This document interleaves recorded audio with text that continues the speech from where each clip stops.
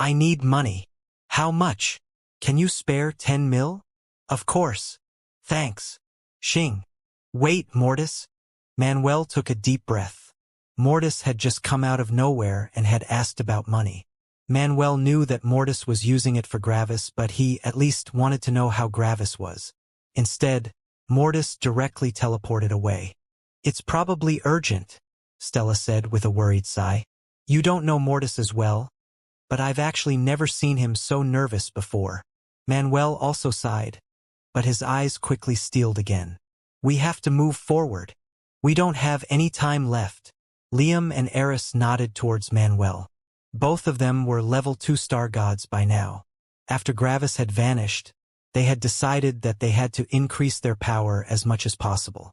Launch the attack, Manuel ordered. Meanwhile, Mortis entered the next city and used the teleportation formation array to get to Opposer City. Gravis wasn't allowed to go to Opposer City, but he was.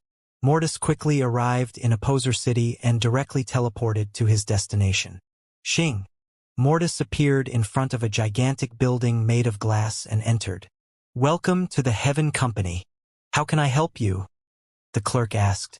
It was the same clerk that Gravis had met back when he had first entered the Heaven Company. Mortis took out an emblem and put it on the table. Black Sentry has recently been kicked out of the Heaven Company. However, he still has contribution points, Mortis said as he pointed at the emblem. This emblem has his aura and signature on it. It gives me the power to use up his remaining contribution points. The clerk was overwhelmed immediately. This was something that went way above her pay grade. Please wait a moment. I'm going to contact someone immediately, she said with a polite smile. Mortis only nodded expressionlessly. Some seconds passed. Xing. Eve arrived in the hall and she looked at Mortis. Then, she looked at the emblem Mortis had put on the table with cold eyes. Bang! The emblem was turned into nothingness.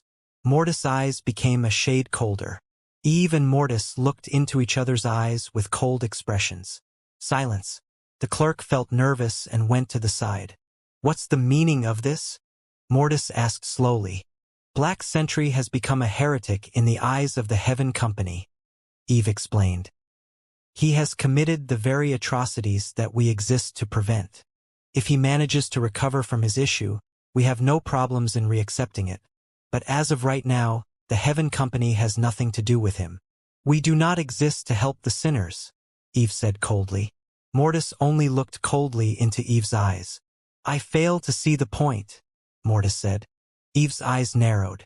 A bargain has been struck, and a contract signed. The current identity of Black Sentry is irrelevant. You can kill him or do whatever you want with him, but he still deserves his just rewards for the services he has provided, Mortis explained. And he has received his rewards, Eve said calmly. He has the contribution points on his account. And I am going to use these contribution points now, Mortis said. We do not interact with sinners, Eve stated coldly. So, you're saying that you are not willing to hand over his just reward. Is that right? Mortis asked. As I've already explained, he has received his just reward, Eve explained. Mortis' eyes narrowed. Is this your decision? Your superior's decision? Or the decision of the Heaven Company? Mortis asked. Is that a threat? Eve asked, her voice becoming even colder. This is not a threat, but me asking who the responsible person for this decision is, Mortis clarified. As the supervisor over all the judges in the Immortal Emperor and Star God realm, I can decide how my employees can get their rewards, Eve explained. Then call someone that's responsible, Mortis said. Eve's eyes narrowed as Mortis' words slightly threw her for a loop. And what do you mean with that? She asked. Black Sentry is not your employee, Mortis explained. Get a representative of the Heaven Company out here.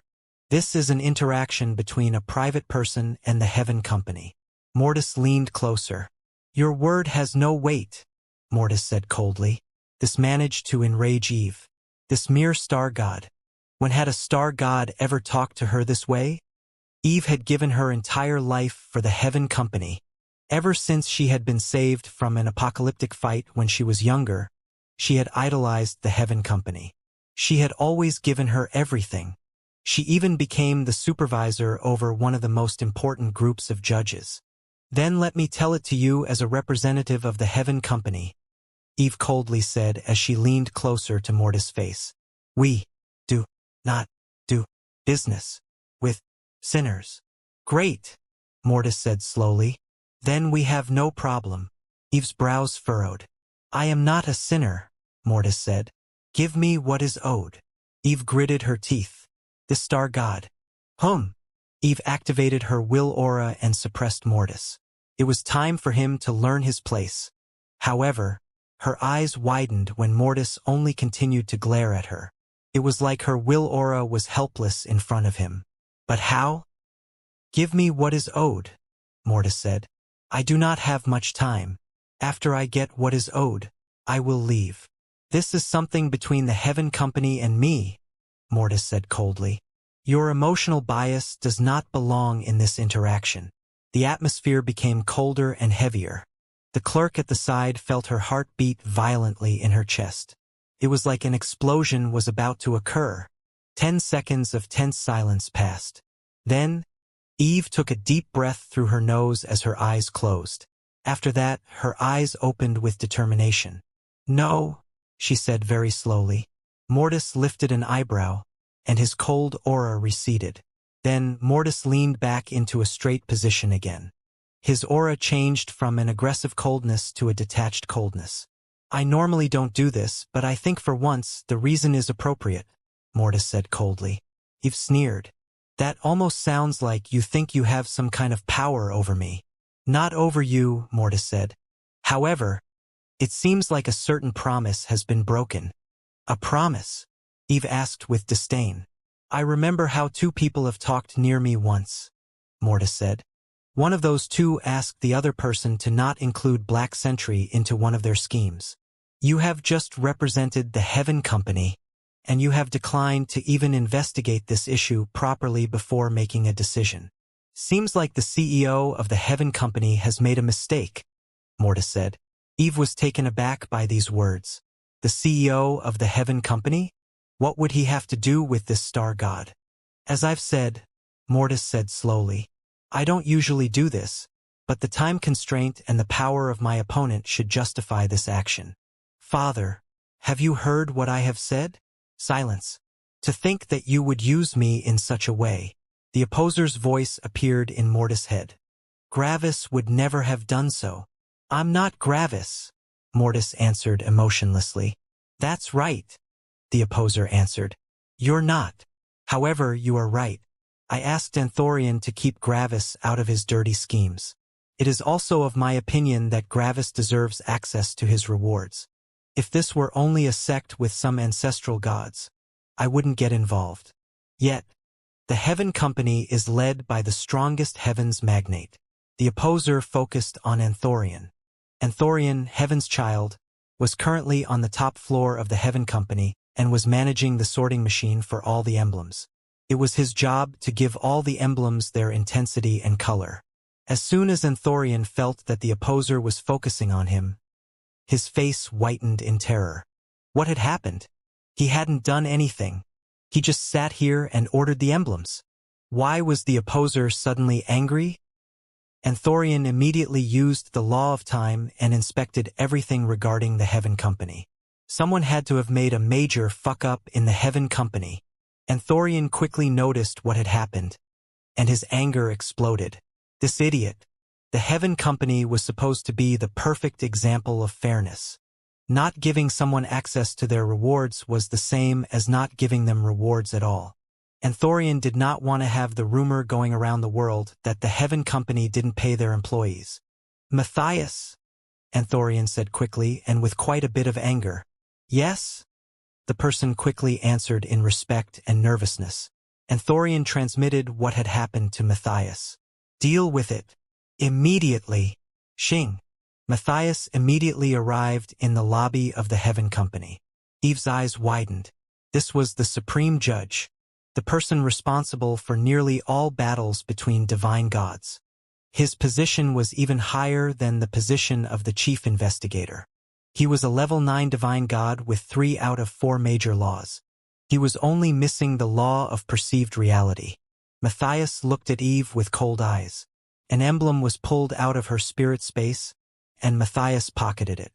"Your services are no longer required," he said. Eve's face went white. "Xing." Matthias teleported her away before she could say anything.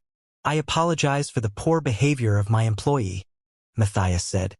"I want Black Sentry's contribution points to be converted into God stones," Mortis said immediately. "Xing." Matthias summoned about 50 million God stones. Mortis immediately pocketed them. "Xing." And Mortis teleported away. After Mortis left, Matthias inspected the distant Eve with his spirit sense. "You shouldn't have let your emotions dictate your actions," he thought. "As soon as you said that you were the Heaven Company's representative, your fate was set in stone. Even if the CEO hadn't contacted me, I would have found out eventually. And you would have still been fired. You could have just asked any normal representative. Then you wouldn't have been in trouble. Sadly, you decided to promote yourself. Seems like your power has gone to your head." As soon as Mortis left the Heaven Company, he split into 2 level 1-star gods. One of the Mortises took 55 million God stones, and the other one kept the other 5 million.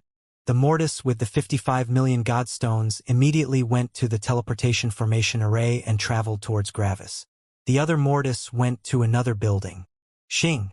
Mortis arrived in front of a gigantic building. However, the building wasn't very tall. It only had about 3 floors.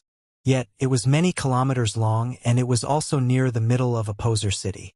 The size and location of this building showed that the owner of this building was an incredibly powerful organization. Mortis entered. "Welcome to the research company. How can I help you?" the clerk asked. Mortis looked around the hall and fell into a bit of nostalgia. This was his first place of employment. This was the company that had trained him when he had been just a body-tempering cultivator, and this was also the company that had sent him to the lower world. "I need portals to lower and middle worlds," Mortis said. "Many." The clerk was a bit surprised. "For whom?" she asked. "Xing. Xing. Xing." About 100 Mortises in the spirit-forming and law comprehension realm appeared behind him. "For them," Mortis said. The clerk's mind stopped. What was going on? Was she dreaming? Did that guy in front of her suddenly transform into many small copies of himself? "Please wait a moment," she said in confusion. "I need to call someone." Mortis waited. Some seconds later, an ancestral god arrived in front of Mortis. Even the ancestral god was surprised about all these little Mortises. "Do you know the law of the living world?" he asked. "What's it to you?" Mortis asked coldly. The ancestral god was a bit surprised about Mortis' rude comment, but he realized that he had been the rude one. Asking about someone else's laws was a no-go. "Forget I asked," the ancestral god said. "You wish for all of these copies of yours to travel to lower and middle worlds?" "Yes, I have the money required," Mortis said. The ancestral god released a sigh. "I'm sorry, but I can't help you with that request," he said with some regret. "Why not?" Mortis asked. "The rules of the world don't allow powerful people from our world to go to lower worlds. Your strongest incarnation can't surpass the upper limit of the worlds," the ancestral god said. "Don't be vague and say rules of the world," Mortis said coldly. "Say how it is. The heavens don't want that, right?" The ancestral god lifted an eyebrow due to Mortis' rather aggressive comment. "If you want to view it like that, sure." "Good," Mortis said. "So, what does it have to do with you?" The ancestral god's eyebrow rose even more, but this time in skepticism. "This is obviously between heaven and me," Mortis explained. "You are the service provider. I pay you to transport me there. What happens after that is not of your concern. If my incarnations get killed by heaven, so be it. I won't fault you for it." The ancestral god's brows furrowed. "Are you willing to waste so much energy?" he asked. "I warned you out of kindness." "Your kindness is appreciated but unnecessary," Mortis answered. "If you don't feel comfortable accepting this trade vocally, you can also set up a contract. I'm willing to pay double for every portal." After Mortis offered the contract, the ancestral god scratched his chin in thought. Silence. Fine, the ancestral god said 10 seconds later. However, the research company will not be responsible for any actions that any heavens take. Mortis nodded. Give me a minute, the ancestral god said. Mortis only waited without answering. A minute later, a contract appeared before Mortis, and Mortis read through it. I need more portals, Mortis answered. The ancestral god's eyebrows furrowed yet again. You need to pay up front. Try it first. You can always order more portals. Your kindness is appreciated but unnecessary, Mortis repeated. The ancestral god was getting annoyed at Mortis' tone and choice of words. Fine, he said with more aggression than he had wanted. How many do you want? 10 million, Mortis said. Silence. The clerk and the ancestral god looked with shock at Mortis. 10 million? The ancestral god wanted to ask Mortis if he was insane, but the ancestral god remembered Mortis' words. You don't want my kindness? Sure. I'll request the contract, he said. Mortis only nodded. Some seconds later, a revised contract appeared in front of Mortis, and Mortis signed it. The ancestral god harumphed and sent the contract away. Follow me, he said. Xing. Xing. They both teleported away and entered one of the teleportation rooms. Mortis saw an immortal emperor clerk sitting on a chair while reading something. However, the immortal emperor quickly stood up in shock as he looked at the ancestral god and then at Mortis. Apparently, he had just been informed. Well, okay, the immortal emperor said. The ancestral god nodded and stretched his hand out towards Mortis. Mortis summoned 1 million godstones and gave them to the ancestral god. Wanting to go to a lower world was far more expensive for outsiders. Back when Gravis had sent Sky to a middle world, he had only needed to pay the operation cost. Of course, this advantage didn't apply to Mortis. He had to pay the full price. 10 portals for 1 godstones. That was 100,000 immortal stones for 1 portal. Only immortals could pay for something like that. Why was the price so high? It was to discourage proud parents and clans from sending their heirs to a lower world. Why discourage that? Because the parents often weren't able to assess the battle strength of their progeny objectively. This high price was specifically there to force these parents to send their children to the research company as research assistants. Like this, the children would get proper training before departing. However, obviously, it was also possible to just directly buy a portal. It was just far more expensive. No sane person would accept that price. I want a catalog of the names and categories of all worlds that have already been inspected, Mortis said. I don't care about the techniques. The ancestral god raised an eyebrow. 2 million godstones, he said. Mortis paid the 2 million godstones without hesitation. After that, Mortis received a list of all the worlds, which had already been inspected. Mortis had been prepared for a large number, but it was even bigger than he had anticipated. Over 100 billion worlds. 10 million portals would be less than 0.01%. The ancestral god teleported away, and the immortal emperor went to Mortis. Where to first? He asked politely. The immortal emperor was actually quite happy about Mortis' arrival. Part of the immortal emperor's income came from the money his customers paid. Mortis was a big money bag for him. Mortis' mind and soul swept through the list and noted down millions of locations in nearly an instant. Then, Mortis listed the first 1,000 worlds quickly. The immortal emperor immediately noticed something peculiar about Mortis' list. There were 999 lower worlds and 1 middle world in that list, and the surprising thing was that all 999 lower worlds would lead to that 1 middle world. They were all part of the same group. And hurry up, Mortis said. The faster, the better. Depending on how fast you are, I can give you an additional 1,000 godstones. The immortal emperor's eyes widened in pleasant surprise. 1,000 godstones for some work? Sure.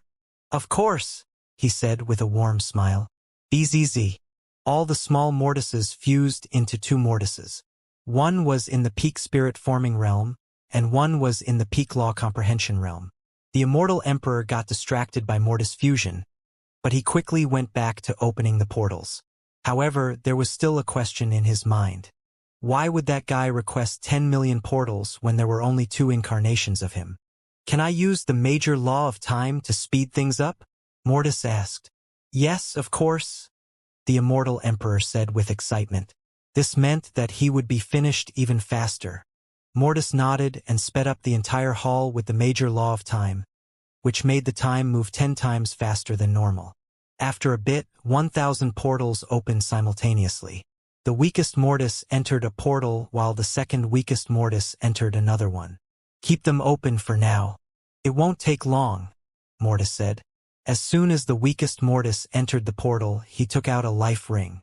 Xing, a Gravis at the peak spirit-forming realm appeared.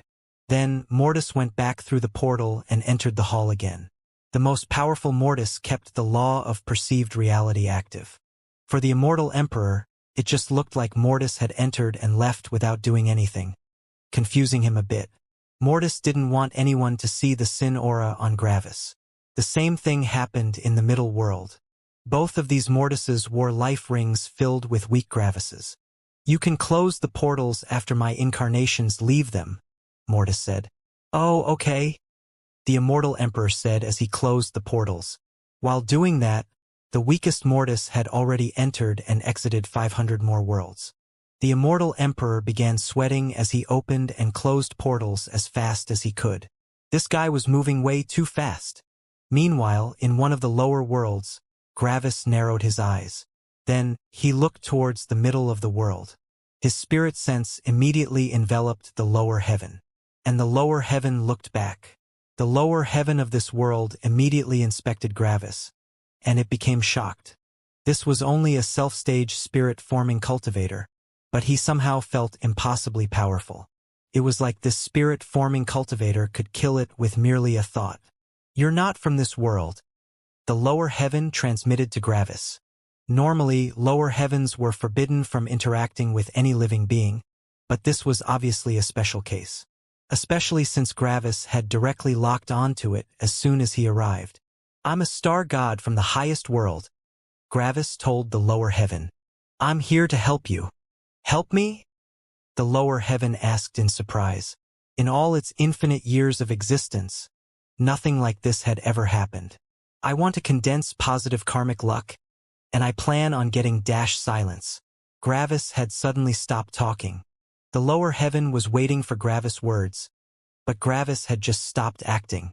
It was like he had lost his will. Gravis only stood on the ground absent-mindedly. What? The lower heaven asked Gravis. Silence. Gravis didn't react. The lower heaven wasn't sure of what was happening. The guy had just talked without a problem, but now it was like he wasn't even alive anymore. What was going on? Hello? The lower heaven asked. Nothing. The lower heaven became uncertain of what it should do right now. Should it wait for him to continue speaking? I plan on getting disciples and creating a sect. Gravis suddenly continued explaining like nothing had happened. It was like he had suddenly been reanimated. The lower heaven looked at Gravis in confusion. If you think I'm breaking any rules, simply contact your superior. They will tell you what to do, Gravis said. The lower heaven was a bit unsure of what it should do, but it contacted its parent heaven. However, the lower heaven became even more shocked as it heard its parent heaven's words. The same guy was inside its world, but at the law comprehension realm. Did he also freeze in your world for a while? The lower heaven asked. Yes, and judging from what all the others are saying, it happened in their world too, the parent heaven answered. I'm getting contacted by all of my children at the same time because of this guy. Others?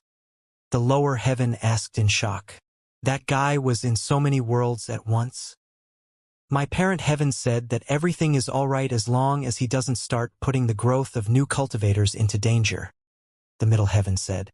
Treat him as any other cultivator. If he starts interfering in our growth, inform me. I will inform my parent heaven, and my parent heaven will report it to the ancestor. Simply continue doing your job. This might actually be a good thing. Okay, the lower heaven said. The lower heavens never questioned their superior's orders. Gravis saw that nothing had happened, and he realized that his plan had worked. He now had access to nearly 10 million lower worlds. Gravis took a deep breath. I need to create 10 million sects and manage them at the same time. The time dilation is already messing brutally with my concentration since I have to do everything 1,000 times faster. I'm already getting a headache, and I'm only at like 10,000 copies right now. Gravis gritted his teeth. Even more, about every 4 days, I lose the ability to control all my bodies for about a minute in the lower worlds. I need to find a way to stay safe in these intervals. Why was that? Why had Gravis become distracted earlier? The sin monsters. Gravis didn't even need a second to recover, but half a second was still 500 seconds in the lower world. The only reason why Gravis was only stunned for a minute instead of 10 minutes was that he constantly kept his major law of time active on his body, which increased his actual body's time acceleration by 10 times. The sin monsters were not influenced by Gravis' major law of time, which meant that he only received 1 byte every 10 minutes. 1 byte every 10 minutes came to 1 byte every 10,000 minutes in the lower worlds, which was a bit more than 4 days. Every 4 days in the lower worlds, all the Gravises would become lifeless for around a minute. This was a major issue. Gravis immediately inspected the entire lower world and quickly created a picture of all the different powers in his head. Then Gravis ran into the distance. Sadly, he couldn't fly since he wasn't in the Unity realm yet. Luckily, the lower worlds were absolutely tiny in comparison to even the middle worlds. Punishment lightning came out of Gravis' body as he charged through the world. His spirit was far too weak to use powerful laws right now. The best laws he could use were level 4 laws, and only when he had time to do the necessary calculations in his head. His weak spirit was simply not strong enough to use more powerful laws. After a bit of running, Gravis quickly reached an isolated mountain. A nearly 50-meter-long snake had coiled itself around the tip of the mountain. It was a peak spirit-forming beast. This was one of the most powerful beasts in this lower world. The snake noticed that someone was coming close, and it lifted its head. Bang! Its head exploded as a bolt of punishment lightning hit it. Gravis didn't even pause. He charged up the mountain, grabbed the snake, and charged into the distance again. Similar things were happening in many other lower worlds at this very moment. Gravis quickly charged towards a big city but stopped just a couple of kilometers outside it. Gravis used several laws to create powerful stone and ore, which slowly assembled into a sect. While Gravis was doing that, the body of the powerful snake was slowly consumed by lightning. Its energy was transferred to Gravis, allowing him to keep up with the energy expenditure. Some minutes later, a huge building was created.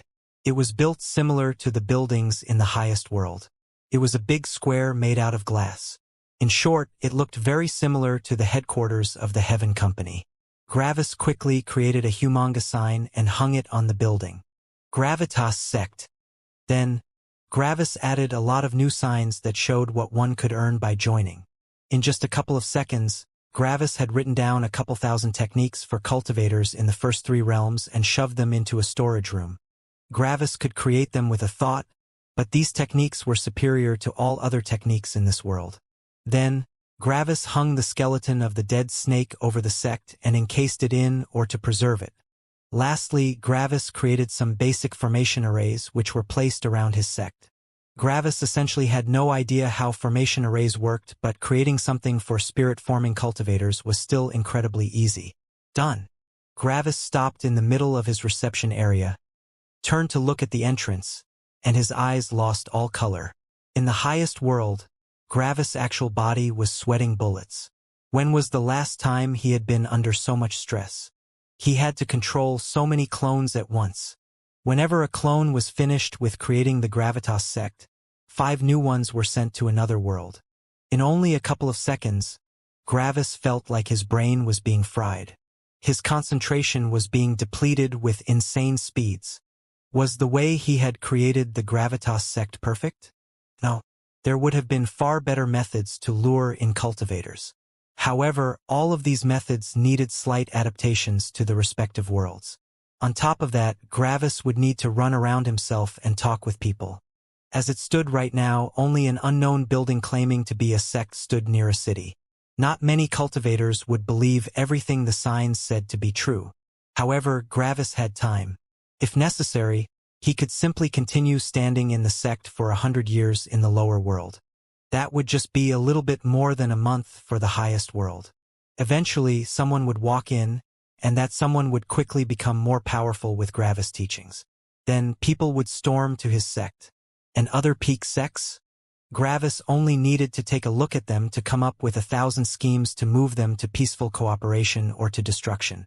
Some 100-year-old humans couldn't compare to him. He could outthink them with his little toe. Brandon was a poor guy.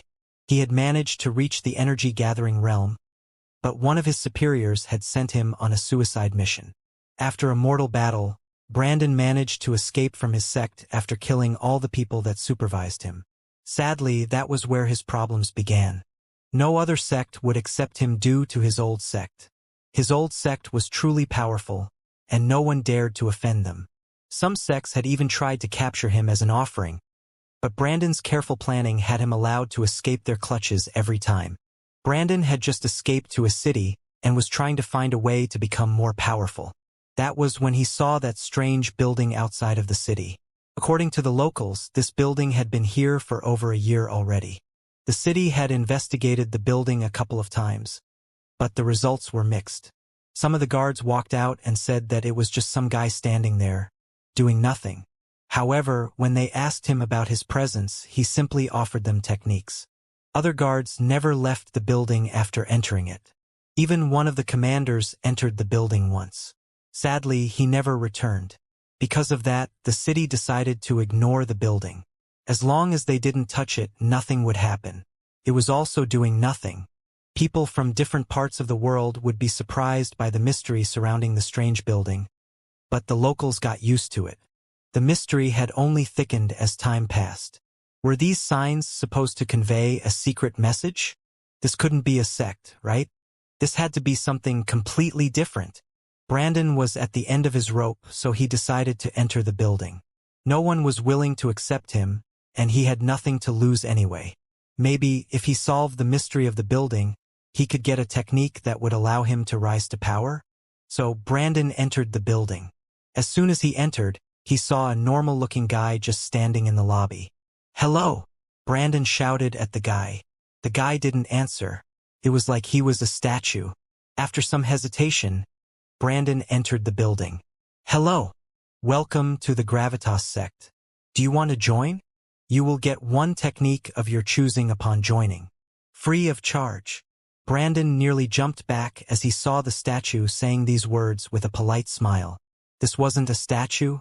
Are you a human?" he asked. "Of course I'm a human," the statue shouted with some annoyance. "Do I look like a beast?" "No." "So you want to join?" "I don't have much time." Brandon blinked a couple of times in confusion. "Technique? Just like that? Is this a sect?" Brandon asked. "Can't you read?" the statue asked with a snort. "It's a sect. It says so on the sign." The history of this building went through Brandon's mind. How can this thing be a sect? However, Brandon knew that he had nowhere to go anyway. Might as well try joining this sect. "Yes, I would like to join. However, I have offended the blood sect." "I can understand I don't care," the statue said. "You could have offended heaven, and I wouldn't give a shit. You said you would join, and that's that. You're now part of the Gravitas sect. Xing." Suddenly, a technique appeared in front of Brandon. Brandon looked with shock at it. Darkness stab stab. Brandon was taken aback by the very straightforward name. Darkness stab stab? What kind of name was that? Brandon opened the technique and read through it. Silence. What? How? Why? Brandon thought in shock. It was like a new world had opened before Brandon. The concepts in this small book were earth-shattering. It was like this technique had been created by a darkness god. Even the best techniques of the blood sect didn't seem that good. "I can just take that?" Brandon asked. Silence. The person in front of Brandon just looked into the distance. Brandon became confused again and walked closer to the person. After gathering some courage, Brandon poked the person in front of him. Brandon could feel that the person in front of him was indeed a person, not a statue. Yet the person still didn't react. Some dark thoughts ran through Brandon for just an instant, but he quickly banished them after remembering the history of this building. Even spirit-forming cultivators had died in here. After a while of experimenting, Brandon left the building. After stepping out of the building, Brandon read through the technique again, but this time he noticed something. At the back of the booklet were the sect rules and what Brandon had to do. "I'm the Vice Sect Master?" Brandon shouted in shock. Brandon hadn't even been an elder before. How could he be a Vice Sect Master? However, the more Brandon read, the more shocked he became. The booklet gave Brandon very straightforward instructions for what he had to do as a Vice Sect Master. Make friends. Invite people into the sect by sending them into the Gravitas sect. Deal with everything else yourself. These were the 3 instructions for Brandon. Brandon was still taken aback. Eventually, Brandon walked away while scratching the back of his head in confusion. Well, I've got an amazing technique. Might as well follow these simple instructions. It's the least I can do to repay that eccentric senior, Brandon thought. And with that, the Gravitas sect of this lower world had made its first member. Meanwhile, in a different lower world, a powerful sect, spanning several kilometers, towered majestically over its surroundings. In the middle of the sect was a peculiar part, which was encircled by huge walls. One could almost get the feeling that this part of the sect had been a city at some point. At the end of the sect stood a weird building made entirely out of glass. Disciple Felix greets the Vice Sect Master. A peak energy gathering realm disciple said deferentially in front of a red-haired woman. This disciple had already condensed a will aura, and he would soon reach the spirit-forming realm. The Vice Sect Master looked at the disciple with a proud smile. "You won the tournament, and it is time for your reward," she said. "I thank the Vice Sect Master," the disciple said. "Follow me," the Vice Sect Master said as she stepped out of the gigantic castle. The disciple followed behind her without saying anything. After passing through several guards, the 2 of them arrived in front of the strange building at the back of the sect. The disciple looked with wonder at the building. He had heard so many legends about it. "Is this where our sect master resides?" the disciple asks. The Vice Sect Master nodded. "Not much is known about the sect master. We have barely exchanged a couple of sentences." The disciple became shocked. Barely some sentences? How mysterious could this sect master get? "When you enter the building, simply say, 'I'm already part of the Gravitas sect. I'm here for my technique.' All right?" the Vice Sect Master said. The disciple became a bit confused by the strange instructions, but he also became more nervous. "Yes, Vice Sect Master," he said with a bow. The Vice Sect Master nodded. "Go," she ordered. The disciple slowly walked into the strange building. He saw a normal-looking man standing in the middle of the lobby, but the man seemed like a dead person. It was like he was a statue. However, as the disciple fully entered the hall, the statue suddenly sprung to life. "Hello. Welcome to the Gravitas sect. Do you want to join? You will get 1 technique of your choosing upon joining. Free of charge." The disciple was frightened by the sudden words, but he remembered the orders of his Vice Sect Master. "I'm already part of the Gravitas sect. I'm here for my technique," the disciple repeated. "Oh," the man said. Then the man looked at the sky for a split second. "Oh, it's this one. All right, here you go," the man said. Xing. A technique appeared in front of the disciple, and he looked at it in wonder. Fire boom thing. The disciple was surprised by the weird name of the technique. However, the disciple politely bowed in front of his sect master and left after a bit. As soon as he exited, the Vice Sect Master smiled with anticipation at her disciple. "What did you get?" she asked. The disciple felt a bit awkward. "It's called the fire boom thing," he said. The eyes of the Vice Sect Master opened wide in shock. "The legendary fire boom thing?" she shouted in shock. The disciple only became more confused. What could be special about a technique with such a name? A stressed Gravis was teleporting throughout the world. He quickly arrived at the headquarters of one of the most powerful sects of the world and read the thoughts of the disciples. A little bit later, Gravis shot into the distance again.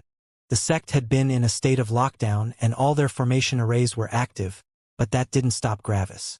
Some moments later, Gravis arrived in a humongous mine for immortal stones. Several immortal emperors guarded the mine with narrowed eyes and drawn weapons. Sadly, they couldn't see Gravis, and Gravis quickly consumed all the immortal stones in the mine. Gravis felt his body shake as he transformed into a peak immortal emperor. At the same time, Gravis felt the calling of Ascension. Gravis left the vicinity of the sect and went to an isolated area. After that, he looked at the sky and determined where he would end up. At a different place, in a different world, sat another Gravis. This one was a level 2 star god, and mosquitoes littered his entire body. There were nearly 100. This Gravis had continually gritted teeth and bloodshot eyes. The pain was unbearable. The drain on his concentration was unbearable. The stress on his mind was unbearable. Gravis' spirit constantly shook under the pressure. It was like it was on the verge of collapsing. Arkanland City, Gravis transmitted to one of the two people beside him. One of the Mortises nodded and teleported away. Mortis quickly went to the closest city, entered the teleportation formation array, paid 1,000 god stones, and teleported away. Mortis arrived in a new city and quickly entered a gigantic hall. Many people stood in front of the hall, and they all were from different sects. Luckily, none of them thought about questioning their own perception, which allowed Mortis to remain hidden. When Mortis arrived, the portal in the middle of the hall lit up brightly. The other cultivators around the portal didn't react. It was like they didn't see it. Mortis opened his life ring. Then, an army of cultivators charged through the portal. There were millions upon millions of them. However, all of them were only law comprehension realm cultivators. After some seconds, Mortis' life ring was filled with an unfathomable army of Gravises in the peak law comprehension realm. Mortis teleported back to the teleportation formation array and teleported back to the original Gravis. As soon as Mortis arrived, he opened his life ring. The unfathomable army of Gravises all charged towards Gravis' main body. All of them immediately vanished as soon as they came into contact with their main body. They were being absorbed. Starnert Town.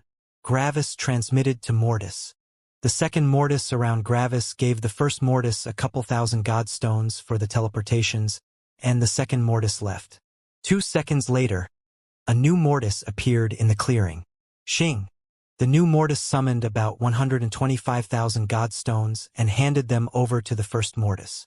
After that, the new Mortis teleported away again to earn more money. A minute later, one of the Mortises returned and brought another army of law comprehension Gravises. Sundown City. More god stones were exchanged, and the Mortis left again. Just a couple of seconds later, another Mortis appeared. Xing. An army of Gravises appeared, but this time, they didn't come from Mortis but from Gravis. Mortis gathered the many Gravises in his life ring and shot towards Opposer City. At the same time, another Mortis was getting some money from the Myriad sect. The Myriad sect was under constant warfare. It was almost like the sect had lost all reason and had devolved into nothing but a lust for pure destruction. Meanwhile, a Mortis was talking with a peak immortal emperor. After hearing that the peak immortal emperor owned more money than her own cultivation was worth, Mortis killed her and pocketed her belongings. A moment later, Gravis ordered all of his incarnations to go into seclusion.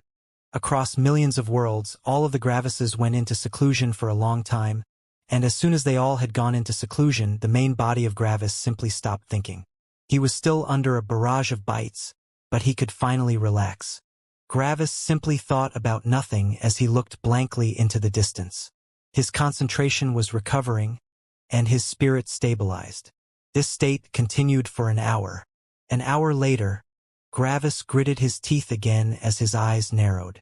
All the Gravises in the other worlds left their seclusion and continued giving out techniques in their sects. This break had been of utmost importance to Gravis. Gravis' entire being had been so close to snapping in half and breaking down into nothingness. Gravis had to take a break. Otherwise, he would have died soon. BZZZ. Gravis transformed into lightning and transformed back. His old body had been half-eaten, and he had needed to recover his health. Luckily, all the small law comprehension Gravises had paid for this healing process. Another Mortis appeared with an army of Gravises and left again. Another Mortis appeared with a bit more money. A mosquito multiplied. Another Mortis fed the mosquito 500,000 god stones to delay the future multiplication. Another Mortis was delivering Gravises to several lower and middle worlds. The research company was earning a lot. Another Mortis came back after getting 1,000,000 god stones from Ark. The god stones were immediately fed to the sin monster. A lot of things were happening. Gravis had never been under so much stress in his entire life.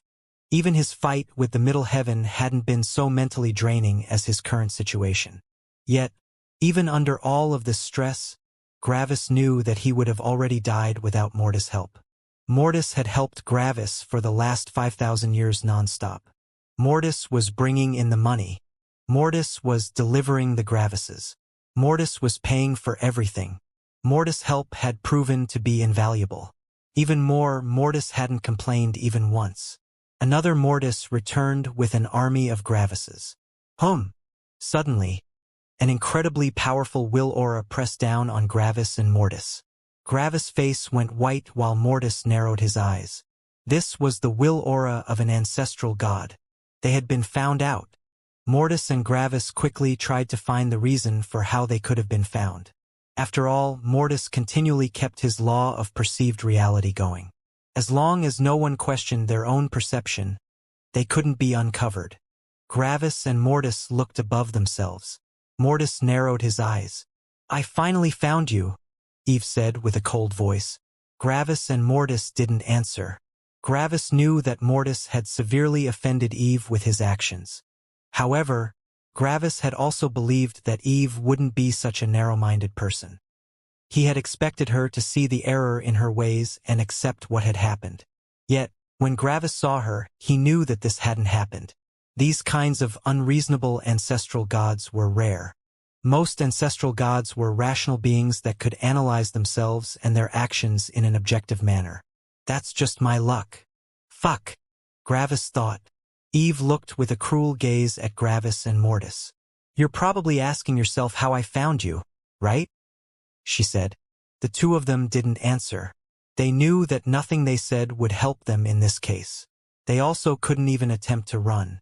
Eve was not a new ancestral god, and she was probably already in the later stages of her realm. "I want to kill you and take revenge for what you have done to me," Eve said coldly. "However, I just couldn't find you, no matter what I did. That's when I remembered that your karmic luck should be at the absolute bottom right now. So, since I wanted to kill you, I would simply need to keep searching for you. Your bad karmic luck will lead me to you eventually. I just had to trust my instincts. As for your little trick with the law of perceived reality, I've already looked it up when you joined the Heaven Company. As a supervisor, it's my duty to know my employees." Then Eve looked at Mortis coldly. "You should have simply minded your own business, weakling," she said coldly. Mortis and Gravis only looked at her with narrowed eyes. Eve slowly pointed her hand at Gravis. And then, Gravis died in an explosion. The sin monsters hovered in the air without doing anything. After that, Eve turned to Mortis. "Now it's your turn." Mortis looked coldly at Eve. However, he didn't say anything. Meanwhile, Eve looked with a cruel smile at Mortis. "Your friend has died. Aren't you angry?" she asked. Mortis didn't answer. "You said that we could kill him if we wanted to, but he was still owed his reward. Well, he got his reward and now I killed him. This is according to your words, isn't it?" she said. Mortis didn't react.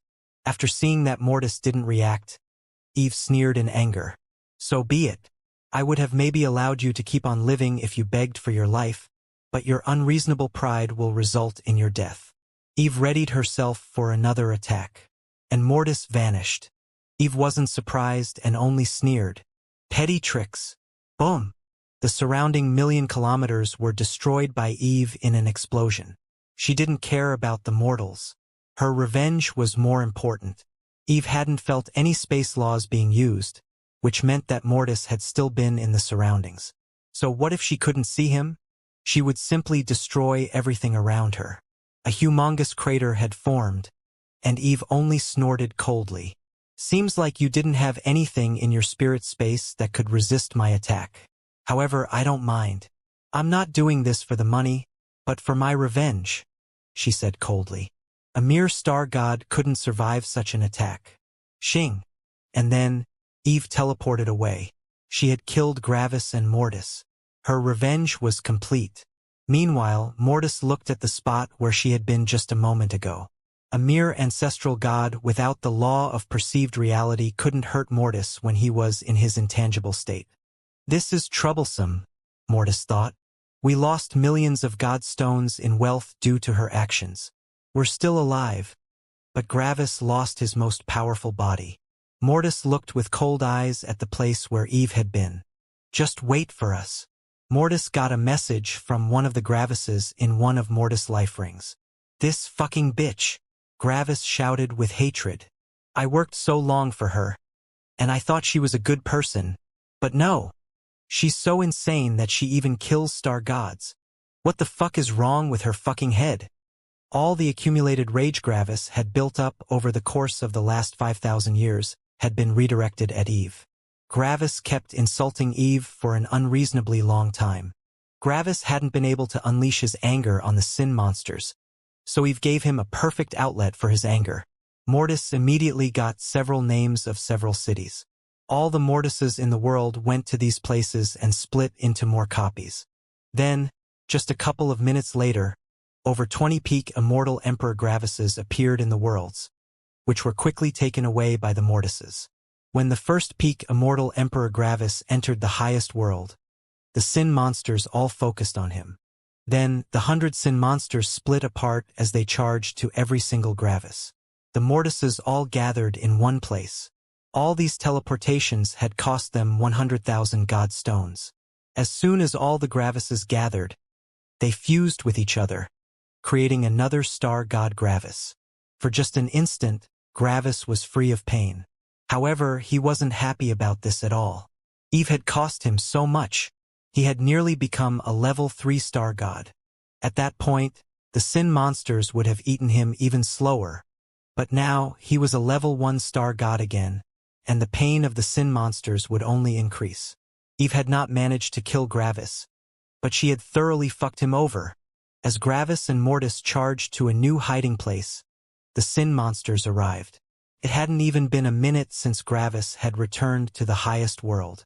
All the sin monsters immediately landed on Gravis' body and continued eating him. Gravis gritted his teeth in frustration, hatred, and anger. But there was nothing he could do. He could only swallow that anger for now.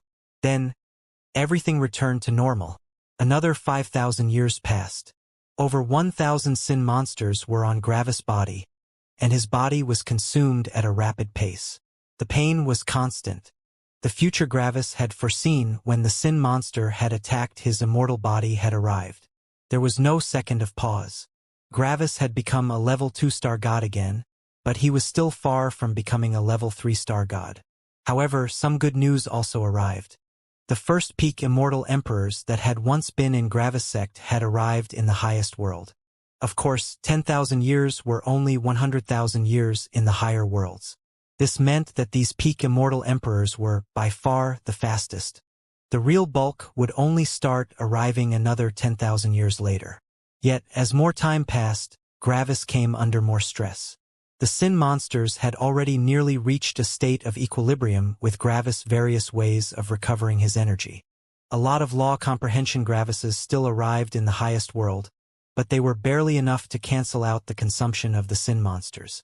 Even more, Gravis' will aura had received a permanent hit. Gravis once had had a will aura on the level of a level 9 star god, but now, his will aura was about to drop down to the level of a level 7 star god. With the drop of Gravis' will aura, the pain also became more unbearable. Gravis often needed to scream in anger and vent the frustration on his surroundings. 10,000 years of slow torture were too much for even him to handle. This was one of Gravis' darkest moments. One couldn't fault Gravis for his actions. The pain, hopelessness, and frustration were simply unbearable. Expecting him to remain cool-headed was unreasonable. Gravis was a human, not a machine. Even Orthar had lost his cool after 50 billion years of dealing with the opposer.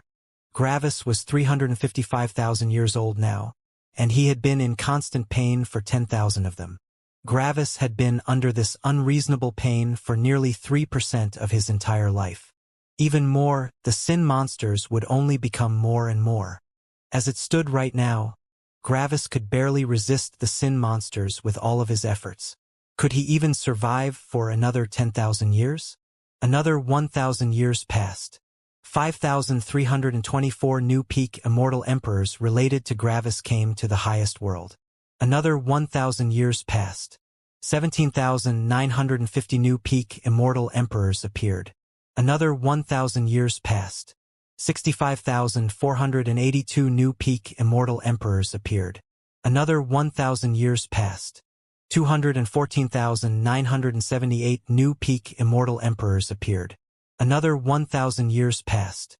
421,678 new peak immortal emperors appeared. Gravis had gotten the karmic luck of over 700,000 peak immortal emperors in the last 5,000 years. The debt of the peak immortal emperors had been repaid. Together with all the energy Gravis had given the sin monsters, his debt had reduced from around 23 billion godstones to around 16 billion godstones. He was making progress. However, things didn't look good. Gravis had already pulled back all his bodies and had stopped sending new ones. Over 2,000 sin monsters were on his body. Even more, Gravis had become a level 1 star god again. All of Gravis' bodies had ascended and had been fused with him, which gave him one last boost. Then, Gravis remained silent as he fully concentrated on gathering energy and dealing with the pain. Gravis' will aura had fallen to the 6th level of the star god realm. His entire being was vanishing. The weaker he got, the faster the sin monsters consumed him. Gravis had to survive for another 5,000 years. However, according to calculations, that would be cutting it very close. Mortis was doing his absolute best to deliver godstones to Gravis, but there was only so much he could do.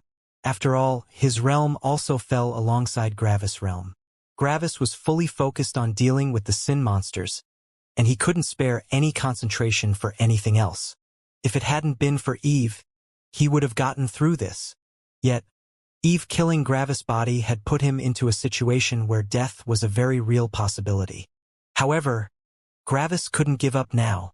How has it been being in my shoes for 15,000 years? Gravis opened his eyes as he heard this familiar voice. The entire world around Gravis froze, including the sin monsters. Orthar stood in front of him. Gravis was taken aback. Orthar appeared in front of Gravis just like that.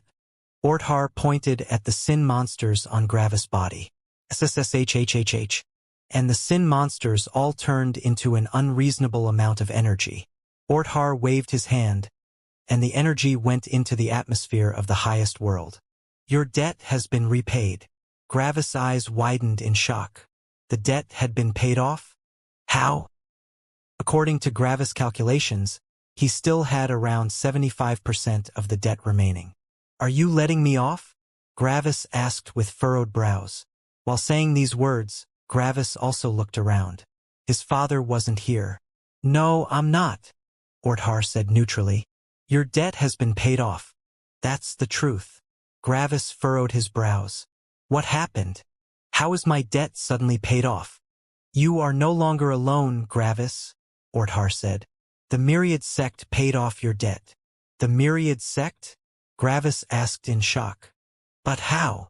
How could the Myriad sect get 17 billion godstones in only 15,000 years? That was enough to buy an elder position in the Eternal Fire sect.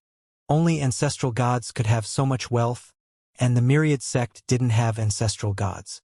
You are the reason why so many of your friends have ever even reached the star god realm, Gravis, Orthar said. Without you, nearly all of them would already be dead. Part of their success is thanks to you. Because of that, when your friends become more powerful, you get part of their associated karmic luck. That alone was already enough to deal with 30% of your total debt. Your remaining debt has been paid off by the efforts of the myriad sect's ancestor. Ancestor? Gravis asked. The myriad sect doesn't have an ancestor. They do now, Orthar answered. Gravis remained silent as he took all of Orthar's words in. Gravis had put so much work into surviving this tribulation. He had done so incredibly much, and the last 15,000 years had been stressful beyond compare. Yet, I actually didn't need to go through so much, Gravis thought with a complex expression. Orthar's right. I'm no longer alone. I thought that I needed to deal with this issue all on my own. After all, that's always how it has been. My friends have always been below me in power, and I have been the one helping them. That is still true to some extent, but quantity is also a form of quality. Alone, my friends still wouldn't be able to make any significant headway on this issue, but together, they have accomplished even more than me. I've made a mistake, Mortis said from the side. I've never asked the myriad sect what they were trying to do to help Gravis.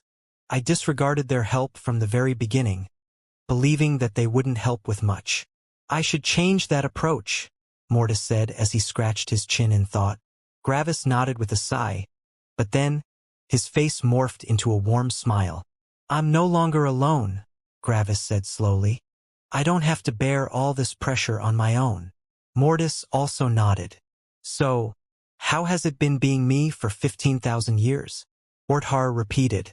Gravis looked at Orthar in confusion. Think about what you have done and why you have done it, Orthar said.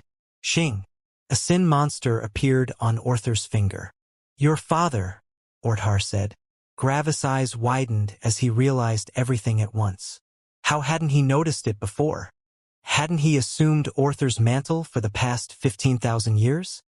A monster was consuming Gravis' energy, and if he didn't gather enough energy, he would eventually die to this monster. So what had Gravis done? He had gone to lower worlds and had increased the power of an uncountable number of cultivators to become more powerful. They were gathering karmic luck for Gravis, but in a sense, one could also say that they were gathering energy for Orthar. Karmic luck was only the representation of the energy they were gathering. In order to keep up with the consumption of the monster, Gravis had to work his ass off for 15,000 years. He had to be completely efficient. Even more, Gravis had started viewing people not as people but as energy. Gravis hadn't been looking at the person but at the energy and karmic luck they represented. Every cultivator had represented a certain amount of energy, and when someone became a peak immortal emperor, Gravis became excited. If one of them managed to become a star god, he would be elated. So much karmic luck. When Gravis thought about the possibility that he or Mortis might have to kill a star god to remain safe, he had also despaired. One star god was worth so much energy. He couldn't let them die beneath his hands. Gravis' entire outlook on life and cultivation had transformed, and he realized that for the past 15,000 years, he had viewed the world similar to how Orthar viewed it. Everything was just numbers. Everything boiled down to efficiency. There was no time for anything else. Stressful, isn't it? Orthar asked. Gravis sighed and nodded. Gravis had been a bit angry with Orthar. After all, Orthar was the one that had sent the sin monster after him. However, after staying in Orthar's shoes for so long, Gravis couldn't really bring himself to become angry with Orthar. This was probably every day of Orthar's life, minus the pain. One could say that heaven appeared cold and apathetic. Yet why was heaven like this? Because it simply didn't have any time to pay attention to the individual. Gravis had also realized something else. If he had access to the law of the true world, Gravis would have probably even created autonomous beings to manage all the sects under him. Gravis had been at his limits when it came to micromanagement and concentration. Having several autonomous beings to deal with the issues would have been preferable. When would Gravis check up on them? Not very often. He would leave the beings to deal with everything, and they could contact him if they needed something. So, would this be any different from how Orthar managed the lower heavens? No. The lower heaven Gravis had met back then had gone against him and broke several rules. Gravis had also started believing that all heavens were like that and that the highest heaven wanted to deal with him. The actions of the lower heaven had reflected badly on all the other heavens. Yet, when Gravis had fused his spirit with lightning, Orthar had come down to check up on the lower heaven. And as soon as Orthar got involved, Gravis' stressful life had become far easier. The same thing could have happened if Gravis had created autonomous beings to manage his sex. The victims would have believed that Gravis wanted to hurt them when his goal had actually been the opposite. He wanted them to become powerful. Gravis had seen so many parallels between his situation and Orthar's situation. "Was this your purpose?" Gravis asked. "Not entirely," Orthar answered. "I created the sin monster just to force people to gather karmic luck. I never intended for it to be a simulation of my life." Gravis furrowed his brows. "Then how come it has been so similar for me?" "Because you did the most efficient thing to gain karmic luck," Orthar said. "And the most efficient thing is what I'm doing. Together with your unique abilities, you managed to emulate being me to some degree." Gravis sighed. Gravis hadn't thought about how his actions looked like. He had simply done the thing that gave him the most karmic luck and energy. Because of that, he had subconsciously done the same thing Orthar did. "How can anyone else survive something like that?" Gravis asked. "I worked so hard, and I even had the help of an entire sect. Yet I could have died in just another 5,000 years. Are the sin monsters supposed to be a death sentence?" "Your situation was different," Orthar said. "Different?" Gravis asked with furrowed brows. "The multiplication of your sin monsters could only be slowed down with energy, but that's not normal. Usually, the karmic luck you gather would also slow down the sin monster's multiplication." Gravis' eyes widened. "Right? Wouldn't the gathering of karmic luck also slow down the sin monster's multiplication? If your sin aura had followed the normal rules, you would have had 2 sin monsters at the end due to your impressive speed of gathering karmic luck," Orthar explained. "2?" Gravis shouted. His anger had returned for obvious reasons. "I had over 2,000. Why?" Surprisingly, Orthar smirked a bit. "You've comprehended a law. You just don't know it yet. If I hadn't made it so hard for you, you wouldn't have comprehended it." "Law?" Gravis asked in surprise. Gravis thought about what he had gone through the past 15,000 years. Orthar said that Gravis had comprehended a law, and Gravis was sure that Orthar spoke the truth. Yet what law? Gravis simply thought about everything he had gone through. The unending pain, the oppressive stress, the fear, the uncertainty. Everything could be put under one word. Boom! And Gravis comprehended the law. "Suffering," Gravis said in surprise. "Exactly, suffering," Orthar answered with a slight smile. "The level 8 true law of suffering is related to the law of apathy and the law of suppression. It's one of the very rare emotional battle laws." "Emotional battle law?" Gravis asked. "Even the emotional laws can have battle laws?" "They can, but they are rare," Orthar said. "The strongest battle laws are level 8 laws. Only the core laws can reach the power of level 9 laws. The true law of suffering is, therefore, one of the most powerful battle laws in existence." "Level 8 laws are the most powerful battle laws?" Gravis asked. "Why are there no level 9 battle laws?" "Because the level 9 laws already represent perfection in their category," Orthar answered. "Heavenly lightning is the fastest, most powerful, most explosive, most efficient lightning. You can't increase the aspects of heavenly lightning anymore. It is already perfection." Gravis blinked a couple of times, but then one of his eyebrows rose in skepticism. "What about your lightning?" Gravis asked. "That's different," Orthar said. "That's my personal weapon, and it isn't exactly normal lightning. My lightning can't be put into my cosmos since it would disrupt the balance." Gravis knew that Orthar had a more powerful version of lightning. He had seen it when he had attacked the opposer back then.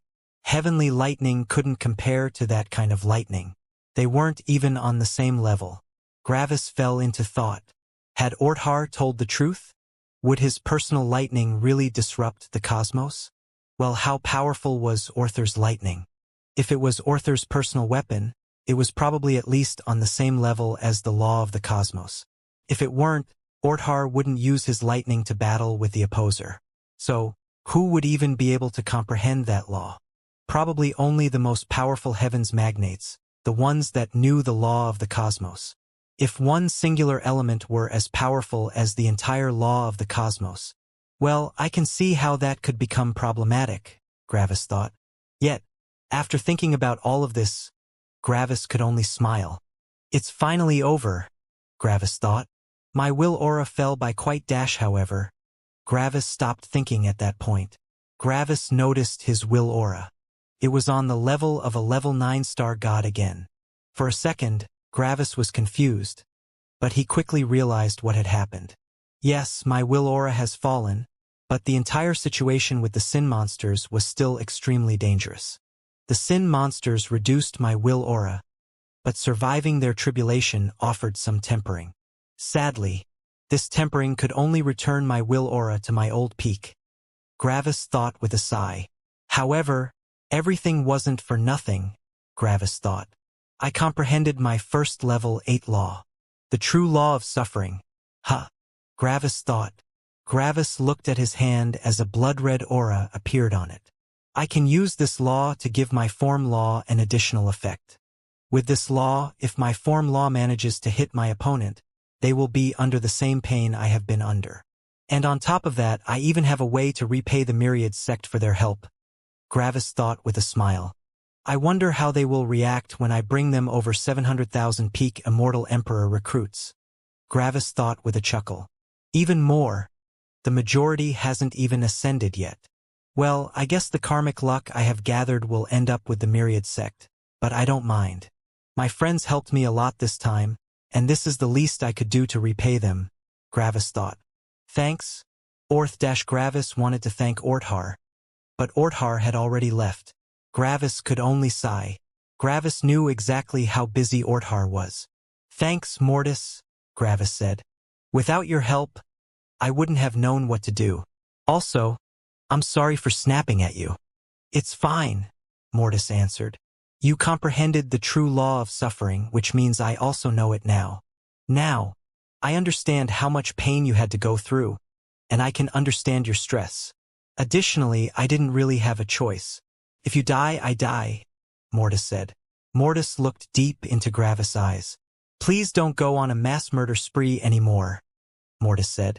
I don't want to go through the same thing again. Gravis chuckled awkwardly and scratched the back of his head.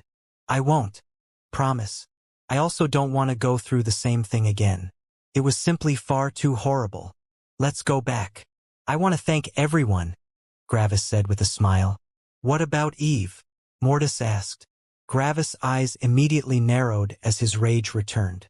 Eve, that will have to wait for now, Gravis said. We're not nearly powerful enough yet. I know, Mortis answered coldly. I was referring to the fact that she believes that we died.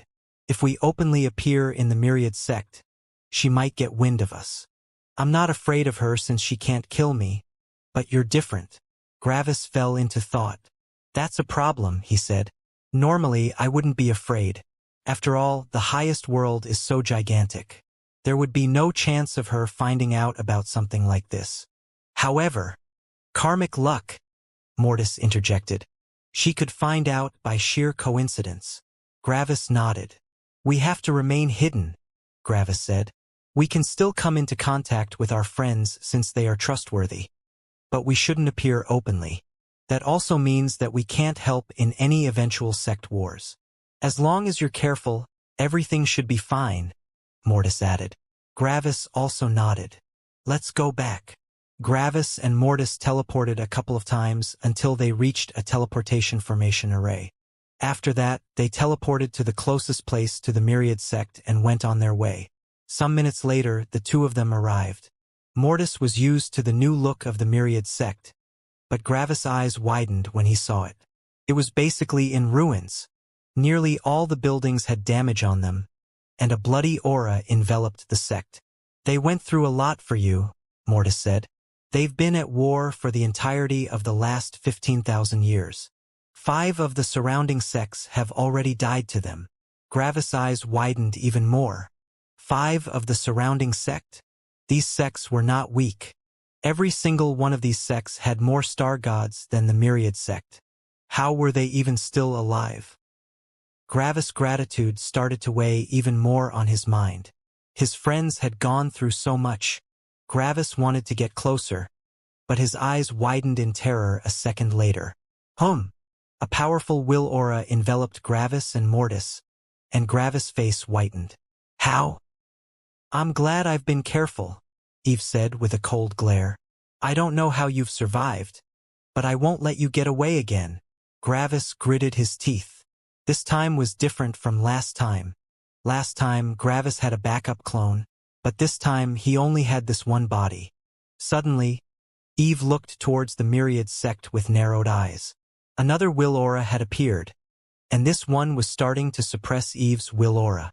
Do you really think you have remained hidden for the past couple of years? I wasn't sure why you were hiding around here, but I thought that it had something to do with those two. A person in black robes flew out of the Myriad sect and stood in front of Eve. Do you really think if I couldn't fight you, I would have let them come here? He asked. You're only a level 5 ancestral god, Eve said with some disdain. I can feel that your battle strength is quite impressive, but can you truly jump 2 levels against me? Move aside. This is between them and me, and it doesn't involve you. The person chuckled.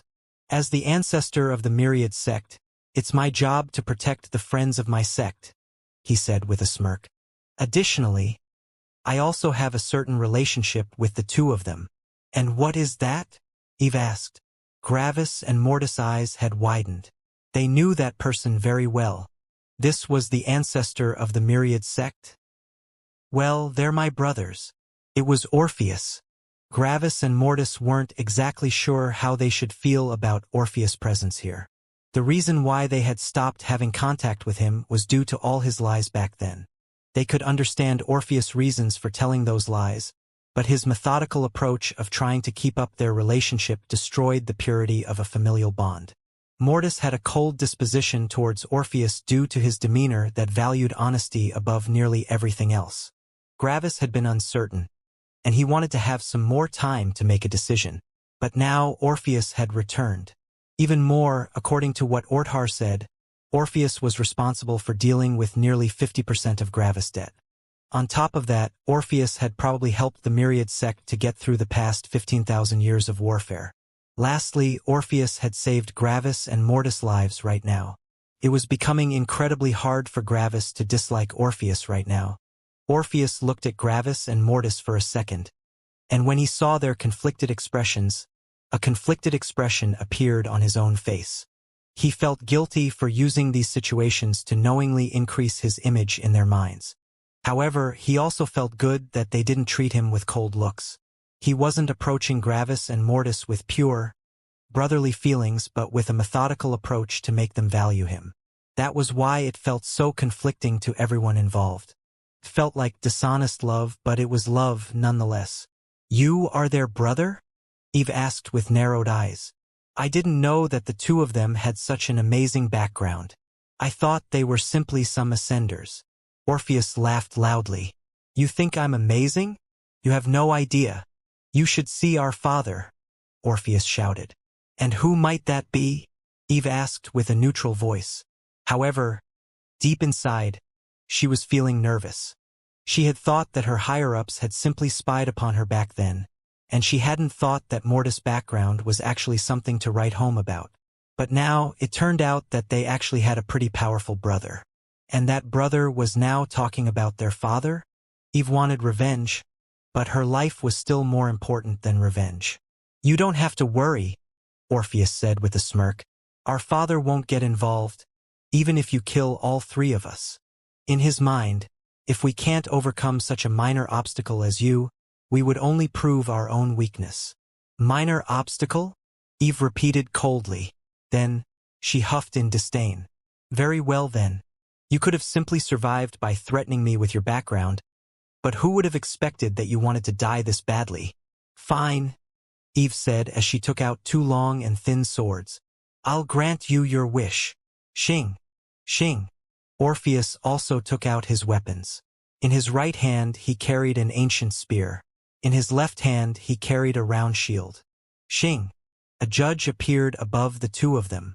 Eve and the judge looked at each other. Eve threw him a complex expression. This had been one of her colleagues, and she got reminded of her previous job in the Heaven Company. Starseeker, Eve greeted the judge. However, the judge only looked at Eve with cold eyes. These eyes were very similar to the eyes Eve had given Gravis when he had condensed his sin aura. Eve of Order, Starseeker said neutrally. Bang! Eve readied herself and shot at Orpheus. Orpheus only grinned as he banged his shield and spear together. Clythier.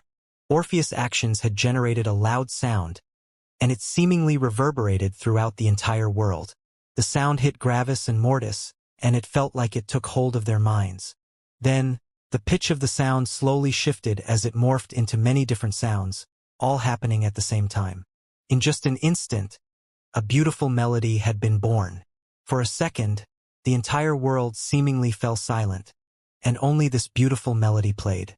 Gravis and Mortis' minds stopped working for a moment as their entire concentration was involuntarily consumed by the celestial symphony playing in front of them. Boom! The two of them suddenly shot awake as Orpheus and Eve clashed. The symphony had stopped. Gravis and Mortis took deep breaths in shock.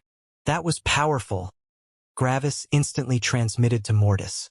Orpheus probably used several laws and combined them into a form law that uses sound as a medium.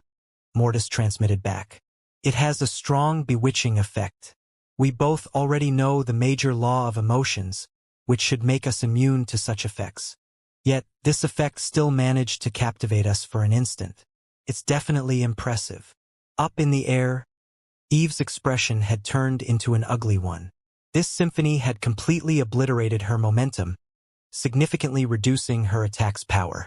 Orpheus had managed to parry her attack with his shield and had stabbed at her torso. However, with Eve's two-level advantage, she managed to parry the stab with her second sword. Ding! Orpheus suddenly shoved his shield forward and made it hit Eve's sword again. Orpheus had controlled the power and movement of the shield so well that the shield started to create another symphony. The symphony sounded ominous, and the symphony awoke Gravis and Mortis' feelings of fear and terror. By now, both of them knew that Orpheus' attack could directly influence the emotional laws of others. Eve involuntarily shot backward. Her instincts were telling her that she couldn't remain close to Orpheus right now. Yet, Eve only gritted her teeth. She had already realized that Orpheus was controlling her instincts and that she had just done what he wanted. Sadly, she had been so used to following her instincts that her conscious mind hadn't been able to stop her movements in time. Her incredible battle experience was the reason why Orpheus' attack worked so well. He was taking advantage of the very thing that made Eve so powerful. Ding! Orpheus banged his shield onto his spear, making the spear vibrate in a different way. Now, the shield created an ominous symphony while his spear created a violent one. One was inducing fear and terror in people. The other one induced rage and desperation. Together, they created panic. And that's when Orpheus went on the offensive. Bang! Bang! Bang! Orpheus and Eve clashed several times, with Eve always on the defensive. Orpheus' symphonies constantly changed to stimulate other feelings. When Orpheus was about to unleash a devastating attack, a symphony stimulating happiness and calm appeared. When Orpheus was suppressing Eve, he stimulated panic to make her lose control. The battle ended in just a couple of seconds. Bang! Orpheus' spear punched through Eve's neck, nearly decapitating her. Orpheus hadn't received a single injury. Gravis and Mortis were taken aback by Orpheus' battle strength. His opponent had been 2 levels above himself, and he hadn't even taken an injury. He has the talent to become a heaven's magnate, Gravis realized. I know who you are, Eve said coldly. Her life was in Orpheus' hands, but she didn't despair. You vanished from the world over 1,000,000 years ago, an upstart star god that won every tournament in all the sects. Eve transmitted. Oh, you've heard of me? Orpheus asked with a smile. Now, I feel embarrassed. Who would have thought that the minstrel was still alive? Eve asked. Orpheus only smiled. Anyway, you won't dare to kill me, Eve said coldly. You know exactly who my master is, which is also the reason why you haven't killed me yet. If you kill me, she will kill you and everyone you hold dear. Besides, you know that I won't stay dead. Her master, Gravis thought. If she is so sure that she won't stay dead, it only means that her master knows the true law of sentient life, which means that her master knows 3 of the 4 major true laws. The true law of the dead world should be the easiest to comprehend, which makes it unlikely that her master doesn't know that. So, that means that her master is a heavens magnate? Gravis thought in surprise. Is that also the reason why Eve is so unreasonable?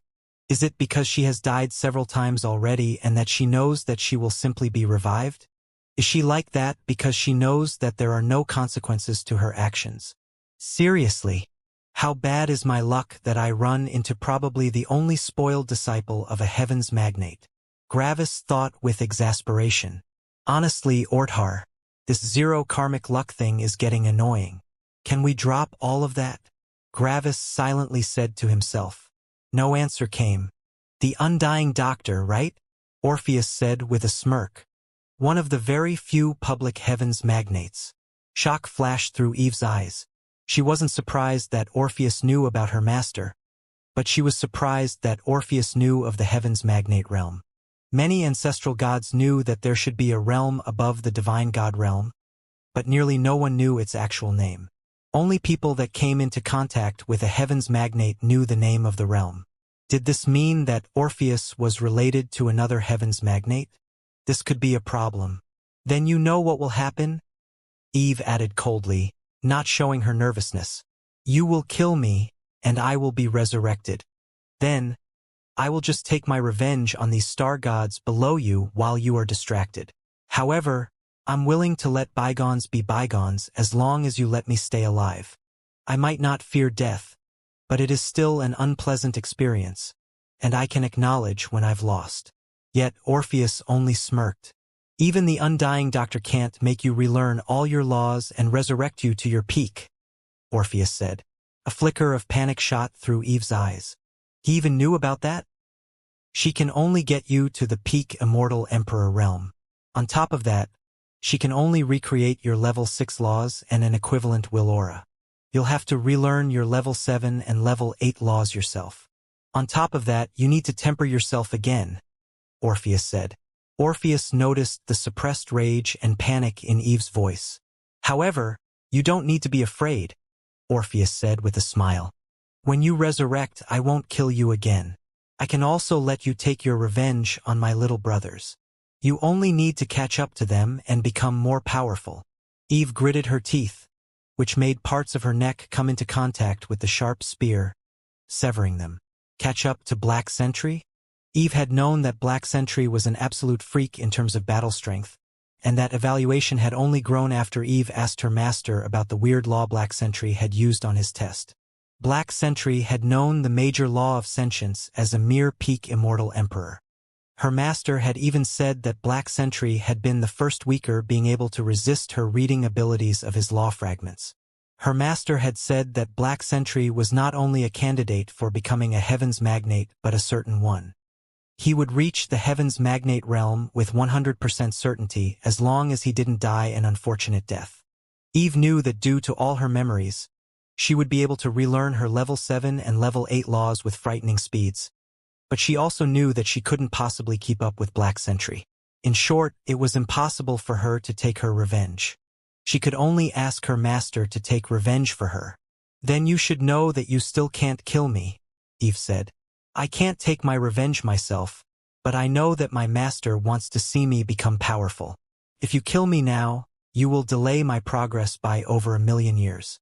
1,000,000 years is a lot, even for a heavens magnate. My master is getting old, and she wants to see me become a divine god before then.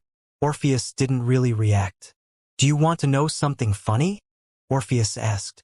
Eve didn't answer. I fear your master less than you, Orpheus said. This shocked Eve. You still don't know about our background, Orpheus added with a smirk. All the heavens magnates know each other, Eve added quickly. They will simply intervene before you can kill me. The heavens magnates don't want to fight each other for something this trivial. Orpheus only smirked. When Eve saw Orpheus smirk, she became nervous. However, how could she be nervous? She knew how the heavens magnates interacted with each other, and she knew that they wouldn't let relations break down because of that. The fact that Eve thought that Orpheus, Black Sentry, and that white-haired man were related to a heavens magnate was already giving them too much credit. They couldn't possibly be. Boys, want to show her? Orpheus added with a smirk. Mortis and Gravis glanced at each other. Xing, Xing, Xing. All three of them took out their obsidian rings. Mortis had gotten his own ring from his father. When Eve saw the obsidian rings, her mind stopped working. How? How could she have run into the opposer's children? True terror appeared in Eve's eyes for the first time. Her death was unavoidable. She could only restart from the peak immortal emperor realm now. She learned her lesson. Xing, a young girl with green hair, appeared beside Orpheus and Eve. There was an indescribable aura of life and kindness coming from her. Master, Eve shouted. This humble minstrel greets the undying doctor, Orpheus said with a charming smile. The minstrel, the undying doctor said with a complex tone. I always thought that you would one day join us. However, you have stopped cultivating because of your family. The undying doctor smiled. But I'm glad that you decided to continue cultivating. I would be honored to see someone like you joining our ranks. Then, the undying doctor glanced at Gravis. And then there's Black Sentry, she slowly said. To be honest, when I realized that Eve was trying to kill Black Sentry, I knew that this day would come. Black Sentry's destiny is grand and unfathomable. I know that Eve is powerful and talented, but there is something missing in her. All heavens magnates have had these intense auras of grand destiny on them. Eve sadly doesn't have them. It needs someone of a similarly grand destiny to swallow the destiny of someone like that. Eve is not such a person, and her so-called revenge has always been destined to end in failure. The undying doctor's words hurt Eve. Her own master had acknowledged others to be superior to her, which hurt her deeply. Eve had always been incredibly talented. After all, her talent had even managed to pull in the attention of a heavens magnate. Not yet, at least, the undying doctor added as she smiled at Eve. Eve's eyes widened in surprise. Master? She asked. Eve, every time you die, your personality becomes more fortified, the undying doctor said. Every time you resurrect, I can see the destiny on you becoming more and more powerful. With each reincarnation, your being becomes more and more powerful. This is why I have chosen you as my disciple. You are one of the very rare people that never stop walking forward. No matter how often you have to start from zero, you can get through it every single time. You have an undying motivation. After millions of years of restarting, many would have already given up. But you always continued on. So, while you might not have had the destiny to become a heavens magnate in this life, you may have the destiny in your next life, the undying doctor said. The undying doctor's words touched Eve. However, they also opened some of her wounds. It's difficult, she said slowly. Restarting, again and again, is so difficult. I know, my child, the undying doctor said with a loving gaze. I know that it's difficult, but I know you can eventually achieve your destiny. Eve could only grit her teeth. These words sounded nice, but these words also doomed her to another million years of walking a path she had already finished before. It was so very hard. Oh my, who do we have here? Isn't that sinister Sally? The undying doctor's eyes immediately transformed from a loving gaze into the most terrifying, apathetic cold imaginable. The switch had been instantaneous. Everyone looked over to the new person that had appeared. A black-haired young man looked at the undying doctor with a malicious smirk. It is not time for our destinies to clash yet, the undying doctor said coldly to the young man. It is not time for our destinies to clash yet. A disfigured, ugly copy of the undying doctor repeated in a mocking voice from beside the young man. What the fuck do you know about destiny, Sinister Sally? The black magnate asked with a snort. The fuck are you talking about destinies all the time? Are you that deep in heaven's ass that you even believe that it plans out absolutely everything for our lives? He asked. The undying doctor's left eyelid twitched in anger. I see that your new friend has made you more courageous. You even dare to badmouth heaven. Badmouth heaven? Tell me, are you deaf or just stupid? The black magnate asked with a mocking laugh. I badmouthed you, not heaven. I'm saying that heaven doesn't care when or how we die. Meanwhile, you say you are so important that your entire life is planned out by it. You are the one taking yourself too seriously. You can believe whatever you want, the undying doctor said coldly. This entire situation has nothing to do with you. Additionally, as I've said previously, it is not our destiny to clash yet. This situation has nothing to do with me? The black magnate repeated with a malicious smirk. Sinister Sally, have you forgotten why you have that nickname? The undying doctor only glared at the black magnate. You don't even have to do anything. Everyone in the world knows that you love your disciples, and even if you don't say a thing, they will flock to take revenge for your disciple. You know, I fucking hate hypocrites like you, the black magnate shouted with a malicious smirk. It's not our destiny to fight yet? I'll make it our destiny. Heaven. Right here. Right now. Me versus her. Let's go. Suddenly, the undying doctor's eyes widened in horror. No, you can't dash Xing. And she was gone. The black magnate and the undying doctor had both suddenly vanished. They were no longer in the highest world. They were now in a place where they could fight each other without putting the world at risk. Orthar had accepted the black magnate's words. Today, a heavens magnate would die. Everything had happened a bit too fast for Gravis and Mortis to process properly. A moment ago, everything had appeared fine. But then, the black magnate had arrived, and before they knew it, two heavens magnates were about to fight to the death. Even Orpheus and Eve were taken aback. Hadn't Orpheus basically come to an agreement with the undying doctor? How did this suddenly become a battle between two of the most powerful cultivators in the cosmos? The change was nearly instantaneous. Shortly after the two heavens magnates had vanished, the energy in the atmosphere started to drop. Cultivators from all over the world noticed that change. The energy had dropped significantly in the very moment the two heavens magnates had left, and then it continued to drop more and more as time passed. They were fighting. They were not fighting in the highest world but in the void between worlds. However, they were still siphoning energy out of the highest world to continue fighting, which made everyone in the world feel the movement of energy. Nearly all the powerful cultivators in the world became nervous when they felt that. Were heaven and the opposer about to clash again? What was going on?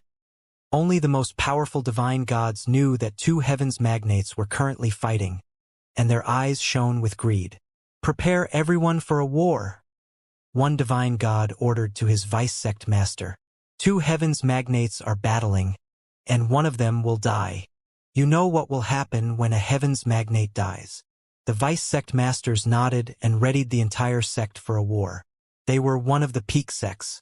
In a different sect, a similar scene played out. Ready the disciples. We are going to take the lightning peak sect's greater god stone mine. A woman ordered.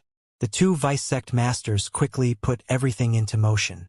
And Thorian, heaven's child, watched the battle. As a heavens magnate, he had the ability to see through the veil of the worlds, which allowed him to spectate the battle. What's your goal in all of this, black magnate? And Thorian asked himself. You've had a couple more million years to live. Why are you risking your life now? Are you planning on fighting for my position in the future? And Thorian huffed in disdain. You're still a long way off. Meanwhile, in a nearly empty room. Yay! My god's stone ocean is about to explode again. Honey, would you be a dear and watch over it? Yes, honey, the opposer answered absent-mindedly. The entire world started going into motion. Sects were preparing to defend their resources. Other sects were preparing to attack. The information pavilion got a ridiculous number of requests for information. The research company held a meeting with their leaders. The Heaven Company called all their available judges and informed them about what would happen soon. And while the entire world was changing, Gravis and Mortis only looked with shock at the place where the two heavens magnates had been just a moment ago. Meanwhile, the myriad sect got several reports from their disciples. Sect Master, our second middle-grade godstone mine has stopped producing godstones. Sect Master, our first middle-grade godstone mine has stopped producing godstones. Sect Master, our godstone storages are shrinking. Godstones are vanishing. Manuel received several messages at once, and even he couldn't immediately react to them. All of this had happened way too quickly, yet, several seconds later the world felt another shift. The energy was vanishing at several times its earlier speed. The speed at which the energy in the atmosphere was vanishing was so fast that in only 10 seconds, over 5% of the energy in the atmosphere had vanished. Yet, that wasn't even the worst thing. In actuality, the energy of the world had dropped by over 40%. So, why had the energy in the atmosphere only dropped by 5%? Because the energy in solid states had been converted into gaseous energy. 40% of the godstones in the world had transformed into energy to supplement the atmosphere. "It's about to end," a sect master shouted at his elite squad. The sudden increase means that one of the heavens magnates managed to comprehend the true law of energy. The fight will be over soon. Then, the density of the energy in the atmosphere stopped reducing. Silence. It was like a wave of energy had suddenly hit the cosmos. Every cultivator in the highest world felt a massive wave of energy wash over them. It was so much energy. It was unfathomable. "Sir, our storage exploded." "What?" an ancestral god shouted at one of his disciples. "The godstones have suddenly violently multiplied, which resulted in a crack in our formation array. The disciples are violently picking up the loose godstones," the informant told the ancestral god. "How dare they? No one steals from me," the ancestral god shouted as he charged to his warehouse. The biggest godstone mines in the world immediately saw violent battles breaking out above them. Divine gods were fighting each other, and the weaker cultivators quickly grabbed the godstones from the overflowing godstone mines. As soon as the energy had returned, the godstone mines literally exploded with godstones. It was like they were erupting volcanoes. "Quick! Get as much as you can. You only have 5 more seconds," one of the attackers shouted. "Stark contrast, you shameless bastard," his opponent shouted. "I treated you like a brother, and that's what you do in return." The whole world was seemingly embroiled in an instantaneous war. There weren't even enough judges in the Heaven Company to overlook everything, which meant that Anthorian had to overlook nearly 70% of all the fights. Even more, most judges were also part of some powerful organizations, and they felt bitter. They wished to help their organizations, but they were forced to help the Heaven Company in overlooking the fights. Some seconds passed. Retreat! Across the entire world, the battlefields featuring the most powerful cultivators had stopped in an instant. The attackers were retreating with all their speed. The weaker sects, which had no idea of what was going on, were shocked and confused by the sudden retreat. "Everyone, gather around the godstones," every powerful leader ordered. After that, the leaders gave their underlings a number of godstones they had to absorb, and the underlings were shocked. "So many. Get ready for the second wave," the leaders shouted. For a second, the highest world fell into silence. Everyone waited in anticipation, and then the second wave came. The second wave was even more overpowering than the first wave. Godstone mines, storages, even spirit spaces exploded by the ridiculous expansion of the godstones. The disciples of the peak sects quickly absorbed as many of the new godstones as they were allowed to take. The same went for the attackers. The godstones they had stolen had now multiplied ferociously. Above a blue ocean of godstones, the economistress was grinning from ear to ear. Waves were dancing through her ocean, and it was like the flood had arrived. The energy density in the atmosphere also shot up, but it quickly returned to normal. The overflowing energy in the atmosphere had condensed into a solid form again, which was the reason for the explosions of godstones all over the world. The fight had ended.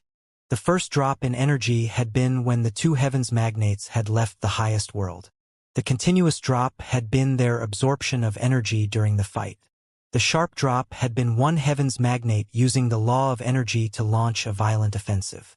The short pause had been the moment when the battle had ended. The first explosion of energy had been the corpse of the dead heavens magnate. The heavens magnate's being had exploded, and their energy had rejoined the cosmos. The second explosion of energy had been the conversion of destructive powers back into energy.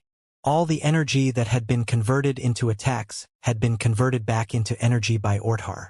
Then, this energy had been shoved back into the highest world. The number of god stones in the world had increased by about 30%. Yet, the wealth hadn't been distributed equally. The godstone mines had given out far more godstones due to how they worked.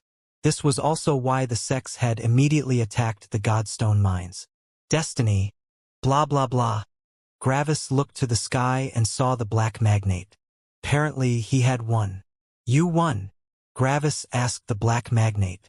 Of course I won, the black magnate answered with a snort. You think Sinister Sally can fight me? She always only uses tricks. She always weakens her enemies slowly before their fight to give her a higher chance of victory. Gravis looked with an awkward expression at the black magnate. Why did you attack the undying doctor? He asked. The black magnate snorted. Undying, eh? Not so undying anymore, right? He said with a laugh. Gravis wasn't in the mood to laugh since something was weighing on his mind. Why did the black magnate attack the undying doctor right now? If it were because of him, Gravis wouldn't feel comfortable. Felt like too big of a favor. Tsh. The black magnate spat when he saw Gravis' expression. It's not because of you, he said. Then why? Gravis asked. I was supposed to be her opponent anyway. Her longevity would have run out in around 3 million years, and I was the closest one in power to her. I would have been her opponent regardless. The only difference would have been the time, the black magnate explained. As I've said, Sinister Sally loves weakening her opponents. I've already seen how her sinister claws had started to extend towards me. She made my life harder through several means. Old friends suddenly didn't want to talk to me as much. Other heavens magnates suddenly started talking in an even more depressing manner. She was trying to sap me of my motivation to continue living. In her mind, I would have spent the remainder of my life resisting these influences, which would have slowly weakened me by a bit. However, a bit could already make the difference between life and death. So, instead of waiting, I decided to fight her right now. I'm not fighting her on her terms, but on my terms.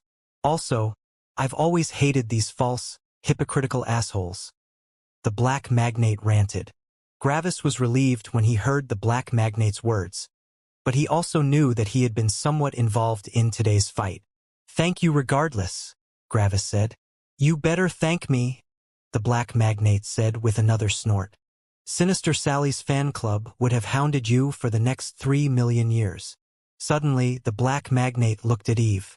Eve was still hanging from Orpheus' spear, and she looked at the black magnate with shock in her eyes.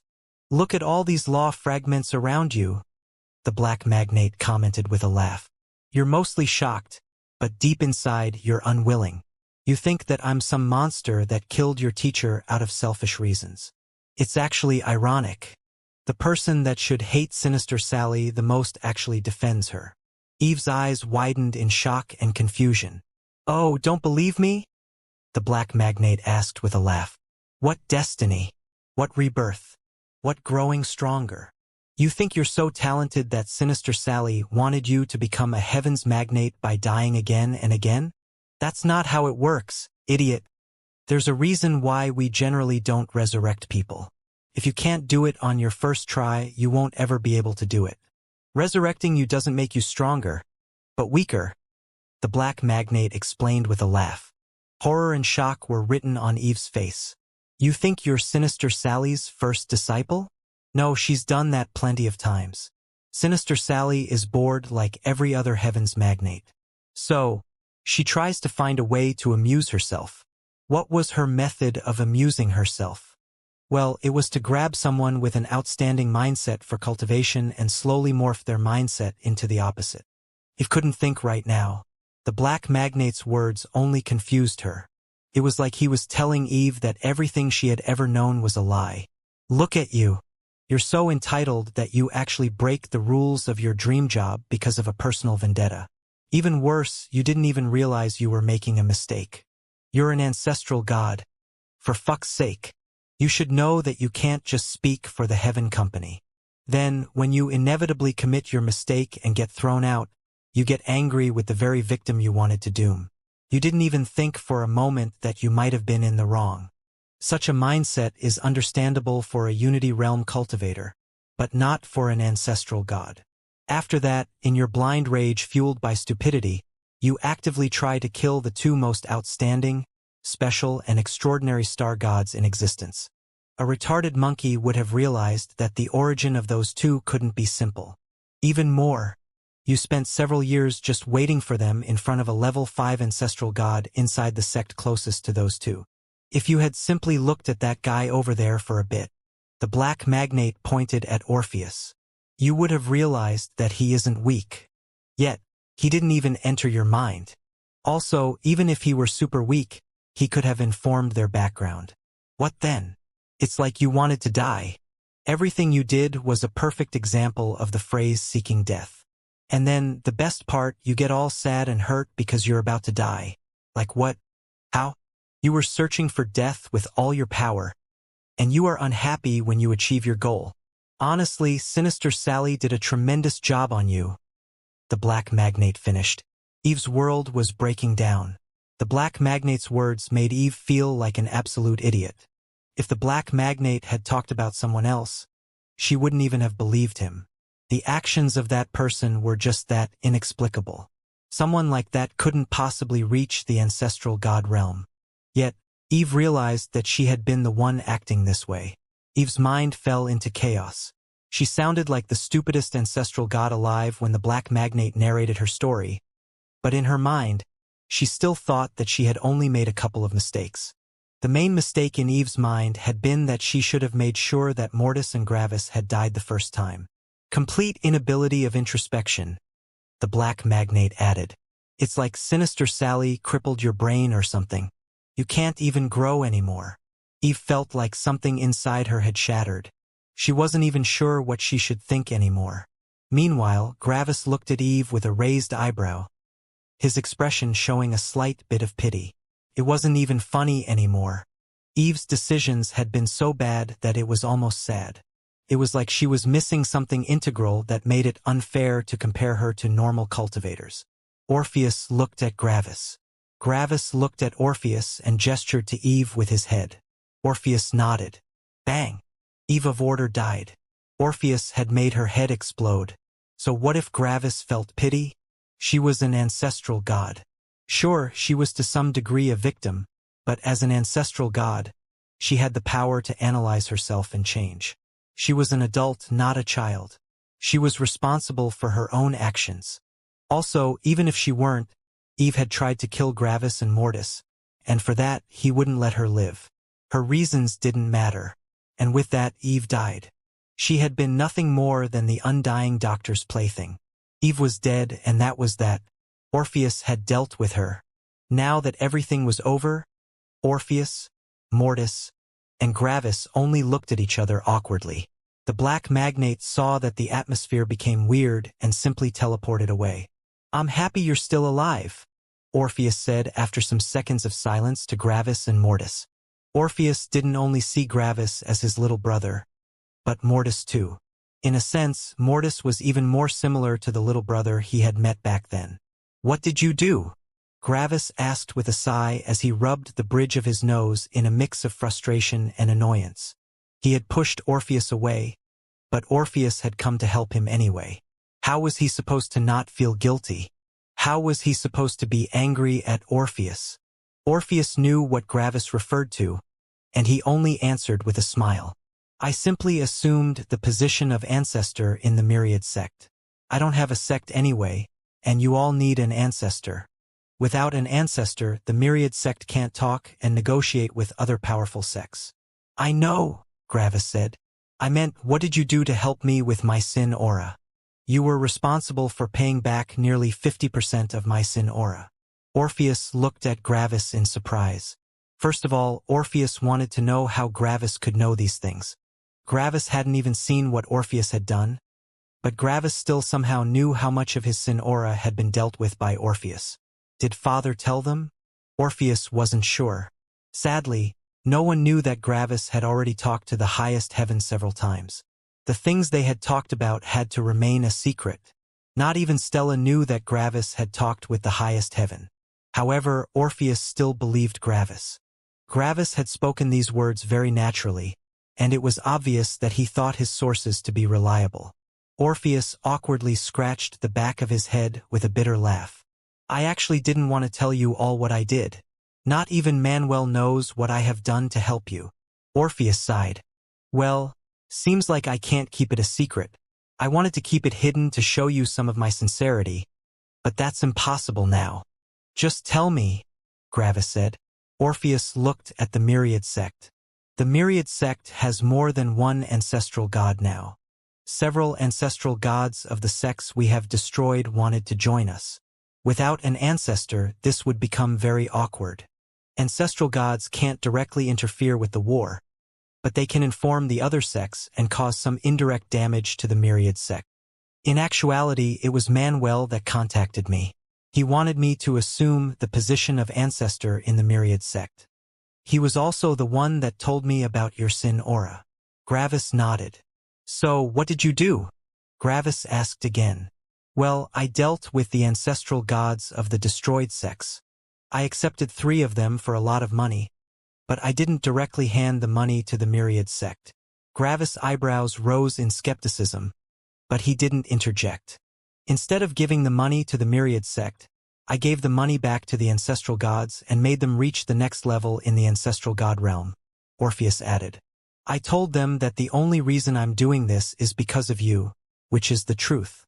If you hadn't condensed a sin aura, I wouldn't have given them their money back. Gravis' eyes shone in recognition. So that's how Orpheus managed to repay so much of Gravis' debt. The ancestral gods had probably paid a couple billion godstones, and by making them reach the next realm, Orpheus would gain credit for their advancement in the form of karmic luck. However, Orpheus had credited the entirety of the karmic luck to Gravis. In short, Gravis had received karmic luck equivalent to a couple ancestral gods reaching the next level. It was like a couple of Gravis disciples had advanced to the ancestral god realm. No wonder, Gravis thought. And you wanted to keep that hidden? Gravis asked. Orpheus nodded. I even made them sign a contract, which states that they are forbidden from telling the truth about their advancement. Can I see the contract? Gravis asked. Orpheus' expression turned into a bitter smile. Gravis wanting to see the contract meant that he still didn't fully trust Orpheus' sincerity. However, Orpheus handed over the contract, and Gravis looked over it. After reading through it, Gravis nodded to Mortis. It's real, he said to Mortis. Mortis frowned in uncertainty. He wasn't sure how he should feel right now. Some seconds of silence passed. Then, Gravis groaned loudly as he violently scratched the back of his head in frustration. How am I supposed to be angry at you now? Gravis asked in exasperation. How am I supposed to think about your conduct in the past when you've done so much for me? Orpheus only smiled bitterly. I'm sorry, but I don't want to lose either of you. Gravis groaned again as he waved his hands dismissively. Fine. Fine. You want to be my brother? Fine. You won. Hope you're happy. Gravis shouted with annoyance. Orpheus smiled brightly and laughed loudly. After a while, Gravis also stopped acting like a child and laughed alongside him. In actuality, I missed you, Orpheus, Gravis said. I just haven't been certain of when I should talk with you. Orpheus came closer and smiled at Gravis. So, can your big brother have a hug? He asked. Sure, Gravis said. Then, the 2 brothers embraced for the first time in forever. All the bad things were forgotten. They parted after a couple of seconds, and both of them looked at Mortis. Gravis wasn't certain how Mortis would react. Mortis slowly lifted his gaze and looked evenly into Orpheus' eyes. "It's less what I think and more what my lightning thinks," Mortis said.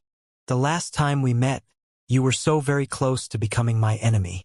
Only a tiny bit more, and my lightning would have demanded your life." Orpheus knew that. He knew how lightning could be. "Even without your help, we now know that Gravis would have survived. Surviving another 5,000 years was an uncertainty, but surviving 3,000 years shouldn't have been a problem. At that point, the Myriad sect and our own efforts would have already dealt with the Sin aura. So, while you gave your best, your actions didn't have as much of an impact as you might have believed," Mortis added. Orpheus' smile weakened when he heard these words. "However, you have done enough to appease the hatred in us," Mortis said. "With that, you no longer are an enemy." Orpheus sighed. "Well, at least that's something, right?" Mortis didn't immediately answer. "And then you saved our life by killing Eve," Mortis added. "That should have a comparable value to your earlier action, and I think that's enough." "I'll consider you my brother again from today onward," Mortis said evenly. Orpheus' face brightened into a smile. "I'm not the hugging kind," Mortis said as he looked at Orpheus with narrowed eyes. "Oh, okay," Orpheus said. Whoosh! Suddenly, Mortis disappeared, and behind him, a shocked Gravis stood. Gravis had just attempted to kick Mortis to Orpheus, but Mortis had made himself intangible. Mortis appeared beside Gravis. "You can't force me to hug him," Mortis commented. Gravis lowered his leg awkwardly and looked to the side in embarrassment. "I don't mind," Orpheus said to Gravis. "I know Mortis, and I know that his words are true. I'm just happy that I can count both of you as my little brothers again." Gravis and Mortis nodded. "I bet you want to meet your friends again, right?" Orpheus said. "I'll leave you to it. If you want to talk, simply tell me." Gravis nodded with a smile. "Thanks, Orpheus." Orpheus only teleported away with a smile.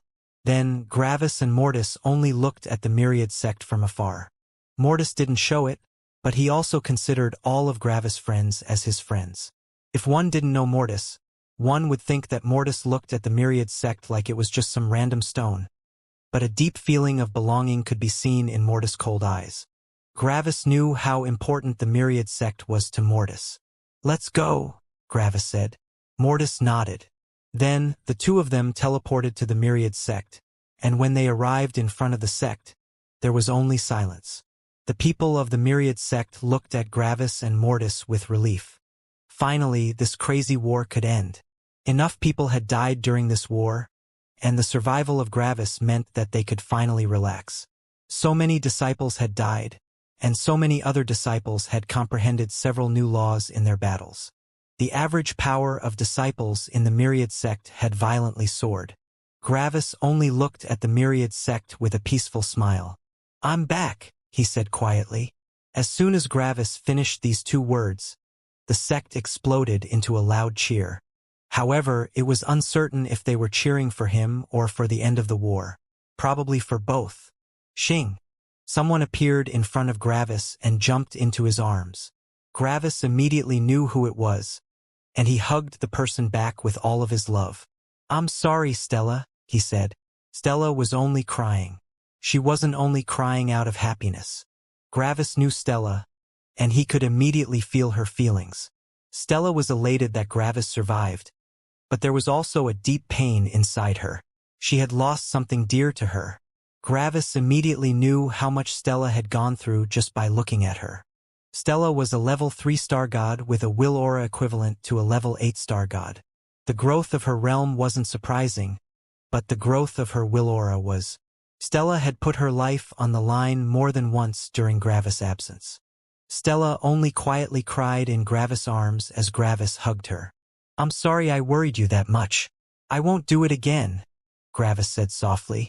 Stella didn't answer. She only held Gravis dearly as she cried. One could only hear the cheering of the Myriad sect. Stella's crying was swallowed by the celebration of the Myriad sect. When Mortis saw Stella, a dark light shone in his eyes, but he didn't say anything. He only inspected the Myriad sect with his spirit sense and took note of all the auras. I'm glad you survived, Manuel said with a voice transmission. He didn't want to stand beside Gravis while Stella was crying in his arms, since that would be a bit awkward. I did, thanks to you, Gravis transmitted back. I thought that I had to get through this crisis all on my own. But the Myriad sect has actually dealt with around 30% of my debt, which is more than I had accomplished up to now. I know that we did a lot, but you don't have to talk down your own accomplishments, Manuel answered. Over 100,000 peak immortal emperors have already joined us, saying that they came from a Gravitas sect. Gravis only smiled lightly. That's not even 5%, Gravis transmitted. You will get millions upon millions of peak immortal emperors in the next millennia. I hope you're ready to accept them. Manuel was deeply shocked. He knew that Gravis had done a lot, but so much? It was already shocking that one star god could raise 100,000 peak immortal emperors in only 15,000 years, but Gravis was talking about several million? That was absolute insanity. However, Manuel's shock was replaced with elation. A lot of their peak immortal emperors had died in the wars, and these new recruits would secure the future of the Myriad sect. Every peak immortal emperor was a potential future star god. The Shining Purity sect had already had an insanely high number of peak immortal emperors, but they would get even more? The Myriad sect could block several more level 1-star gods with all of them. In just 15,000 years, the Myriad sect had transformed from a newcomer to one of the favorites in the surroundings. The remaining sects in their surroundings even started to band together to deal with the Myriad sect. I'm glad to hear that, Manuel said. However, to a certain degree, I'm also not glad to hear that. Why? Gravis asked. Because I thought I was able to repay you for your kindness over the years. But now, our actions seem incomparable to the gift you have given us this time. Don't say that, Gravis immediately transmitted. Without you, I would have most likely died. These new recruits can't repay your deeds. Surprisingly, Manuel didn't immediately answer. In a way, I think you're right, Manuel answered. When Gravis heard Manuel's tone, nervousness rose inside his chest. Gravis had expected Manuel to say several more humble statements, but Manuel had pulled back. Did this mean that the Myriad sect had paid more than Gravis had thought? Gravis looked at Stella. Stella was still crying. Her emotions were in absolute turmoil. Gravis knew that this was not normal. Usually, Stella should have already calmed down, but she hadn't. Stella, what's going on? Stella looked at Gravis with a heartbroken expression. So many of our friends have died, Stella said with difficulty. A cold shudder ran down Gravis' back. Mortis had already turned his eyes away. So many of our friends have died, and Liam, Stella said. Gravis' eyes widened. Liam was one of them. Gravis was inside a dark room below the Myriad sect. No light reached this room, but the grass still grew here. The room was very long, and several small columns were placed inside the room. On top of every column was an emblem, which released a peaceful, white glow. Every emblem represented one person that had given their life for the Myriad sect. Gravis was in front of the biggest column, and he looked with forlorn eyes at the emblem on top of it. Heartseeker Vice-Sect Master of the Myriad sect died in the war with the All-Metal sect. This was Liam's grave. Liam had chosen the title Heartseeker since he felt like this title reflected himself the most. The original meaning behind the title was his wish to reach his sister's power. But after that, it transformed. In the end, it had been about searching for true love. Sadly, Liam would never find his heart. Only silence filled the room as Gravis and Mortis silently looked at Liam's grave. Memories of their past with Liam filled their minds. The moment Liam had tried to interfere in the fight between Gravis and Stella, even if that meant his death. The moment Liam had decided to help Gravis to allow Stella to comprehend the law of freedom. The time Liam had worked in the Gravitas in the higher world. The moment Liam had decided to leave Gravis and Stella to become more powerful. The time Liam had spent with Stella in the Purist sect. Liam's incredible power in the battle between Gravis' friends. The moment Liam decided to search for his own love. Liam had rarely been the decision-maker, but he had always been there. He had always supported Stella and by extension Gravis. No one in the Myriad sect had believed Liam to be unworthy of his position as vice-sect master. He had been powerful, charismatic, and helpful. Back when Gravis had evaluated all of his friends, he had believed that Liam would become a divine god in the future. On top of that, Liam's battle strength had always been powerful. He definitely wasn't one of the weak star gods. Sadly, Liam's time was up. He had fought against a very powerful disciple of the All-Metal sect, but the enemy had just been more powerful than him. That was it. There was no trickery. There was no heroic sacrifice. The enemy disciple hadn't even been the most powerful of the sect. There were no special reasons for why Liam had died. The only reason was that Liam was weaker. That's it. Gravis released a shaky sigh.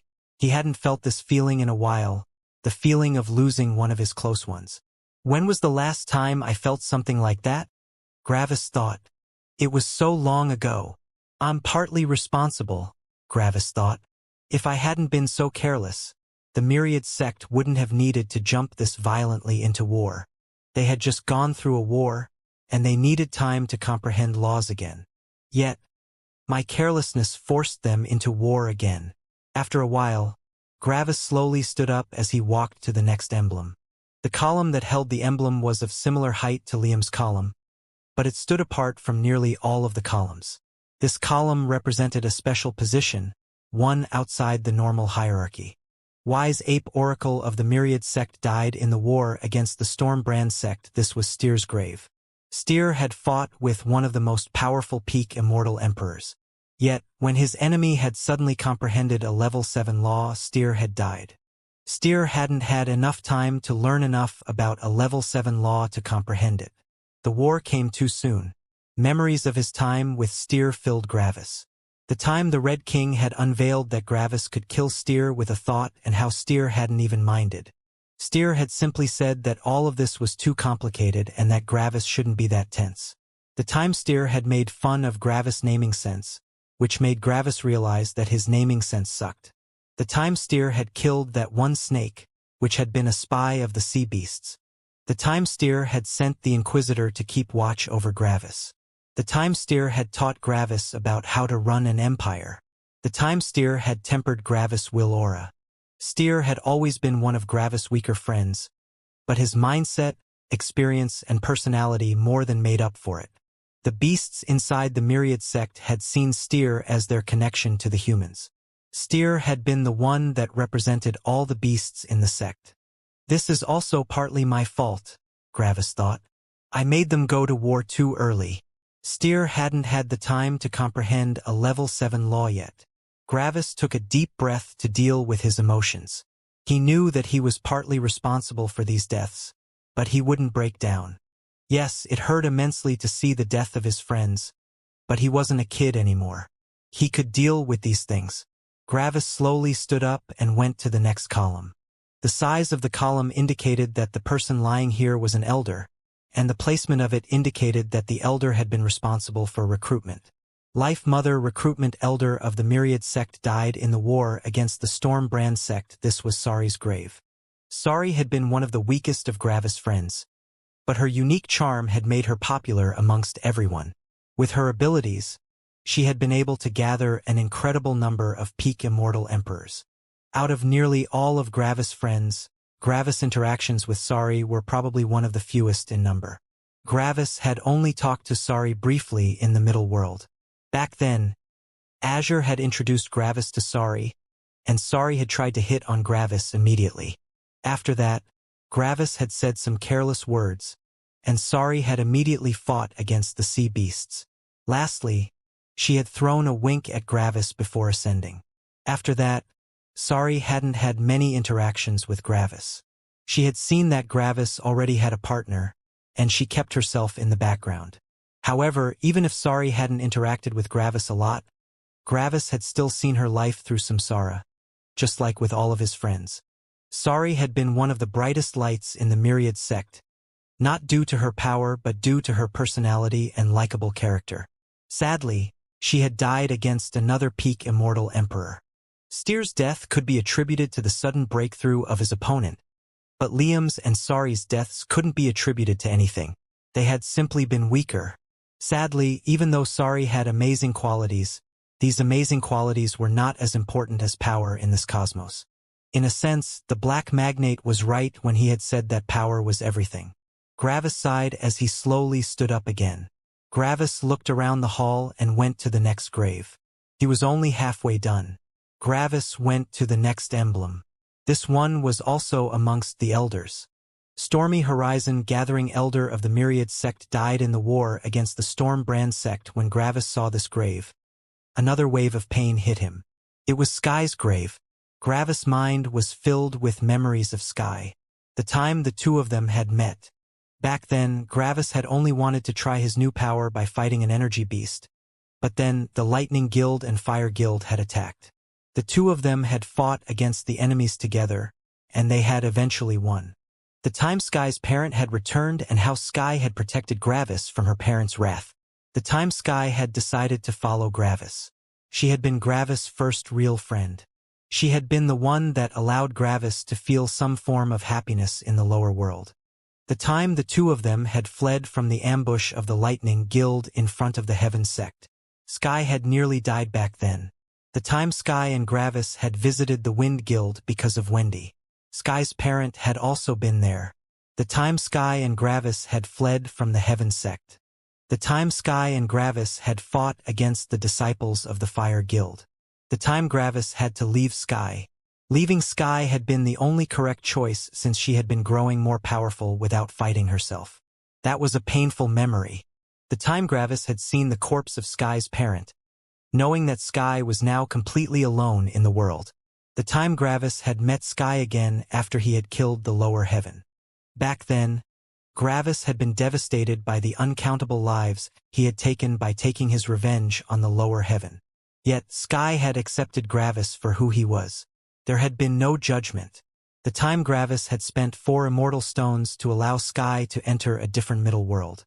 The time Gravis had heard from his father that Sky had comprehended the law of freedom, just like himself. Gravis had felt that the two of them were truly kindred spirits. Sky had managed to reach the highest world all on her own. She wasn't part of the group of the lower world or the middle world. She had been completely alone, and she had managed to reach this point. She had been born from an energy beast in a lower world. Yet she had nearly managed to become a star god. But now she had died. Sky had also died against the Stormbrand sect. Judging by the casualties, that war had been one of the most brutal ones. Sky had rampaged through the peak immortal emperors, her speed and offense unhindered by the formation arrays, will auras, and different laws with suppressive effects. One of the star gods had noticed that Sky was slowly turning the tide of the war in the peak immortal emperor realm nearly all on her own, and they had realized that she had to die. The star god had killed Sky. However, the distraction had allowed Azure and her legion to kill the star god. Sky's death had happened because she had been too outstanding, and her death had saved an uncountable number of lives. When Sky had died, the peak immortal emperor realm part of the war had stabilized again, but the death of her attacker had resulted in the collapse of the star god part of the war, which spelled victory for the Myriad sect. Gravis could only sigh heavily. "Sleep well, big sister," Gravis thought with a sad smile. Gravis slowly stood up again and went to the next emblem. This one had been placed amongst the uncountable graves of the normal disciples. Lightning Calamity Core disciple of the Myriad sect died in the war against the Stormbrand sect. Gravis was surprised to see the grave of this person here. It was Elu's grave. He had taken Gravis' old title from the lower world for himself. Elu had joined the Myriad sect after his last battle. He had believed that this was only natural. After all, Gravis was his master. Gravis had never truly accepted Elu as his disciple, but Elu had always tried to help him. His appearance and actions had been ridiculous back then, but his intentions had been pure. Elu had seen how powerful the enemies had been, and he had still been willing to protect Gravis from all of them. He had been willing to put himself in front of danger to protect Gravis. He had even attacked a star god. Elu had died similarly to Sky, but due to a different reason. A star god had targeted Sky due to her danger to the enemy's peak immortal emperors. Yet, Elu had directly attacked a star god with his form of mortality. The star god had blocked Lu's mortality and had directly killed Lu, but that had created an opening, which allowed Liam to kill the star god. This gave the myriad sect enough time to survive until Sky had broken the equilibrium. Liam had still been alive in that war since the war against the Stormbrand sect had happened before the war against the All-Metal sect. Lu had had a significant impact on that war, and he had given his life. His sacrifice had saved uncountable lives. I'm proud to have had such an outstanding disciple, Lu, Gravis thought. You have only been a random mortal, and I have only given you my memories of the lower world. Yet you managed to reach the highest world. I have only helped you during your start, and you've achieved everything else on your own. Gravis sighed and stood up. Then he walked to the last emblem. It was placed outside the Myriad sect, in a place that represented Xer's organization. Shadow Hunter ally of the Myriad sect died in the war against the Starburst sect. When Gravis saw that grave, he furrowed his brows. Was the Black Magnate right? Does resurrecting someone actually make them weaker? Gravis thought. It was Cyril's grave. Cyril had attempted to assassinate a star god during the war, but the star god had managed to block the assassination. Then, Cyril had run away to buy time for everyone else while the star god tried to kill him. Cyril had learned from Dorian how to run away, and he had managed to buy a couple of seconds for everyone. These couple of seconds of delay had saved uncountable lives. The Myriad sect had had fewer star gods than the Starburst sect, and if Cyril hadn't bought several seconds, the star god would have killed thousands upon thousands of peak immortal emperors. He might have even killed another star god. Cyril hadn't killed anyone in that war, but his contributions in that war were unparalleled. Gravis remembered how he had met Cyril. Back then, Cyril had tried to assassinate Gravis, and Gravis had decided to spare his life. Then Cyril had followed Gravis under the influence of the life ring. Then, when Cyril had been freed of the effects of the life ring, he had decided to remain Gravis' friend. Cyril had joined Underworld and had kept Gravis informed about everything. Cyril had also been the only one of Gravis' friends that had died to Gravis' samsara. This had allowed Cyril to survive for another 50,000 years. Sadly, he hadn't been able to undergo his second samsara due to his mindset. He had been working on it, but there was still a lot that had to be done. You were a great companion, Cyril. Sadly, you have chosen the wrong path in your life. This was as far as I could take you, Gravis thought. Gravis slowly stood up and looked at the hall again. There were thousands of emblems, all representing a dead member of the Myriad sect, but these had been the most relevant to Gravis. 6 of his friends had died. This had been the biggest number so far. Gravis took a deep breath. Death comes for us all one day, Gravis thought. Father is not an exception. Orthar is not an exception. Stella is not an exception. I'm not an exception. I will also lie here one day. Will I still have friends or a family by the time this happens who will grieve for me? Or will I be alone? Silence. I don't know. Gravis remained in the hall for another 30 minutes, just thinking about his friends. Then he left the hall with Mortis. Mortis had only silently looked at everything, just like Gravis. However, Gravis knew that Mortis was in just as much pain as Gravis. These people had also been Mortis' friends. Done crying? I need to talk to Mortis. Gravis' rage exploded as he noticed Joyce in front of him. Mortis narrowed his eyes. Gravis had just been in a pretty depressed mood, and then Joyce just had to come up and leave that comment. Listen, Gravis said with a heavy voice and annoyed expression. I know that you have issues, but keep your issues to yourself while others are in a bad headspace. You only make enemies by acting like this. Joyce only sneered. Making enemies? Since when are cultivators afraid of making enemies? In comparison to you, I'm not afraid of making enemies. Enemies only make me more powerful. And how has that worked out for you up to now? Gravis asked. You only just reached the Star God realm. Everyone else is more powerful than you, and they also don't act like insensitive assholes. Joyce immediately gritted her teeth. Gravis had hit her weak point. Insensitive? Listen to your own words.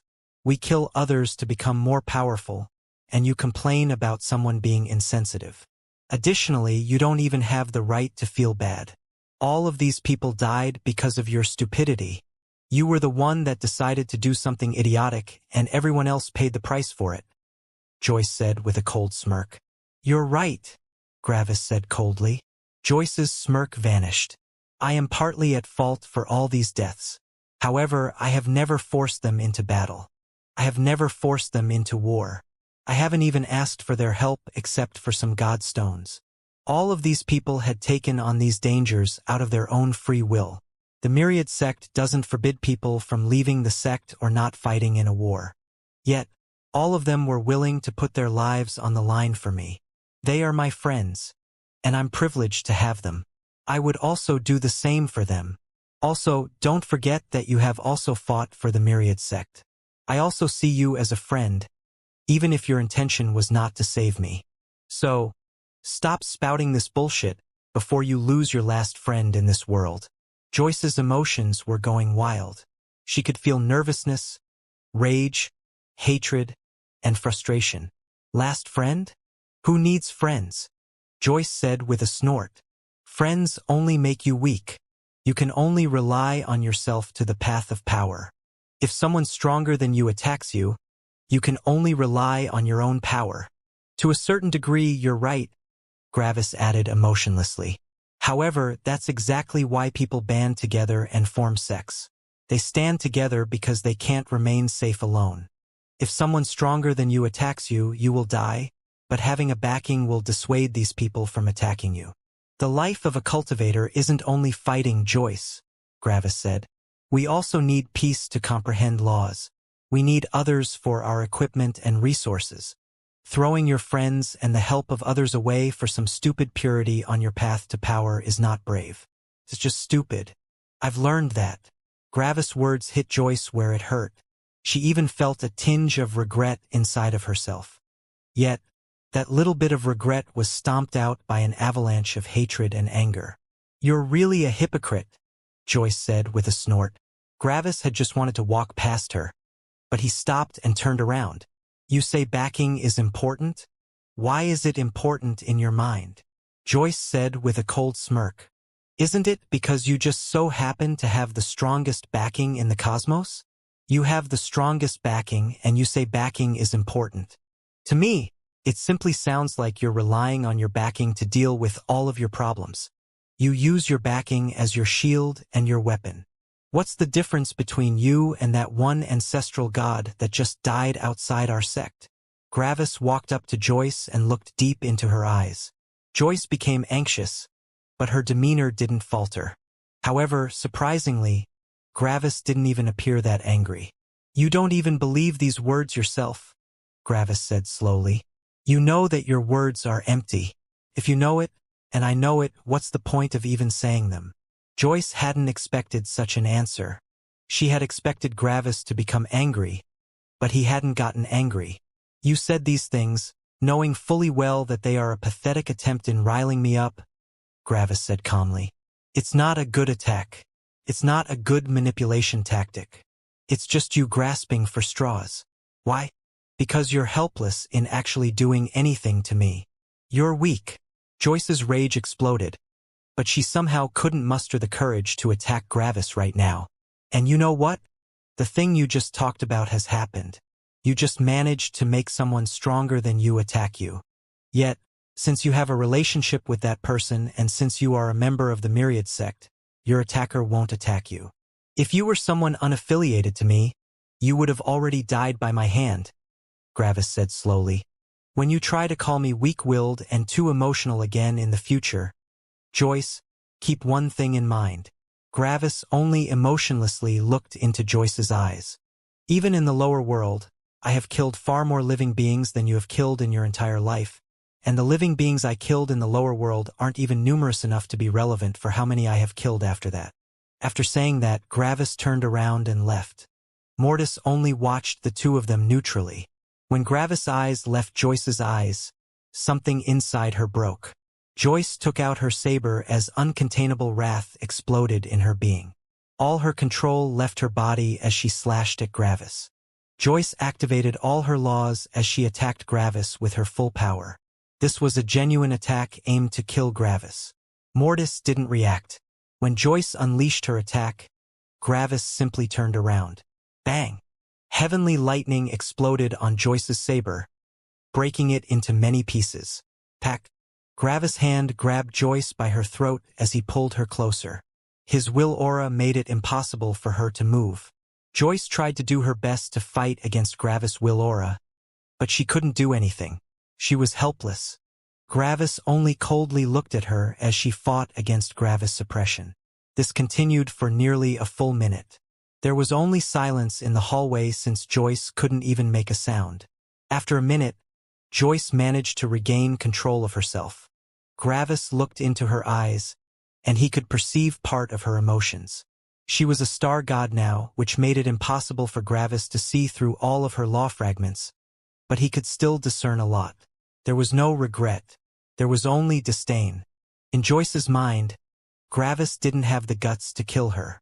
In her eyes, Gravis was just as pathetic as he had always been. Gravis calmly blinked once. "Let's see if someone is willing to save you," Gravis said with an emotionless tone. Then Gravis clenched his hand. Joyce's head was squeezed off, and it fell beside her body. Joyce's mind filled with horror and terror as she realized that her spirit and life energy were quickly vanishing into nothingness. She was dying. Gravis turned around and walked away, leaving Joyce to die. She wouldn't be able to survive on her own, and Gravis wouldn't save her. Someone else had to save her. Joyce was dying. There was no more hatred or anger in Joyce's mind, only fear of death. No one wanted to die. The very reason why cultivators wanted to become stronger was that they didn't want to die. Joyce was no exception. Gravis was no exception. Mortis was no exception. Mortis looked at Joyce's head with furrowed brows. Joyce's eyes looked at Mortis with fear. Silence. Mortis sighed. Mortis gathered his soul and life laws. Joyce felt her spirit recovering. Her body was regrowing. A couple seconds later, Joyce had received a new body, and her spirit was no longer leaving her. For a while, Joyce only lied on the ground, shock written on her face. She had nearly died. Joyce couldn't formulate any thoughts for a full minute. Her mind was in disarray, and she had never been so close to death. If Mortis hadn't saved her, she would have died. Even worse, Joyce had felt the spirit sense of at least 100 other cultivators inspecting her when she had been dying. They had only looked on as she was dying. No one had appeared in front of her. Joyce felt hurt, betrayed, angry, afraid, and many different things. She didn't even know what she was feeling right now. She only knew that she hated feeling like this. "Take this as a parting gift," Mortis said slowly. Joyce looked at Mortis. "I thought long about our situation, and I decided that I don't want to be with you," Mortis said calmly. "Being with you doesn't make me happy, only miserable. I wish you luck in finding someone else," Mortis said. Mortis walked away under Joyce's shocked gaze. Mortis was breaking up with her? Why? They had been perfect together. Mortis had been the perfect man in her mind. Everything in their relationship had been perfect. Why would Mortis suddenly break up with her? "You're weak," Joyce suddenly shouted in rage as she stood up. "I don't make you happy? Is it because you can't handle a strong woman? Is your confidence so small that you can't feel like a man, so long as a woman doesn't just fall down in front of you to suck your dick? Well, I'm not such a weak-willed pussy. I have power and a strong mindset." Mortis sighed again as he turned to look at Joyce. When Joyce saw Mortis' eyes, her being shook. Those eyes were filled with pity and sadness. "Then why can't I see it?" Mortis asked with a sad voice. "Xing." Mortis teleported away. He didn't want to stay near Joyce right now. Joyce's mind was going through the greatest upheaval ever since she was born, and she had completely lost her ability to create rational thoughts. She gritted her teeth, pulled at her hair, and looked around in confusion. It was like this wasn't reality. Nothing made sense anymore. What was going on? Xing. Joyce felt a teleportation and looked over. Mortis had to have come back. Yet, the person in front of Joyce wasn't Mortis. It was Manuel. Manuel looked at Joyce with cold eyes that hid a deep regret. I once said that the next time you try to kill someone of our sect, I will banish you, Manuel said with a cold and reprimanding tone. These words had hit Joyce like a sledgehammer, and her mind lost all sense of rationality again. Xing. Joyce's emblems and formation arrays left her spirit space out of their own volition. The sect master had control over all these things, and he could summon them even if they were in someone else's spirit space. Manuel put them away. You are no longer a member of the Myriad sect. You have 10 minutes to leave the sect. If you ever return, you will be treated as a member of a different sect. Goodbye, Joyce. I hope you can deal with your issues, Manuel said. Xing. And then, Manuel teleported away again. Joyce remained unmoving for 2 full minutes. Her mind had received one hit after the other today. Her entire world was breaking down. Then, all her emotions gathered and transformed into pure rage. That weak-willed kid isn't even part of our sect. Joyce transmitted to Manuel. I haven't broken any rules. Not part of our sect? Manuel repeated calmly. Don't play this political game. You know exactly that the Myriad sect exists because of Gravis. If he isn't part of the Myriad sect, nobody is. Joyce's anger exploded once again. This was so unfair. This hypocritical sect. They were protecting an outsider while dooming their very own commander. Joyce punched the side of the hallway. Yet, her punch had been halted by a powerful force. The ancestor of the Myriad sect had gotten involved. If Joyce had punched the walls like this, a gigantic part of the Myriad sect would have been destroyed, and many immortal emperors would have died. The power of a star god couldn't easily be unleashed. Orpheus's spirit pulled Joyce out of the hallway, and Joyce was pulled into the sky above the sect. Bang! And then, she was thrown into the distance. Joyce couldn't stop her fall, and she destroyed kilometers of land as her body was stopped by the earth. For a moment, Joyce could only look at the shining sun above her as she lay on the ground. Joyce didn't move for another minute. Eventually, she slowly stood up and dusted herself off. Her movements were surprisingly calm and orderly. It was like all her rage had left her. Joyce calmly looked back at the Myriad sect and turned around. There was no rage in her eyes. All her rage left her, but what replaced them was something different. Hatred. It was pure hatred. Many people thought rage and hatred to be the same thing, but they were actually very different. Rage was hot. It was like the emotions and mind of a being started to boil into a chaotic mess that wanted to destroy everything around them. Yet hatred was the opposite. Hatred was cold. All the emotions and the mind of a being gathered together with only one goal in mind. Vengeance. Rage was trying to destroy everything blindly. Hatred was trying to destroy a very specific thing with calm planning and determination. Joyce was no longer just lashing out. No, her plan was now to destroy the Myriad sect. These idiotic weaklings had abandoned her after she had done so much for them. The Myriad sect was ungrateful, and they were only interested in appeasing Gravis. They obviously had never cared for her, and she should have seen that earlier. They had used her, and as soon as their tool had shown that she was actually a person and not a tool, they had decided to abandon her. They only wanted to create an army of mindless zombies that followed their orders and ideology. Such a sect didn't deserve to exist. Several people in the Myriad sect noticed Joyce's cold eyes, and they knew what this meant. Gravis put his hand on Mortis' shoulder. It's not your responsibility, Gravis said calmly. Mortis' body stopped shaking, and he calmed down. Manuel took a deep breath with closed eyes. Xing. In the distance, Joyce's eyes opened as an unstoppable force neared her. A moment later, Joyce fell into 2 pieces. Manuel had destroyed her spirit by bisecting her vertically. The Myriad sect had been willing to allow Joyce to leave due to her many years of hard work, but the hatred in her eyes had betrayed her actual goal. Joyce wouldn't peacefully leave. She would do everything in her power to destroy the Myriad sect.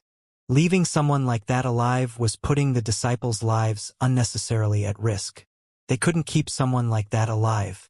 The reason why Mortis' body had shaken was that he had intended to do the job himself. Mortis had realized that he had been partially at fault for Joyce's meltdown, and he wanted to take responsibility by killing her himself. However, Joyce had been part of the Myriad sect, and it was the job of the sect master to deal with disciples that wanted to damage the sect. Manuel usually always had a light-hearted smile on his face, similar to Ark. But now the smile was nowhere to be seen. Instead, only a dark shadow could be seen on his face.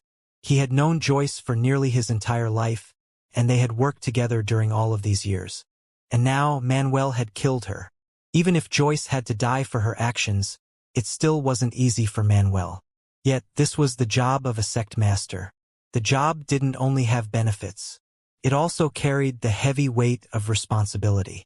Gravis wasn't sure how he should feel right now. Joyce had definitely become someone that couldn't be saved anymore, and her actions were more than enough to kill her. Yet, Gravis just couldn't forget the young girl he had met back then. Joyce had traveled the lower world to hand out gifts for eventual repayment. When Gravis had met Joyce again in her clan, their start had been rough. But Joyce had even managed to convince Gravis somewhat that he was running away from his emotions. Joyce had been a very kind girl back then, and she even had issues accepting when anyone died in front of her. She saw these deaths as unnecessary. However, this was exactly one of the things that had drawn Gravis to her. Gravis had been in a dark place back then, and he had acted like a cynical teenager. He had constantly told everyone how difficult he had it and how many bad things had happened to him. In a sense, Joyce had been a pure and innocent light in a world of oppressive darkness for Gravis.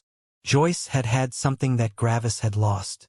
They had even promised each other that they would be together when they reached the highest world. Sadly, they had both changed severely, and they were no longer compatible. Mortis shared these same memories, and maybe that was also one of the reasons why he was even attracted to Joyce. If Joyce and Mortis hadn't met each other before, they might not have ended up together. They weren't even truly that compatible. Maybe her extreme purity back then resulted in her becoming the other extreme. Gravis thought with a sigh. Her innocence couldn't possibly have survived until now, even if she tried to preserve it. Joyce's death made Gravis think, but he didn't have any great emotional reaction to her death. It was like Gravis had long accepted that Joyce would eventually die like this. Because of that, Gravis' mind quickly went back to the deaths of his other friends. Liam, Steer, Sky, Elu, Cyril. All of them were gone. "You shouldn't feel guilty, Dad," Eris said from beside Gravis. "They made their choice, and they had known about the danger. But it has only been a chance," Gravis said while looking at Joyce's corpse in the distance. "Everyone believes that they won't die. After all, it hasn't happened before. We know in our minds that we can die, but our emotions don't truly accept that possibility. We've had so many close brushes with death that it has become normal. Being close to death is so normal that it doesn't feel as dangerous anymore. We've gone through it numerous times, and we have always managed to survive. Would they have fought if they knew that they would certainly die?" Eris didn't answer. "Our main priority is survival and power," Gravis added. "I have no problems with risking my life for any of you, but if I had to sacrifice my life, I don't know if I could do that for anyone, including you and Stella." Gravis looked at Eris. "Tell me, would you sacrifice your life for me?" Gravis asked. Eris sighed and shook his head. For some reason, Eris felt guilty when he gave his answer. Gravis noticed and put his hand on Eris' shoulder. "Don't feel guilty. We are cultivators and we chase power so that we can survive. I don't want you to sacrifice your life for me. There is nothing to feel guilty about. Mortals might not understand, but it is different for us cultivators. We've gone through so much pain and have lived for so long that we can't give up now. The more we survive, the more we have invested. Surviving has reached an unfathomable level of importance to us. The only cultivators that can sacrifice their lives for someone else are the ones that have given up on the path to power," Gravis explained. Eris listened to Gravis' words, and his guilt vanished. He shouldn't feel guilty for feeling exactly like everyone else was feeling. 10 seconds of silence passed in which Eris was only thinking about Gravis' words. How come, even though our age difference is negligible by now, You are still able to teach me such things? Eris asked with a slight smile. Gravis also smiled slightly. Teaching isn't necessarily a superior instructing someone inferior. A forger can teach an alchemist about forging, and an alchemist can teach a forger about alchemy. Everyone went through different things in their lives, and they learned different lessons. In our case, I just know a lot about sentience and, by extension, intelligent life itself. That is simply my specialty, Gravis explained. Not lightning, Eris asked with a smirk. Gravis laughed a bit. I know a lot about lightning, but that mostly comes from my spirit's disposition. If I didn't have the ability to just directly absorb heavenly lightning, you would know more about lightning than me. After all, you even have a level 7 battle law for lightning. I don't have one. Eris was a bit surprised when he heard that, but he quickly realized that Gravis was right. In Eris' eyes, Gravis' usage and knowledge about lightning had always been far superior to his. He still remembered how Gravis had shown Eris how to use lightning properly, and even now, Gravis knew the level 9 law of heavenly lightning. However, if it weren't for that ability, Eris would be superior to Gravis right now in terms of lightning laws. In a sense, Eris had overtaken Gravis in that field. Eris had realized that he had truly grown powerful. He had even overtaken his father in one of his strongest fields. However, Eris also knew that this wasn't actually worth that much. In the end, battle strength was the most important thing, and Eris knew that he couldn't compare to Gravis. What are the new positions in the sect? Gravis asked, changing the topic. Liam died. Do you have a new vice-sect master? Eris nodded. Broadwalker, he said. Broadwalker is still more powerful than me since he knows 2 level 7 laws, and he's the perfect candidate. Makes sense, Gravis commented. Gravis involuntarily thought about the remaining people he knew inside the Myriad sect. Manuel, Dorian, Ferris, Azure, Stella, Eris, Broadwalker, Exer. They were the remaining ones. As Gravis thought about it, he realized that he actually still had a lot of friends left. 6 had died earlier, which was a lot, but there were still 8 left. After having that thought, Gravis realized that he actually wasn't alone. Hearing about all of his friends' death had awakened dark feelings inside Gravis, but parts of these dark feelings vanished when he thought about his remaining friends. Even more, Gravis had just recovered from his sin aura. His life could finally return to normal, and the Myriad sect could slowly recover. The long war had ended. The will auras of nearly all the disciples were a level above their realm or more. The hard part was over, and now it was time to concentrate on laws and realm. A long time of peace was necessary. However, would the other sects allow the Myriad sect to be peaceful? The Myriad sect was at its weakest right now, and it needed time to recover. Gravis looked into the distance, and a cold light shone through his eyes. They have suffered for me, and I won't let them suffer even more, Gravis thought. Manuel, Gravis said. Yes, Manuel asked. He had still been in thought about his killing of Joyce. Accept me into the Myriad sect, Gravis said. Eris and Manuel's eyes widened in shock. I'll give you enough time to grow. There was a humongous, deep, dark hole not far away from the Myriad sect. It was thousands of kilometers wide, and it seemingly stretched into infinity. The hole was hundreds of thousands of kilometers deep. If a mortal fell into the hole and ignored the pressure, the mortal would die of starvation before hitting bottom. Along the walls of the hole, many buildings could be seen. They were black, and they could be found all over the gigantic hole. Many cultivators left one building and flew to the next one. Every flight was difficult and dangerous due to the immense gravity. Obviously, this was a sect, and the sect rules stated that every disciple had to live close to their limit when it came to gravity. This was the Grand Gravity sect, arguably the most powerful sect in the area. They had over 80 star gods, and several of them were in the 3rd level. Right now, Gravis flew towards that hole. Gravis wore the robes of the Myriad sect, and an emblem representing the Myriad sect could be seen on his chest. Gravis was still a level 1 star god. Normally, going to an enemy sect as a level 1 star god was suicide. However, Gravis wasn't worried.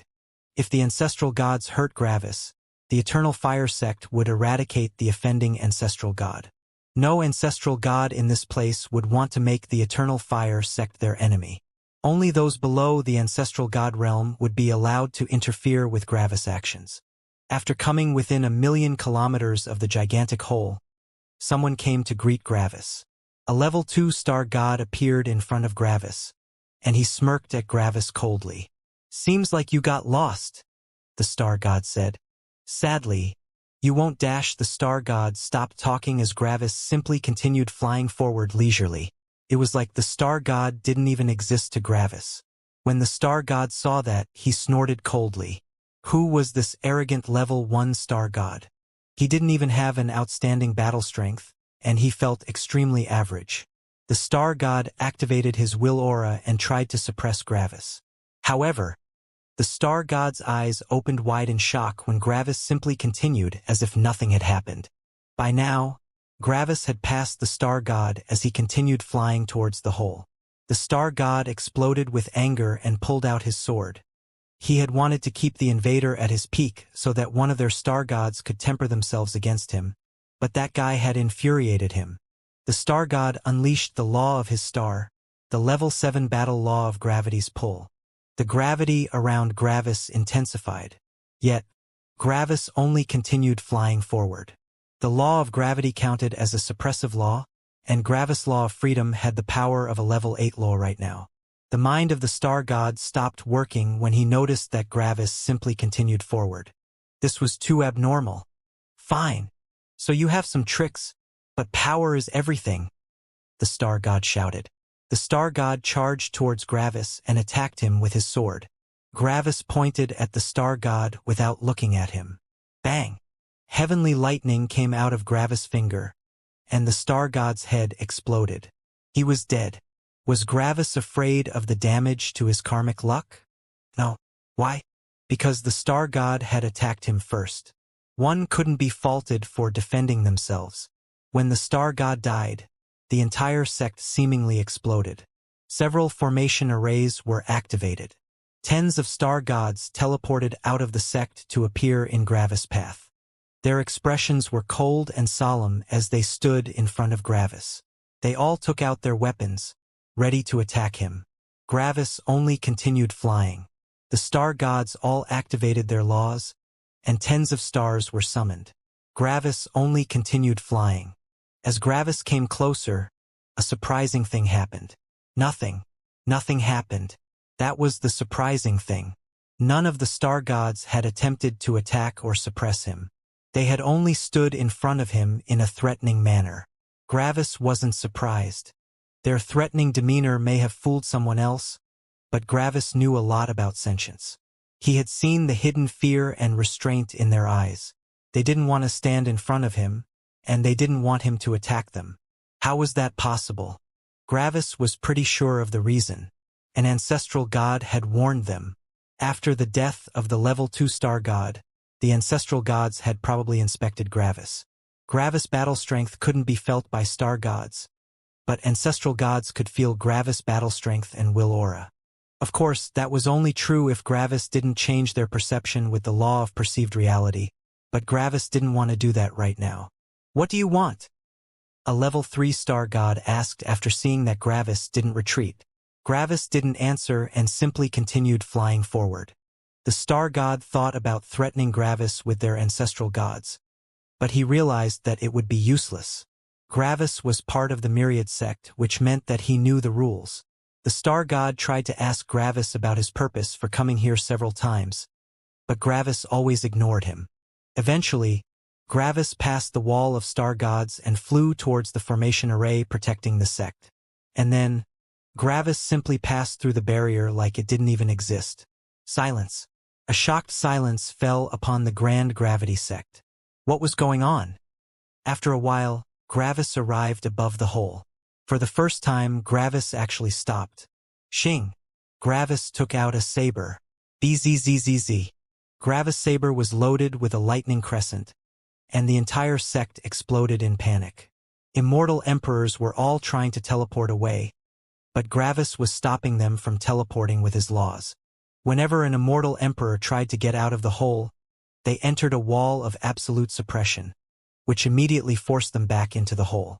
Going through the wall of the hole resulted in the same outcome. The star gods breathed heavily from a distance. There was so much power in Gravis' saber. They knew that if they got hit by that attack, they would die. There was no possible way to survive that. Every single star god would die if Gravis unleashed that lightning crescent right now. Even worse, the star gods couldn't even flee. Gravis' will aura was keeping them stationary. Why hadn't they fled earlier? The area around and above the hole was deathly still as the area inside the hole was a loud and chaotic mess. The current atmosphere in the hole could only be likened to a jar of wasps placed above a small fire. What do you want? For the first time, Gravis actually looked at someone that had spoken to him. An ancestral god had arrived near Gravis, and he had a frustrated expression on his face. "I'm the new member of the Myriad sect," Gravis slowly said, still carrying his saber in his right hand. "Then what do you want? Do you want us to capitulate?" The ancestral god asked. "No," Gravis said. "Do you want to kill us?" "No." "Then what do you want?" The ancestral god asked with annoyance and confusion. "I will only be part of the Myriad sect for the next 100,000 years, Gravis said. "After that, I will leave it again. The Myriad sect won't attack another sect during that time, and I better not see any sect attack us during that time. Just to be clear, I see you remaining sects as one entity, not as separate ones," Gravis said. "If even one of you sects decides to go against us for the next 100,000 years, I will pay a visit to all of you. And after I'm done, you might need to join the Eternal Fire sect via the old-fashioned way," Gravis explained. The ancestral god had expected far worse demands. He had expected for their sect to pay him tribute or straight-up capitulate. 100,000 years of peace. Sure, he could do that. However, the later parts of Gravis' speech made the ancestor nervous and angry. "I can't speak for all the sects, and I also can't make decisions for the other sects. I can only speak for my own sect," the ancestral god said. Gravis looked at the ancestral god. "That's not my problem." After saying that, Gravis made his way back to the Myriad sect, leaving behind an enraged and nervous ancestral god. For the next couple of years, Gravis spent some of his time with Stella, but he had also realized that he had to become more powerful. Right now, Gravis was incredibly powerful, but he still wasn't strong enough to jump 6 levels for any future tempering.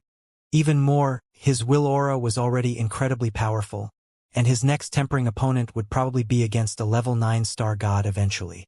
Level 9 star gods would have several level 7 laws, and they might even have more than Gravis would have. This was bad, obviously. After all, Gravis needed a severe law advantage to win against someone like that. Therefore, Gravis and Mortis had quickly focused on comprehending laws. Mortis was still interested in finding a partner, but he didn't want to deal with that right now. This entire thing with Joyce had soured his mood.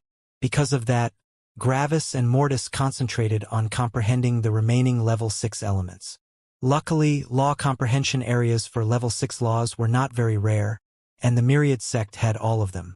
So, Gravis and Mortis had spent most of their time finishing these laws. In the first 50,000 years before the war against the Eternal Fire sect back then, Mortis had finished 3 level 6 elements: Blaze, Zero, Ancestral Wood. With Gravis helping Mortis now, their speed doubled. In just 20,000 years, they managed to comprehend the laws of Stygian and purity. After that, it became even faster. Gravis managed to finish the law of adamantite, which was the level 6 law equivalent to metal. Meanwhile, Mortis had comprehended the law of hurricane, which was the level 6 law equivalent to wind. Only the law of stone was left, which was the level 6 law equivalent to earth. While Mortis was focusing on the law of stone, Gravis got contacted by his father. After listening to his father's message, Gravis smiled brightly and informed the Myriad sect that he would be gone for a bit. Gravis kept the reason for his departure a secret since he wanted it to be a surprise. Gravis quickly flew over to a nearby city and paid several god stones for a teleportation. Gravis felt the spatial displacement, but he had gotten used to them by now. He had arrived in a city at nearly the other side of the core regions of the highest worlds. If he were to travel to this place without a teleportation formation array, Gravis would need to travel for thousands of years. The distances were simply ridiculous. After arriving in the city, Gravis quickly checked the entire city with his spirit sense, and he immediately found what he was looking for. In the middle of the city was a gigantic hall, surrounded by many representatives of different sects. This was an Ascension hall, and normally, these representatives would walk forward and offer the Ascenders an invitation to their sects. Ascenders had a high chance of becoming star gods, and the sects were very interested in getting these new members. Smaller sects led by star gods, sects led by other peak immortal emperors, and even some sects led by an ancestral god had representatives in this area. The power of these sects would intimidate any Ascender, but they couldn't count for much in the core regions of the highest world. There were still the sects with several ancestral gods, like the Eternal Fire sect, above them. There were also sects led by divine gods above those. And above those were the peak sects. The highest three ranks only very rarely had representatives from their sects waiting in these Ascension halls. After all, why would they want to invest so much money and time into training immortal emperors? Sects on the level of the Eternal Fire sect were only interested in star gods, and the sects above the Eternal Fire sect were only interested in ancestral gods. These small sects could teach these Ascenders, and the trained people from these small sects would just enter the more powerful sects anyway. The powerful sects didn't need to put any resources into raising the power of Ascenders. After all, they would just come on their own when they were powerful enough. Because of all of that, the strongest sect present only had 3 ancestral gods at the beginning of their realm. Usually, the atmosphere in this Ascension hall was cold, distant, and professional. The sects would simply make their offers and explain their mindsets. The Ascender would then get to choose which sect they wanted to join. However, this time the atmosphere was very different. The representatives were almost aggressive with each other. Some of them had even started shouting and denouncing each other. Yet not all of them were acting this way. The representatives of the peak immortal emperor sects had stepped back and looked to the side. Obviously, they didn't want to get involved. The representatives of the sects with star gods stood at the back, but they still silently gave their offers to the new Ascender. They had to get this Ascender. Lastly, the sects being led by ancestral gods were nearly fighting each other for this new Ascender. Getting this Ascender was getting a star god, and not only that, but the Ascender also had the ability to strengthen the entire sect and earn them a ton of money. This Ascender was incredibly powerful, would help the entire sect, and would earn them a lot of money. These were the most sought-after Ascenders out of all of them. The Ascender had the appearance of an 18-year-old girl with green hair. Beautiful flowers could be seen in her hair, and her appearance was absolutely stunning. She almost looked like a goddess. It was like she was representing nature itself. The reason why everyone wanted her in their sect was that she was a plant. Plants at the level of star gods were exceedingly rare, and being able to get one for one sect was an incredible blessing. As a plant, she would easily reach the star god realm. As a plant, she could condense law comprehension life fruits, which could then be given to outstanding disciples. However, her fruits could also be sold for an incredible amount of money. This was why these powerful sects were fighting over her so much.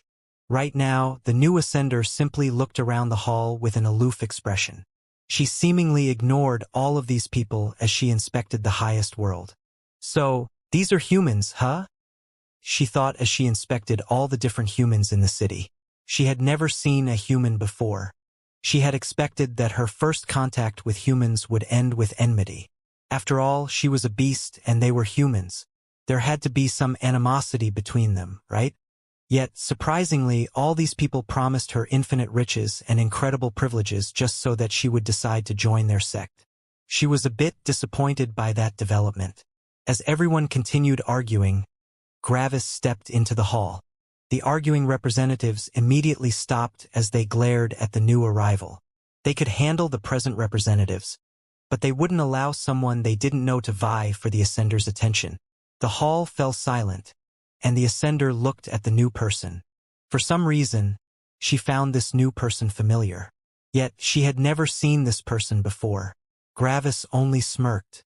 Ah shit, it's the thick flower girl.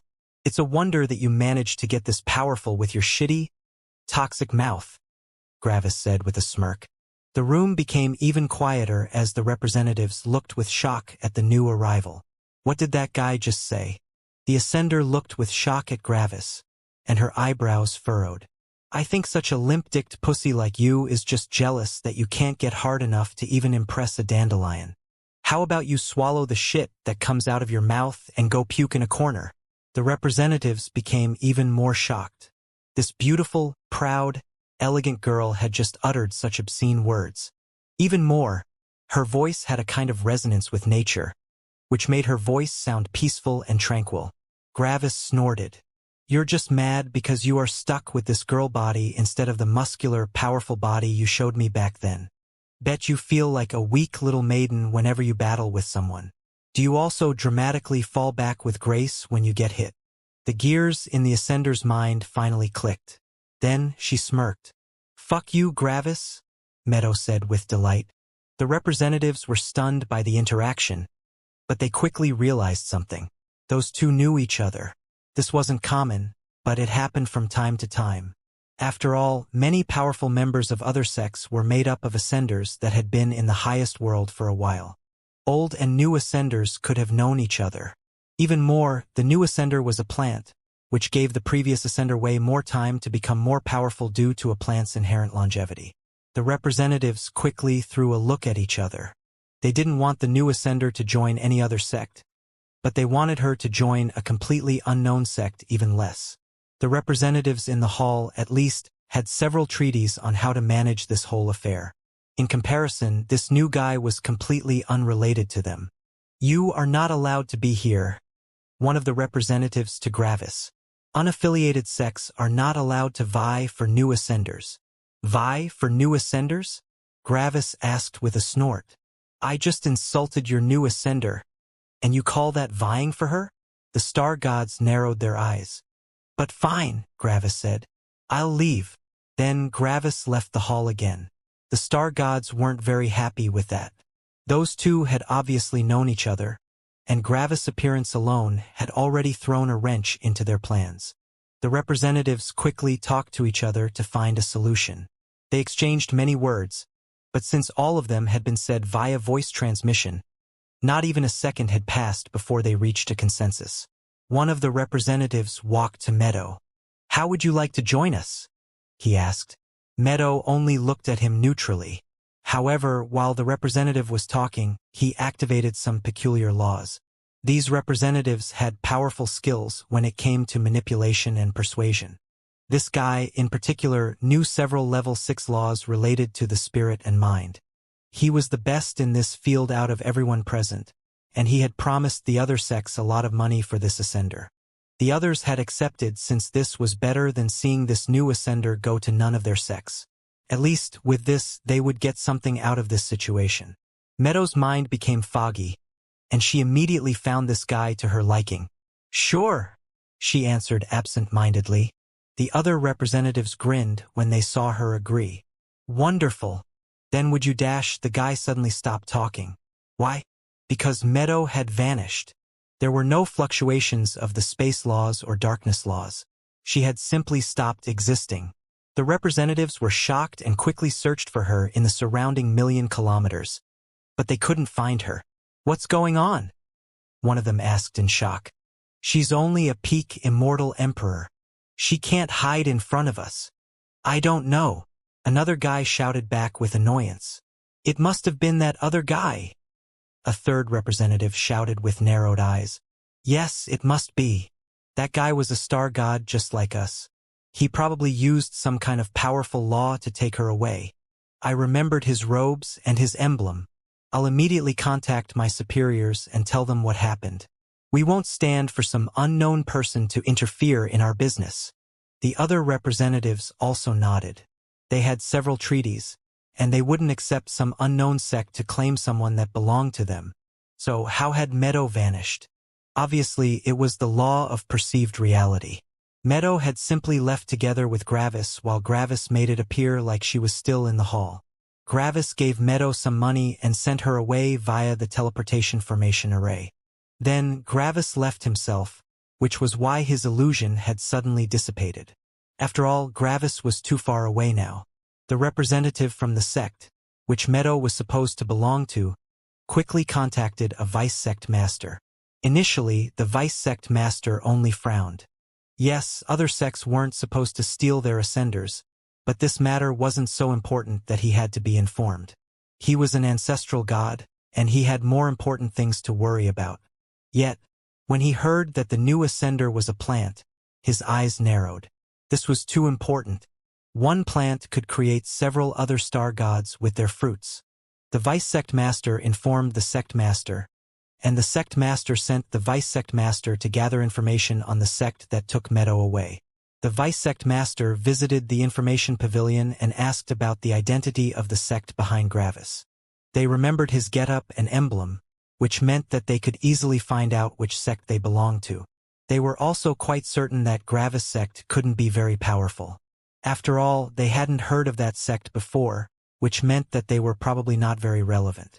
The information pavilion kept the identities of Gravis and his friends secret, but the Myriad sect didn't fall under that restriction. The Myriad sect was a public organization, and the information pavilion had no issues with unveiling information about sects. Of course, information about sects was also way more expensive than information about individuals. Sects generally weren't very interested in information about individuals, but they were very interested in information about other sects. There was also far more information that one could have about a sect than about only one individual. Information about individuals was more of private relevance. Information about sects was more of organizational and professional relevance. A singular person wouldn't be willing to fork over a ridiculous amount of money for information, but a sect had way more money to spare. So, after paying a couple million godstones, the vice sect master got his information. Myriad sect. When the vice sect master saw the power of the Myriad sect, he only frowned. About 20 star gods. That was above average for a sect with an ancestral god as their leader. However, his own sect had around double the number of star gods, and they also had several ancestral gods. But then, the first issue raised its ugly head. Ancestor. Level 5 ancestral god. That was a huge issue. That ancestor alone could decimate all their ancestral gods. Then came the second issue. Subsidiary sect of the Eternal Fire sect. The vice sect master didn't know the Myriad sect, but he knew the Eternal Fire sect. The Eternal Fire sect was no joke, and it was even a bit more powerful than their own superior sect.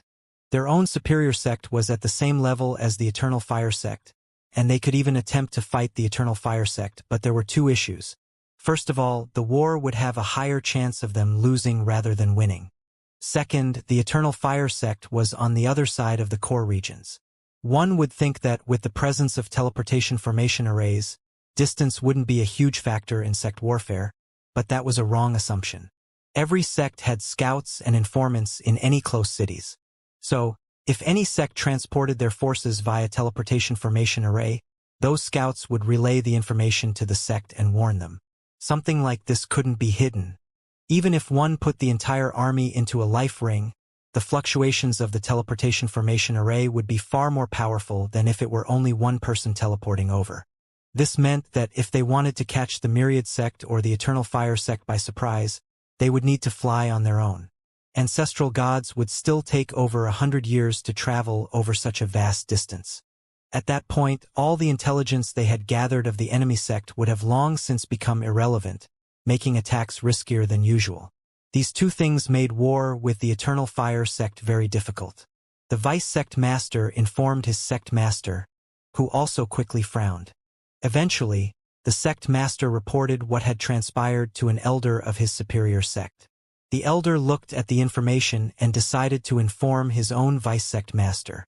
Eventually, it was decided that their sect would demand an explanation from the Eternal Fire sect. The Eternal Fire sect had stretched their hands into their territory, and they wouldn't stand for that. Eventually, the explanation from the Eternal Fire sect arrived. It essentially boiled down to this phrase: "Not our problem that your representatives are that weak. If ascenders are so important to you, get an ancestral god to overlook the Ascension Hall. Don't annoy us with such irrelevant stuff." It was essentially a giant middle finger. On the way to the Myriad sect, Gravis explained as much as he could about the highest world and the Myriad sect. Eventually, they reached the Myriad sect, and Meadow was immediately surprised by what she saw. There were so many peak immortal emperors. She knew that there would be many, but not that many. There were millions upon millions.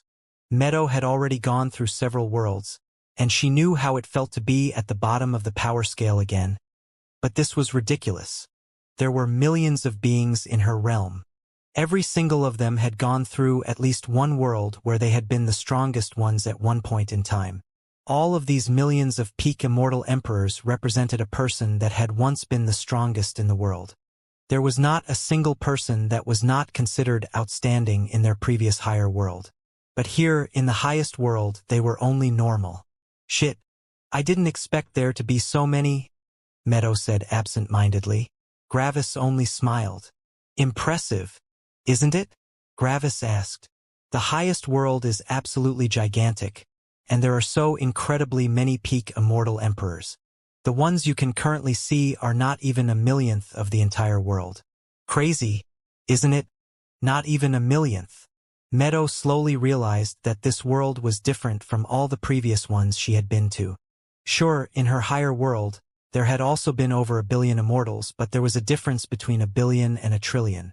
It was the same difference between 1 and 1,000. Even more, the sheer size of the world is so much bigger than its inhabitants that nearly all of the world is just empty wilderness, Gravis explained. You would think that with so many cultivators, you would constantly meet new faces, but you actually don't. You only meet others when you specifically search for them. Meadow snorted. I get it. I'm not stupid, she said with a huff. You don't have to talk up the highest world just so you feel better about your mediocre achievements. Gravis snorted when he heard that. I'm just showing you how weak and insignificant your bitch ass is in this world. You're swimming in the ocean now, you freshwater guppy. You smell more like a fish than I do, Meadow countered. Oh right, I forgot. You were a shitty electric eel once. Gravis continued bantering with Meadow, and he quickly fell into nostalgia. Back when Gravis had met Meadow, he had only been a nascent nourishing cultivator or beast, depending on the viewpoint. Gravis had only wanted to comprehend some composition laws for plants.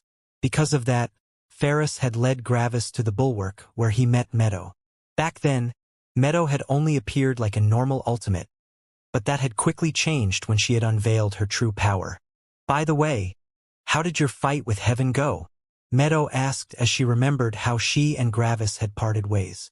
You're still alive, so I expect that you whopped its ass. Gravis' expression transformed into an awkward smile. Yeah, about that, Gravis said. He kind of had the law of the dead world as his avatar, and he also knew the major law of the elements. Meadow furrowed her brows. What's the law of the dead world? She asked. For a second, Gravis was taken aback, but then he remembered that the law of the dead world was actually a very rare law. Only very few people in the higher world knew it, and when Gravis was referring to the law of the dead world, he was talking about the minor variant. The major law of the dead world basically didn't exist in higher worlds. Exer had been a huge exception. And then Meadow suddenly snorted. How did you actually fall for that? Meadow asked with an arrogant smirk. You think I don't know what some stupid law of the dead world is? I'm a flower, and in comparison to humans, I can't live under a rock. Xing. A small, illusory world appeared beside Meadow. This was her avatar, and it was made of the major law of the dead world. Gravis hadn't inspected Meadow's personality and memories since she was his friend. So, he was quite surprised when he realized that Meadow knew the major law of the dead world. In short, she was at least as powerful as Exer had been when he ascended. After a while, Gravis realized that it actually wasn't that surprising. Exer had been about 500,000 years in his higher world. Meadow had been way over 1 million years in her higher world. Meadow was probably even more powerful than Exer had been back then. Of course, the current Exer was not someone Meadow could fight against. That's really impressive, Meadow, Gravis said with a smile. Are all plants this powerful? Meadow snorted. Are you a country bumpkin or just a stupid child? Meadow asked. You see one outstanding plant, and you immediately believe that all of them are that powerful? Bitch, I'm the most powerful. Surprisingly, Gravis only smirked. I wouldn't be so sure about that, he said. Oh, please, Meadow said. You saw how crazy everyone got when they realized that I was neither beast nor human. Sure, there could be some more powerful plant peak immortal emperors out there, but they might as well not exist since we won't ever meet them. Gravis' smirk only widened. Why don't you settle down in the myriad sect and extend your roots? You might find a neighbor. A neighbor, huh? Meadow said with an arrogant smirk. So, there's some random dude currently sitting in my throne. How very nice of you to give me a subordinate as a present. I wonder who will be subordinate, Gravis said with a snicker. Meadow narrowed her eyes at Gravis and landed in the myriad sect. No one paid any attention to her. After all, she was just one more peak immortal emperor amongst millions. Meadow's human body vanished as she transformed into a flower, which quickly vanished into the earth. Meadow was expanding her root network, and she was claiming the myriad sect as her own. And then, she touched another root. Meadow realized that this had to be the other root, so she immediately pushed it to the side. Srrr. The other root was violently pushed to the side as Meadow took her place with a smirk. Xing. Meadow gritted her metaphorical teeth as her root was suddenly severed from her body. The other root had returned, and it had used the space laws to cut off her root. Oh, you want to play rough, eh? She transmitted to the other plant. Who are you? The other plant asked, his voice deep and powerful. The rightful owner of the chair you're currently sitting on. Meadow started an offensive as she severed several roots of the opponent, pushing him back. Oh? It's been quite a while since another plant dared to attack me, the other plant said with power.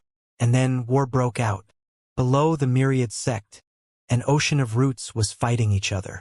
This was how plants usually battled each other. Controlling so many roots was like controlling an army, and the one who could control their troops better would win. Millions of roots attacked each other violently. Yet, above the sect, no immortal emperor noticed the battle. Everything happened underground. Gravis only watched the battle with a smirk. Wonder if Narcissus can handle Meadow. The battle was violent. The roots constantly clashed at each other, and they were continually severed. When one root was severed, the opponent absorbed the root to gain more life energy, which would result in the production of even more roots. Meadow's domain slowly extended, pushing Narcissus back. After a couple of minutes of violent fighting, 50% of the underground now belonged to Meadow. Get off my seat, Meadow transmitted aggressively. That's mine. However, Narcissus' answer was different from what Meadow had expected. All right, we can have a fair battle now, Narcissus answered. And then, Narcissus actually began trying.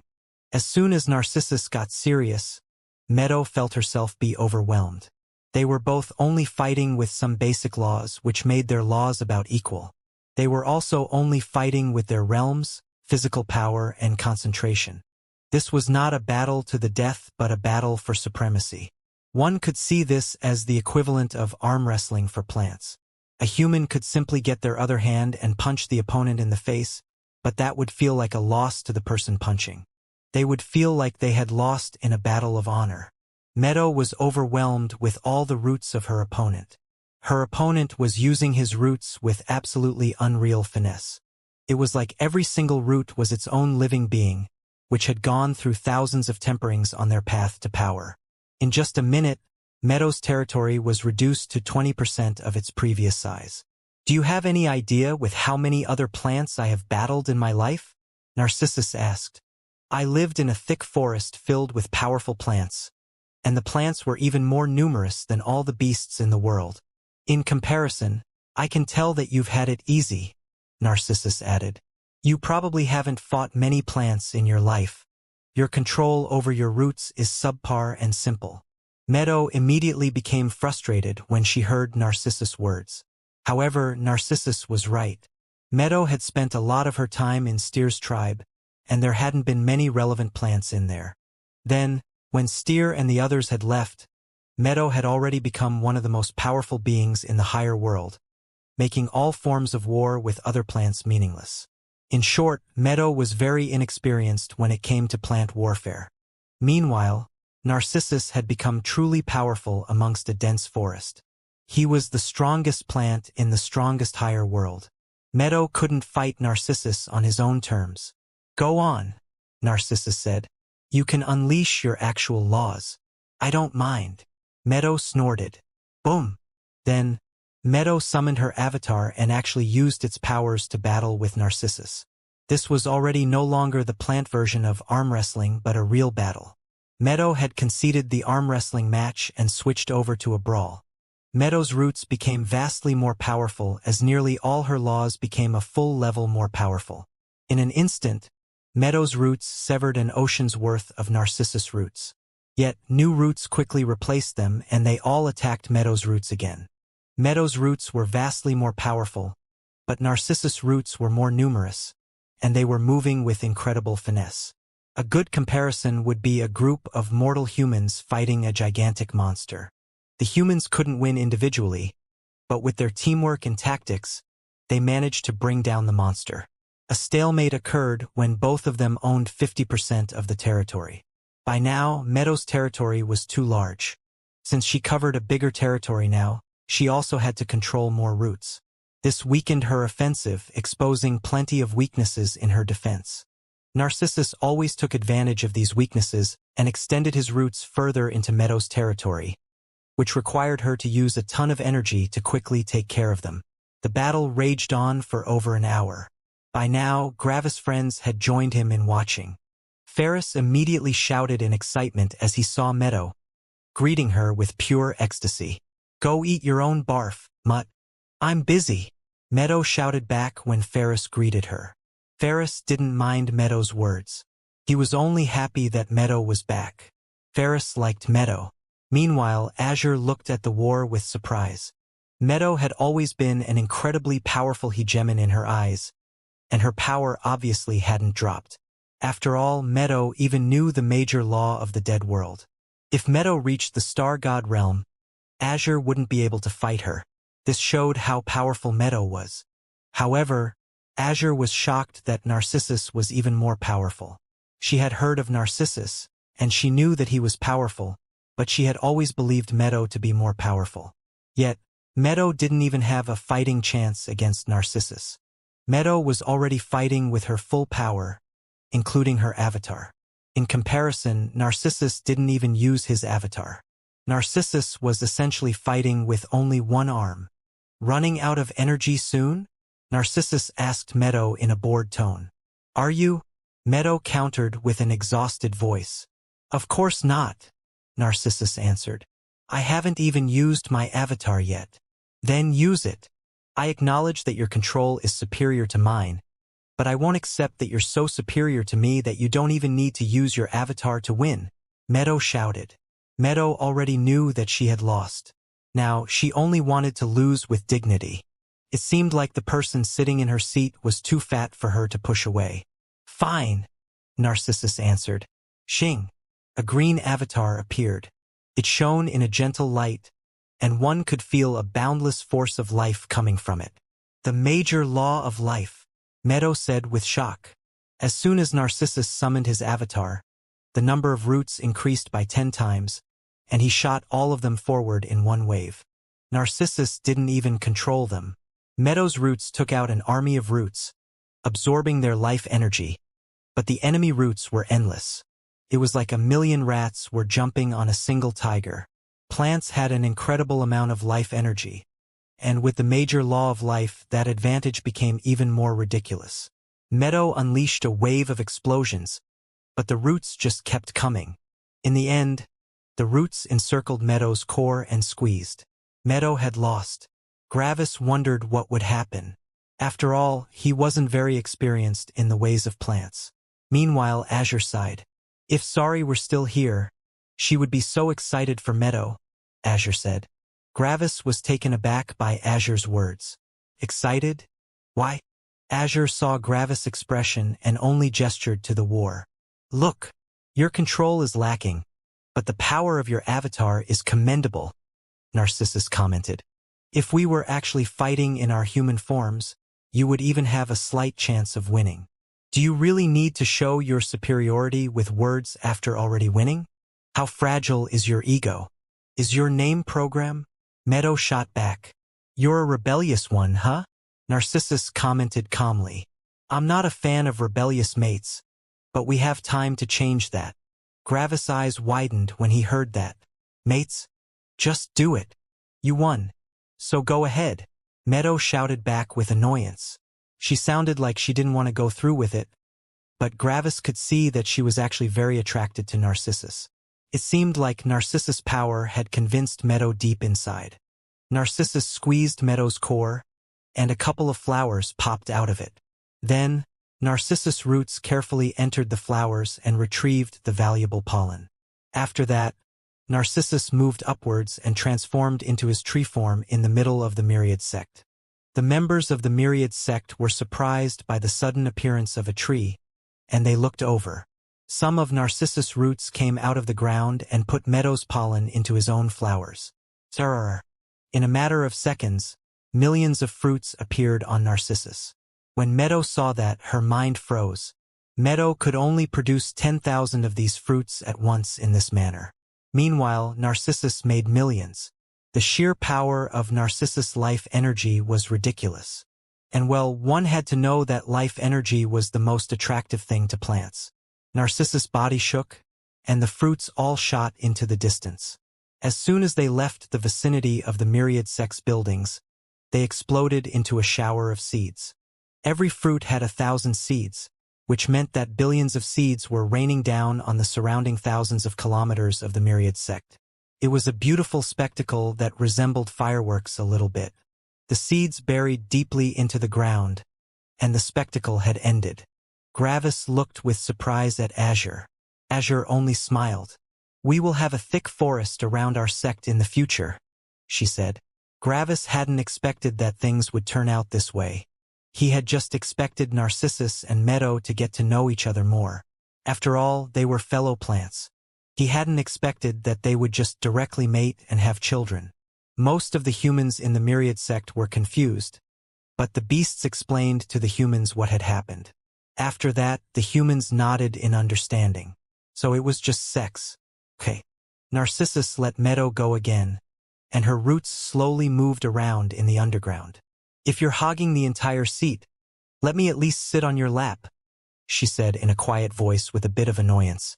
Gravis was surprised when he heard Meadow's voice. Was this still the Meadow he knew? She almost sounded like an innocent maiden that talked cutely to her boyfriend. Meadow's roots slowly curled around Narcissus' roots, and in the end, both of them shared the underground of the Myriad sect. The territories weren't split 50-50, but the two of them shared the space.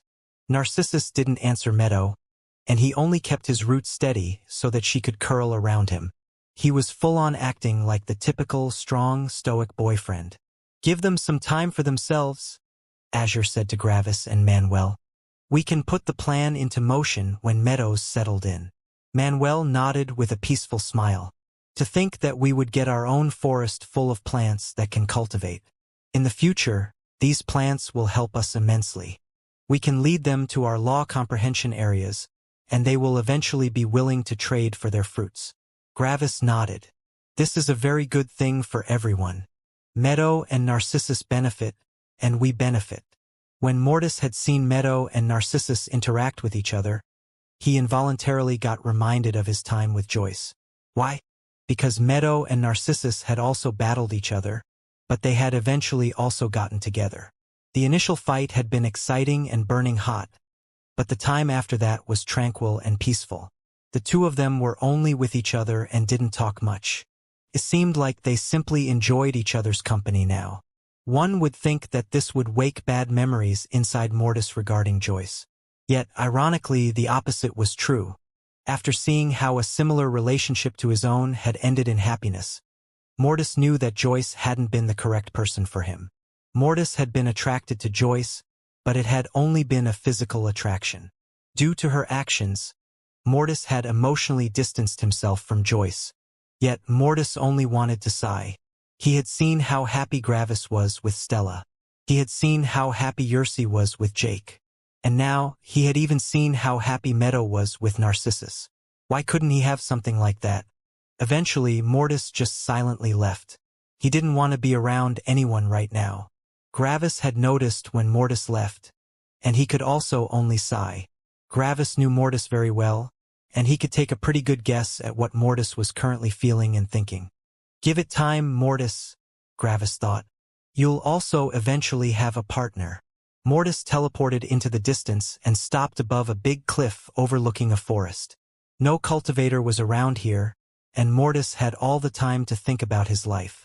He longed for something more, but he just didn't know how to approach it. Mortis spent some time alone, but his alone time was cut short just a couple of minutes later. Xing.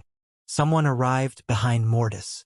The other person walked to the place beside Mortis and looked at him with a bit of confusion. Mortis didn't engage the new person. I don't get you, Azure said. What don't you get? Mortis asked, not looking at Azure. You are basically made of Gravis, right? Azure asked. Yes, so? Mortis answered. What makes it so hard for you to achieve what you humans desire that much? Azure asked.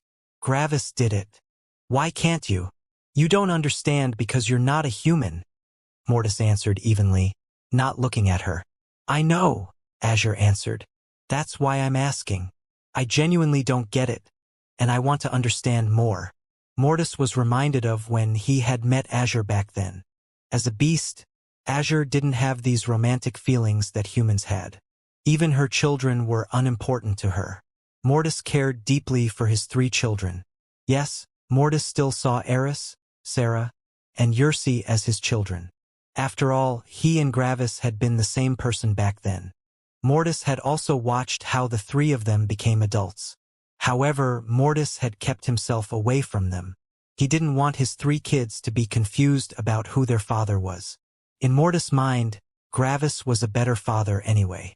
In Mortis' mind, Mortis was only a cruel and selfish person that only chased power.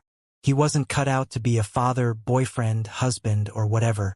He was a power-hungry guy that only chased the higher realms. He could never be as good of a father or husband as Gravis. For that reason, it was better for Gravis to take care of his children.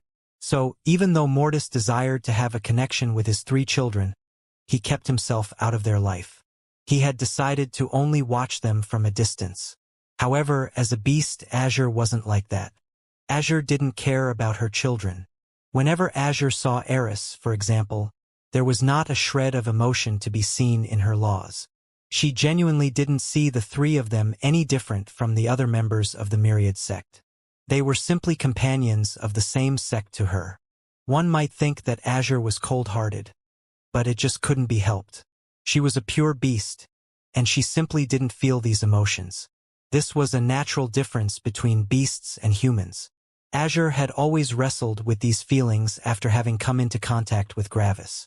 Seeing how Gravis had cared so much about their children, Azure had become confused. How could someone care so much about their offspring? Was there something she was missing? However, when Azure had gone through samsara, she had realized that her worries were unfounded. She simply didn't have these feelings, and she didn't need to regret not having them. Yet, Azure was still interested in how humans perceived relationships. It intrigued her how humans could feel things she couldn't feel. This was also why she had come to Mortis. Why don't you just search for someone you find attractive and grab them? Azure asked. That's considered sexual assault for humans, and we aren't fans of that, Mortis answered. Love is something like giving more to the other person. You could call it a selfless alliance, where both sides want to help the other side almost even more than their own. And what stops one side from taking advantage of the other? Azure asked.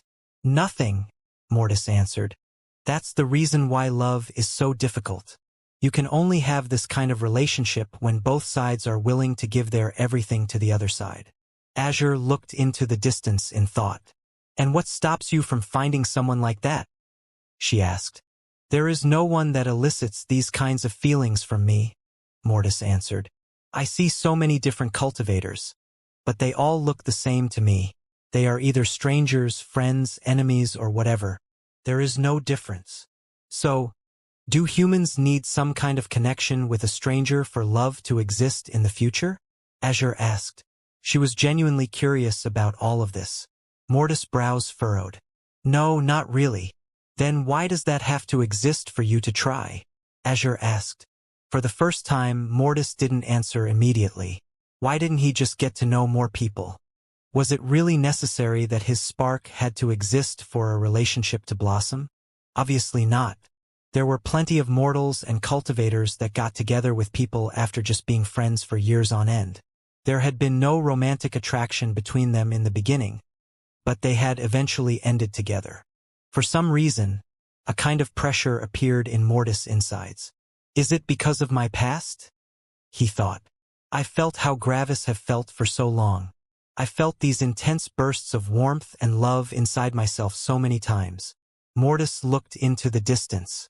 Is it because I fear disappointment? Do I fear that my eventual love won't be as vibrant as the love Gravis feels for Stella? A moment of silence passed. And then, this entire thing with Joyce happened, which confirmed my fear.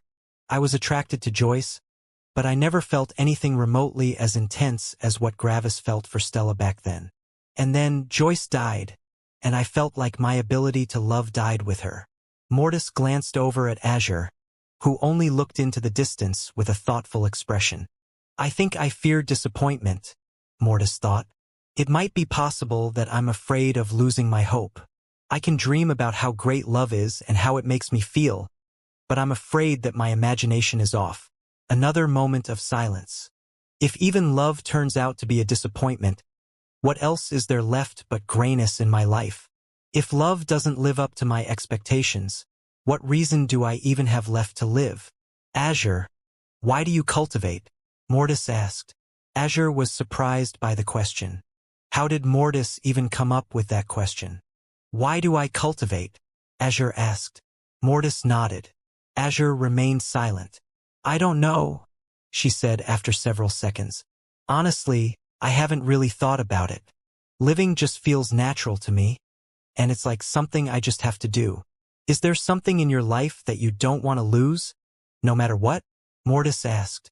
Azure remained silent for a bit longer as her expression became uncomfortable. Not really, Azure answered with an unsure voice. Then why do you keep fighting? Why do you keep comprehending laws? Why do you go through the fear and pain of tempering yourself? Mortis asked absent-mindedly. Every cultivator would rather do anything else. No cultivator goes out and tempers themselves just for fun. We all do it out of necessity since we want to become more powerful. And why do we want to become more powerful? Because we don't want to die. And why don't we want to die? Because we have something in our life that we don't want to lose. We don't want to feel the pain of a loved one dying. We want to spend more time with our loved ones. We want to see what tomorrow brings. Yet, when you have nothing you care about, what is even the point of surviving? Mortis asked, looking at Azure. From what you've said, you sound like you don't have anything you want to live for. So why live? Azure remained silent. Azure remained silent for several minutes. During that time, Mortis regretted his question. Mortis had only asked some things he was curious about, but he realized that his words might have had an unintended effect on Azure.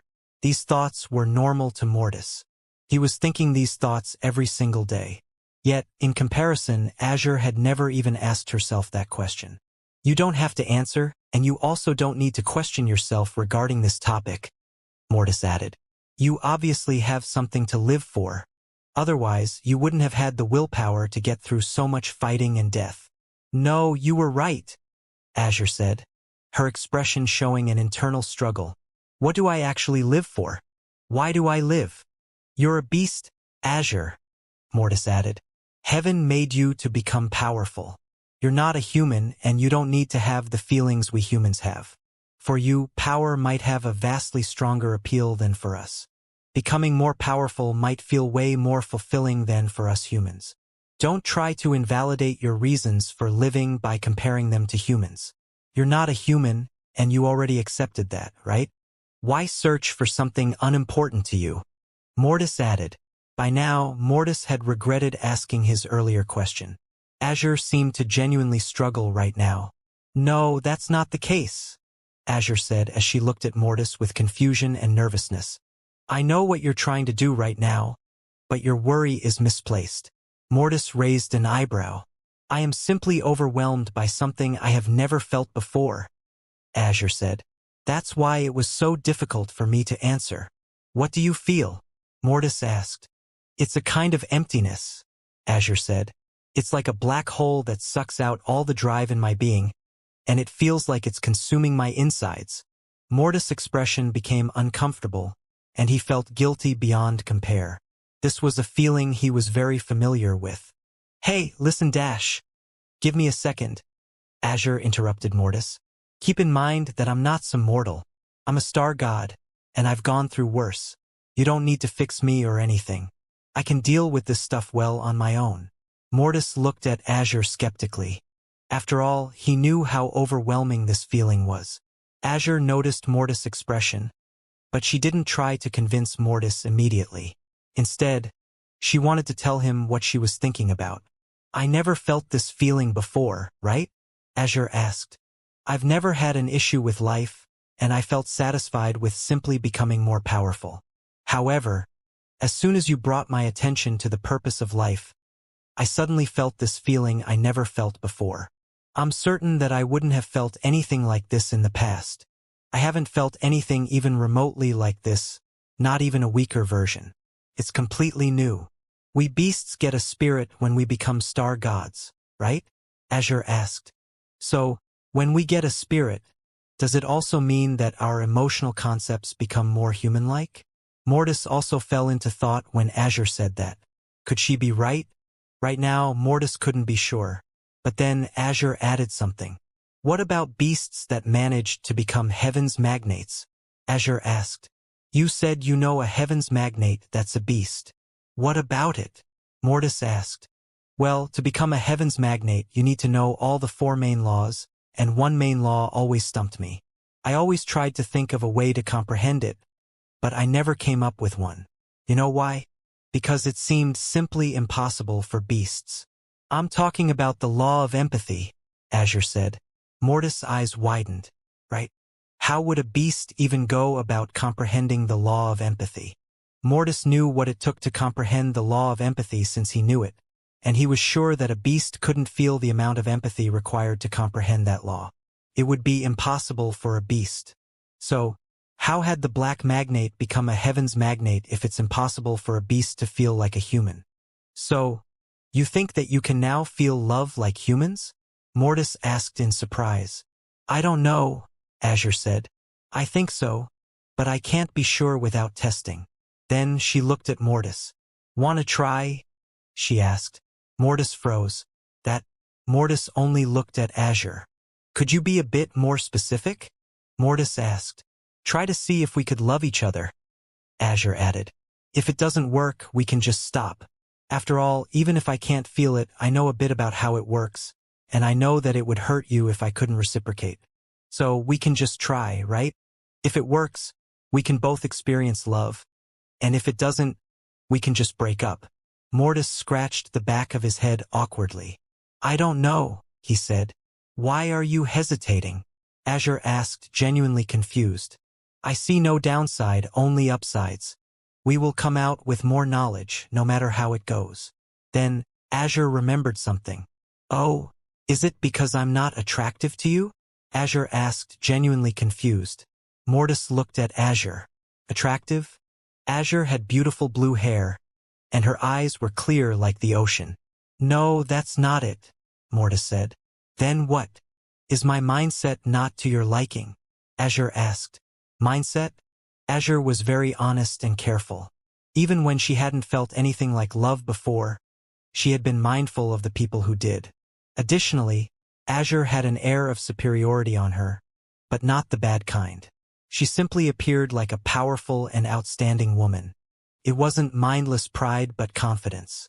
Lastly, Azure was very direct and always voiced her thoughts.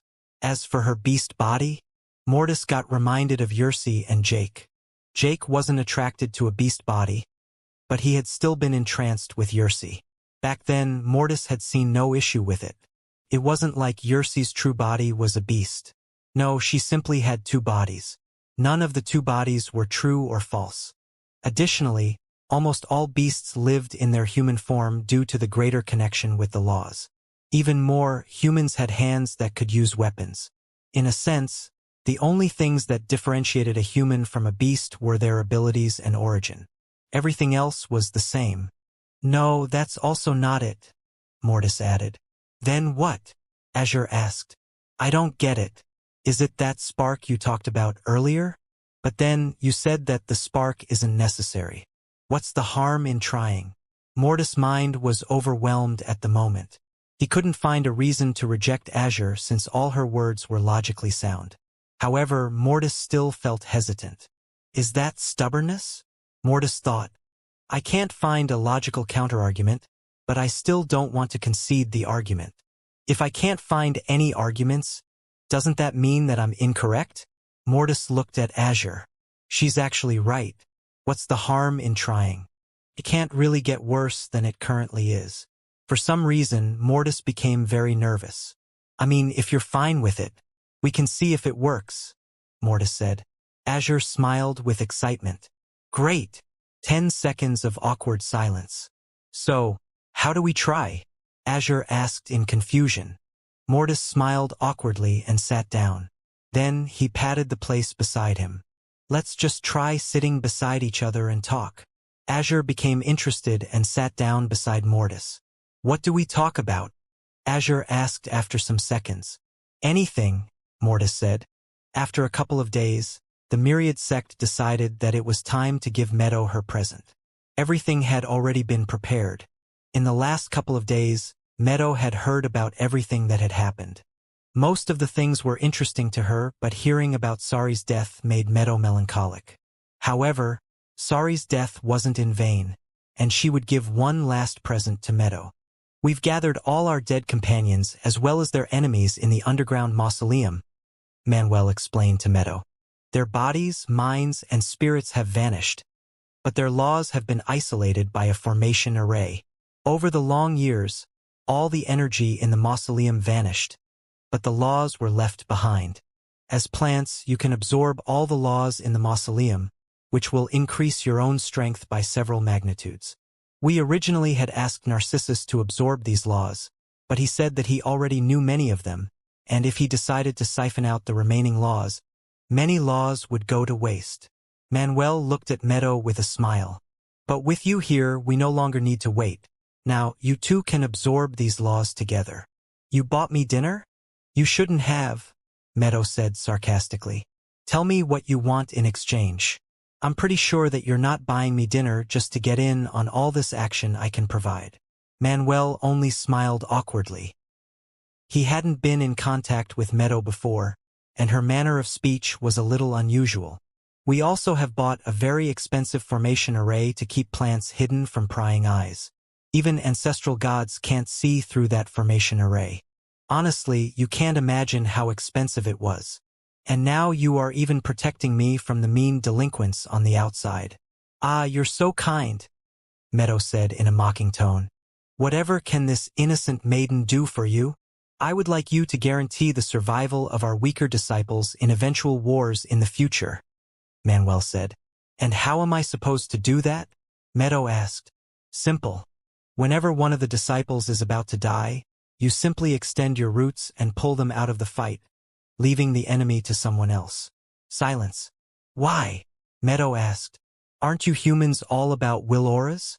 Wouldn't something like that damage your will auras or whatever? You haven't been in contact with humans before, Manuel added. So, it's only logical that you don't know some things. Your logic would be sound when we are talking about battles between individuals, but it's different when sects are warring with each other. We are always in danger in the wars, and everyone knows that our goal is not to temper ourselves but to win. Everyone knows that someone will try to save us during the fights.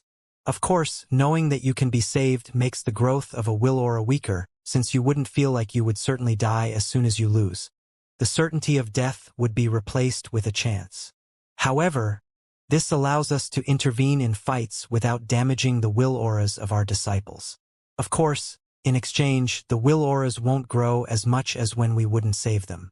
It's a risk and reward thing. On an individual basis, it's high risk, high reward, and in sect warfare, it's low risk, low reward. You only run into trouble with will auras when you try to make it low risk, high reward, but we're obviously not doing that. Silence. That's it, Meadow asked. You only want me to protect some disciples? Manuel nodded. That's it. You don't want me to make any law comprehension life fruits or anything else? No, Manuel answered. Narcissus will do that, but in turn, he won't protect our disciples in a war. After a moment of deliberation, Meadow agreed. You've got yourself a deal, she answered. Glad to hear, Manuel answered. Meadow had essentially gotten something incredible for nothing. Plants had the ability to slowly consume others to learn more about their laws, and Meadow was about to extend her roots into a room full of many different laws. She would probably comprehend several level 6 laws thanks to that room. And what did she have to do in return?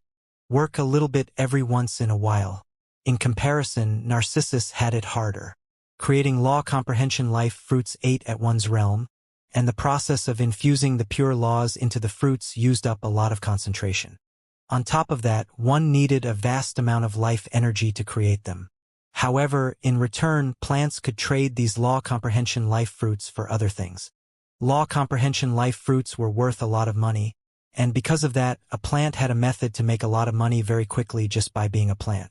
One had to remember that plants were not beasts. Yes, plants were often talked about in the same manner as beasts, but they were inherently different. Beasts would eventually become very similar to humans, but the same things were not true for plants. A plant would not receive a spirit when it became a star god. Plant wouldn't undergo any major transformations. It would essentially remain the same. Even more, it was basically impossible for plants to reach the heavens magnate realm. Plants had no issue with eventually comprehending the law of the dead world and the law of life, but the law of emotions and law of perceived reality would be very difficult for a plant to comprehend. But in exchange, a plant received other advantages. First of all, the plant didn't need to temper itself. It only needed lots of energy, life energy, access to laws, and time. Second of all, plants automatically comprehended laws with time. Comprehending laws in this way was more of a random thing, and most of the laws wouldn't even be that useful in combat, but it was a way to comprehend more laws. If the plant wanted other laws, it had to seek out law comprehension areas or consume other living things that knew these laws. Third, plants had 10 times the longevity of all other life forms. Meadow would soon become a star god, and when that happened, she would be able to live for 10 million more years. In comparison, other star gods only had 1 million years. Due to that, even though plants couldn't become heavens magnates, a divine god plant would still be able to live longer than a heavens magnate. Now, the question was, why did Orthar create plants in such a way?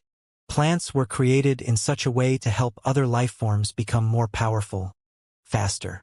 These law comprehension life fruits would accelerate the law comprehension of other cultivators, allowing them to become more powerful in less time, which would give Orthar more energy. So, with all of this explained, one could see how Meadow had it easier than Narcissus in that exchange. Narcissus had to concentrate on creating fruits, while Meadow could just do nothing for most of the time. Plants didn't need to travel the world, meet other people, talk to others, or all these things humans and beasts desired.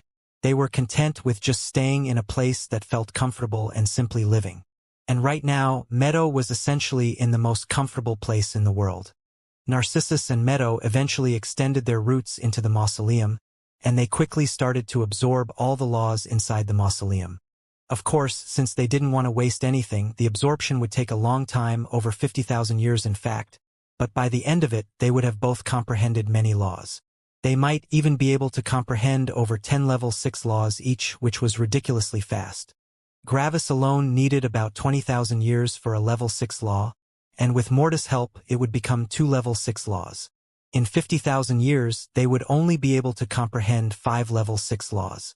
Yet, Meadow and Narcissus would comprehend over double that amount during that time frame, which was ridiculous. After all, Gravis was already very fast when it came to comprehending laws. So, the Myriad sect went back to its peaceful and isolated state. Right now, all the disciples were focused on comprehending laws and increasing their realm. They had gone through a lot of tempering, and they had to make use of that past tempering to increase their actual power. However, just a couple of years after all of this, a humongous surprise shook the sect. Their commander had gotten into a relationship with Mortis. When Gravis heard that Mortis and Azure were now together, he had been unable to think for nearly a minute. Azure hadn't even been on Gravis' radar for an eventual partner for Mortis. Yet, as Gravis continued thinking about this new development, he realized that it actually shouldn't be that surprising. Azure was very similar to Mortis in many ways. Both of them didn't talk much, and both of them also kept a certain distance from others. It was like both of them were uncomfortable with getting close to others.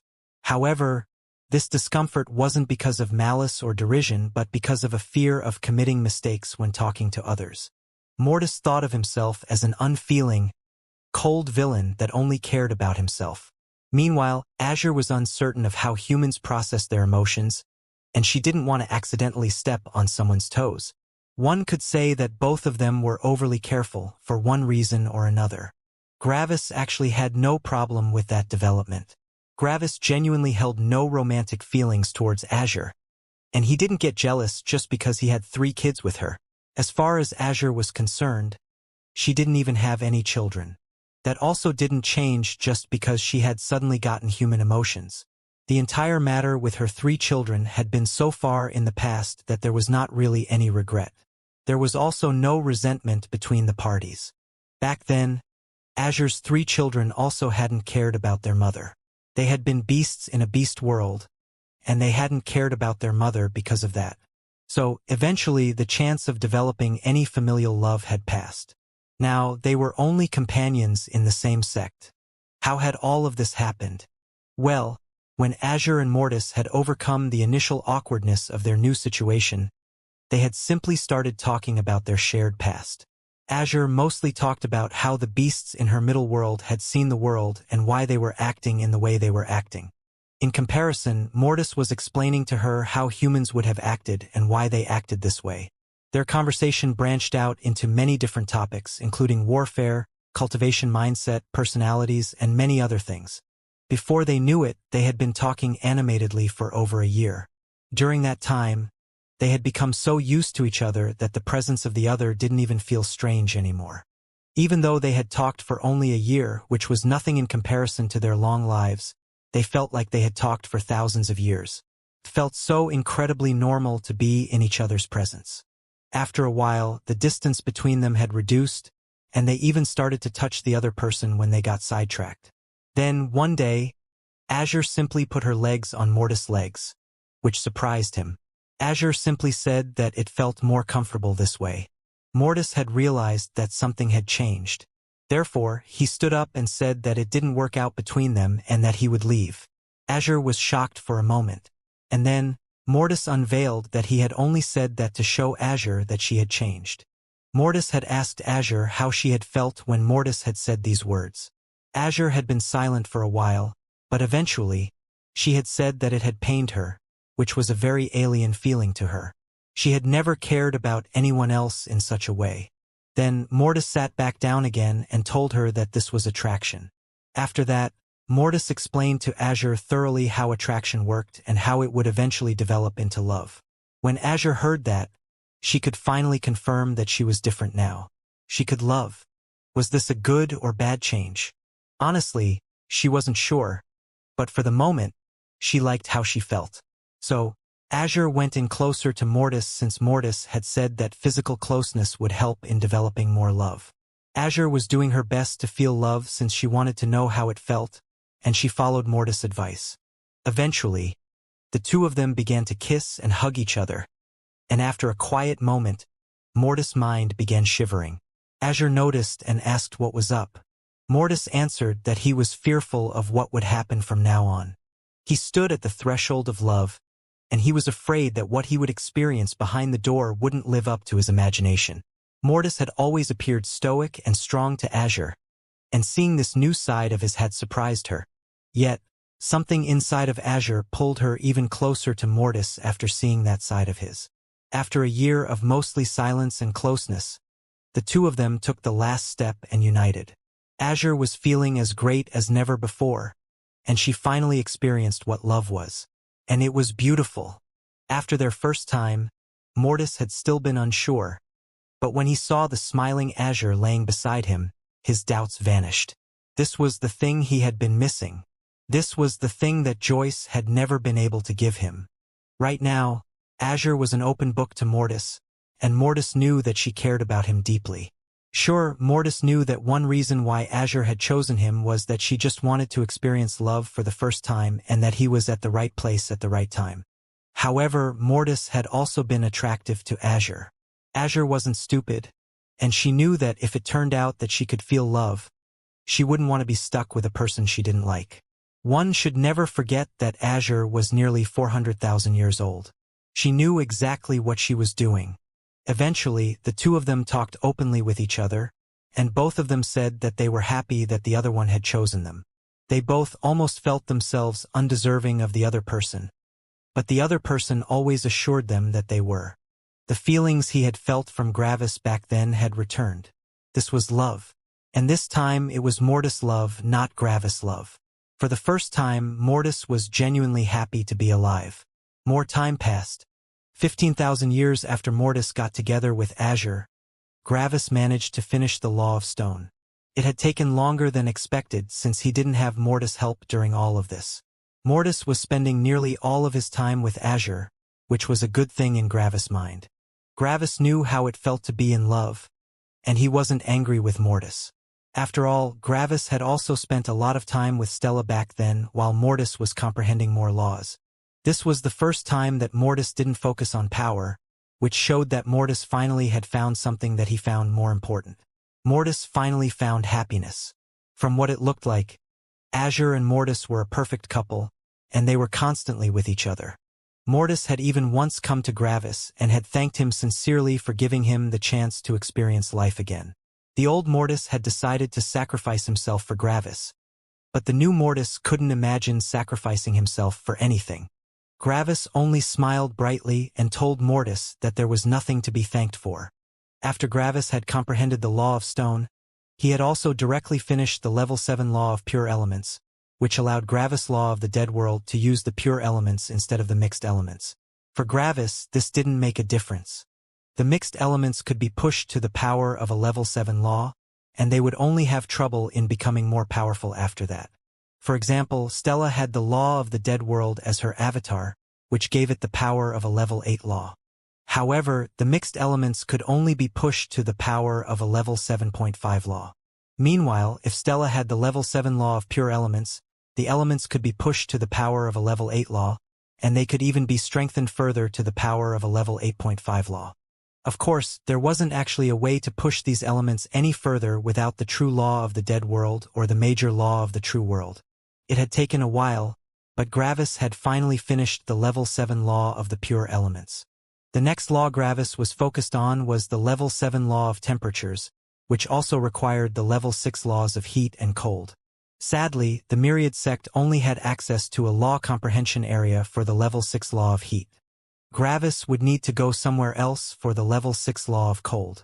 Comprehending the Level 6 Law of Heat only took Gravis 10,000 years, which was incredibly fast for a Level 6 law. This was one of the reasons why Gravis had focused on the Level 7 Law of Pure Elements. Nearly everything physical was derived from the elements in some way, and knowing everything about the elements would make it far easier to comprehend related laws. Gravis inquired about the Level 6 Law of Cold, and he got some great news. Narcissus knew the Level 6 Law of Cold, and he could simply give Gravis some law comprehension life fruits. Payment wasn't necessary since Gravis was essentially the backer and spiritual pillar for the Myriad sect. So, Gravis comprehended the Level 6 Law of Cold in just a couple of centuries. After that, Gravis isolated himself and concentrated on comprehending the Level 7 Law of Temperatures. He didn't need a law comprehension area to comprehend that law. He only needed to combine the law of cold and heat. Of course, it still took a long time, and if Gravis hadn't already known so many Level 7 laws, he would have even needed to temper himself. Comprehending a Level 7 law was far more difficult and time-consuming than comprehending a Level 6 law. In total, Gravis spent around 40,000 years comprehending the level 7 law of temperatures. And before he knew it, the 100,000 years of peace were about to come to an end. As promised, Gravis left the Myriad sect and went on his way, and Mortis followed him.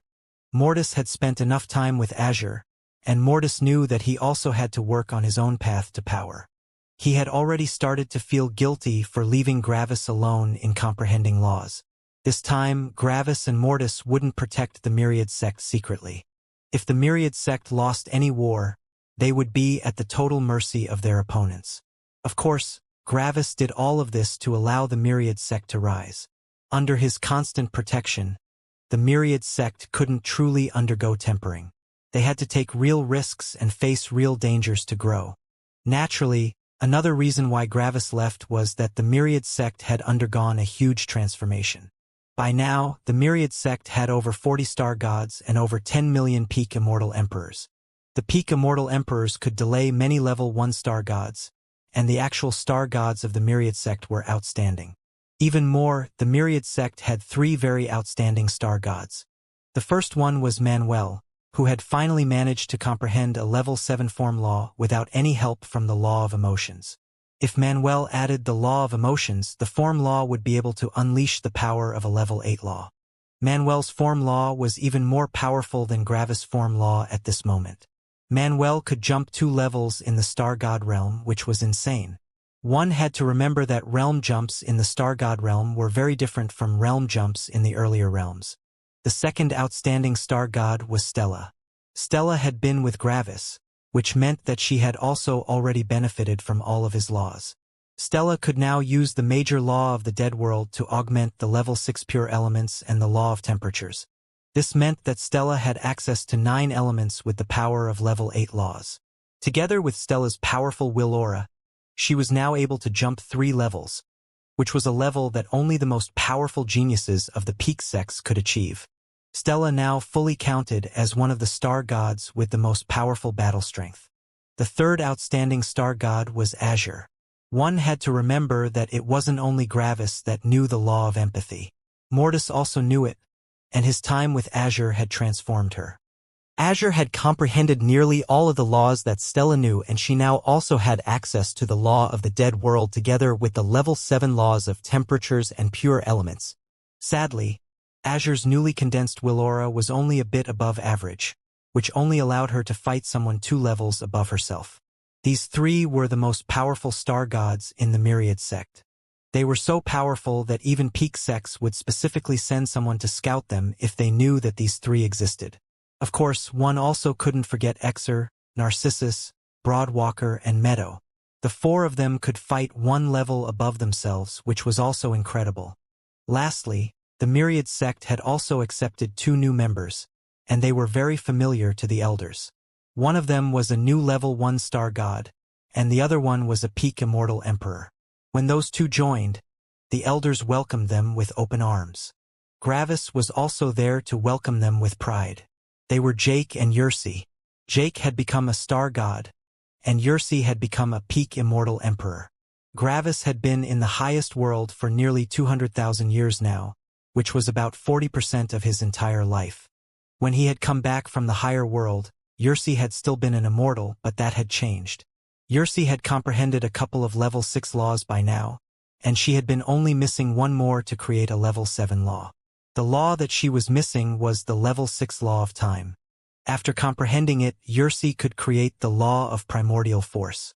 Gravis happily helped Yursi in comprehending this law by giving her a trip through samsara.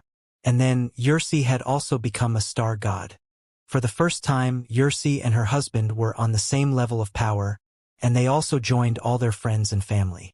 Yursi and Jake were now truly a part of Gravis' group of friends and family.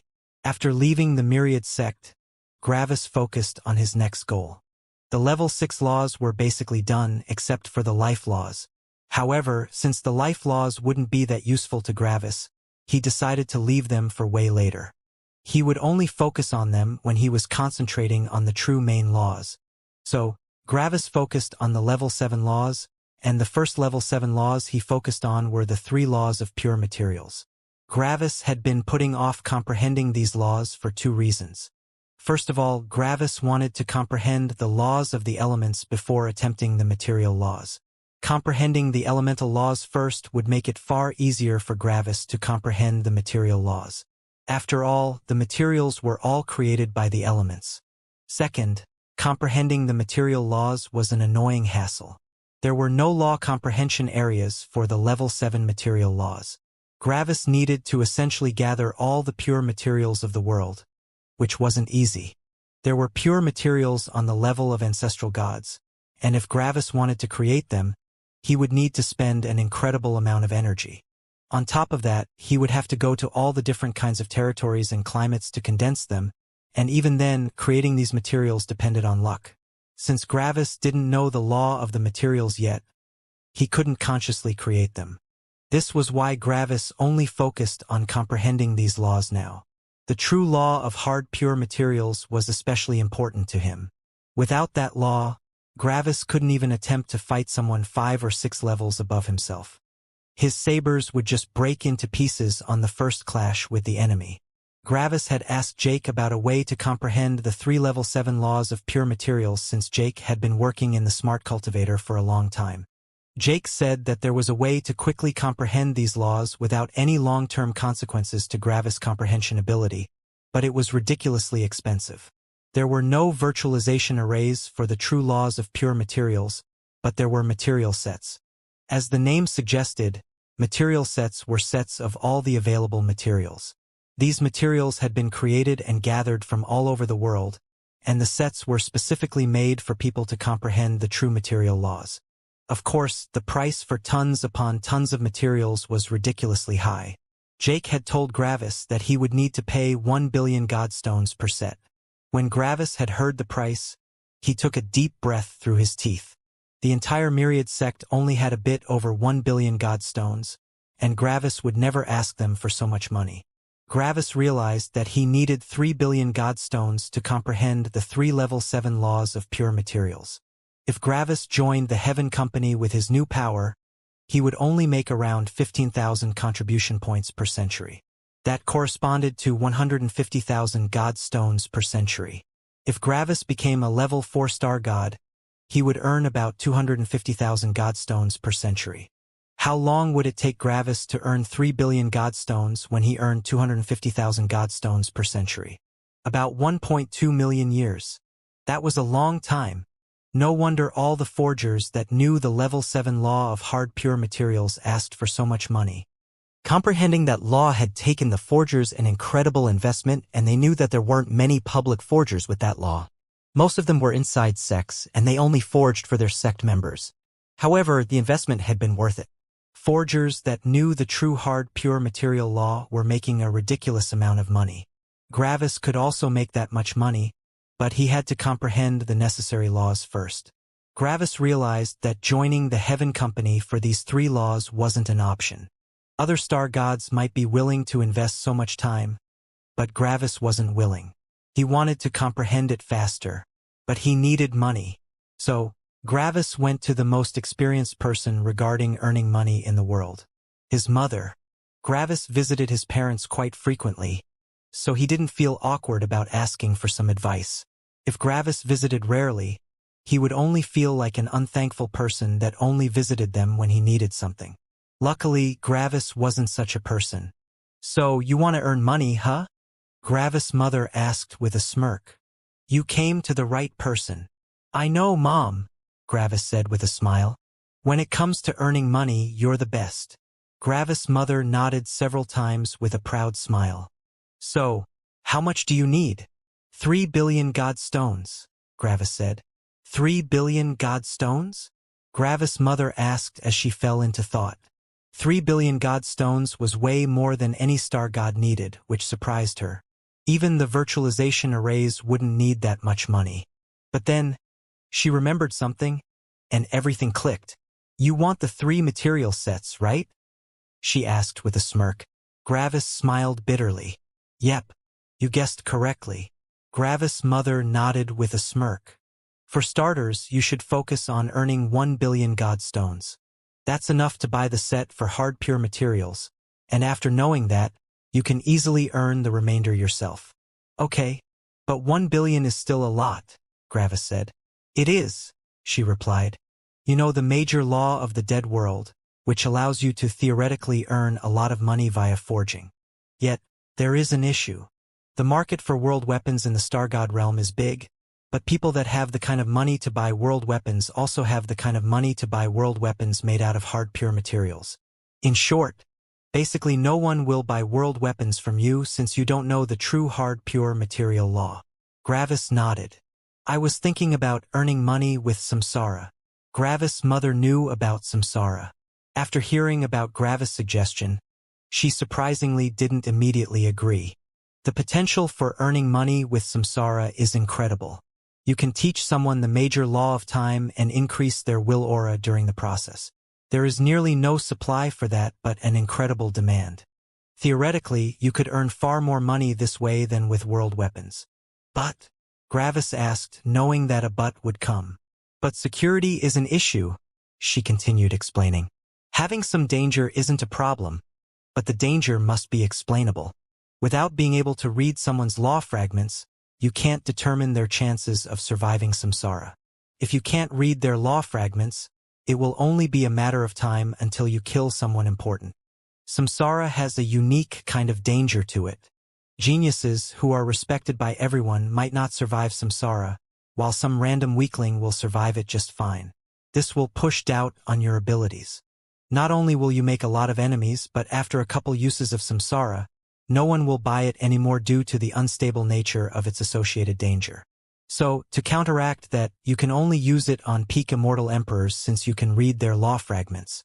Yet, there aren't that many peak immortal emperors with a lot of money. You could theoretically reduce the price for undergoing samsara, but that would mean that you would also need to undergo many more samsaras.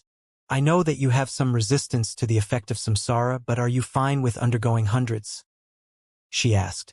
Gravis shook his head. No. Helping my friends undergo samsara has already exhausted me back then.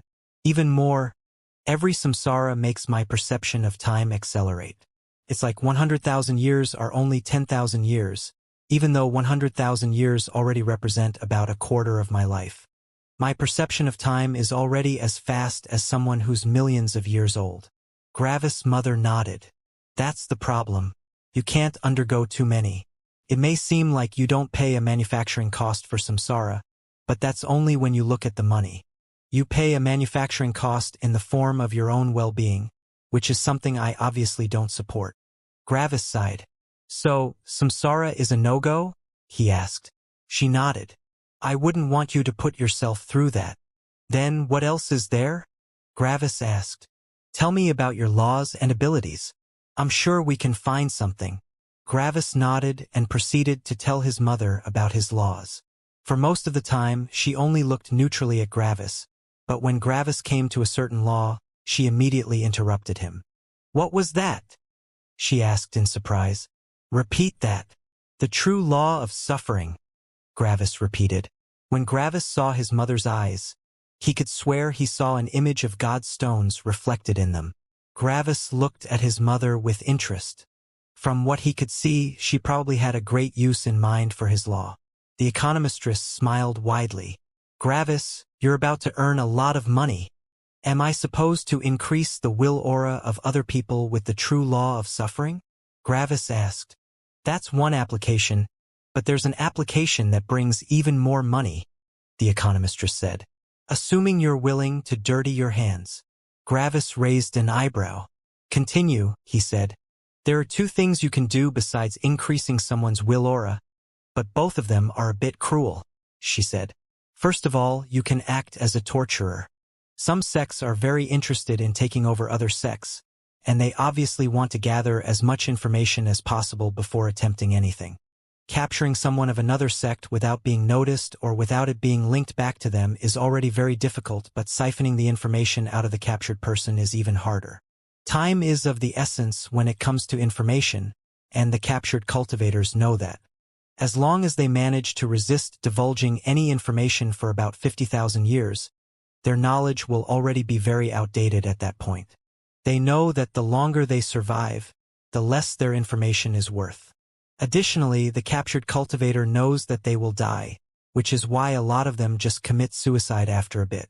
Committing suicide is very difficult, especially for a cultivator. After all, we all hang on to our lives very much. Because of that, the suicide often only happens many years after being captured.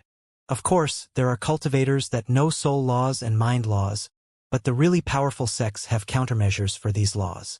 That's where a torturer comes into play. First of all, the cultivator needs a chance to survive, or they will just kill themselves as soon as the pain gets too powerful. Because of that, your client will ask you to torture their captive person for the maximum duration, which should be 15,000 years. If someone can survive 15,000 years, they won't succumb to the torture. This gives the captured person a slight glimmer of hope. They know that they only need to survive that long in order to be released. Of course, only very, very few people can survive something like that, and the pain will essentially break their spirit into pieces. However, the person can survive as long as they divulge all the information they know. The long time of resisting pain will muddle their minds, making it very difficult for them to make rational decisions.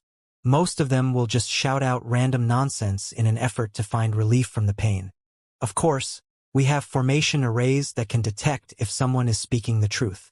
On top of that, the cultivator knows that their will aura would become more powerful after having resisted the torture for so long. It's a carrot and stick thing. On one side is one of the cruelest deaths, while on the other side is an increase to their will aura.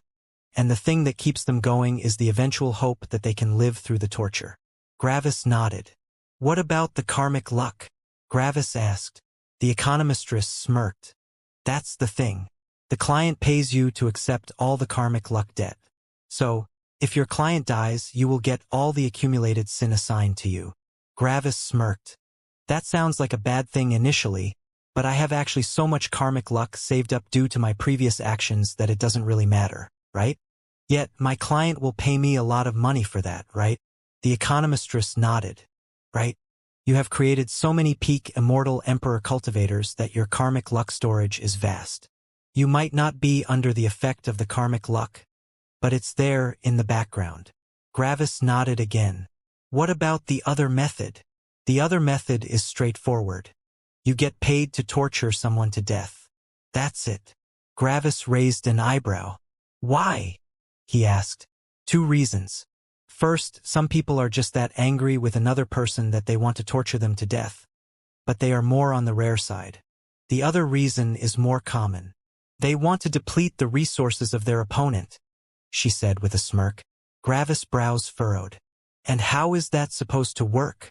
Your client will give you payment they deem appropriate for their target. Then you start the torture. During the torture, the sect of the victim will probably find out that you have one of their members in your shop. After all, the client wants them to find out, which is why they will probably make the information public. The victim probably doesn't even know who their captors are. Cultivators kidnapped with that intention in mind will never see the auras or faces of their captors. After all, the captors want to remain hidden. In the perception of the victim, they were attacked by several masked and cloaked figures. Then, they were knocked out, and the next time they open their eyes, they are in your shop. You will already have gotten the money, and you will start your torture. Sometime later, the sect of the victim will arrive at your shop, and they want to purchase the victim's freedom. The generally accepted price is 10 times the payment the captor has given you. So, if the captors paid you 1 million godstones, the sect of the victim would need to pay you 10 million godstones. If they can't pay, the person will be tortured to death. If they can, the victim will be released. When the victim gets released, you keep half of the payment, and your client gets the other half. This means that both of you made money. Gravis thought about his mother's words, and he realized that there truly were some rather original and effective applications for the true law of suffering. Sects always had more money than individuals, and Gravis could earn a lot of money for basically no investment. Of course, the moral implications of taking such a job were not very nice, but Gravis didn't really care about that. He had already killed so many people. Torturing someone to death wasn't really worse. It was just money. Naturally, Gravis also realized that he would probably offend some sects. Some of the sects would demand that Gravis release the victim, but Gravis had to decline every time. Otherwise, his business would collapse. While Gravis was in Opposer City, the other party couldn't do anything to him.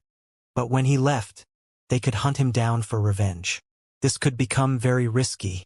However, the risk was still manageable. By now, Gravis knew that all information about him had been deleted from the information pavilion. As long as he kept himself hidden, he would be able to evade his pursuers. Now comes the best part, the economistress said with an excited smile. Gravis looked at his mother with surprise. There's more? He asked. She nodded. On its own, samsara wouldn't be enough of a pull to attract the attention of sex. But if they come to you with the intention of getting some information, you can offer them samsara as an alternative. Of course, due to the damage samsara causes you, the price will be sky high. I would put the price at 500 million for star gods and 100 million for immortal emperors. Gravis' eyes widened. Who would pay that? Sects that want to know everything about their opponent, but that's not the draw. The draw is the fact that they get the information instantly. You live through the entire life of the person, and you know everything they know. However, that only takes you a second. This means that the sect might even get information about a secret mission one of the other sect's geniuses is currently undertaking. They essentially get all the information about what the other sect is doing at the very moment.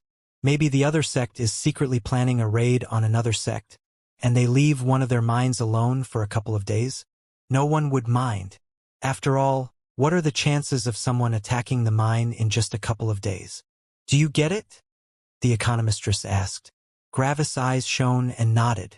Seems like I will become a torturer.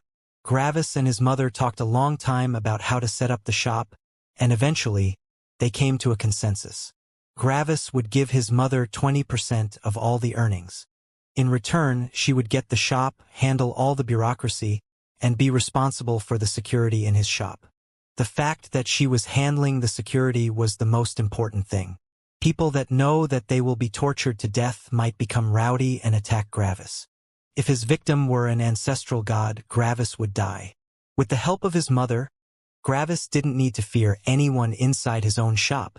Only peak divine gods could fight his mother, and peak divine gods wouldn't enter the shop of a star god torturer. They had access to the real torturers, which were basically all divine gods themselves. It took the economistress only a couple of years to set up the entire shop, and before he knew it, Gravis could already start working. His shop was in the main plaza of Opposer City, an incredibly expensive location. Back when Gravis had set up the Gravitas, he hadn't been in the main plaza. After all, these shops were just far too expensive, and the economistress would have never gotten her investment back. The shop itself would have been far more expensive than all the money Gravis had made back then. In fact, the rent was 10 million godstones per millennium. Gravis quickly set up his shop and looked at the sign on top of the entrance. Secret name Torture Chambers. Gravis decided to call it as such because he couldn't unveil the actual name, which was simply the Gravitas Torture Chambers. The Gravitas is branching out, Gravis thought with pride.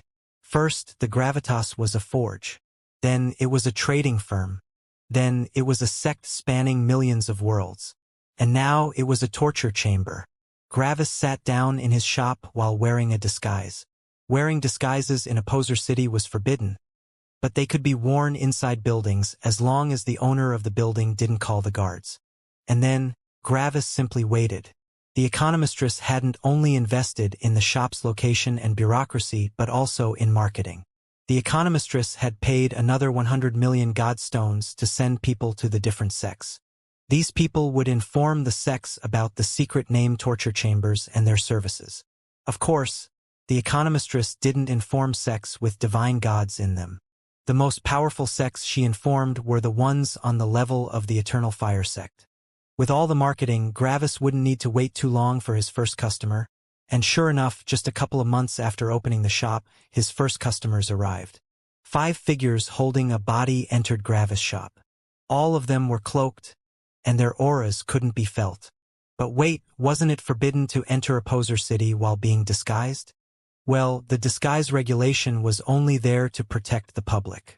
As long as someone applied for an exemption, they could still wear their disguises. Of course, there were 2 restrictions regarding that. First of all, the people would need to wear disguises specifically created by the city guards. These disguises would hide the people from everyone but from the commanders in Opposer City. Second, they had to pay a hefty sum for such an exemption. These 5 people probably paid 100,000 godstones just to wear their disguises. The 5 of them looked at Gravis, who was also disguised. You know the true law of suffering, and you offer your services to anyone between the peak Immortal Emperor and peak Ancestral God Realm? One of them asked in a distorted tone. Correct, Gravis answered, also in a distorted tone. Prove that you know the true law of suffering, one of the customers said. Gravis gestured to a spike hanging from the ceiling. These spikes were connected to Gravis via formation arrays. There were about 25 long spikes in the room, and when they got activated, they would spear through a cultivator and keep them in place while inflicting the true law of suffering unto their being. One of the customers walked over and touched the spike. Then he looked at Gravis, which was a signal to start.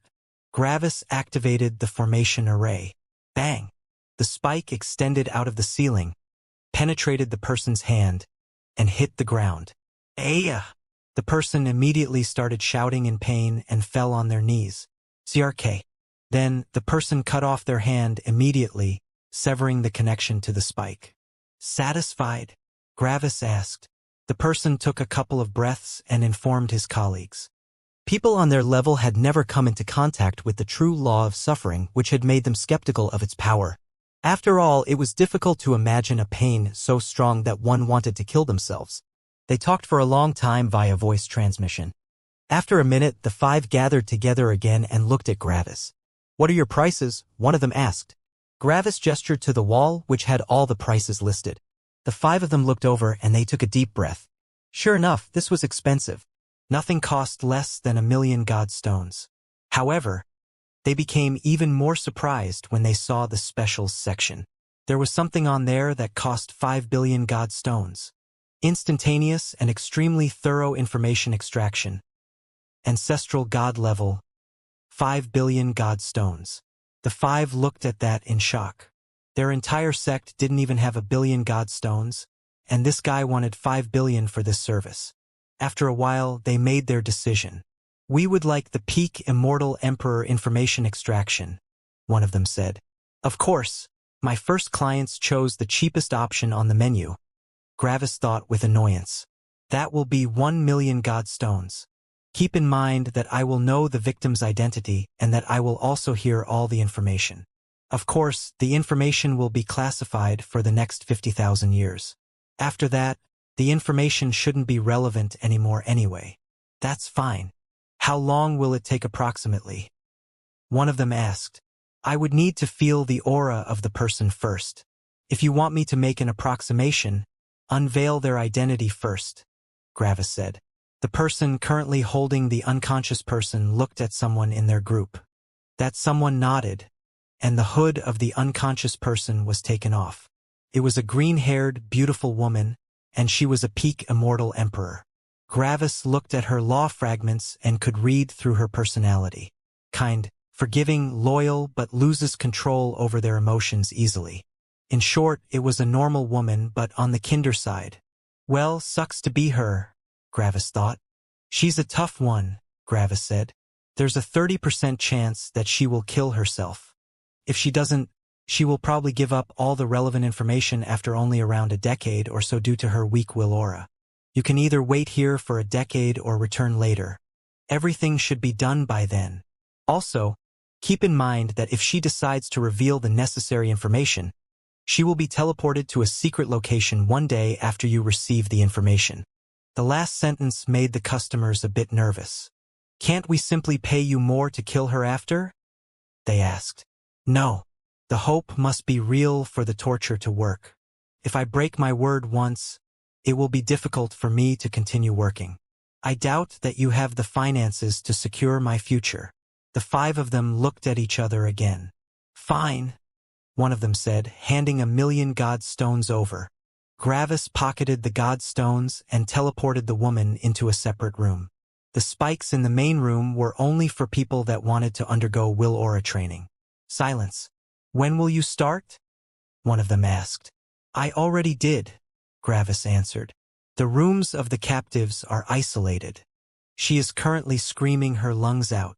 Oh, okay, the guy said awkwardly. Obviously, he felt a bit uncomfortable about all of this. Gravis was also a bit uncomfortable. After all, he was basically torturing a nice woman. However, money was money, and if he needed something, Gravis could be morally flexible. One of us will return in a decade, one of them said. Gravis summoned an emblem and threw it over. This is the emblem that represents the current captive. I will give the information of the captive only to the person carrying this emblem. If she decides to kill herself, I will also tell them of the result. Additionally, as policy demands it, I will return 50% of the payment if she kills herself. The 5 of them looked at the emblem, nodded, and teleported away. Gravis simply remained sitting on the floor in the middle of the room. He could hear the painful and screeching screams from his one and only current captive. It was like her throat became inflamed as her screams destroyed it. She continually shouted and pleaded, even going so far as to tell Gravis about her children and family. Her sect needed her, and she couldn't betray the sect. The sect held all her family, and if she betrayed them, her family might die in an attack. Gravis noted these things down. She was already starting to divulge information without noticing it. The torture would only stop when she shouted that she had divulged everything about her sect she knew, and when the formation array gave the sign that she had spoken the truth. That would be the only time when the torture would stop. Gravis didn't like it, but he had to earn some money. People died all the time during fights, and this was only a more painful death. The process was different, but the result was the same. Is this the secret name torture chamber? A young man with blue hair asked. It says so on the sign, yes. Gravis answered the stupid question. I would like to ask for some will tempering, the young man said. His eyes wandered to the other people in the room. 5 other people were impaled on spikes around Gravis, all of them without disguise. Will tempering didn't need them to spend money to disguise themselves. After all, there was nothing shady going on. The other 5 people were also there to temper their wills, and they were having the time of their lives judging by their painful screeches. Stop! I don't want to anymore. HH. One man shouted in pain. You paid for 50 years. You get 50 years. Gravis answered absent-mindedly. No, please. I can't take this anymore. I can't survive 50 years. You can keep the money. The guy shouted through pain-filled screams. You paid for 50 years. You get 50 years. Gravis answered again. The newest person became a bit nervous when he saw all the people being tortured in the big room. Some of them were even more powerful than him, but they were still shouting with so much pain. This created a kind of curiosity in the new client. Pain had long since become irrelevant to such powerful people. Pain was already unimportant for Unity Realm cultivators. Meanwhile, the clients were all peak immortal emperors, at least. For people this strong, it was basically unimaginable to feel so much pain that they wanted to die. It just felt impossible. They wouldn't even bat an eye if someone skinned them alive. What would you suggest for me? The newest client asked. You're a level 2-star god with a will aura equivalent to the level 2-star god realm. If you want a 1-level increase, the chances of your death are at around 5%, and you would need to survive for 250 years. If you want a 2-level increase, you would need to survive for 400 years. The chances of your death would be 30%. 3 levels come to 500 years, and chances of your death are at 50%. Gravis explained. The newest client was surprised. How come the times get shorter and shorter? Shouldn't each tempering require more time than the previous one? A mortal walking 100 kilometers will find that the last 10 kilometers feel equally as hard as the previous 90 kilometers. The mortal carries the exhaustion and stress of the first 90 kilometers with them at the end.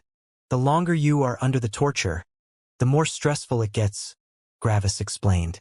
Oh, I see, the man said with a nod. What can I get for 3 million god stones? That's a 2-level increase, Gravis answered. Keep in mind that the chances of you dying are at 30%. You might think that's not much, but by the end of it, your mind will nearly break, and you will basically lose yourself. You will become a mass of instincts that just want the pain to end. The last piece of rationality in your mind will completely focus on keeping you from killing yourself, while the remainder of you will scream bloody murder. The man took a deep breath as he heard Gravis' explanation, but he also felt a bit of excitement. This was the very familiar feeling of tempering. It was a brush with danger. I will take the 2-level increase, the man said with conviction. Gravis summoned an emblem and handed it over to the man. For any procedure with a death rate of above 10%, you need a vice sect master of your sect to sign here. It's to protect myself from any enmity with your sect in the case that you die. The man looked awkwardly at the emblem. I don't really have a sect, he said. Then get an authentication of your aura from the information pavilion that says that you have no more powerful relatives or colleagues, Gravis answered. The eyes of the man squinted with discomfort. That's like 150,000 god stones, and I need to visit the information pavilion without disguise. Take it or leave it, Gravis answered. Securing my future is more important than the money you bring in. The man hesitated. I'll come back later, he said. Gravis nodded. Xing. The man teleported away. He wouldn't come back again. Why? Because he had lied. The man had belonged to a sect, and his master had told him that he shouldn't go to the torture chambers. In a fight, the man would still have control over his life since he could unleash his strength. But by tempering oneself with the law of suffering, one could only rely on their tenacity. Strength didn't necessarily equate to tenacity. Even a 1-level increase would push someone beyond the point of rationality. It genuinely required someone to come into life-threatening danger, which meant that the pain had to be so powerful that one had to actively resist the urge of committing suicide. At that point, battle strength became irrelevant. Even tenacity itself became irrelevant. At that point, one would be confronted with their own personality and goals. Someone that only lived for power had a very high chance of dying. In their irrational state, they would start questioning their goals.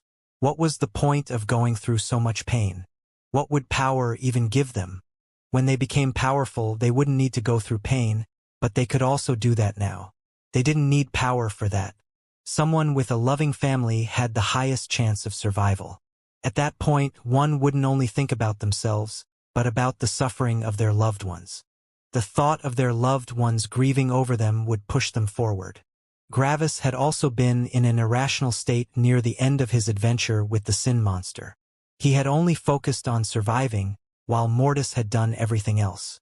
If Gravis hadn't had Stella, his children, and all of his friends, he would have probably just killed himself. Of course, after getting through that thing, Gravis couldn't believe that he had thought about killing himself. The thought was so distant from what he actually believed. Yet Gravis had been in an irrational state due to all the pain. How many people, when they got sick or severely stressed out, had wished that they were dead? If that person had the ability to instantly kill themselves with a thought, would they have done it? For cultivators, it didn't need a conscious effort and a long process to commit suicide. Cultivators could just make their bodies explode with a thought. A single slip-up in one's mindset was enough. The very reason why this client's master didn't want him to undergo this form of tempering was that his master knew that the client didn't have much to live for. Sadly, things often looked clearer to the onlookers than to the affected people. The client himself believed that he had a powerful will, and he believed that nothing could stop him. He believed that his master and everyone else just underestimated him. In the end, the client wouldn't even ask his vice-sect master. Something inside of himself was stopping him. Maybe it was a silent voice deep inside of himself telling him that his master was right? Anyway, the client wouldn't return. But instead, another person returned. The decade is over. What came of the torture? A cloaked person asked after entering, showing an emblem. Gravis looked at the emblem and knew that this was regarding his first client. Gravis pocketed the emblem and summoned a jade token, which quickly flew over to the new arrival. The new arrival looked through the jade token, and their eyes shone beneath their cloak. There was so much valuable information in there. The 1,000,000 godstones had been worth it. She cracked under the pain and gave up all the information about 3 years ago, Gravis answered. She is currently still being held in one of the rooms but without the torture. Since you have received the information now, I will release the client in 1 day. The cloaked person still felt a bit uncomfortable about the fact that their captive was still alive, but there was nothing they could do about it. Thank you, the cloaked person said. It's my job, Gravis answered. The cloaked person looked at the screaming people in the hall with a weird look and then teleported away. They had to act fast. A divine god just managed to see through your disguise. Gravis' eyes narrowed when he heard that message from his mother. Did they see my true identity? Gravis asked back. Gravis always kept his law of perceived reality active. By using that law, Gravis appeared like a silver-haired woman with an extraordinary aura. The people that couldn't see through his disguise wouldn't see anything, while the ones that could see through it would see the silver-haired woman. It was a double protection. Your father says he would have, but I interfered. I am not good at this whole fighting thing, but I can use the true law of perceived reality at least, and he can't see through the true law of perceived reality, she transmitted to Gravis. That's good, Gravis answered. There had been several attempts to see through Gravis' disguise in the past 300 years, and his mother had always informed him when someone had attempted it. However, thanks to the very pricey cloak Gravis' mother had purchased, not even weaker divine gods could see through his disguise. Only someone that knew the true law of the dead world could see through his disguise. The true law of the dead world was a level 10 law, which required over 10 level 9 laws. In comparison, to become a divine god, one only needed to comprehend a single level 9 law. This meant that someone in the late stages of the divine god realm had just tried to see through Gravis' origins, which was impressive and scary. Someone with such power was, at least, a vice sect master of a peak sect. Those were people that could change the entire highest world with an order. It was even scarier that this person managed to see through Gravis' law of perceived reality. One could only see through it if they questioned their own perception unless they knew the true law of perceived reality. This meant that the person had actively questioned their own perception while looking at Gravis, which meant they had anticipated that he knew the law of perceived reality. Gravis looked at the board showing the different services and prices. Gravis probably wasn't the only person that had created something like Samsara. Other peak divine gods and heaven's magnates could also create something like that. Was this what gave him away? Gravis quickly came up with several possibilities. First possibility: they were only here to gain information on him. However, that possibility had the least likelihood. Second possibility: they wanted to get rid of him since he didn't belong to their sect. Third possibility: they were a customer, but they wanted to know if Gravis belonged to another peak sect. If Gravis got information about a peak sect, the situation could become very delicate. The third possibility had the highest likelihood, but it was also the most troublesome. They would probably request Gravis services and then kill him to silence him. The Lost Wind sect, huh? Gravis said to himself. I sure hope they don't offend someone they can't handle. Gravis' mother had informed Gravis about the background of this person. The information pavilion didn't sell information on the peak sects, but she didn't need the information pavilion for that. She knew nearly all the powerful and wealthy people in the world. It was important to know one's wealthiest customers. I think there was an interesting person in that sect. He had black hair and from Dash. What do you want? Someone had appeared in front of Gravis, and the time around Gravis had stopped. All the screaming people were frozen in time, and the energy stopped moving. As soon as this happened, the strongest divine gods currently in Opposer City looked over. The leaders of the city guards noticed that one of the shops was frozen in time, which was an obvious attack on Opposer City. The divine gods belonging to the city guards readied themselves for a battle while the Heaven Company also readied themselves. Stand down. This command appeared in every powerful divine god's mind simultaneously. It was the command of the economistress. The mighty divine gods could attempt to kill the economistress, but no one dared to try. Her word represented her husband's word. No one dared to interfere. It was technically illegal to freeze time in Opposer City, but everyone decided to overlook this transgression due to the economistress' command. Quite gutsy of you to freeze time in Opposer City, Gravis said calmly. If my background hadn't defended you right now, you would be embroiled in quite a battle. Was this to gain information on my background? The person in front of Gravis was cloaked, but the person also knew that Gravis knew who he was. After all, Gravis had just unveiled several parts about his person. This meant that Gravis backer was currently present, and they were at least as powerful as the man from the Lost Wind sect. What do you want? The person asked again. The question isn't what I want, but what you want, Gravis answered. You were the one spying on me.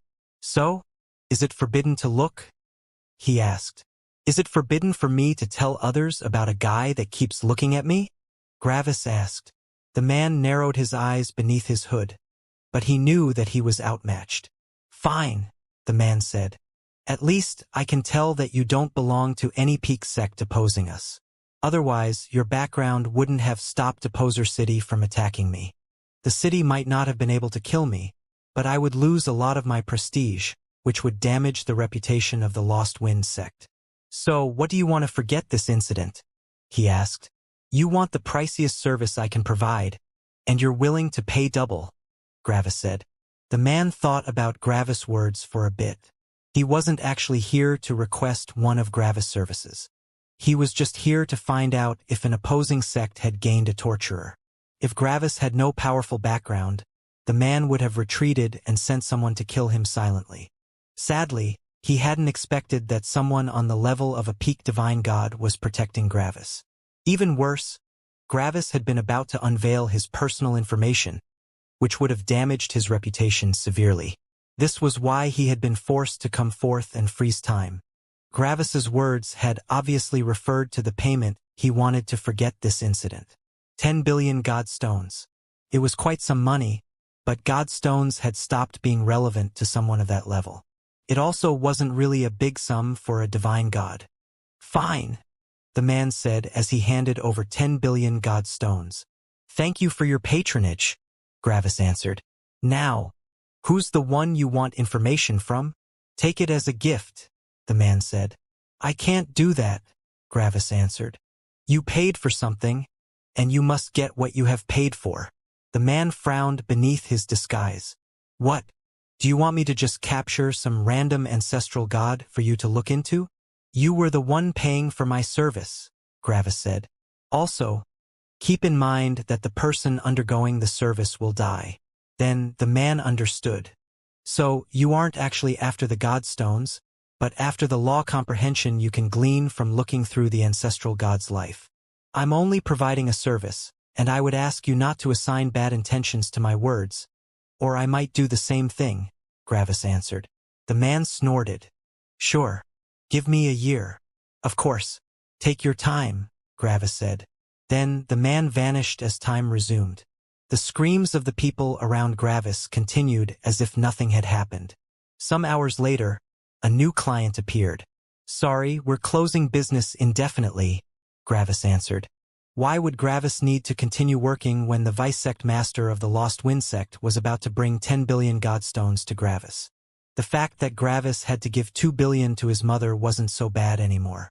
After Gravis used samsara on the victim, he would easily have enough money to pay for what he wanted, and even the economistress would have made quite a profit.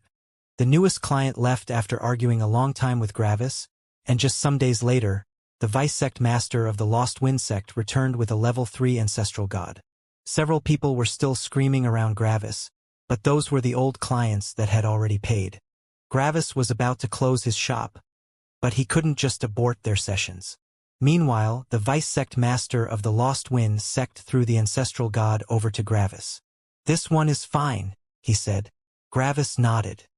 He tried to show a polite smile but realized that the other side wouldn't be able to see it through his hood. Well, as long as the intentions were there. Xing. The ancestral god was teleported to an isolated room, and shortly after that, a second Gravis also appeared. Gravis couldn't just stop the treatment while undergoing samsara. Keep him steady, Gravis transmitted to his mother. Then, Gravis took out his saber and unleashed samsara on the unconscious ancestral god. Samsara immediately started, and Gravis was greeted with the familiar scene of a mother looking at her newborn. Gravis emotionally and spiritually distanced himself from whatever was happening. The relevant things would only start when the ancestral god became a star god. Nearly 1,000,000 years passed as Gravis absent-mindedly watched. Time was passing far faster than Gravis was used to, and he realized that this wasn't a good thing. My perception of time is getting worse and worse. At some point, I will probably feel like I just took a break to do something, but like 1,000,000 years would have passed for Stella. My life is filled with irrelevant memories from irrelevant dead people. The majority of my life hasn't been lived living my life. This feels like such a waste. Gravis spent a long time thinking about his life and the effects samsara had on his person.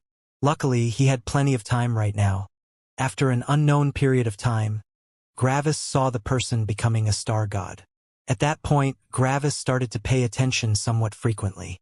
Whenever the person interacted with his friends, family, or sect, Gravis noted down all of these interactions in his mind. He was here to do a job and he had to do it well. The client had paid good money. At some point, the victim, Harold, joined a sect with the name of Greenvile sect. The Greenvile sect had over 100 ancestral gods, and it was only a bit weaker than the current Eternal Fire sect. That's probably the sect he is currently part of, Gravis thought. Then Gravis snorted. It's actually funny. The Greenvile sect is a subservient sect to the Lost Wind sect. Yet, the vice sect master brought me an ancestral god of the Greenvile sect, knowing full well that he will not survive samsara. He will probably survive samsara. According to what I've been seeing, the guy seems rather in tune with himself. There don't seem to be that many regrets. Additionally, he has quite a powerful will aura. However, Mom will just kill him after we're done. I can't let someone like that survive. Wonder why the guy brought me someone from one of his subservient sects. Time passed and Gravis paid attention to the important parts. Gravis also paid a lot of attention whenever Harold was comprehending laws. Gravis couldn't experiment with the laws himself, but he could see what the other person did whenever someone else was present. It wouldn't grant him comprehension of another law, but it would give him quite some experience with multiple laws. For the first time, Gravis also saw the world before his father's fight with heaven. Star gods were everywhere. There were still more peak immortal emperors, but sects filled with nothing but star gods littered the highest world. The average number of law comprehension areas a sect owned were also far lower. There were simply far more sects and far more cultivators, making it harder to gain control over a law comprehension area. More time passed and Harold comprehended his level 8 law. The true law of ancestral wood's soul consumption, huh? Gravis thought. Quite an exotic law. The guy mainly keeps attacking his enemy's spirits. Shortly after comprehending a level 8 law, Harold became an ancestral god. When he became an ancestral god, he also truly joined the actual core of the Greenvile sect. More time passed and Gravis kept gathering data on the Greenvile sect. He recorded everything from deals to interpersonal relationships to the sect's history to the secret dealings and whatever else was relevant. The deals were especially interesting. All these deals had plenty of security measures and clauses in place to stop any side from divulging any kind of information. The people that had been present had even undertaken oaths to keep everything a secret. Even if Harold wanted to, he couldn't tell anyone about these things. He would have died before he could divulge any kind of information. Even cultivators with soul and mind laws wouldn't be able to overcome these restrictions.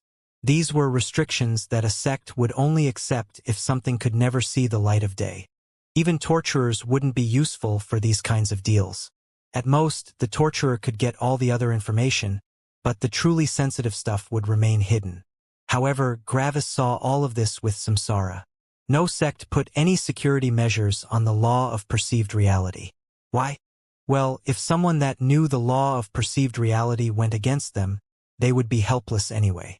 Only the strongest divine gods knew the law of perceived reality. Protecting oneself from such a person was just wasted effort. It was like a mortal village building a gigantic shield above it to ward off sudden meteorites striking them. No one would do that. Then the fateful day arrived.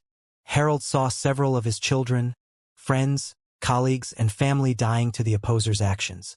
They had all been in the star god realm. For the first time, Gravis saw the impact that his father's actions had had on the world. Back then, Gravis hadn't really known anything about the highest world, and he hadn't known how immense the consequences of his father's actions were. Entire sects had become silent as everyone died. People fighting had suddenly died. The leaders of some sects had died, with their disciples mourning them. Masters saw their disciples die in swathes in more powerful sects. The part of the highest world reserved for star gods had become desolate. The mortals didn't feel much difference since heaven had deleted their memories. Their world hadn't changed. Yet, all the star gods for billions of kilometers around them had vanished. The areas, which had been reserved for star god sects, had become a land ruled by some immortals that had accidentally entered the place. For the mortals, it was like all the ethereal and legendary gods had vanished from the face of the world. Gravis had been prepared, but seeing everything for himself still gave him a profound feeling of emptiness. The scene reminded Gravis of the time he had comprehended the minor law of death. There was still life present, but all of it was weak and simple.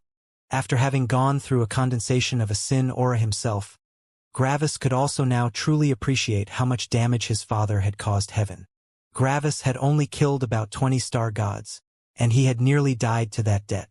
In comparison, the opposer had killed an unimaginable number of star gods. This had truly been a heavy hit to Orthar.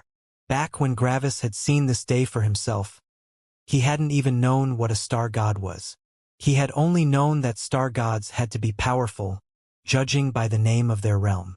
Gravis had been nothing but a mere 14-year-old boy back then. All of these things had been hundreds of thousands of years away from him. Even the beggars had appeared unfathomably powerful. The beggars could teleport. How powerful were they? And now, the beggars in Opposer City just looked like beggars to Gravis. They could only live as beggars in Opposer City or go to the middle regions of the highest world. Opposer City was in the core regions, and immortals couldn't possibly live there on their own. They could only live there by seeking refuge in Opposer City. Gravis also looked at the clash between his father and Orthar just like Harold. Gravis and Harold were only onlookers to an apocalyptic battle on the horizon. It was like two worlds clashed, and they were mere insects caught in the crossfire. Back when Gravis had only been a young boy, he had been unable to tell anything from what was happening. Now, Gravis could understand a bit more, but not much more. Gravis could feel the fluctuations of the major law of death, and he could feel the unimaginable power of Orthar's lightning. However, that was it. Everything else was still completely unknown to Gravis.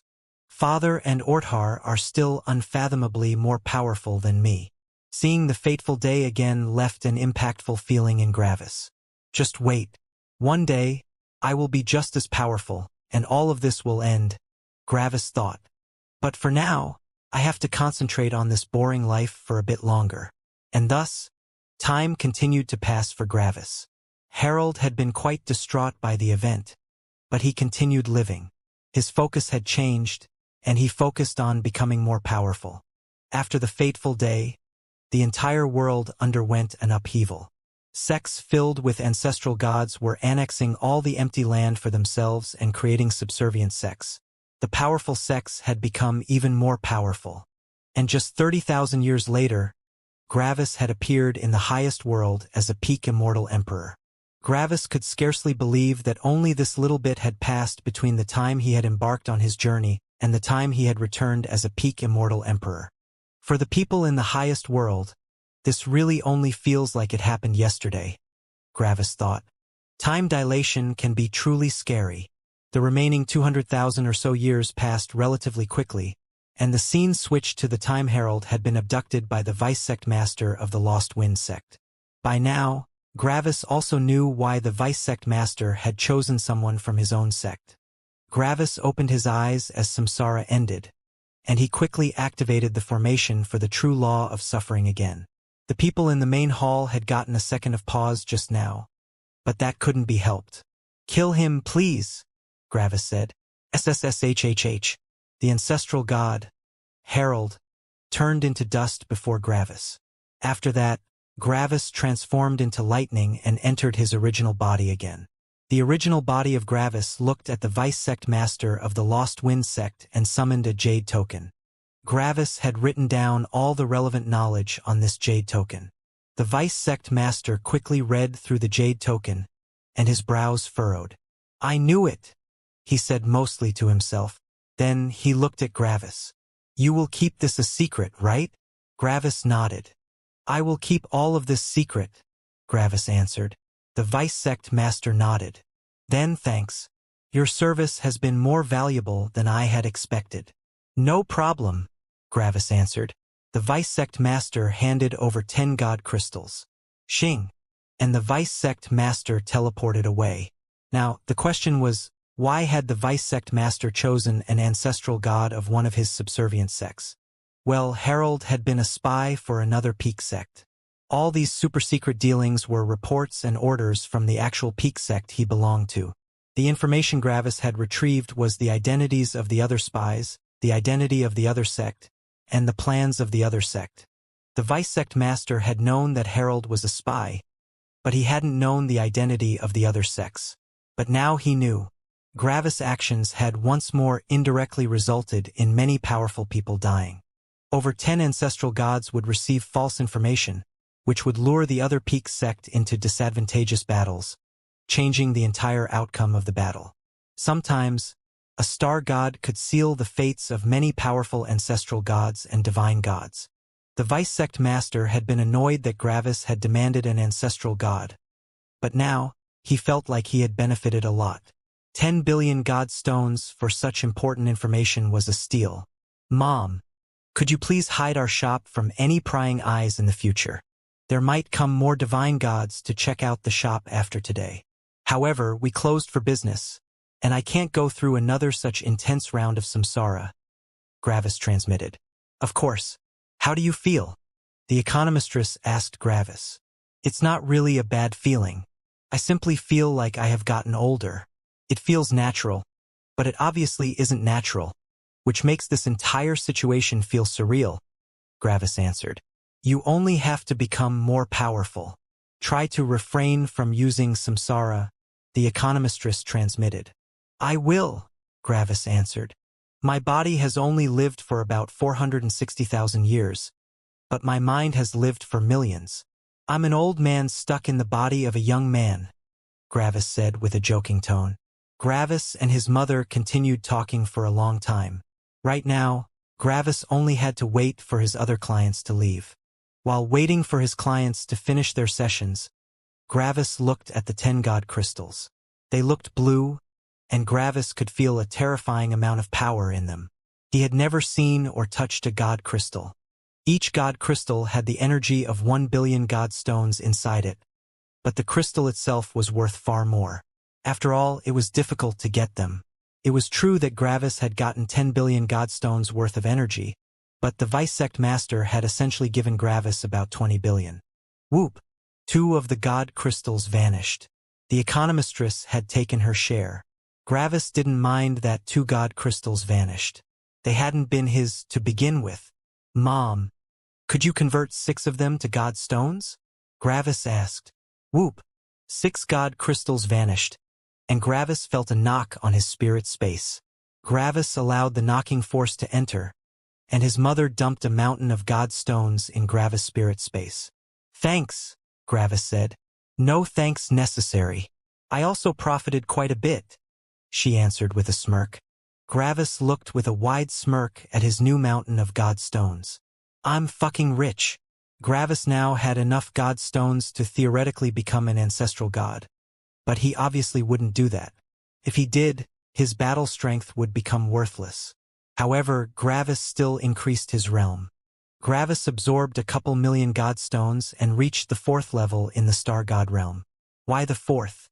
Well, Gravis' will aura was equivalent to the 9th level of the star god realm, which was too powerful for Gravis to find a good opponent while being in the 1st level of the star god realm. So Gravis went to the 4th level. Between the 3rd and 4th level, a 2-level jump would take place. After all, the first third of the realm was over, which represented the early star god realm. The middle star god realm would go from the 4th to the 6th level, and the late star god realm would go from the 7th to 9th level. While Gravis was at the 4th level of the star god realm, someone at the 9th level would be 6 levels above him due to the 2-level jump between the 6th and 7th level. That would be perfect as tempering. Of course, an unreal amount of time would have to pass for level 9 star gods to actually exist in the highest world again. But Gravis didn't need to wait. Gravis already had a plan. First, he would comprehend the 3 level 7 matter laws. After that, he would need to upgrade his form law with all the level 7 battle laws. Following that, he would go to a heaven's trial and get a great opponent. Then, his will aura should be in the ancestral god realm, and Gravis could increase his realm again. Lastly, he would concentrate on the level 8 laws, which would be followed by tempering himself against ancestral gods. Aya! Gravis looked at the screaming people beside him. But first, I need to wait for them to finish. Gravis had to spend another 300 years just sitting around and waiting for his clients to finish. One of them died, but the other ones managed to survive. During the tempering, these people hated Gravis and wanted him to die, but after they survived, they were thankful. They even apologized for some of the things they had said. Gravis simply shooed them away, and when the last person left, he closed shop. The secret name torture chambers vanished. After closing shop, Gravis threw one last glance at the place he had been for a bit less than 1,000 years. Just 1,000 years for over 10 billion god stones. Gravis thought. That's really an insane amount of money. Sure enough, creating your own business is always the fastest way to become rich. After a bit of looking at his old shop, Gravis went to an or supplier in Opposer City. Usually, these or suppliers only supplied or to forgers, but they also sometimes offered these material packages to comprehend a law. When Gravis entered the shop, he saw a clerk standing behind the counter. Or suppliers were rarely visited due to their choice of trade, which was why there were no customers in here. Welcome. How can I help you? The clerk asked with a smile. One material package for the true hard pure material law, please, Gravis said. The eyes of the clerk shone with interest. That's a lot of money. Xing. Another person arrived beside the clerk. It was a brown-haired woman, and she looked at Gravis with a suggestive smile. You want to buy a material package? She asked. Gravis nodded. The woman hummed in a sexy voice as she traced her lips with her long fingernails. Do you have the money? She asked. Gravis took out a god crystal. When the manager saw the god crystal, her eyes shone. Oh my, you have quite some money, don't you? She asked with a smile as she got closer. That's enough to pay for a material package. I want 800 million god stones in change, Gravis immediately said. The manager's suggestive smile vanished for a split second, but it quickly returned. That's a bit too much. I don't think we can pay that. Gravis only evenly looked at her. One god crystal can be sold for 2 billion god stones. The fact that I'm only asking for 1.8 billion god stones is already allowing you to make an additional profit on top of the sale of the material package. I've also owned several businesses in this city, and I know that my offer is acceptable. The manager slightly narrowed her eyes, but her narrowed eyes transformed into bedroom eyes. Don't take advantage of a poor girl like me, she said. Then, I have a different business proposition, Gravis said. You buy the material packages for the true medium pure law and the true soft pure law, and I will buy the set of 3 for 2 god crystals. That should come to 1.5 billion god stones per god crystal. The manager thought about Gravis' proposal while playing with her hair. That's a possibility, but I have to deduct 100 million god stones for all the additional administration effort. Gravis' smile vanished as he looked with an even look at the manager. Don't push it. Take it or leave it. The manager was a bit taken aback by Gravis' outburst. The guy had appeared so polite and innocent when he had entered. That was also why the manager had tried her best to earn more money with her beautiful and seductive actions. Yet, when Gravis had told her to take it or leave it, it was like he hadn't viewed her as a potential romantic interest but as just another random person in the city. Fine, the manager said, her romantic tone gone. Now she sounded like a typical manager. Wait here. I don't trust my employees with so much money. I'll buy the 2 packages myself. Gravis only nodded. Xing. The manager vanished, and the clerk created a contract for Gravis to sign. After reading through the contract, Gravis signed it. If there were any hidden tricks with the contract, Gravis would have seen them. A couple minutes later, The manager returned with 2 space rings. Even at this level, space rings were the primary form of trading. The manager put a 3rd space ring down. These are the 3 packages. Please check if everything is present. Gravis looked into the 1st space ring. So many materials. There were kilometers of space filled with colorful or earth, stone, and other kinds of hard matter. Gravis quickly checked through everything and realized that everything was present. Gravis knew what should be inside the material packages since his mother had given him the properties and names of the materials. Nothing was missing. A bit of every hard, pure material in the entire highest world was present in this space ring. It must have taken an unreal amount of effort to gather all these different materials in one place. Gravis put the 1st space ring down and looked at the 2nd one. Wood, leather, sand, brittle stone, and other similar materials littered the space ring. There weren't as many materials in this space ring as in the 1st one, but that was normal. The hard materials were always the most numerous. Nothing was missing from the 2nd space ring. Then Gravis looked into the 3rd space ring. Colorful gases and liquids filled the space ring, and it wasn't easy to discern all the different materials, but Gravis had enough experience in the matter laws to notice all the differences. The 3rd space ring was also fine. Gravis nodded, summoned 2 god crystals, and put them on the counter. Everything checks out, he said. The manager pocketed the 2 god crystals, and her smile had returned. She had been quite nervous since she was not normally selling these other 2 material packages. She had feared that something was wrong with them, and her insurance wouldn't have covered her loss since she was selling something that wasn't normally in her assortment. "Thank you for your purchase. Please visit us again," she said politely. Gravis just waved nonchalantly as he exited the shop. "Thanks, bye." Xing. Gravis teleported away and appeared in an empty room. "Mind if I stay here until I'm done?" Gravis asked.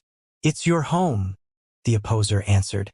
"Thanks, father," Gravis said as he walked to the room's entrance. However, Gravis stopped and turned to his father as he remembered something. The opposer was simply sitting in the middle of the room with closed eyes, something he had been doing ever since Gravis had been born. Back then, Gravis had always been confused about what his father was doing all day. But now he knew. "How hard is it to manage your cosmos?" Gravis asked. The opposer opened his eyes and glanced at his son for a second. Then he closed his eyes again. "I've gotten used to it," he said. Gravis nodded a bit. "Was Orthar right? Are you continually fighting against death?" he asked. "If I weren't fighting against death, the old bastard would have already killed me," the opposer answered. "Don't assume he is the victim. He was the one that attacked first. You should know what I mean because you went through the same thing." Gravis lifted an eyebrow. "I did?" he asked. "The old bastard tried to kill me, and he was too powerful for me. With my power back then, I was helpless in front of him. As soon as I returned, I would be killed. This forced me into this path of perpetual war with death. Does this remind you of something?" Gravis' eyes widened as he remembered something. Wasn't this just like when he had attuned his spirit to lightning? The lower heaven had pushed Gravis again and again, and Gravis had been too weak to fight against it. So, he had made a very risky and self-destructive decision by attuning his spirit to destruction lightning. In a sense, Gravis had been in the same position as his father. Gravis nodded. "I've never noticed the similarity.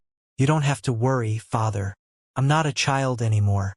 I can see right and wrong with my own eyes," Gravis answered. The opposer opened his eyes again and looked at his son. Then, a slight smirk appeared on his lips. "You're right. You're not a child anymore." Gravis nodded. "Anyway, I'll get to comprehending my laws." The opposer only nodded wordlessly. Gravis went to his room, which was still the same. He hadn't really changed it, and all the things he had owned as a child were still there. It always felt a bit nostalgic to return to this room. Yet, all the things also elicited a feeling of disconnect with him. It was like the child that had once played in this room wasn't him. Too much had happened. Mortis is currently checking out the true law of divine lightning's explosiveness, and he should be done soon. I don't need his help to comprehend the material laws since it wouldn't save us any time anyway. Gravis sat down in his room and put the space ring holding the hard pure materials in front of him. Then, he started the long process of studying the materials and seeing how they interacted when confronted with different forces. After studying one material thoroughly, Gravis would make it interact with different elements to see what would happen. Gravis quickly entered his typical state of comprehending laws, and time continued to pass.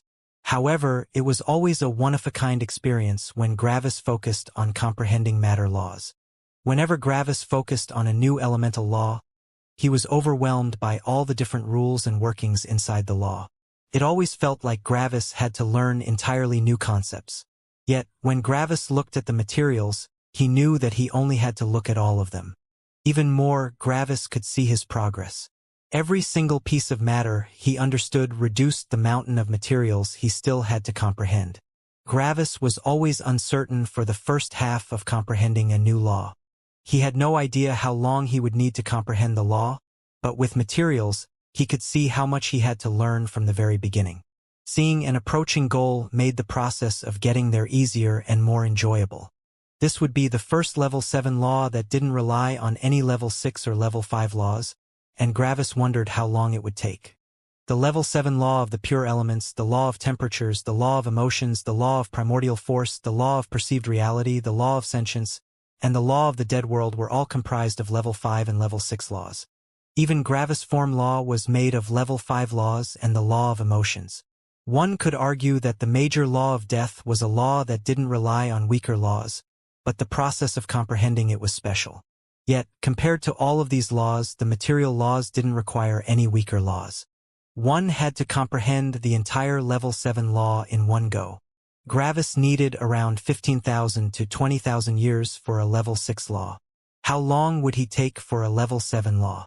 Gravis wasn't sure how long it would take, but he knew that a lot of time would pass. The Myriad sect would have probably undergone a great evolution when he returned. Of course, Gravis wouldn't completely isolate himself. He would still talk with his friends and Stella from time to time, and they could even come to visit him. Gravis was willing to waste a couple of days of getting back into his law comprehension headspace for some company. Meanwhile, Mortis had it a bit harder. Level 7 battle laws were more sought after than level 6 laws, which meant that the Myriad sect didn't have many of them. So, Mortis used his unique ability to become intangible to sneak some law comprehension from other sects. Of course, even if Mortis couldn't be contacted while comprehending these level 7 laws, he could still visit the Myriad sect between sessions. And thus time passed. Mortis was the first one to finish with the true law of divine lightning's explosiveness. Since the law was part of lightning, it didn't take Mortis very long to comprehend it. It only took him 10,000 years. 10,000 years for a level 7 law was unimaginably fast. On the day Gravis had heard of Mortis' success, he looked at the mountain of materials he still had to comprehend. It looked just as imposing as on the first day. 9,000 years later, Mortis comprehended the level 7 true law of divine lightning's cutting. Gravis still had a long way to go in comprehending his material laws. For the next 5,000 years, Mortis took a break to spend some time with Azure. Gravis didn't mind it and only felt happy for Mortis. Then, Mortis focused on the level 7 true law of Blaze's explosiveness. Now, the true extent of how long it would take to comprehend a level 7 law was unveiled. Gravis finished one material after the other, and he saw the mountain of materials shrinking. Only when only 10% of the mountain remained did Gravis hear from Mortis. 87,000 years. 87,000 years was a lot, but it was still way above average when it came to comprehending level 7 laws. Gravis was already over 570,000 years old by now. Mortis took some time off, and Gravis finished the mountain of materials in another 8,000 years. Gravis closed his eyes and gathered all the insights he had gained over the last nearly 100,000 years. Boom! Gravis comprehended the level 7 true law of hard pure materials. Gravis smiled, and his mind wandered to the middle world. Gravis remembered the time Azure had punished him by forcing him to stop advancing in his realm for 100 years. Back then, Gravis had met Ferris, and the two of them had concentrated on comprehending laws for a century. The first law Gravis had been interested in was the hard complex material law. Sadly, Gravis hadn't known back then that the hard complex material law had been a level 2 law. After a lot of experimenting, Gravis had finally been able to discern what rank the composition laws were. Back then, Gravis hadn't known that the composition laws basically referred to the law of the dead world and the law of life. Back then, Gravis had discerned the different levels by using the true name of the level 1 hard pure material law his father had told him. It was the low-rank hard pure dead material law. Now, Gravis had gotten rid of the low-rank part of the name.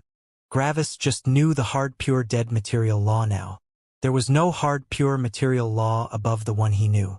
Gravis was done with comprehending hard pure materials for good. I now know all the hard pure materials that exist in the entire cosmos, Gravis thought. It feels surreal.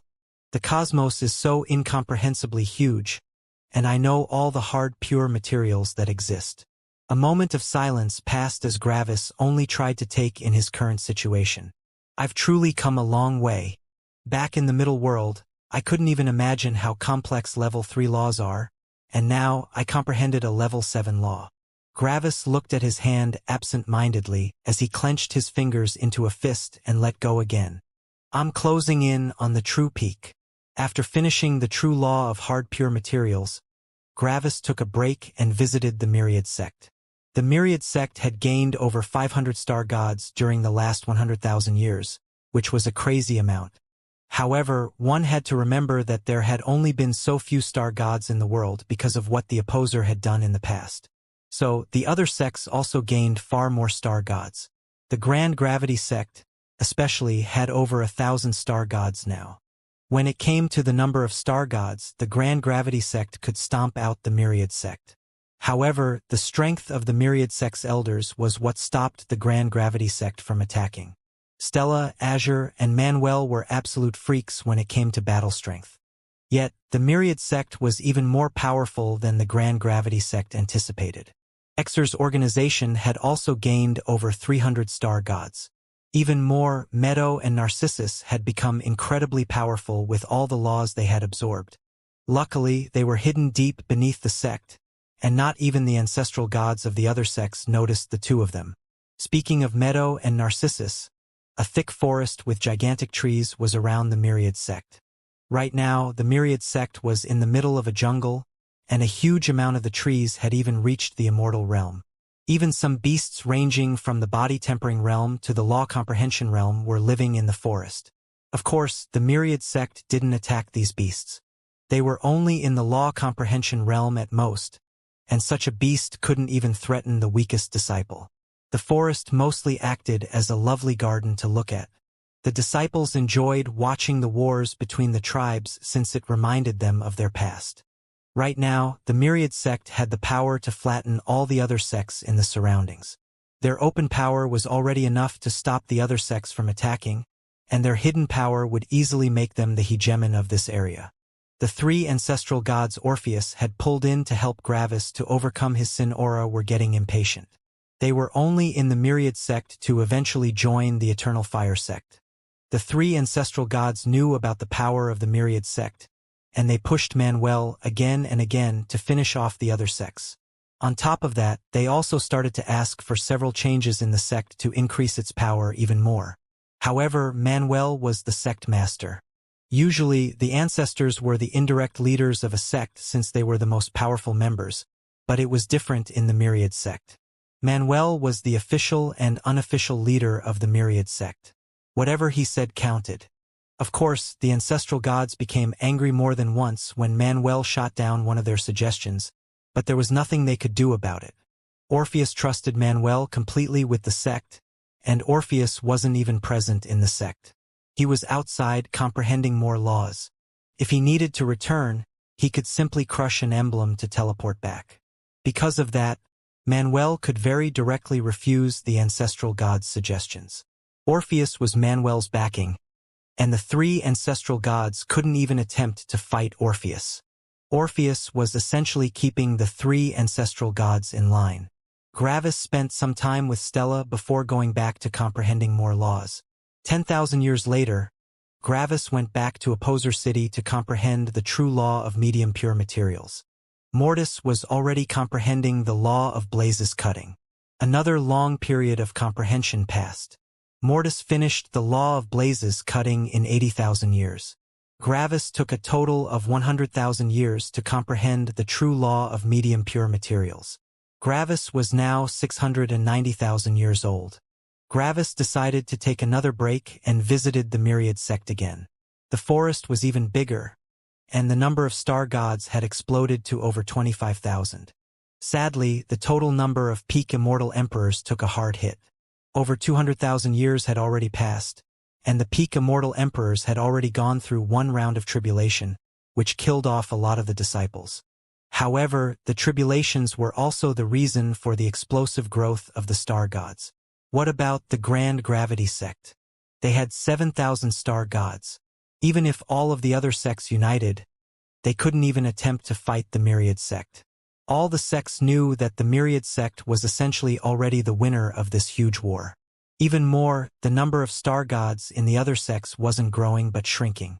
The star gods and peak immortal emperors weren't stupid, and they knew that they couldn't possibly win a war with the Myriad sect. So they left their sects to join the Myriad sect. In just the 10,000 years of Gravis break, the Grand Gravity sect had lost over 5,000 star gods, making the sect fall to only 2,000 star gods.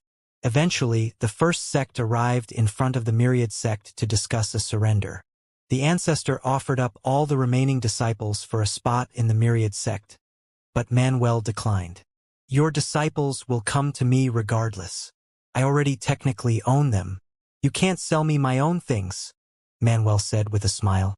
Of course, the ancestor exploded with anger, but she couldn't do anything. She only threw a look at the three ancestral gods standing behind Manuel. All three of them were above her in realm. Then, she offered the law comprehension areas of her sect. As long as she refused to capitulate, the Myriad sect wouldn't have access to them. First of all, I can just declare an attack. As soon as I declare it, your remaining disciples will join me. And even if I don't declare an attack, I just have to wait some more, Manuel said with a smile. The ancestor exploded with anger again. However, anger was useless, and she quickly gave her next offer. 1 billion god stones, she said. Not enough, Manuel answered. I don't have more, she said with narrowed eyes. Are you willing to continue that conversation in an honesty chamber? Manuel asked with a smile. The ancestor didn't answer. If there is no way for me to join the Eternal Fire sect, I might as well destroy all the members in my sect.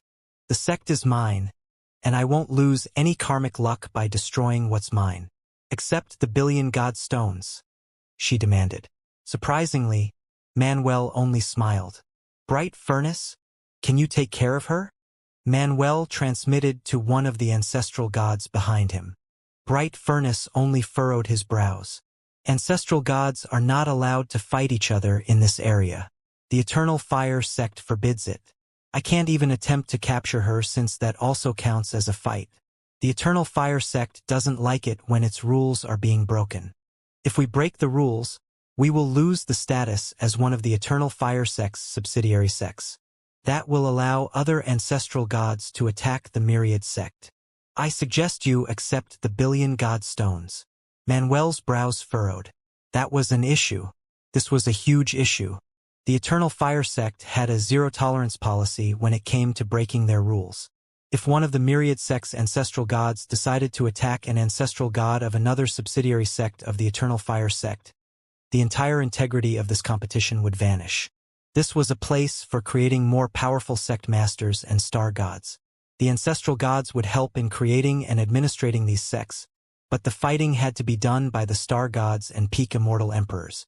However, since the ancestral gods had also been the ones that created the sect, they had the right to destroy their own sects. The sects belonged to them, and they could do with them whatever they wanted. Sure, Manuel could try to quickly gather all the star gods of the other sect, but the other star gods had come with their ancestor, which was a bad thing. Why? Because her star gods were in the range of her spirit sense. If she suddenly saw many star gods charge into the Myriad sect, she would immediately kill all of them. She was essentially using the rules to threaten Manuel with the lives of thousands of star gods. If Manuel ordered one of his ancestral gods to kill her, the Myriad sect wouldn't only lose their status as a subsidiary sect. They would maybe even become enemies with the Eternal Fire sect. The Eternal Fire sect had an incredible amount of ancestral gods, and they even had a new ancestor at the peak of the ancestral god realm. Orpheus was still on the 5th level of the ancestral god realm. Sure, Orpheus was incredibly powerful when it came to his battle strength, but he couldn't fight a level 9 ancestral god. By killing this ancestral god, Manuel wouldn't put the Myriad sect into danger but doom it entirely.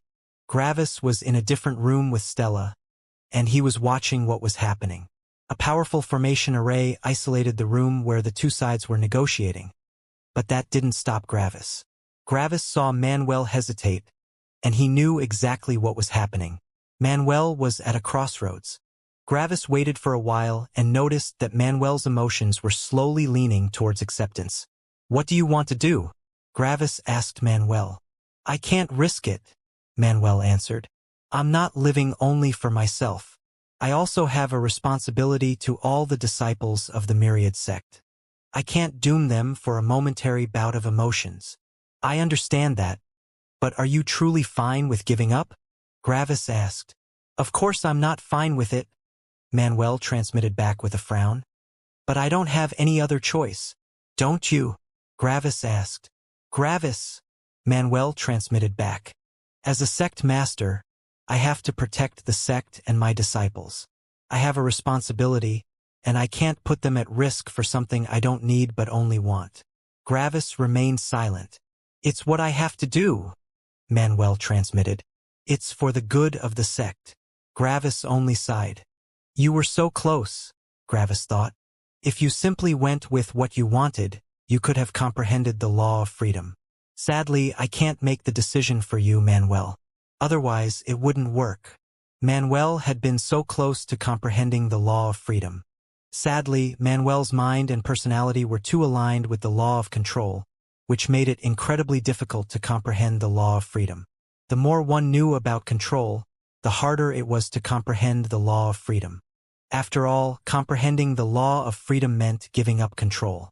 The law of freedom could only be comprehended when someone went with a stupid decision that they wanted instead of with a smart decision they didn't want. In a sense, Manuel was too smart and too calm to comprehend the law of freedom at this moment. Manuel was a great sect master, and to comprehend the law of freedom, he had to be a bad sect master. Manuel had decided to accept the offer. Bang! And the ancestor of the other sect exploded. Everyone looked with shock at the place the other ancestor had just been. No one had expected her to die. Manuel exploded with anger. "Orpheus!" he shouted aggressively. Manuel rarely lost control over his anger, but this time he thoroughly lost it. He had just decided to sacrifice what he wanted for the good of the sect. It had taken a lot out of him to come to that decision, but Orpheus made all of that worthless. Even more, Orpheus had said that Manuel was the one leading the sect. Orpheus had broken his promise by acting on his own. The other ancestral gods looked with panic and fear at Orpheus. What did he just do? Meanwhile, Orpheus only smiled while looking at Manuel. "Explain yourself," Manuel said with a cold voice. Orpheus' smile transformed into a smirk. "I wanted to kill her," he said. Silence. "That's it?" Manuel shouted in anger. "That's why you killed her? Do you realize that you made the Eternal Fire sect our enemy?" "Yes," Orpheus answered. "I know that. But I really wanted to kill her." Silence. "Orpheus, you have a responsibility to the sect. You can't just act on your own and doom everyone in the sect," Manuel shouted. "Well, I just did," Orpheus said with a smirk. Manuel was filled with stress and anger at Orpheus' words. Orpheus was unreasonable. However, Manuel took a deep breath to calm down. The deed had already been done, and there was no changing it. Now, Manuel needed to plan for what was about to come. "Don't do that again," Manuel said with suppressed anger. "Or what?" Orpheus asked. Manuel's anger exploded again. However, he realized that there was nothing he could do. Orpheus had all the power. Manuel could dismiss Orpheus from his position as an ancestor, but that would doom the myriad sect even more. With no one suppressing them, the ancestral gods would become the leaders of the myriad sect. Even more, they needed Orpheus now more than ever. They had to deal with the eternal fire sect, and they needed someone as powerful as Orpheus to resist them. Is he stupid? Manuel thought with frustration. He knows that he can't fight the ancestor of the eternal fire sect. His life is in just as much danger as our lives. So why did he do it? What was his reason? Manuel thought about Orpheus' motivation for several seconds, but he couldn't come up with the answer. Sure, Orpheus had said that he had only done it because he wanted to, but that was unreasonable. That couldn't be the reason. Sadly, Manuel wasn't able to discern that this truly was the entire reason. Orpheus knew the law of freedom and he did what he wanted. When Orpheus saw Manuel suppressing himself again, he sighed. I tried, Gravis. Orpheus transmitted to Gravis. Orpheus had given Manuel another chance at comprehending the law of freedom. Manuel simply had to dismiss him as the ancestor. It was a stupid decision, but that was what Manuel wanted. Manuel was very outstanding, but that was the exact reason why he had such issues in comprehending the law of freedom. He was too perfect. He didn't make mistakes, and comprehending the law of freedom meant committing a mistake. Xing. Someone appeared in front of the myriad sect. The person was a middle-aged man with red hair, wearing the robes of the eternal fire sect.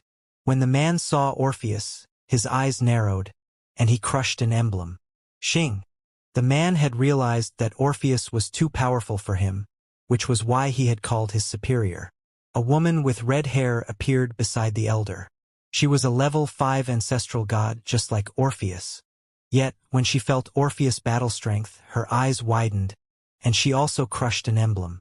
Xing. An older woman with long orange hair appeared. She was the new sect master of the Eternal Fire sect since the old sect master had become their ancestor. She was a level 7 ancestral god, and she also felt Orpheus' battle strength. Orpheus felt incredibly dangerous to her. However, she could attempt to fight him. Her chances of winning were not zero. Manuel took a deep breath. The leaders of the Eternal Fire sect and Orpheus only looked at each other as the atmosphere became intense. The new sect master of the Eternal Fire sect looked at Orpheus with a serious expression. Who are you? She asked with a careful but domineering voice.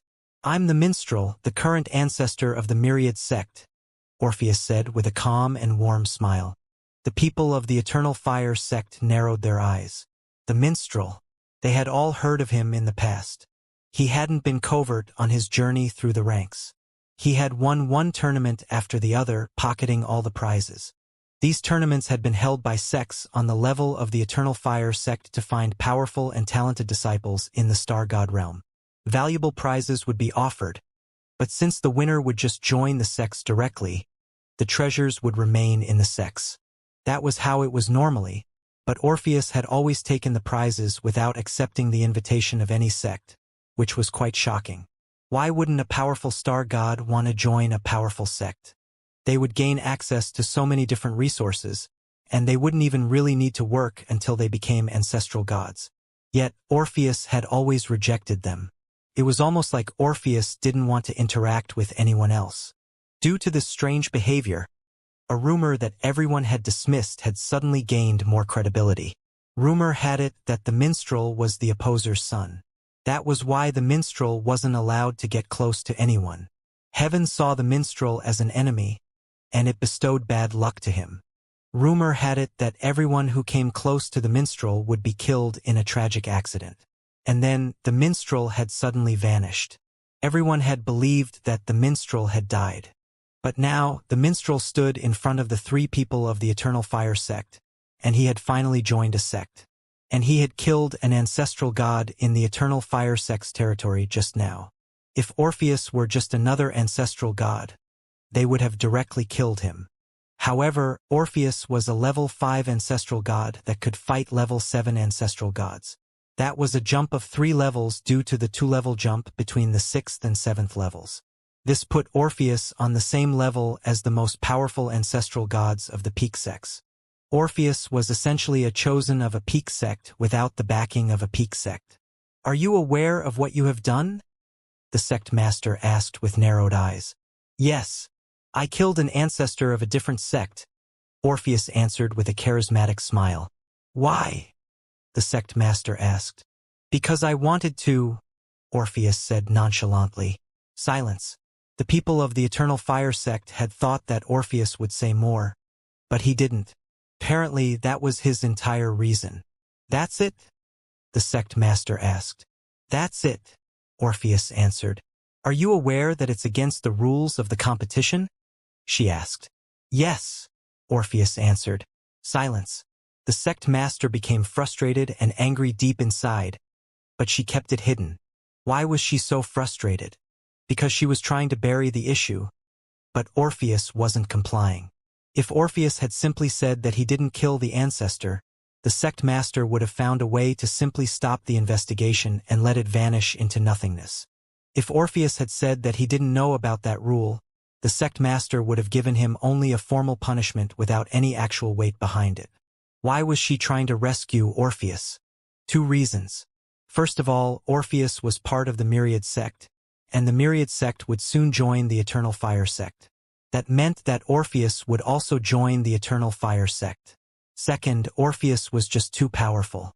Even if the sect master and vice-sect masters fought together, Orpheus still had a good chance of winning. Were they supposed to call their ancestor? Not only would that embarrass the new sect master, but the ancestor was also far too powerful for a mere level 5 ancestral god. Orpheus had 0 chance of victory. This meant that the ancestor would lose karmic luck if he killed Orpheus. And Orpheus had a ridiculous amount of karmic luck, thanks to being Gravis' brother. Manuel was watching with gritted teeth. He knew that the Eternal Fire sect was far too powerful for them, and that the Eternal Fire sect could even kill Orpheus. Manuel had no idea how he could rescue the sect under that threat. Sadly, after being a sect master for such a long time while being inside an organized competition with rules, Manuel had overlooked something very fundamental. Why were you willing to offend the Eternal Fire sect, a sect that can kill you, just because you wanted to kill someone? The sect master asked. Orpheus only smiled. Because I'm powerful enough to do so. You won't kill me. Silence. 10 seconds of silence passed as Orpheus' words entered the ears of every present being. It was so simple and direct. Manuel's eyes widened in realization. Then, a bitter smile appeared on Manuel's face. How have I forgotten that truth? He asked himself. Manuel looked at Orpheus, and his resentment slowly vanished. I forgot that all of this is only a competition. The Eternal Fire sect has intimidated me to the point that I didn't even dare to evaluate their true power. Orpheus always has my back. I could have simply ordered the death of the ancestor without any repercussions. No wonder Gravis asked me several times if that's what I wanted. He knows that there wouldn't have been any repercussions. And yet, I explained to him what responsibilities a sect master has. There is much more to learn, Manuel thought with a smile. Manuel looked over to Gravis, who only winked at him. Thanks, you two. Manuel transmitted to Gravis and Orpheus. Orpheus didn't answer, but his smile widened. After the sect master had heard Orpheus' words, her eyes narrowed. This was bad. Orpheus had unveiled the hidden truth and made it public. If she didn't handle this situation correctly, the Eternal Fire sect would become the laughingstock amongst all the other sects. What? Your entire sect got humiliated by a level 5 ancestral god, and you didn't kill them? This was what the people would say. In a sense, Orpheus was forcing them into a conflict. The sect master had tried to give Orpheus a way out of the situation, but Orpheus wasn't reciprocating. Orpheus was essentially telling them to attack him. It was almost like he wanted to die. After some seconds, the sect master made her decision. She called her ancestor. The sect master quickly explained everything to the ancestor via a communication ring, and the ancestor quickly answered. You want me to waste my karmic luck just so that your image in other people's eyes doesn't get damaged? He asked coldly. After hearing her ancestor's words, the sect master felt incredibly embarrassed. He's right. He has the power to break these unimportant rules. We held this competition to find powerful and smart future elders. He successfully recognized his own power and our power, and he came to a correct conclusion. The minstrel sounds like a brilliant future sect master, the ancestor said. Instead, just because of your fragile ego, you want me to sacrifice my karmic luck. Maybe it was a mistake to choose you as the sect master. Allow the myriad sect to join the eternal fire sect. As soon as the minstrel becomes a level 7 ancestral god, he will become the new sect master of the eternal fire sect. You know how we choose our leaders. It's against the rules to kill fellow sect members, but as long as you don't get caught, it's fine. It's not wrong to break the rules, but you can't get caught doing so. Kill him before he becomes the sect master with strength, or prove to me that your planning and scheming is superior by uniting the sect against him. You won the earlier clash and became the sect master, but you obviously aren't ready yet for that position. Either overcome this new opponent or get pushed into mediocrity. I don't care if you win or lose. I only want the best of you two to win, the ancestor said. After that, he told her how he wanted their clash to be held and cut off the connection. The sect master's face had long since gotten white in terror. I just made a grave mistake, the sect master thought in deep regret. The sect master was filled with regret. Not only had she put her position into jeopardy, but she had also committed a grave mistake. She had forgotten the fundamental truth of the world. Power was everything. As a person that managed to win against thousands of other ancestral gods in the political battle, she wasn't a stupid or ignorant person. She wasn't like Nira, the former sect master of the 9 Elements sect. She recognized when she made a mistake, and she had fully realized that she had handled this situation incorrectly. The correct way would have been to acknowledge Orpheus' power and tell him that the competition was over and that the myriad sect could join the eternal fire sect. I can't forget that fundamental truth again, she thought to herself with determination. I've been so embroiled in these political battles that I forgot how it is to be a cultivator in the wild. Today, I learned another important lesson, and I won't ever forget it. Then, she looked at Orpheus and slightly narrowed her eyes. Sadly, you have now become my opponent, and I have to suppress or kill you. You helped me in understanding this lesson, but for my future path, I can't let you overtake me. I'm sorry, minstrel. The sect master straightened her posture and looked at Orpheus with the pride of a sect master. You're correct, she said. You are powerful enough to break such an unimportant rule. However, I would advise you from breaking any more rules in the future, since you and the myriad sect will be part of the eternal fire sect from today onwards.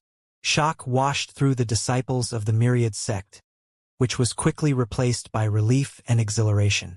They could finally join the eternal fire sect. Who wouldn't want to join the eternal fire sect? The disciples from the sect of the dead ancestor quickly joined the myriad sect. Sure, they were sad and angry that their ancestor died, but they didn't really know her.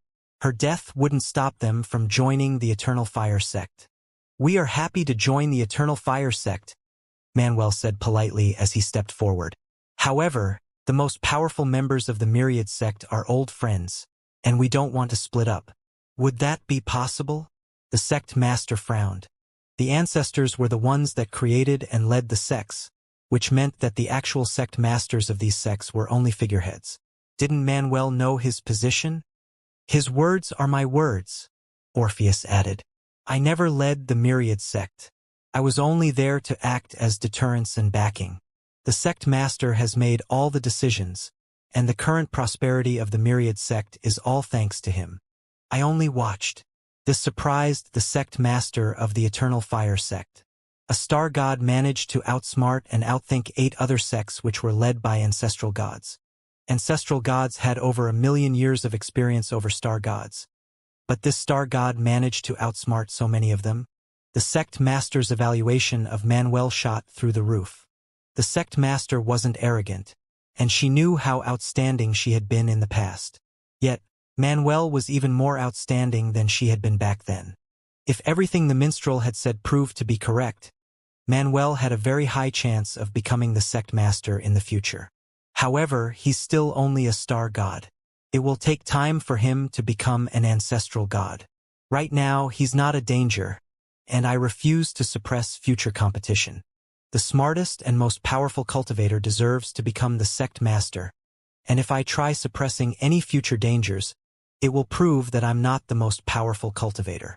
In order to prove that I'm the most powerful, I have to let him grow until he becomes a true danger to my position, the sect master thought. I can grant you that wish, the sect master said. Are 100 spots enough? More than enough, Manuel said with a polite bow. Cultivator Skywind thanks his sect master. Skywind was Manuel's title.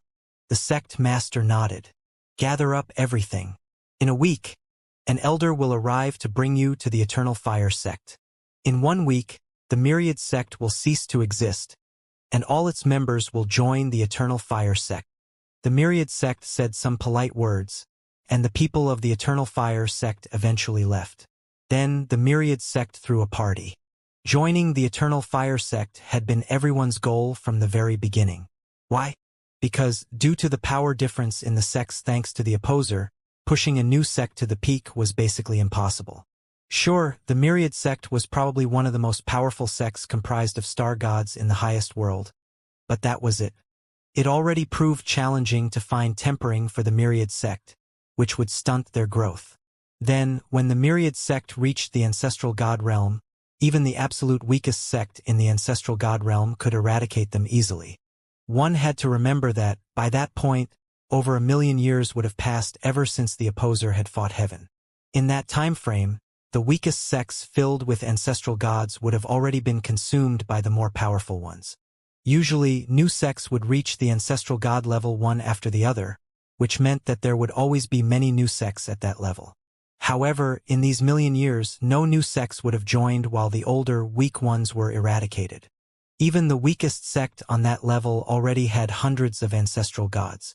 On top of that, the ancestral gods had had over 1,000,000 years to become more powerful. Ancestral gods below the 4th level would have nearly died out in those 1,000,000 years. Because of all these reasons, Manuel had always planned to join the Eternal Fire sect. Manuel had gathered a lot of information on the Eternal Fire sect, and he also knew their philosophy. In essence, nepotism didn't exist. Loyalty was also not as important. The length of having been a member of the Eternal Fire sect also didn't matter. Only intelligence and power mattered. This meant that Manuel didn't need to stage a coup or a sneaky rebellion.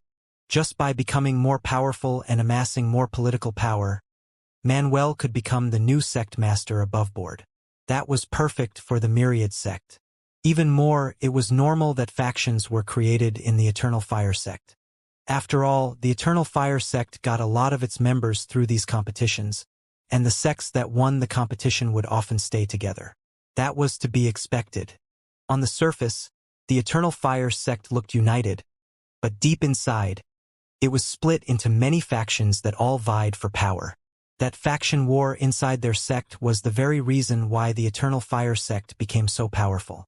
Only the strongest and smartest survived. The stupid and weak ones would die.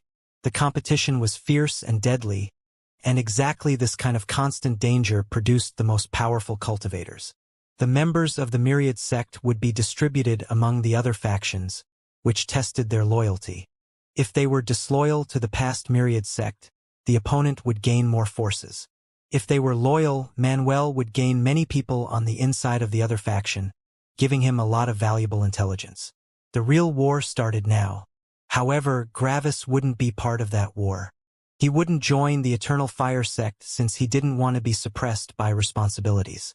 Gravis could gain all the resources he wanted himself, which meant that he didn't need any powerful sect backing him. Gravis partied with the Myriad sect for the remaining time, and when the elder of the Eternal Fire sect arrived, Gravis asked for a visitor's token. With that token, he could visit his friends whenever he wanted. The elder didn't mind and gave one to Gravis and Mortis each. The former Myriad sect threw one last look at their old headquarters. Funnily enough, all the trees would go with them, leaving the old headquarters barren. After a while, they all left, leaving Gravis and Mortis behind. Gravis and Mortis looked at the empty headquarters of the myriad sect with a nostalgic expression. Then, the two of them left to continue comprehending laws. In the future, these buildings would house another sect. While everyone was settling down in the Eternal Fire sect, Gravis and Mortis continued their law comprehension. Mortis made himself intangible and snuck some comprehension from sects far more powerful than him, while Gravis returned to Opposer City to look at the soft pure material law. And so, another long time of comprehension took place. Mortis needed 80,000 years to comprehend the law of hurricanes cutting. His speed of comprehending level 7 laws became faster thanks to his increased law comprehension experience. Gravis needed 90,000 years in total to comprehend the true law of soft pure materials. Finally, all the level 7 material laws are done. Gravis thought with a sigh. The material laws have already integrated into the major law of the dead world, just like all the level 6 elemental laws. Theoretically, I could create a world even more powerful than a higher world with enough energy. Although, I can't fill it with life. Anyway, I should buy some law comprehension fruits for the more troublesome battle laws, Gravis thought. Mortis had stayed with Azure ever since he had finished comprehending the law of hurricanes cutting. Gravis also wanted to visit the Eternal Fire sect, but he also wanted to buy the law comprehension life fruits first. Narcissus knew a lot of powerful laws, but Gravis wasn't sure if he knew these specific level 7 elemental battle laws. Additionally, Gravis didn't always want to rely on the wealth of his friends. Also, Gravis had enough money now to buy these fruits. Gravis went to the smart cultivator in Opposer City, and as soon as he entered, he was greeted by an ancestral god. Jake told me that the manager would come out himself as soon as a star god enters the shop. Gravis remembered. Welcome to the smart cultivator. How can I help you? The ancestral god asked with a polite smile. Hello? I would like to buy 4 law comprehension life fruits for the true law of stones cutting, Gravis said. The smile of the manager widened. Of course, but they are very expensive. A virtualization array for a level 7 law costs 100,000 godstones per century, and a cultivator needs 100,000 years to comprehend a level 7 law on average. This means that they would need to buy the least 1,000 times, which would come to 100 million godstones. For law comprehension life fruits are more than enough for the average cultivator to comprehend the true law of stones cutting. In essence, 3 of them are worth just as much as a full comprehension via virtualization array. So, I would make a loss by offering you 4 for the price of 3. Then, the smile of the manager widened. But I'm going to do just that. 4 for the price of 3, which comes to exactly 100 million godstones. Are you interested? 100 million godstones. That was enough for a level 1 star god to become a level 6 star god. This should show how much 100 million godstones were. Gravis handed over the 100 million godstones without a word. Why would Gravis hesitate? He had 12 billion godstones right now. The vice sect master of the Lost Wind sect had paid with 10 god crystals, which came to 20 billion godstones due to their increased worth. The economistress took 4 billion, and another 4 billion were used for the material packages, leaving Gravis with 12 billion godstones. If a level 1 star god consumed 12 billion godstones, what realm would they reach? If a level 1 star god consumed 12 billion godstones, they would become a level 4 ancestral god. However, 100 million godstones was still a lot, right? Well, humans often had issues with imagining big numbers. In fact, 100 million godstones wasn't even 1% of 12 billion godstones. If someone earned 2,000 gold per month, the current expenditure of the law comprehension life fruits, when put into perspective, would be less than 20 gold. It was essentially nothing. When the manager saw Gravis hand over so many godstones without any noteworthy reactions, his smile widened. He knew that he had a big customer on hand. Due to the small demand for these law comprehension life fruits, you'll have to wait for about 5 hours while we procure the fruits. I'm sorry for any eventual troubles, the manager said. It's fine, Gravis said. I'll just wait here. Of course, the manager said. Gravis went to the side and simply waited for a couple of hours, which was basically nothing to someone over 700,000 years old. A couple of hours later, Gravis got his law comprehension life fruits, and he went back to his father's place. Gravis swallowed the fruits and concentrated on comprehending them, and after just 200 years, Gravis comprehended the true law of stone cutting. 6 out of 14 done. Nearly halfway there, Gravis thought. Anyway, I wonder how everyone's doing inside the Eternal Fire Sect. I should go visit them. Gravis left Opposer City and traveled to the Eternal Fire Sect. It didn't take Gravis very long to reach the Eternal Fire Sect, and when he arrived, he saw the Eternal Fire Sect for the first time. It actually didn't look very special. In fact, the Eternal Fire Sect was set up very differently from the sects Gravis was used to seeing. Usually, a sect had one huge headquarters where everyone would live and do their duties. Yet, the Eternal Fire Sect was different. Due to all the different factions, the Eternal Fire Sect didn't have a headquarters or a single place where everyone could meet. Sure, there was the castle with the leaders of the sect, but that castle basically stood alone on top of a mountain range. There were no other buildings near it. Instead, all the different factions in the sect had created their own small regions and territories. This meant that, funnily enough, the Eternal Fire Sect was basically just a huge geographical territory with plenty of smaller powers trying to vie for supremacy. There was one undisputed leading power, which was the leadership of the Eternal Fire Sect. However, the leadership rarely involved themselves in the struggles of the different factions. They only set up the rules and enforced them if someone broke them. Of course, when the Eternal Fire Sect got into trouble, they would force the factions to help. The factions might be warring with each other in secret, but if an external power threatened them, they would be a united front. Obviously, with all of this faction warfare, it was possible to gain a certain amount of political power if one led a powerful faction. Could one of those faction leaders demand more rewards or better jobs from the leadership of the Eternal Fire Sect? No. The factions were allowed to go against each other, but they were not allowed to go against the Eternal Fire Sect. As soon as one faction tried to go against the Eternal Fire Sect, there would be no more reason for that faction to exist. The leadership would just directly kill the leaders of that faction. Even if 80% of the sect started a rebellion, the sect master would just kill the strongest 10%. The rebellion would quickly disperse after that. Gravis thought that the style of management the Eternal Fire Sect employed was quite effective. Reminds me a bit of the Middle World. Gravis arrived at Manuel's faction pretty quickly. The Eternal Fire Sect's territory was gigantic, but it also had many teleportation formation arrays inside it, making it easy for Gravis to get there. When Gravis arrived, he was surprised by how small Manuel's faction looked. There were barely any buildings, and it looked more like a solitary castle than an entire faction. However, the 12 core members of Manuel's faction were all present. Manuel was the leader. Eris and Broadwalker were the vice leaders. Meadow and Narcissus simply sat beneath the headquarters. Dorian, Ferris, Azure, Stella, Exer, Yersi, and Jake were simply the elite force. Apparently, elders were no longer necessary due to the new way everything was set up. Everyone welcomed Gravis, including Mortis. After all, Mortis was also here because of Azure. "Why are only you guys here?" Gravis asked. "I expected you to create a formidable faction with a lot of members." "Things are different now," Manuel said with a tranquil smile. "We aren't really warring with other sects but fighting over resources." "Resource war?" Gravis asked. "Is it like the sect alliance in the higher world I have been to?" The last question was mainly targeted at Stella, who had even been part of the sect alliance back then. "Not entirely," Stella said with a smile, happy that Gravis was here.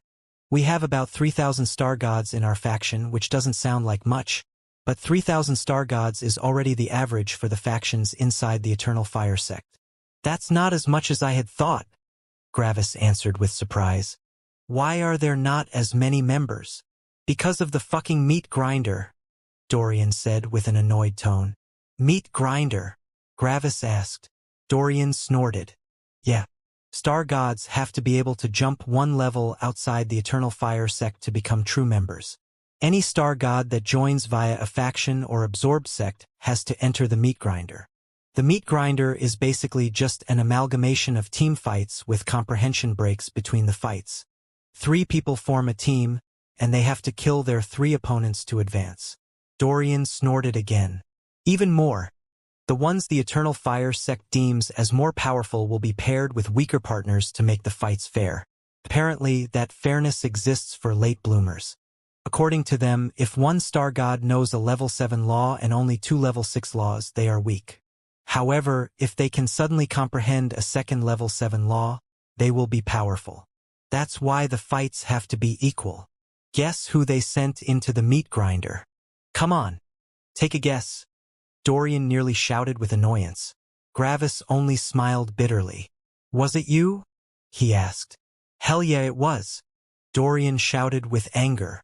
Oh, you don't feel like someone that can jump a level. We have to be fair to everyone. We don't care if you say you can fight a level above yourself. Dorian mimicked with a sarcastic voice. Gravis scratched the back of his head with an amused smile. I mean, I can understand them. Your power is very non-traditional. Dorian snorted again. You should have seen my 2 teammates. I always had to fight 2 powerful star gods at the same time while they had to deal with one, and most of the time I also had to deal with the third one. It was honestly ridiculous. Then I complained to the Eternal Fire sect and told them that I was obviously powerful enough. But what did they say? Come on, guess. Dorian said with a sneer. Luck, Gravis asked.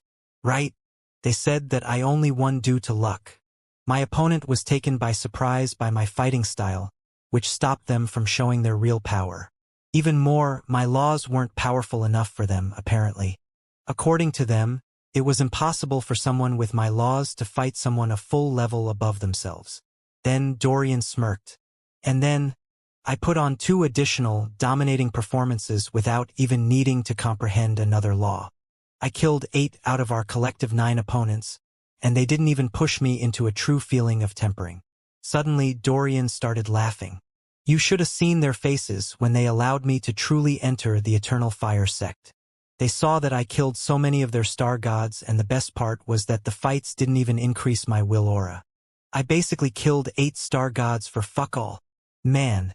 They looked at me like I just took off my pants to shit on the floor in front of them, Dorian said with loud laughter. Gravis laughed along with Dorian.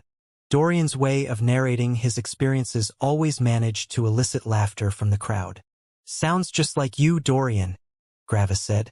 Was anyone else sent to the meat grinder? Me and Jake, Xianxia said from the side while hugging Jake.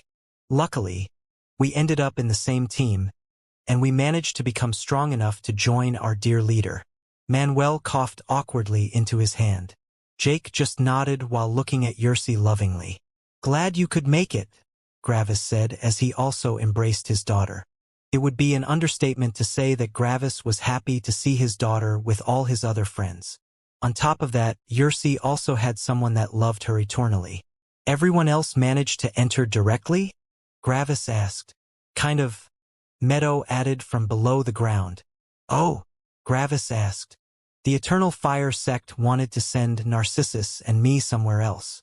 Apparently, we are too valuable to remain here, and they were willing to give us access to many more resources, Meadow said with pride but also disdain. I told them to stop talking, or the power of the shit they spew from their mouths might involuntarily push me to the divine god realm. That was some top-grade fertilizer they were producing, and I also gave them the friendly advice to bottle their words and sell it to farmers for some insane profits, Meadow said. They didn't take my words very well, but I didn't care. As assholes, it was in their nature to spew shit out of their mouths, and as a flower, I react appropriately to the shit and grow a giant middle finger for them to enjoy. I advised them to stop spouting so much shit, or I might grow so big that some of their friends might actually stumble on one of my many hungry root mouths. Gravis and Dorian laughed loudly at Meadow's words while the remainder only awkwardly smiled. Meadow's way of talking wasn't for everyone. What about you, Narcissus? Gravis asked. I told them that slow and steady growth is important for our kind. We can't grow too quickly, or things might become bad in the future, Narcissus answered. Gravis only smirked. Is that true? No, Narcissus answered. Everyone laughed again. Gravis entered the castle, and everyone followed. For the next couple of years, Gravis stayed with everyone and simply had a good time. Some reports would come from the resource locations, but Manuel would always handle them pretty quickly. One of them had to leave from time to time, but they also returned pretty quickly. In the 1,000 years Gravis spent here, he had never seen even an inkling of the ferocious war that was supposed to be going on. After 1,000 years, Gravis and Mortis left Manuel's faction again to comprehend their next laws. Gravis had already finished the material laws, which meant that he would now help Mortis with the battle laws for his new form law. Mortis vanished and went to some random law comprehension area of some random sect, while Gravis went back to Opposer City. "You're back. How can I help you?" The manager of the smart cultivator asked. "One virtualization array for the true law of zeros cutting," Gravis said. "Of course," the manager answered with a wide smile. "For how long do you need it?" "Until I comprehend it. Should take me about 80,000 years or so," Gravis answered. The manager was surprised that Gravis would only need about 80,000 years to comprehend a level 7 law, but he guessed that Gravis was probably a cultivator with an ice affinity. "Let's go with 100,000 years. If you comprehend it earlier, you can simply bring it back, and I'll give you back the money for the remaining time," the manager said. "Sure," Gravis answered. After paying 100 million god stones, Gravis left the smart cultivator again under the shining eyes of the manager. The level 7 virtualization arrays were at the highest tier of the wares they sold. There was nothing more expensive than them. Level 8 virtualization arrays basically didn't exist. Why? Because only ancestral gods and very powerful star gods would be interested in them, and those cultivators were always members of some sect. They either led their own sect, or they were members of sects with divine gods. Those sects had access to plenty of law comprehension areas for level 8 laws. Even more, the smart cultivator wasn't some gigantic organization with lots of managers all over the world. Now, the manager Gravis always met was literally the owner of the smart cultivator. The manager was one of the very few really powerful ancestral gods without any sect backing them. The manager opened his shop to get enough money to comprehend a level 9 law without joining a sect. The smart cultivator was profitable, but the manager would need to earn about 1,000 god crystals to buy some comprehension for a level 9 law. That number of god crystals was enough to push a level 1 star god to the level 1 divine god realm. After getting his virtualization array, Gravis returned home. The opposer's castle didn't have a slot that allowed virtualization arrays to work, but he simply created one. The opposer had had enough time in the past to comprehend formation arrays. Gravis sat in the room and activated the virtualization array. CRK, CRK, CRK. Powerful and terrifyingly cold ice appeared all over the room, and Gravis felt the cold winds cutting his clothes and body. Sometimes, the icicles in the room broke off and entered a storm, which then began to cut the entire room with them. Gravis had long since gotten used to such displays, and he immediately closed his eyes to enter a comprehension state. While Gravis was comprehending the true law of zeros cutting, Mortis was focusing on the true law of hurricane's explosiveness. And thus, another long time of comprehension began. Mortis was the first to finish after 77,000 years. The true law of hurricane's explosiveness was done. Gravis finished just 4,000 years later. The true law of zeros cutting was done. 1,000 years more than I had anticipated. Glad I accepted the manager's offer, or I would have needed to visit the shop again, Gravis thought. That's 8 out of 14 battle laws done. 6 more to go, Gravis thought.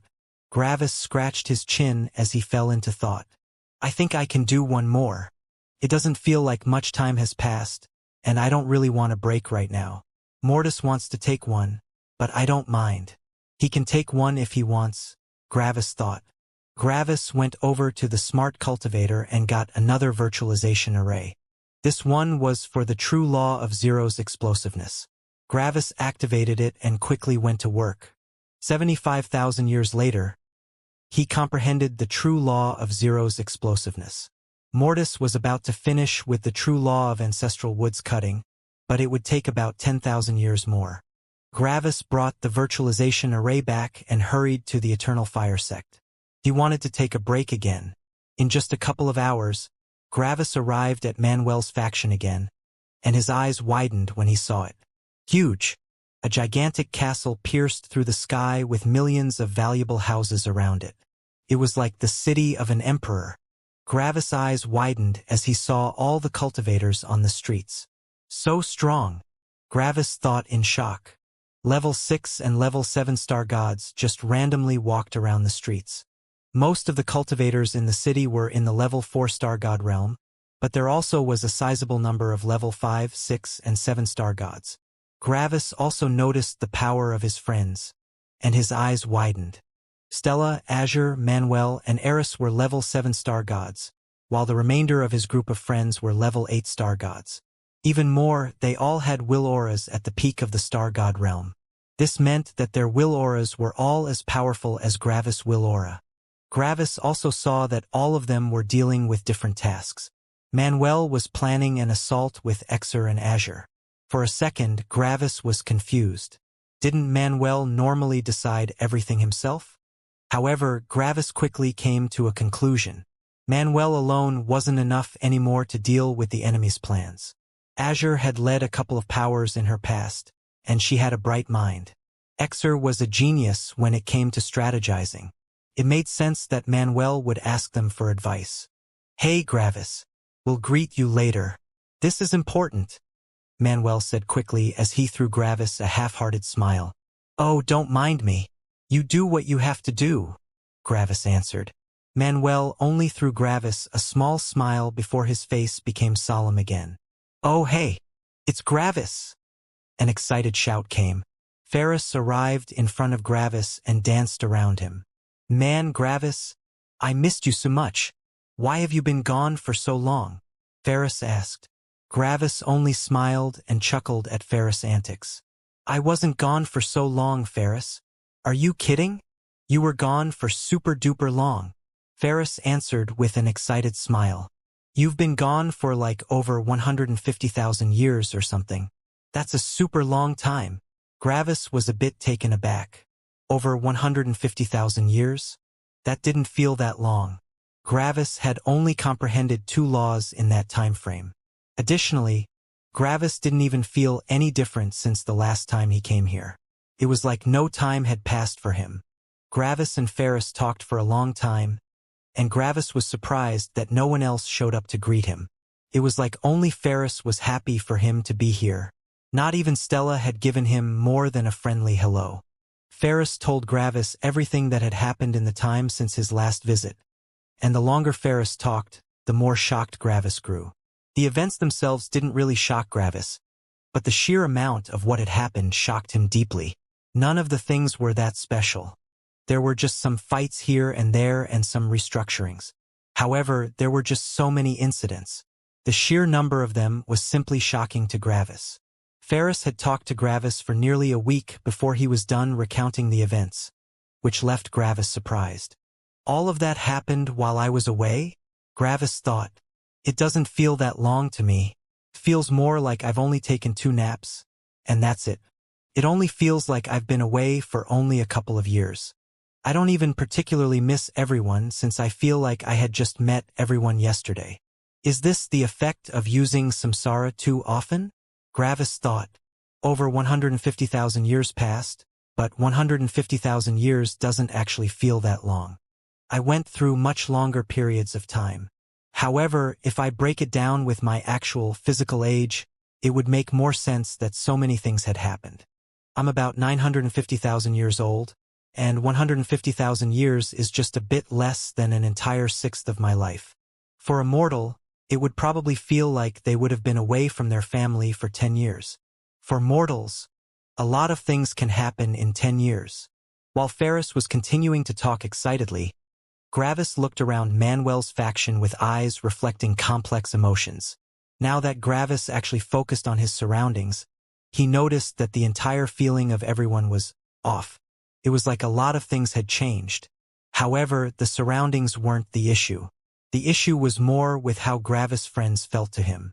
A good example would be Dorian. Gravis still remembered how he had talked to him the last time. Dorian hadn't appeared any different from normal, but right now, Dorian appeared far more serious. Gravis could see how Dorian talked to many members of Manuel's faction with a serious tone. He was currently giving them a lot of advice for the off chance that they would be outclassed by their enemy. He was telling them how to retreat and how to use the changing environment to take their enemies by surprise. Surprisingly, Dorian didn't joke around while teaching these things to the members of Manuel's faction. Instead, he was teaching the members everything very methodically. It was like he had been doing that for an eternity. Dorian had always had a peculiar personality. He had always been crass and didn't take many things seriously, but right now it felt like he had grown up, for lack of a better word. Gravis could feel the weight of responsibility Dorian carried on his shoulders. Seeing Dorian like this reminded Gravis of Lazar, Dorian's grandson. Lazar had always appeared exhausted due to his job as a sect master. Lazar always only very rarely joked around since he had to uphold a certain aura. Dorian was very similar to the Lazar from back then. It was like Dorian placed the importance of the effectiveness of his teachings above being himself. He would rather completely change himself to give others a better chance at understanding his lessons.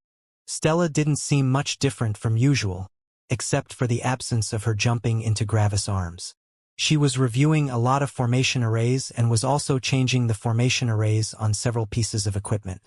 Ferris had told Gravis that Stella had become pretty good at handling formation arrays. 150,000 years, huh? Gravis thought with a worried expression. I think that should be enough to learn a lot about formation arrays. Stella had gone from a complete novice in formation arrays to being good enough to alter formation arrays that cost millions of godstones. I've only been gone for a bit of law comprehension.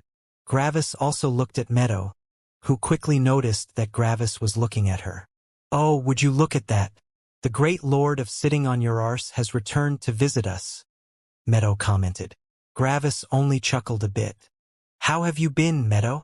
Gravis asked with some concern. Ew, what's with that tone? Meadow asked with disgust. You're worried over me? I already have a boyfriend, you know. That's not cool. You know how I meant that, Meadow, Gravis said. And you know how I meant that, dickwad. How about you don't bore me for only 1 second? Meadow asked. Gravis only smirked. Lord sitting on your arse, eh? You're just jealous because you don't have an arse. Additionally, even if you had one, you wouldn't even sit on it. Normal people sit on the floor, but you're underground. In your case, the floor sits on you. That also explains why you have no arse. It's pointless on you. There you go, Meadow answered, clapping in a very sarcastic manner with her roots. Little baby boy finally got some teeth. Why didn't you show them earlier?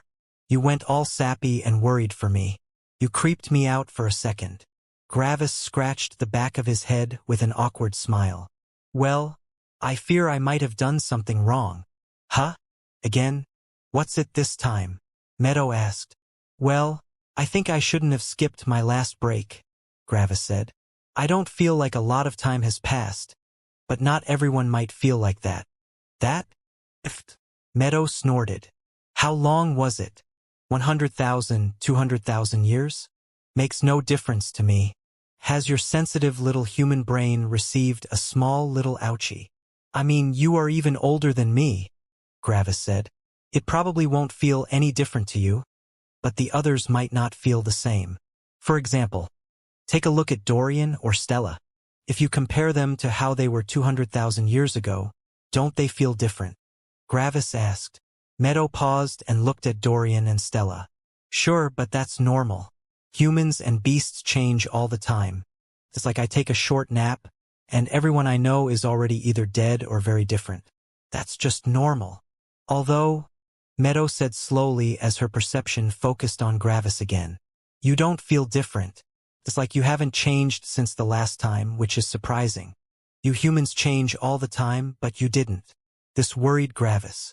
So, everyone else feels different, but I don't feel any different? That's what I said, you deaf fuck, Meadow answered. Gravis remained silent for a while. Everyone had changed, but he hadn't changed? It's like I was put in some sort of time capsule or something. It feels like no time has passed for me, but so long has passed for everyone else. Then, Gravis looked at Ferris, who was still excitedly narrating his exploits. Gravis smiled a bit. Well, not everyone. Meadow, Narcissus and Ferris haven't changed a bit. I think Meadow and Narcissus don't really undergo many changes since they are the oldest beings in our group. On top of that, they are plants and time passes much slower for them, and Ferris is simply too simple and perfect. He has no reason to change. Ferris is just Ferris. Where's Eris? Gravis asked Ferris. Ferris stopped talking to find the relevant information about Eris in his head.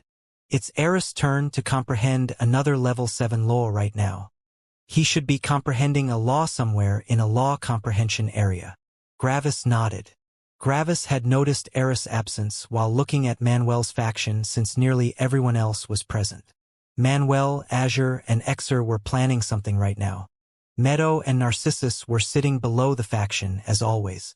Ferris was talking Gravis' ear off. Dorian was teaching some members.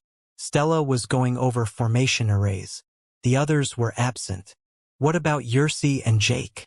Gravis asked. They're at the front lines with our other soldiers, Ferris answered. Yersi and Jake aren't powerful enough yet to be placed here, and they need more tempering. They've been at the front lines for about 100,000 years. Gravis nodded. What about Broad Walker? A confused expression appeared on Ferris' face for about 5 seconds. Gravis looked at Ferris with a raised eyebrow.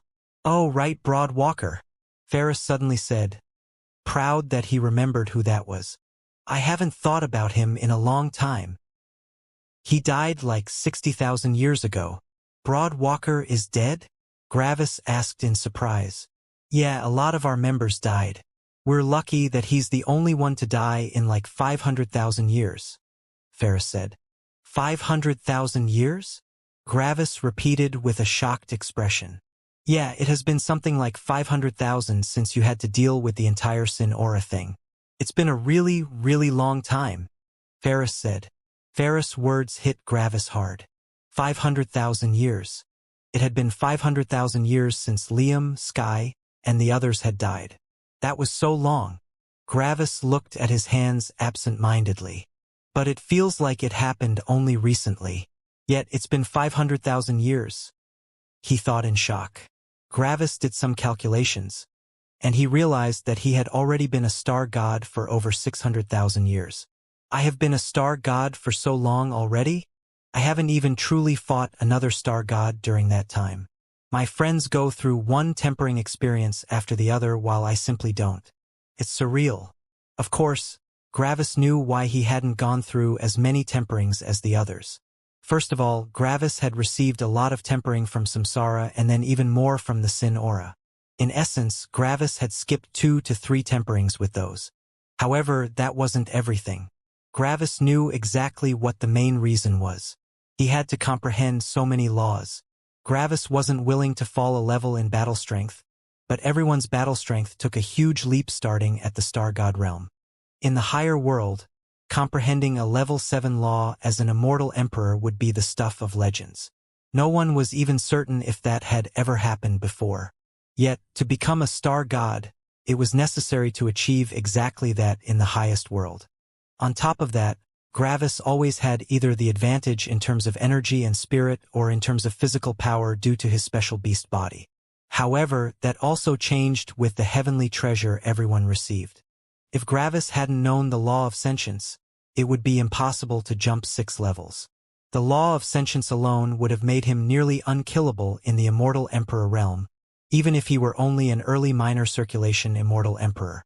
However, now, the law of sentience only allowed Gravis an entry token to fighting someone 6 levels above himself. The law that had boosted Gravis to unimaginable heights in the immortal emperor realm now only gave him a slight chance at keeping his current battle strength in relation to others. Then, there was also the major law of death.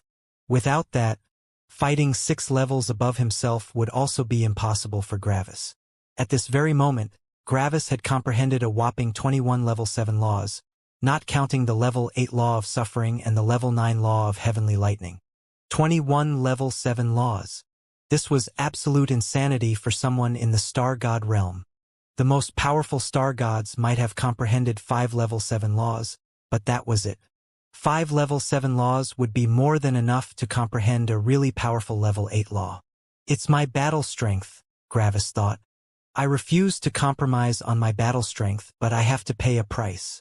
That price is the lack of personality progression and the unreal wastage of time. Gravis looked at the people in Manuel's faction. Everyone went through so many experiences.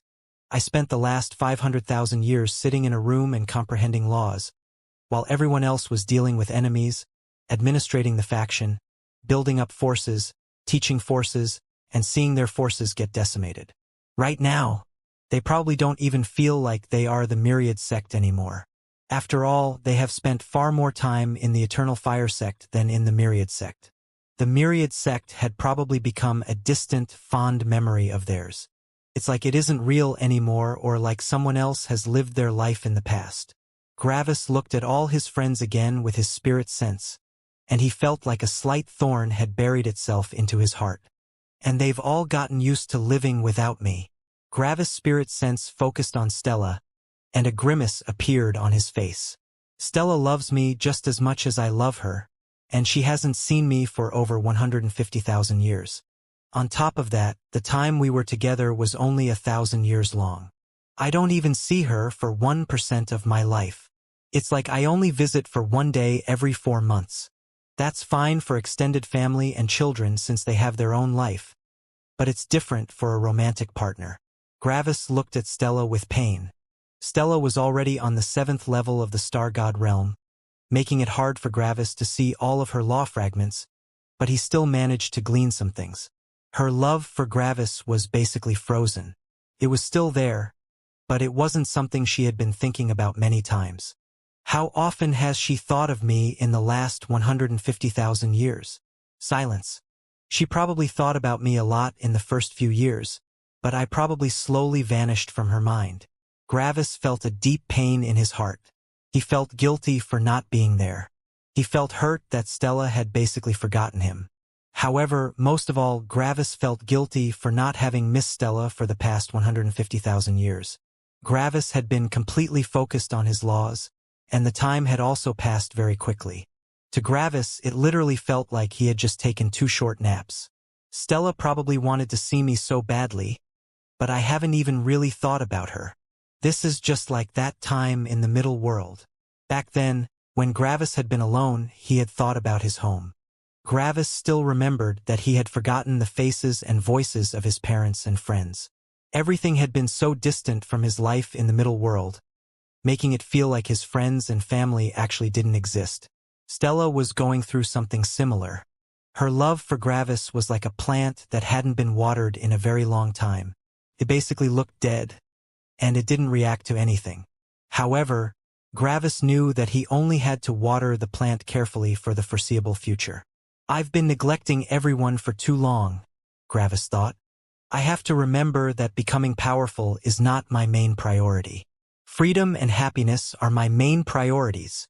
I've been focusing too much on my power, which is only a secondary goal. I have to make this right. However, before Gravis went to Stella, he contacted Mortis. Mortis should have gone through something similar, and Mortis probably had some advice on this issue. Your case is worse than mine, but I've gone through something similar, Mortis said. Just be yourself and spend time with her. It will be like you two are getting to know each other again, but your personalities will quickly get attuned to each other again. Thanks, Mortis, Gravis answered. Then, Gravis went to Stella after telling Ferris that he wanted to have some private time with Stella. Gravis arrived in front of Stella while she was tinkering with some formation arrays on different pieces of armor and weapons. Oh, hi, Gravis, Stella said with a smile. What brings you here? She asked. Gravis immediately noticed several worrying things. First of all, Stella's greeting had been awkward. It was like she didn't know how she should talk with Gravis. She was talking like she was supposed to know him but didn't. Second, Gravis could feel nervousness coming from Stella. It was like she had no idea how she should act towards him. It pained Gravis to feel these things. To him, it didn't feel any different from all the other times they met. But to Stella, it felt like they hadn't met in an eternity. However, Gravis didn't address the awkward atmosphere. Instead, he focused on the equipment from the other side of the large table.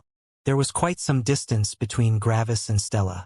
Gravis wanted to close that distance, but he also knew that Stella would feel more nervous. Are you trying to upgrade the formation arrays to allow more star gods to combine their power? Gravis asked as he looked at the equipment. Stella was surprised. Can you make formation arrays now? She asked in shock. Gravis only laughed. No, but I can guess the function of the formation arrays based on what laws they use. Oh, okay, Stella said before she went back to looking at the equipment. Silence. The awkward atmosphere was oppressive. Gravis scratched his chin as he looked at the pieces of armor and weapons. Wait here for a bit. I'll be back in a couple of hours, Gravis said with a smile before teleporting away with a wink. Stella was surprised that Gravis left so quickly again, but she released a sigh of relief. She had feared that Gravis would want to get close to her as soon as they met. However, she wasn't certain how she should act if Gravis wanted to get closer. They were husband and wife, and something like that should come naturally. That was also how it had been in the past. No matter how long they had been apart from each other, Stella's feelings would guide her on what to do. Sadly, her feelings hadn't guided her this time, making the situation very awkward for her. She continued tinkering with the formation arrays without much success, and eventually Gravis returned. When Gravis returned, Stella became nervous again, but she continued focusing on her work. However, her work was cut short as Gravis pulled all the equipment on the table towards him. In just a short moment, the thousands of pieces of equipment floated in front of Gravis as he looked at them. Bang! A gigantic pile of ore hit the ground beside Gravis. Then, Gravis took out his saber and unleashed a lightning crescent on the pile of ore. Boom! The lightning crescent exploded with incredible power, but Gravis kept its destructive power isolated. The light of the destructive explosion shocked Stella. It was so powerful. However, the ore didn't get reduced to nothingness but only melted. This ore was a hard pure material for level 9 star gods. If Gravis only used heavenly lightning, he couldn't possibly muster enough power to melt it. Bang! Gravis unleashed another lightning crescent, melting the ore even further. Parts of the ore turned to dust, but that was to be expected. Gravis couldn't have full control over his power when he unleashed all of it at once. Bzzz. Gravis unleashed heavenly lightning to keep the ore melting while absorbing god stones to keep his energy output going. Gravis glanced at one of the weapons and back at the molten ball of ore. A small piece of the ore left the ball and arrived in front of Gravis. After that, Gravis focused on the piece of ore and shaped it into a weapon. In just a second, an identical copy of the weapon had been created. However, it wasn't just a simple copy. The formation array that had been added to the previous weapon had been integrated into the weapon. Adding a formation array onto a weapon was like drawing a symbol on a wall, while integrating it was like one was carving the symbol into the wall. The formation array couldn't be changed without reforging the weapon, but it also had a far stronger presence and integration. Gravis repeated the same thing thousands of times until he had made a perfect copy of all the equipment. Even more, most of the equipment had been created with the level 6 law of matter, while Gravis used the level 7 true law of hard pure materials. On top of that, all the equipment was now on the same level, which was the 9th level of the Star God realm. The cultivators using these pieces of equipment wouldn't need to get new equipment before becoming ancestral gods. Lastly, Gravis had added something shocking. He had created all of the weapons to be world weapons. Of course, the weapons only had the potential to become world weapons. Cultivators still needed to put in the relevant blood and a higher world core. The blood wasn't an issue for star gods. In the immortal realms, one needed the blood of a beast that was perfectly compatible with oneself, but that changed. Humans in the star god realm now also had bodies that were as powerful as beast bodies, which included the laws flowing through their blood. So, every cultivator could just take their own blood. In essence, Gravis had created thousands of world weapons that only missed the higher world cores. If Gravis wanted, he could now earn a ridiculous amount of money again if he started forging again, but he had enough money right now. On top of that, Gravis had a better way to make money. Torturers were many times rarer than forgers. After Gravis was done, he put the new pieces of equipment on the table while throwing the old pieces to the side. Here, Gravis said with a bright smile. Try it. Stella looked with conflicting emotions at the new pieces of equipment. Then Stella activated the formation arrays. All the formation arrays activated at the same time, and the different sets of armor vibrated crazily. It was like the power flowing through them was severely damaging them. However, that was only how it appeared. Gravis had specifically used or powerful enough to resist that stress. The armor sets were vibrating, but they wouldn't get damaged, even if all of them were activated at once. Stella's eyes widened as she saw that the sets of armor didn't break. Her goal had been to improve the formation arrays to the point that 500 of them could work together, which would have already been shocking. One had to remember that combining the power of thousands of peak immortal emperors was still many orders of magnitude away from combining the power of only 100 level 9 star gods. Yet, Gravis had created over 5,000 sets of armor that could combine their power perfectly in less than a day. See? Gravis asked with a bright smile. The formation arrays have been added, which was the problem. Sure, you can add formation arrays on top of the equipment, but the formation arrays are not integrated into the armor. The laws that bind the formation array to the equipment will crumble, essentially making the formation array lose the connection to the armor. That's the thing with formation arrays, Gravis continued. You can add them, but if you want really good equipment, you need to integrate the formation arrays into the equipment. You can work all you want with the formation arrays, but if you want to have a good result, you need to get a forger that can actually integrate the formation arrays into the weapons and sets of armor. However, I have to say that the formation arrays are really good, Gravis added with a smile. I haven't seen them before in Opposer City, which probably means that they are an original creation. I'm pretty sure you created them, Stella, and they're really good. You just have to get a forger that can add them to the weapons and pieces of armor, Gravis finished. Gravis looked at Stella for a while, but Stella only looked at the new equipment in front of her. Gravis' expression became nervous as he saw Stella's reaction. Stella wasn't positively surprised or happy or exhilarated. No, Stella looked like she had just been hit by reality. It was like a dream of hers had been crushed. When Gravis saw her like this, he became nervous. I know, Stella said slowly. Gravis' nervousness rose. I know that integrating them is better, Stella said quietly with uncertainty and a bit of helplessness. However, I just don't have the time. Stella put her head in her hands as she looked down. Forging one weapon with formation arrays integrated while using the major law of matter takes me over 5 years, Stella said quietly. To make enough equipment to combine the power of an entire unit of level 7 star gods takes me nearly 40,000 years. On top of that, I have to take into account that star gods continually learn new laws. Their auras change, which means that I have to reforge them again and again, and when I'm finally done, they are already all level 8 star gods, which means that the equipment becomes useless again. Then, what was the point of forging all of this? Stella explained quietly. I don't have the level 7 matter laws. I don't have the money to buy so much hard pure or just to experiment. I don't have the time to comprehend the law. I can't even make world weapons due to how hard it is to create all these fine lines. Stella looked at the old equipment, which had been unceremoniously thrown to the side by Gravis. That was the accumulation of about 36,000 years of my work, Stella said with a distant voice.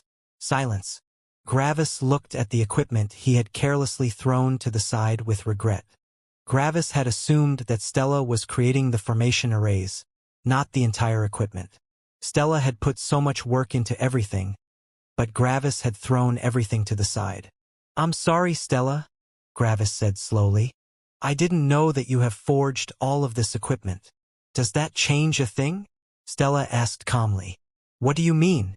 It's not about you caring for my feelings or anything. It's about the truth. And the truth is that all my efforts have amounted to nothing. As always, Stella added with a regretful expression. Hey, your equipment is still very good. After all, I didn't lie when I said that I hadn't seen these formation arrays before. If you created them, that's wonderful, Gravis said with a reassuring tone. Stella sighed. That's not it, Gravis, she said as she looked at him with complex eyes.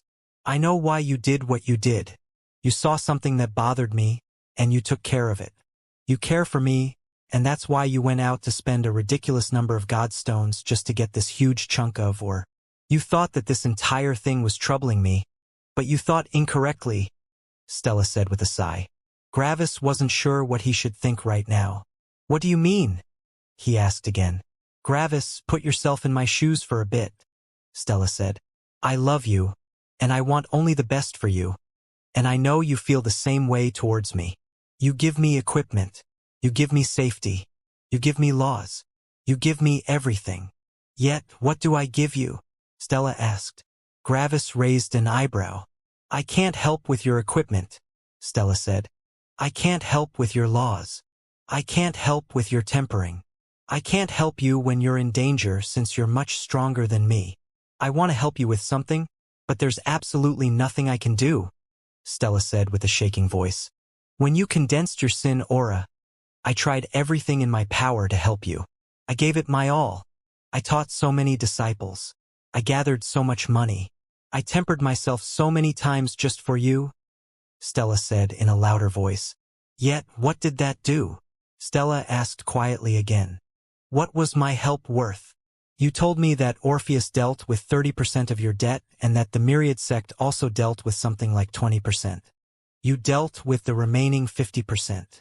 So what was my help worth? Has my help even made a difference? You know that, even if I didn't help, you would have had no issues in surviving. Something was threatening my husband's life, and it's my duty and desire to help him. Yet, I'm just a small pebble on the mountain that helped you get through your sin aura. Gravis remained silent. Even more, Stella continued, all the power I have also comes from you. I'm only this powerful because I have an outstanding husband with the law of empathy. I know that the others don't think that way, but I feel like I'm only in the star god realm because of you. Nearly all of my laws come from you. I see how hard everyone else is working, and I'm so impressed with their dedication and their growth in power. Meanwhile, I only have to wait for you. I could sit on the ground for 1,000,000 years and not do anything, and you would eventually still give me several level 8 laws by then. I don't even have to temper myself since I don't need to fight to comprehend laws. A will aura isn't necessary when I learn all the relevant laws regardless. Stella looked to the side with absent eyes. At this point, she wasn't even sure if she was talking to Gravis or to herself. You also wouldn't need to worry about me anymore. I would safely reach the divine god realm eventually by doing nothing. I could spend time with you whenever you need me, which is literally the only thing I can do for you. I would only stay home and do nothing while waiting for you. That's the extent of everything I can contribute to this relationship. However, is such a thing still a relationship? No. A relationship is between two relatively equal partners. One partner can be better at some things, but there are always things that the other partner can contribute. However, since I can't contribute anything, all of this wouldn't count as a relationship. I'm not a partner or wife. I'm a pet. You take care of me, and the only thing I'm good for is to be happy when you return. That's all I can do. Silence. Gravis looked with deep pain at Stella. He knew that these weren't some irrational thoughts created by impulsive emotions. No, the things Stella was telling Gravis had been on her mind for a long time, based on how she talked about them. So, this is what Stella truly thinks. Gravis got reminded of Liam. Back then, Liam had tried to chase after Stella, since he felt like he had to protect her. However, Stella's growth was so incredibly fast that she went further and further away from Liam. It was impossible for Liam to catch up to Stella, no matter how hard he tried. Stella was in the same predicament. Stella tried to help Gravis with something, but Gravis was superior in literally everything that had to do with cultivation. Gravis was more powerful, comprehended laws faster, and made better equipment. Stella was essentially watching how Gravis tried to deal with dangers that threatened his life, but Stella could only watch. She wanted to help, but she didn't have the ability to. One could compare this to a relationship between mortals. If both partners had a job, there wouldn't be an issue. If one partner had a very lucrative job and the other had a far worse job, there might appear some friction between the two. In a sense, the perceived inferior partner would feel more useless, and they would want to prove that they weren't beneath their partner. Because of that, the partner might try to reach the same heights as the other partner, but if they didn't reach a comparable height, resentment might be born. One solution to this issue was to let one partner take care of the money while the other took care of everything else. They cleaned the household, took care of the kids, did grocery shopping, and helped the partner relax when they came home. In that sense, the other partner became a gigantic help again. However, what if the first partner had so much money that they hired maids, butlers, cooks, nannies, guards, chauffeurs, and so on? What would the other partner do then? Nothing. Even if they wanted to help, they couldn't. There was simply nothing they could do because one partner had taken care of all the problems. Stella was in exactly this situation. She couldn't help Gravis with anything. In her mind, she was contributing just as much as a house pet to the relationship. As a proud star god with immense power, such a reality was nearly unbearable to her. The two of them remained silent for a couple of seconds. If you were more powerful than me, what would that change? Gravis asked. I would have been able to help you with your sin aura, Stella answered immediately. And I wouldn't have comprehended the true law of suffering. By not being of much help, you helped me more than you could have helped by actually helping me, Gravis answered. Stella frowned. Let me finish, Gravis interjected before Stella could say something. I know that my words sounded very crass, but there is a point to all of this. Stella suppressed her desire to interrupt Gravis. Now, if we ignore this entire sin aura thing, if you were more powerful than me, what could you do for me? Gravis asked. I could protect you when Stella started. But she didn't finish her words as she realized something. Gravis nodded. Exactly, Gravis said when he saw that Stella realized the meaning behind his words. Anything that endangers my life is tempering, and if I want to become more powerful, I can't have any help with that. As soon as I realize that my life actually isn't in danger since you will intervene, my will aura won't be able to grow anymore. Now, let's assume you could give me a ton of laws I don't know, and all these laws would increase my battle strength by an entire level. Would that make me safer? Stella grimaced. No, it wouldn't, Gravis added. Because when my battle strength grows, I also have to fight even stronger opponents for tempering. In a sense, you giving me more laws might actually endanger me more than if you didn't. My power increases, and to help my will aura grow, I would need to put myself under even more danger. Then, when I am actually in danger of losing my life, you would have to retreat far away so that you can't possibly help me. Otherwise, I wouldn't be able to temper myself. So, if you were more powerful than me, and if you could give me many more powerful laws, you wouldn't be able to make my life safer. The same thing is true if you could give me incredible equipment. Due to the powerful equipment, my battle strength increases, which means that I have to fight more powerful enemies. Now, what about if an enemy appears that I can't possibly win against? Sure, you could save my life and kill them yourself, but at that point, wouldn't you also be many times more powerful than me again? Wouldn't the entire dynamic reappear, but with switched sides? Stella's mind was trying to come to terms with what she heard. She hadn't seen these things from that viewpoint. All right, so, what can I do for you with my power? Gravis asked. Stella thought about protecting her. But that wasn't even true. Orpheus and the ancestral gods were there, and they were even more powerful than Gravis. Gravis' interference wouldn't make a difference. Equipment? Gravis had already debunked that. So what was Gravis actually doing for Stella? You are still giving me so many laws, Stella said. Just based on my own merits, I don't deserve to be as powerful as I am now. Surprisingly, Gravis chuckled, and Stella frowned. It's not about your battle strength, Gravis said. Let me put it this way. If I had given all these laws to someone else, would they even be alive anymore? What do you mean? Stella asked. Ability to transcend temperings, Gravis explained. Most of our friends died in temperings. Sure, some of them were also killed by far more powerful cultivators, but a lot of them also simply died since they lost against their opponents. They could have theoretically won, but they didn't.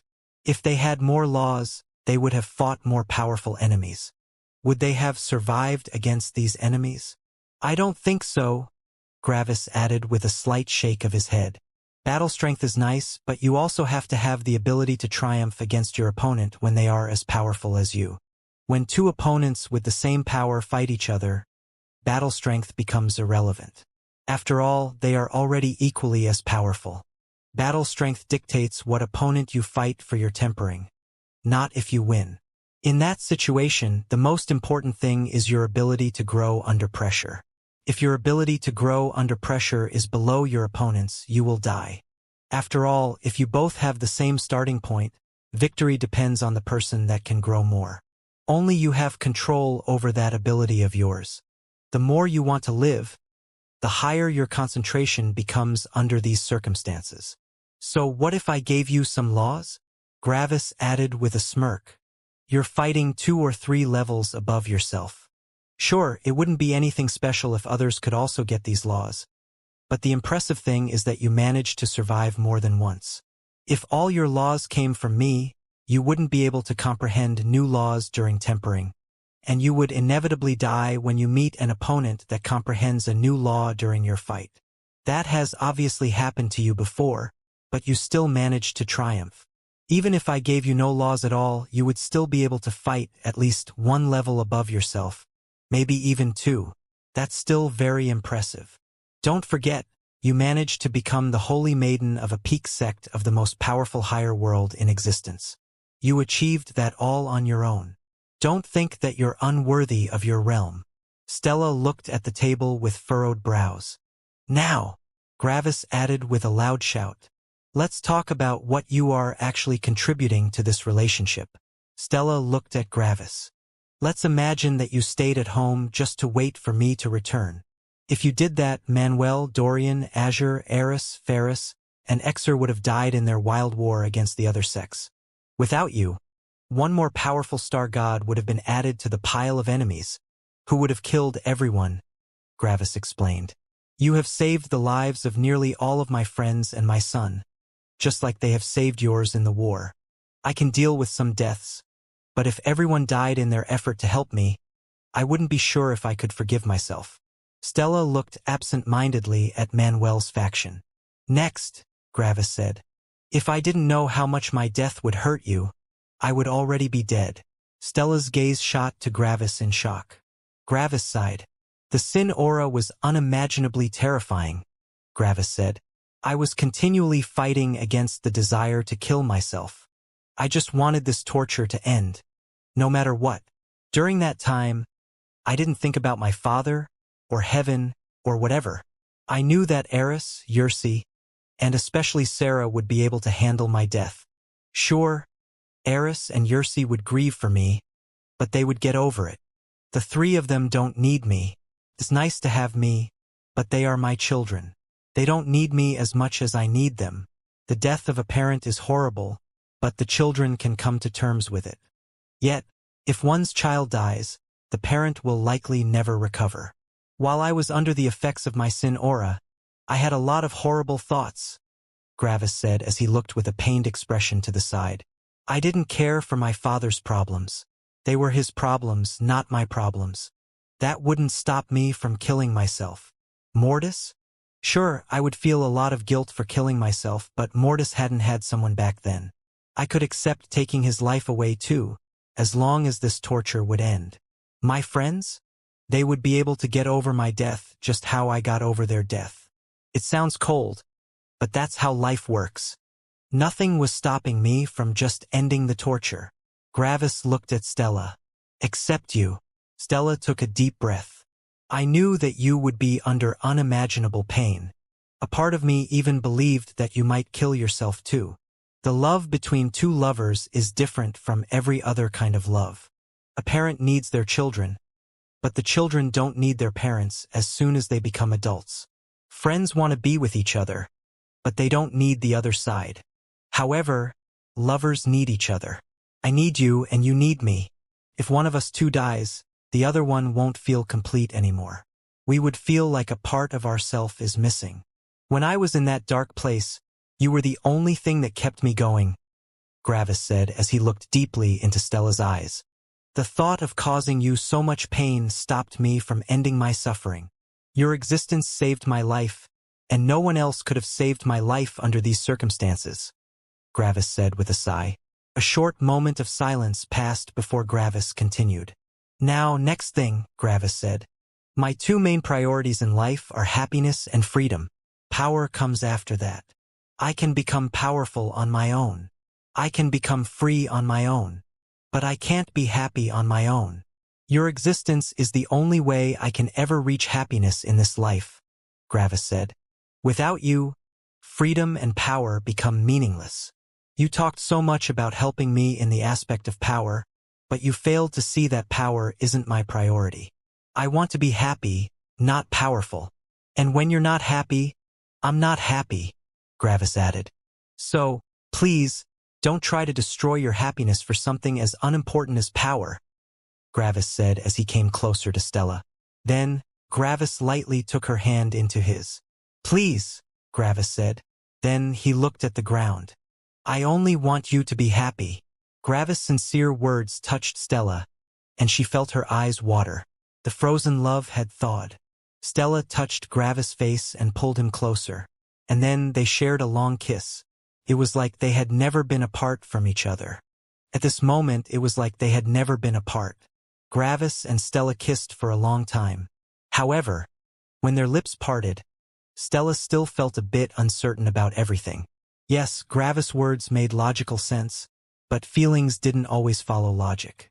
In a certain sense, Stella still felt useless to Gravis. Gravis had known Stella for a long time, and he could take a good guess at what she was thinking right now. Stella, Gravis said quietly, looking into her eyes. You're trying to take control over reality. A skeptical look appeared on Stella's face. My power doesn't secure your survival, Gravis said. Whenever you temper yourself, I have to go far away to make it impossible for me to interfere. Do you think I have any kind of control in that situation? Stella only looked into Gravis' eyes. I don't, Gravis continued as he embraced Stella. Every time I see you fighting, I'm scared that this will be the last time I will ever see you. Every single time, I'm sickened with worry, and I want to do nothing more than to just help you. However, in a certain sense, this is a selfish feeling. I don't want to lose you, and that's why I'm feeling this way. If I followed this feeling, you wouldn't be able to grow. Additionally, I know that you would only be unhappy if you stopped cultivating. You're like me in that sense, Gravis said with a smile. We both want happiness, but we also can't stop cultivating. It's simply who we are. Yet, to accomplish that, I have to give up any form of control I have over your life. I can give you a walking stick and some support, but you have to walk the path with your own 2 feet. I can't help you with that. I can only trust in you. Stella looked into Gravis' eyes for a while and then looked away again. Is all of this only because I want to have control over Gravis' life? Stella thought. That sounds bad, but is controlling someone necessarily bad? Not really. Dealing with something Gravis couldn't handle would be me taking control of the situation. Stella looked back at Gravis, and her heart warmed as she saw his eyes. Yet, even if I had the power to deal with his problems, it would only hurt him if I interfered. Cultivation is a path that has to be walked alone. I'm the only person that has control over my cultivation, and Gravis is the only person that has control over his cultivation. Gravis and Stella only looked into each other's eyes for a while. Then Stella's face relaxed. I guess everything makes much more sense now. Suddenly, Stella's eyes shot open in shock. Gravis only smiled happily. Silence. There is no right answer, Stella said. Gravis nodded. Every choice has advantages and disadvantages. Under certain circumstances, a seemingly wrong choice can be the correct choice. Stella continued with surprised eyes. It's all perspective, and control is also only perspective. Gravis nodded again with a bright smile. You could almost call it perceived reality, can't you? Gravis asked with a smirk. Do you believe me now? Gravis asked. I can help you, but you also need to be powerful enough to receive that help from me. Gravis chuckled a bit. You've seen Manuel back then, right? Orpheus and I tried so hard to make him understand the law of freedom, but he just couldn't comprehend it. Yet, with only some words, you managed to comprehend the law of control, and with the law of control, you now also understand the law of perceived reality. Stella still couldn't come to terms with reality. She had comprehended the law of perceived reality. However, Stella's mind quickly went back to Gravis. Gravis was the reason why I comprehended the law of freedom, and now he has taught me the law of control. These are the hardest two laws to comprehend for the law of perceived reality, and he's the reason why I comprehended both of them. Yet Stella only smiled. However, he's also right. He can only nudge me in the right direction, but I have to comprehend everything else on my own. Gravis might have granted me the laws of control and freedom, but that only worked because I already had the ability to comprehend them. Finally, Stella started to feel less worthless. Gravis and Stella embraced again, and they wouldn't part from each other for any time soon. In the coming years, Gravis and Stella only stayed with each other, and after that, they traveled around Opposer City to relax. Stella had been too stressed out from everything, and Gravis had realized that he needed to spend more time with her. The two of them also visited Gravis' mother and father, and Stella talked a long time with Gravis' mother about reasons for cultivating and the complexities of life and relationships. It was hard to eliminate deeply seated doubts in someone's mind in just a single day, and after talking with Gravis' mother, a lot of Stella's doubts vanished. In essence, the economistress was in a very similar situation to Stella. She couldn't help the opposer with anything. Yet, in comparison to Stella, the economistress had lived for far longer, and she had managed to make peace with her current situation. Without me, this cranky old donkey would get tired of his life, and he would be stuck in this situation for eternity, the economistress said with a smirk. On top of that, without me, Gravis and our other children wouldn't even exist, and without them, he would still be as cranky and angry as on the first day we met. Stella had to giggle at the way the economistress phrased these two sentences. Also, the economistress added with a smirk, I'm actually helping him with his power too. This took Stella by surprise. Wasn't the opposer supposed to be on an unimaginable level of power? How could the economistress help him with his power? Come on, I'll show you, the economistress said. Xing. A teleportation later, Stella found herself in an unknown cave with absolutely unreasonable proportions. The cave was over 1,000,000 kilometers high, and Stella couldn't even see the end of the cave with her spirit sense. Yet, when Stella looked down, her jaw dropped. Stella saw a blue ocean stretching into infinity. However, the ocean wasn't made of water but of God stones. Stella couldn't even estimate how many God stones were down here. She hadn't even thought that so many God stones existed in the entire world. This is my God stone ocean, the economistress proclaimed proudly. Stella only looked in shock at the ocean. Do you feel the energy? The economistress asked with a smirk. These words pulled Stella out of her shock, and she carefully felt the energy. Then, her eyes widened. So much energy! Stella wasn't referring to the energy inside the Godstone ocean but to the movement of the energy in the atmosphere. Energy worked similarly to gravity, and Stella knew very well how gravity worked. If an object with a massive amount of compressed energy existed in a place with less energy density, the massive object would pull the energy in its surroundings towards itself. The opposer was such an object. There was so much energy inside his being that just his existence noticeably affected the movement of energy in the entire highest world. However, this ocean of Godstones was also such an object. My ocean is beneath our home, the economistress continued with a smirk, and it has so much energy that it also pulls in energy from all over the world. The grumpy old man pulls in a lot of energy, but the energy my Godstone ocean pulls in can't be ignored. It took me over 45 billion years, but I managed to gather enough Godstones to increase my honey's cultivation speed by 10%. It doesn't sound like much, but it's still 10%. Right now, 20% of all the Godstones in the highest world are in my Godstone ocean, which means that the grumpy old man essentially sits on nearly 20% of the world's energy.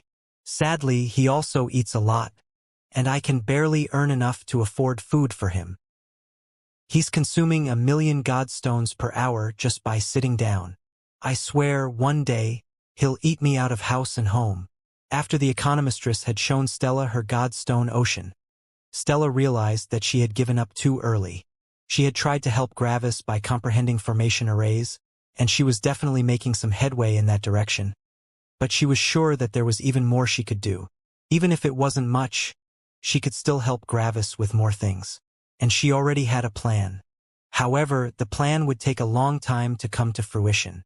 But for now, Gravis and Stella only stayed together for a long while. Of course, Gravis didn't forget his other friends.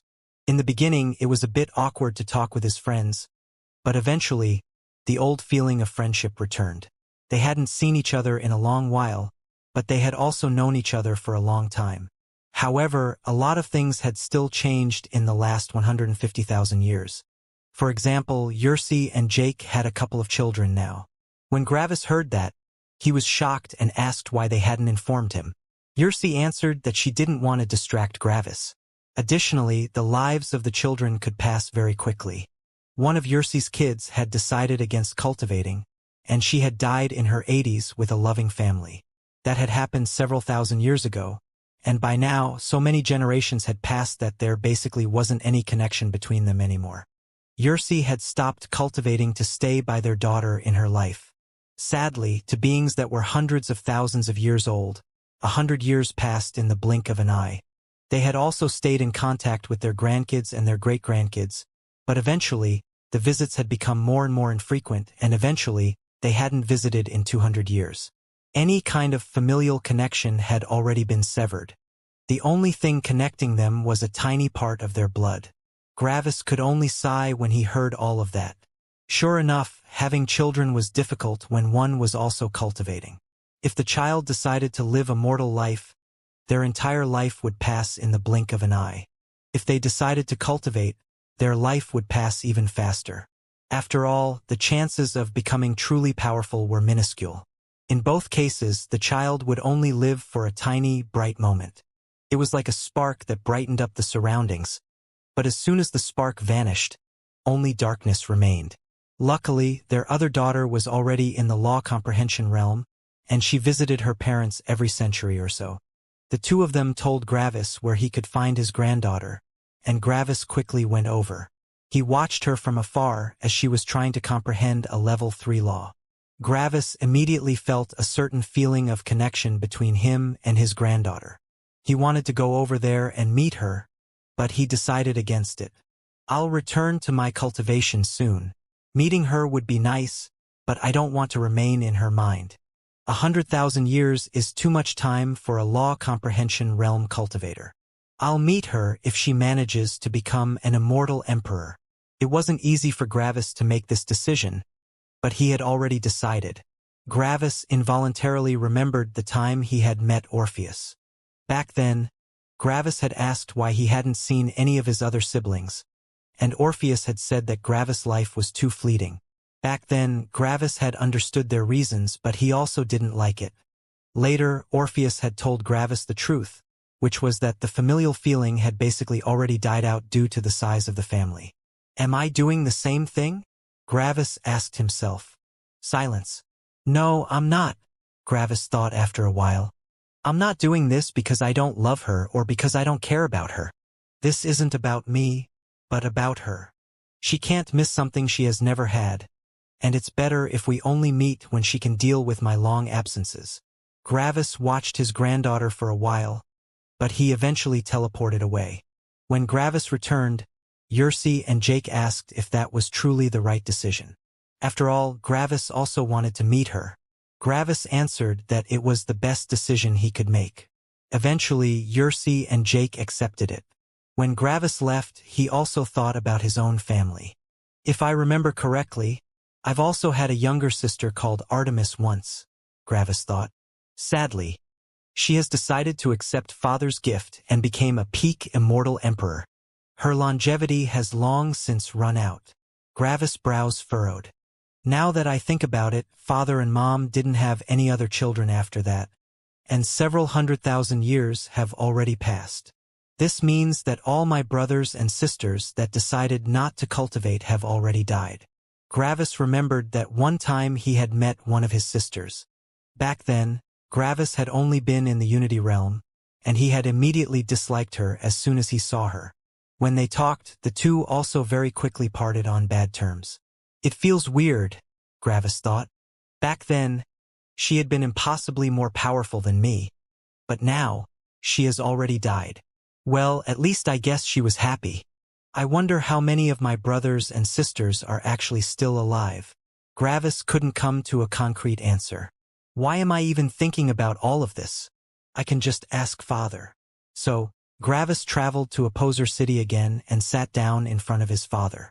The Opposer summoned some coffee, and Gravis enjoyed the cup in silence. I wanted to ask you something, Gravis said. Yes? The Opposer asked. How many siblings do I have?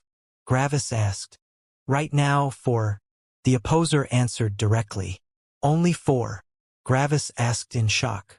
The Opposer nodded. Due to the extraordinary nature of our situation, your mother and I have decided to take a pause. Normally, we like to have some children every couple thousand years or so. However, with your appearance, the very nature of my relationship with the old bastard might change. I don't know if everything will go well, if you will die early, or if I have to have a decisive battle with him. No matter the case, it's too risky right now. Gravis nodded. The reason was understandable. Who are the others? I only know Orpheus, Gravis asked. Do you want to meet them? The Opposer asked. Gravis hesitated for a bit. I'm not sure, honestly.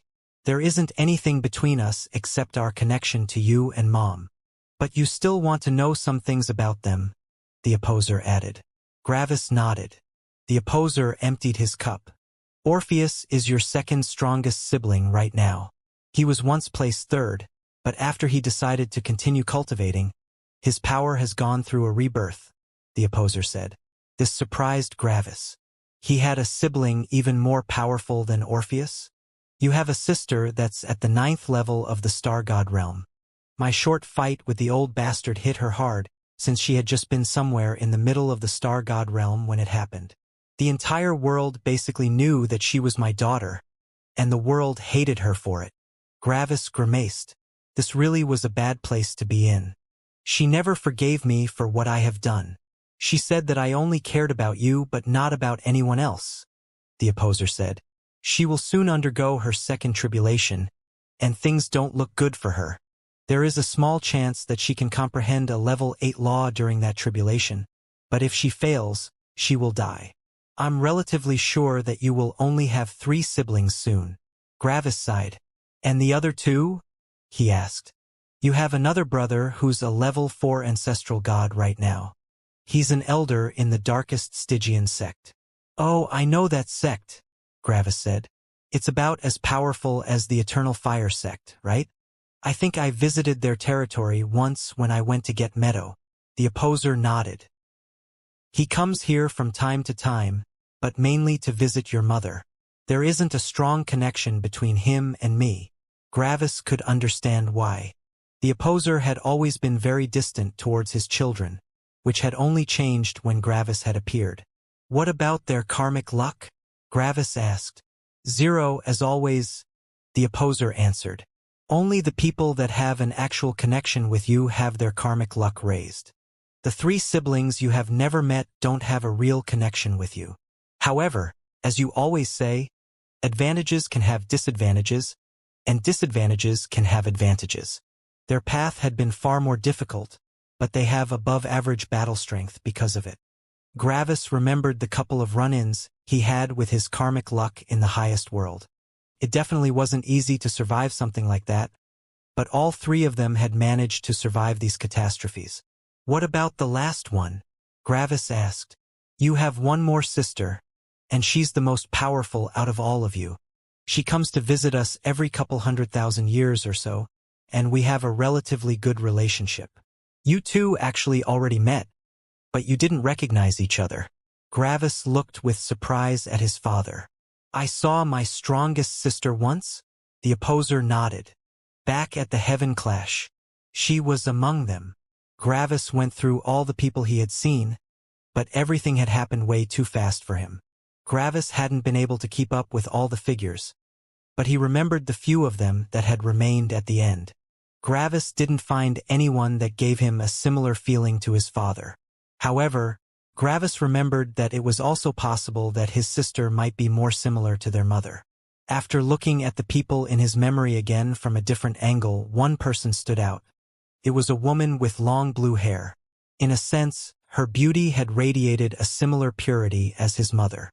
It was like she had been a person that stood above the mere struggles of the world.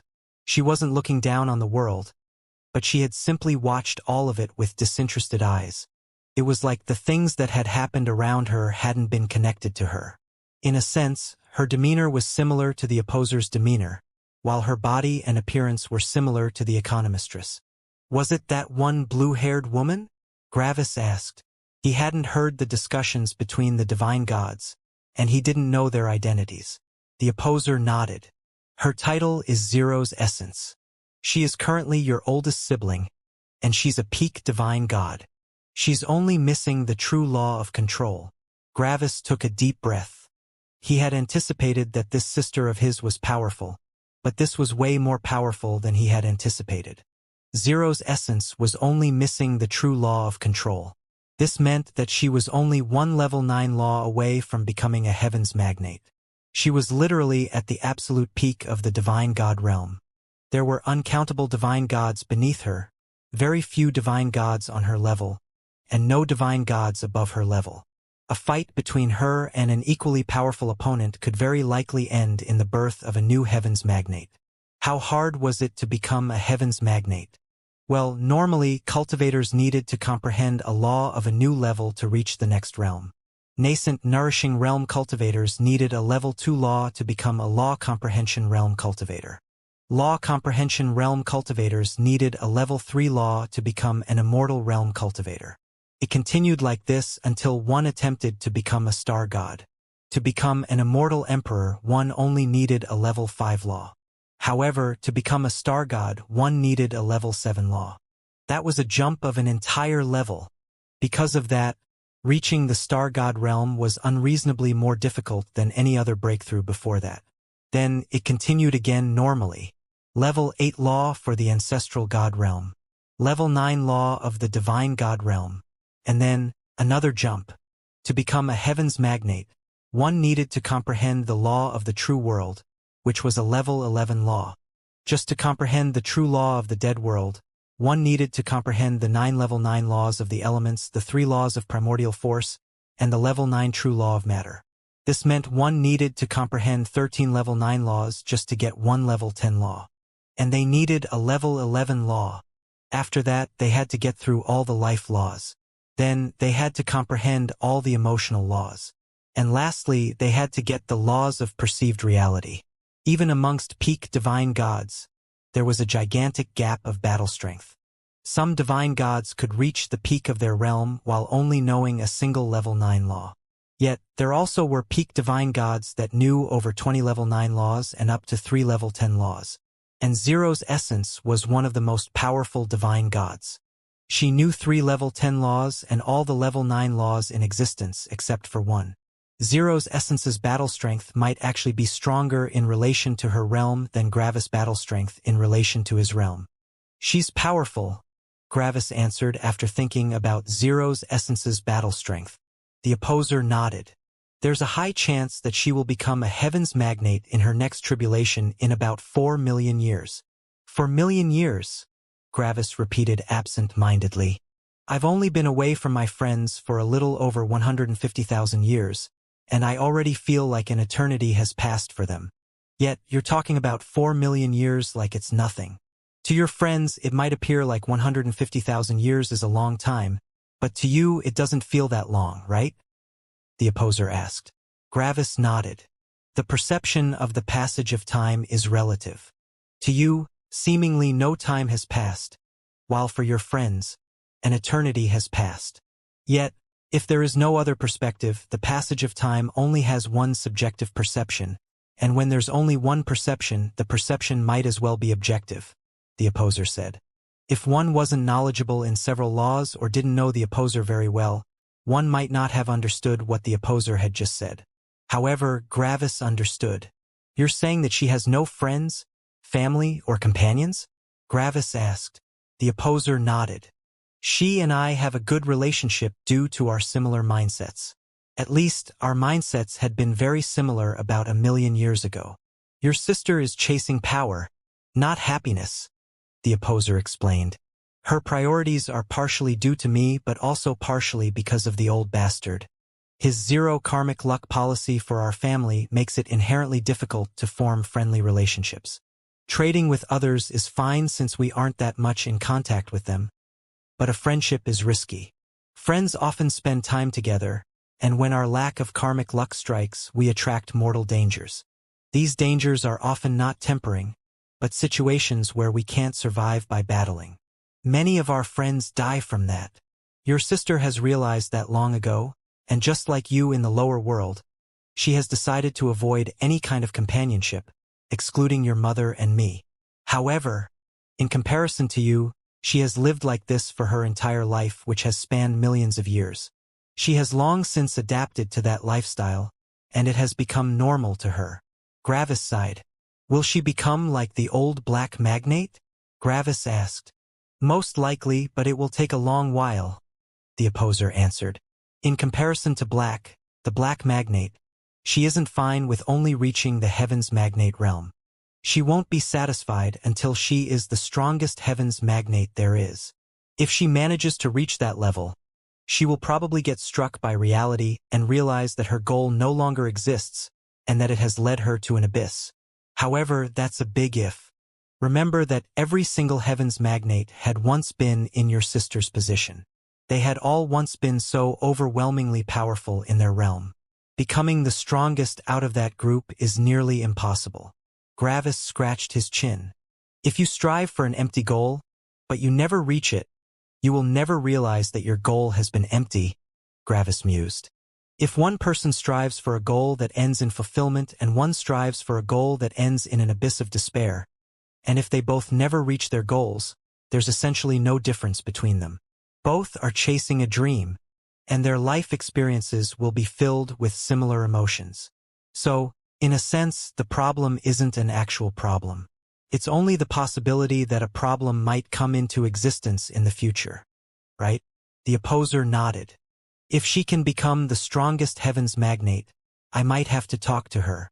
Right now, no amount of talking would change her perception since her goal had been firmly ingrained in her personality and existence. If we want to help her, we have to wait for a very significant event, which has to happen a long time after she has already reached her goal.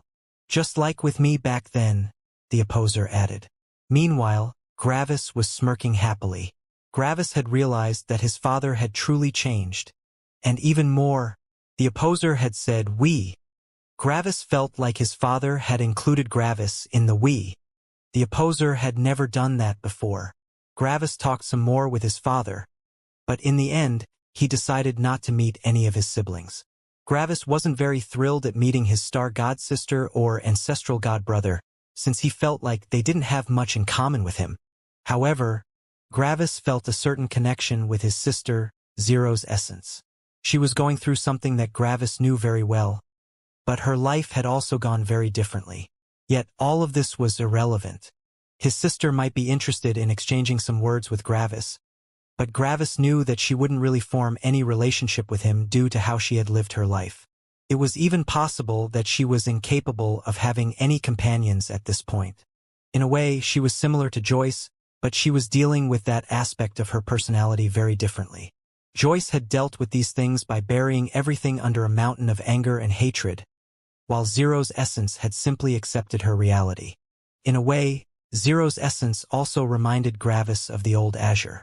Before Azure had become a star god, she had been incapable of feeling love or strong feelings of happiness, and she had accepted that part of herself. Even if she didn't feel any strong feelings of friendship towards her friends, she had still been a great friend. Sometimes, people had very similar disadvantages or issues, but different people would become very different. If the same traumatic experience happened to different children, they would all still become different adults. One of them would probably be able to see how this experience had shaped their personality, and they could accept that these things had happened to them. One of them would probably get over the experience in adulthood and maybe even forgive the person responsible for their traumatic experience, resulting in a form of inner peace. However, one of them would also probably never recover, and that incident would haunt them for the rest of their life. They might become unstable with rage, might commit suicide, might become depressed, might become isolated. Overcoming trauma was like tempering. One would go through intense and unimaginable pain, and if they failed to get over it, their life would be ruined. However, if they could overcome it, they would learn a lot about these things and they would even grow as a person. If another horrifying event happened after that, the person would be better equipped to deal with it since they had gone through a similar experience before. It was all a matter of perspective and how one handled their issue. Zero's Essence, Azure, and Joyce had similar problems. Yet, all three of them dealt with them in very different ways. One had accepted that she would never have friends in her life. One had become curious and had tried to learn as much about this concept as possible while acknowledging that she would never feel these things. One had never been able to deal with this issue, which resulted in her personality transforming into something unlikable. Ironically enough, the only person that had voluntarily put themselves into this situation had also been the one that had failed to recover from it. Gravis wanted to meet his sister, but he also knew that it wasn't time yet. Zero's essence would keep living for a very long time, and she wouldn't be interested in forming a relationship with Gravis. That was fine for Gravis. After talking with his father a bit more, Gravis visited his mother again and spent some time with her. Some time later, Gravis left his home again and went back to Manuel's faction to spend more time with his friends and Stella. 10,000 years later, Mortis finished comprehending the true law of ancestral woods cutting. Then, Mortis and Gravis spent another 10,000 years with everyone. During that time, Gravis had also seen several star gods of Manuel's faction fighting with the enemy, and he was quite impressed with their power. Sure enough, no star god in the Eternal Fire sect was weak. Sadly, Gravis had to get back to comprehending more laws. He had initially wanted to spend even more time with Stella, but she had basically thrown him out, telling him that she also had to comprehend laws. She couldn't spend all this time with Gravis. Gravis didn't mind, especially since Stella and Azure would also both focus on comprehending level 7 laws. They hadn't been able to focus on their laws until now since their presence had been pivotal to the survival of Manuel's faction. But now, Manuel's faction was no longer in danger of collapsing anymore. One reason was the power and number of all the star gods in Manuel's faction, but that wasn't the main reason. The main reason was Meadow and Narcissus. Over the course of being in the Eternal Fire sect, Meadow and Narcissus had received a frightening amount of star god corpses. Both of them knew several level 7 laws by now. They wouldn't go to the front lines, but those two would become an impenetrable barrier for any enemy. Another reason was also the equipment Gravis had created for everyone, but Gravis still felt a bit embarrassed by that event. The important thing was that Stella and Azure could finally focus on their laws. Gravis went back to Opposer City and rented another virtualization array, and he directly rented it for over 150,000 years. This was the virtualization array for the true law of adamance cutting. Gravis knew that his affinity for metal wasn't very great. It always took Gravis at least 1.5 times as long to comprehend the metal laws compared to the other elemental laws. Well, the earth laws were even worse, but Gravis would simply get another law comprehension life fruit for the true law of stone's explosiveness. Meanwhile, Mortis was focusing on the true law of ancestral wood's destruction, which was basically the law of explosiveness for ancestral wood. Time passed again, but this time Gravis was interrupted before he could comprehend the law. Only 30,000 years after starting his comprehension, Gravis was interrupted by 5 people arriving in his room unannounced. Gravis hadn't been ready for their arrival, and before he could do anything, it had already happened. Bang! Several weak explosions occurred in the room, and Gravis felt the laws in the room change. The transforming laws changed the color of the room from a dim gray and black to a bright yellow, green, and blue. At the same time, different streams of elements flowed over Gravis as they calmly lay down on his body. Gravis only looked at everything with confusion and shock. Gravis quickly realized what was happening when the laws calmed down. Gravis' room had been transformed into a party room. There was a beautiful spectacle of laws dancing around Gravis, radiating joy. On top of that, the streams of laws that lay on Gravis' body were just fancy streamers. In front of Gravis stood 5 people. At the left was Orpheus, his face showing a bright and happy smile. Beside Orpheus was the black magnate, his face showing an amused smirk. At the right was Mortis, his face showing a light but awkward smile. Beside Mortis was the economistress, her face showing an excited, proud, and happy smile. And in the middle was the opposer, his face showing his trademarked, deadpan expression. All 5 of them had streamers in their hands. Gravis almost couldn't hold himself back when he saw his father holding bright streamers in his hands. Happy 1 millionth birthday, Gravis. Gravis had totally forgotten about his birthday. After all, birthdays kind of lost their meaning. However, 1 million years was still a long time, and Gravis needed some time to process that. Gravis was 1 million years old now. After a moment of shock, Gravis recovered and thanked everyone for coming. Then, all of them had a small get-together, which reminded Gravis of the time he had left for the middle world. Back then, they had also held a small party for Gravis. Gravis still remembered the present his father had given him. It had been a black scale, and Gravis had had no idea from whom this scale came. Now Gravis knew. It had been a scale from the black magnate. Stella wasn't here right now since she was busy comprehending more laws. Additionally, Gravis also hadn't been there for Stella's 1 millionth birthday. It wasn't really an important event, and everyone knew that, which was why the party had only been very small and short. It basically only acted as a small get-together and reunion. Gravis didn't speak much with Mortis, the black magnate, his father, or his mother since he was in regular contact with them. However, Orpheus was someone Gravis hadn't met in a while, and he asked him how he was doing. After all, Gravis hadn't seen Orpheus in Manuel's faction. "Oh, I'm just comprehending laws," Orpheus said with a smile. "The ancestor of the Eternal Fire sect offered me the position of sect master, but I declined. I don't want to be bound by a lot of responsibility." This took Gravis by surprise. "Wait, what? The ancestor asked you to be the sect master of the Eternal Fire sect?" Gravis asked. Orpheus nodded with a smile. "Yes, apparently, there had been some kind of competition I didn't know about. However, that explanation cleared a lot of my doubts." Gravis lifted an eyebrow. Orpheus only grinned. "Well, not soon after I entered the Eternal Fire sect, several people started to act against me. Some of them were slandering me. Others were trying to put the blame on me for something I didn't do. Some people tried to convince me that there were hidden spies in the Eternal Fire sect and so on. There have been a lot of incidences." "Someone wanted to go against you?" Gravis asked with a dangerous glint in his eyes. When Orpheus saw Gravis' eyes, he only laughed. "I like that you're trying to help me, but you're still a bit too young," he said with a chuckle. Gravis only continued looking into Orpheus' eyes with a serious expression. Obviously, he wasn't taking this situation as a joke. "You don't have to worry, Gravis," Orpheus said. "Power is everything? Or did you forget that? All these political schemes are unimportant, and I let them do and say whatever they want. The entire leadership of the Eternal Fire sect hates me now, but who cares? I'm still a member of their sect, and if they try to throw me out of the sect, they will only have lost one of their most powerful ancestral gods. By the way, that's eventually something that happened," Orpheus said with a grin. "You were thrown out of the Eternal Fire sect?" Gravis asked in shock. "No," Orpheus answered with a smirk. "But they tried to."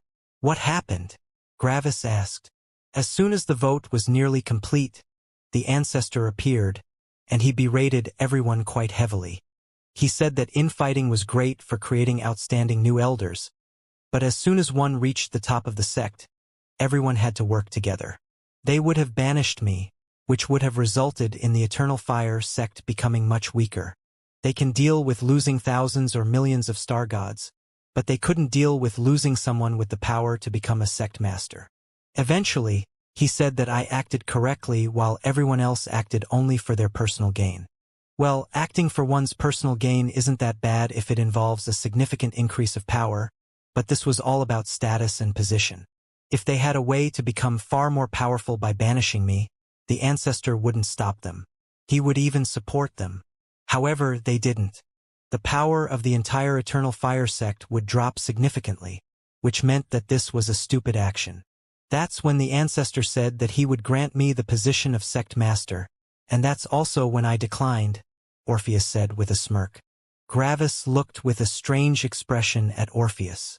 If Orpheus had accepted the position of sect master, he would have gained an incredible amount of resources to further his own power. However, he would have also gained quite some responsibility. Yet, this was a trade everyone was willing to take. Except Orpheus. Would I have declined? Gravis thought. Silence. No, I would have accepted. However, I would have put a proxy in my place. In short, I would get the resources with none of the work. I would have probably used Manuel as my proxy. Then, who's the current sect master? Gravis asked. Officially or unofficially? Orpheus asked with a smile. Both, Gravis answered. Officially, it's the current sect master. Unofficially, Orpheus said before making a short pause. Also the sect master. Gravis' face transformed from curiosity into a deadpan expression. Orpheus had to laugh when he saw Gravis' face. Well, in a way, the current sect master is basically only a replacement sect master. In a sense, she will only occupy the position of sect master until the actual sect master is powerful enough to lead the Eternal Fire sect. Oh, Gravis uttered with some interest. He already had a suspicion. Is it Manuel? Gravis asked. Orpheus only grinned. Yep. Gravis' eyes narrowed into a distrusting gaze. Did you actually decline the position of sect master? Gravis asked slowly. Orpheus only laughed with a smile. Yeah. Really? Gravis asked again. Maybe I tried to become the sect master and use Manuel as a proxy. But in the end, I declined, Orpheus said with a smile. Gravis muttered. As if Orpheus would decline the resources such a position comes with, Gravis thought. So, he had the same idea as me. And I guess they declined, right? Gravis asked. Orpheus laughed a bit. Well, the ancestor said that this was basically his position, and the sect can't have two ancestors. Additionally, if I wanted to become the ancestor, I would have to be as strong as him. He needs someone that actually takes responsibility. However, he also said that if I trust Manuel so much, he can keep Manuel in mind as a contender. As soon as Manuel becomes powerful enough to rival the sect master, and as soon as I become powerful enough to rival him, we can both take over the positions of sect master and ancestor, respectively, Orpheus said. Gravis' eyes widened in surprise. He said that? He asked. Orpheus nodded. Strange, isn't it? Usually, sects don't want to undergo a major shift in leaders, but the Eternal Fire sect doesn't think like that. If someone was able to completely take over their sect, it only means that the leadership was too weak. If the new leadership managed to claim the Eternal Fire sect from the old leadership, the new leadership could only be more powerful than the old one. As long as we keep the name, everything goes. Interesting, Gravis said. Gravis talked some more with everyone, but eventually, it was time for him to continue with his laws. He hadn't even gotten halfway to understanding the true law of Adamantite's cutting. Gravis quickly went back and lost himself in time again. 60,000 years later, Mortis informed Gravis that he was done with the true law of Ancestral Wood's destruction. Mortis also told Gravis that he would take a short break of 10,000 years and then focus on the true law of Adamantite's explosiveness. Gravis didn't mind, and he continued to focus on the law of Adamantite's cutting. Sadly, comprehending this law took way too long. Gravis only finished the law 80,000 years after Mortis had contacted him. Gravis had even needed to extend the virtualization array. That took me 170,000 years, Gravis thought after taking a deep breath. Sure enough, my comprehension ability regarding the metal element is horrible. Mortis was only halfway done with the true law of Adamantite's explosiveness, and he would probably need another 70,000 years or so to finish. Let's get some law comprehension life fruits, Gravis thought. Gravis quickly bought some law comprehension life fruits for the true law of stone's explosiveness. He couldn't possibly spend 300,000 years or so on comprehending a single level 7 law.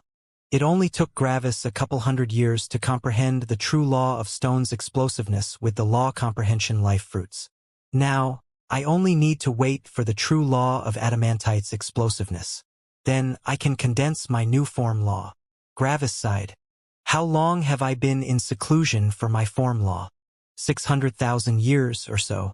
Honestly, without Mortis, it would take me an entire tribulation to comprehend all the laws. Mortis is a huge help. Mortis will still need about 70,000 years, but I don't have to wait and do nothing for that long. There are other things I can do. But first of all, I need to contact Stella.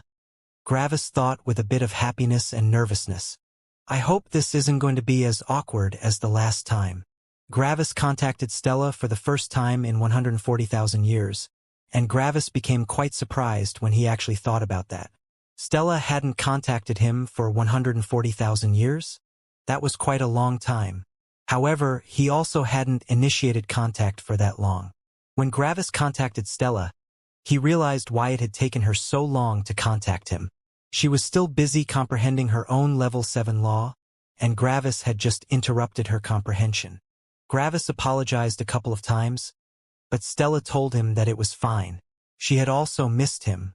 The two of them talked for a while, and Gravis nodded with a smile when he heard that she would need to spend even more time in comprehension. Stella hadn't changed one bit. Just like Gravis, Stella's time seemingly stood still while comprehending laws. After getting Stella's okay, Gravis went back to the smart cultivator and asked for a couple of virtualization arrays. However, when Gravis said how long he wanted to rent them, the manager became shocked. Gravis only wanted to rent them for 10,000 years each. That was basically nothing. After a while, Gravis went back to his home and activated the first virtualization array. Bzzz. Divine lightning appeared in the room, and it started to adhere to all the surfaces. A powerful force pulled on everything in the room, but nothing moved. The opposer had created this room, and some mere divine lightning couldn't even attempt to move something in here. This was the true law of divine lightning's magnetism and also the highest law regarding magnetism. Highest law? But what about heavenly lightning? Well, level 9 laws were very different from all lower-ranked laws. Level 9 laws already demonstrated perfection. It was impossible to make heavenly lightning faster. It was impossible to make heavenly lightning more powerful. Heavenly lightning was the perfect form of lightning, and one couldn't improve on perfection. Because of that, there were no battle laws for level 9 laws. Only laws that were directly needed to condense the law of the true world could be level 9 laws. Everything else was below them. This also meant that someone who has managed to comprehend the law of the true world automatically knows all existing level 9 laws. Well, a form law could also be pushed to the power of a level 9 law, but form laws were special and weren't naturally formed. So, why was Gravis comprehending the true law of divine lightning's magnetism? Simply so he didn't have to do it later. It wouldn't increase Gravis' power since he already knew the law of heavenly lightning, but he wanted to comprehend it regardless. Gravis finished the level 7 true law of divine lightning's magnetism in only 10,000 years. Then, Gravis comprehended the true law of divine lightning's stasis, which also took him 10,000 years. After that, Gravis comprehended the true law of divine lightning's efficiency, which also took him 10,000 years. Then, Gravis comprehended the true law of divine lightning's speed, which also took him 10,000 years. Lastly, Gravis comprehended the true law of divine lightning's power, which also took him 10,000 years. When Gravis finished the last law, he closed his eyes and combined all the insights he had gained over the years. Boom! And then, Gravis comprehended the level 8 true law of lightning's manipulation. Usually, Gravis would have needed to temper himself to comprehend a level 8 law since he didn't have much experience with them, but due to his incredible affinity for lightning, comprehending the law came naturally. It hadn't even been difficult. Sadly, the level 8 true law of lightning manipulation didn't change Gravis' battle strength. Heavenly lightning was already perfect, and it was superior in every way. However, Gravis was still quite happy. Gravis opened his eyes with a wide smile. I know everything about pure lightning that there is to know, he thought with happiness. The only missing things regarding lightning are the level 8 mixed elements, but they can't really count as pure lightning. I now know all the laws of pure lightning. I've really come far, haven't I? Gravis remembered the time he had entered the lower world. Back then, Gravis had searched for a way to learn more about lightning. Eventually, he had seen the flyer for the yearly entrance exams of the proxy elemental guilds, and Gravis had finally found a way to learn more about lightning. Then, he had been the first person in that world to comprehend pure destruction lightning. Yet, destruction lightning had only been a tiny part of all the lightning laws. There had still been the punishment lightning, divine lightning, heavenly lightning, and all the lightning battle laws Gravis didn't know about. The path of lightning had been incredibly expansive, more expansive than Gravis could have ever imagined. But now, Gravis knew all of it. There's only Orther's personal lightning left, but I don't even know if it is lightning. His lightning hasn't been created in his cosmos, and it obviously only exists in his own being. All my knowledge of lightning comes from this cosmos, which could mean that his personal lightning might be very different. My way of lightning comes to an end here. Now, I need to focus on everything else. After thinking about his life for a bit longer, Gravis decided to contact Stella again.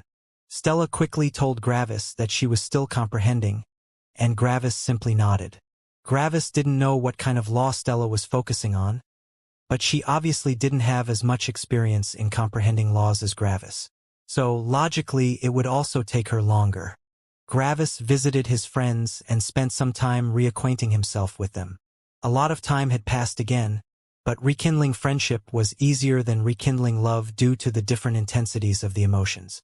By now, basically everyone was already a level 9 star god. Weaker star gods became very rare.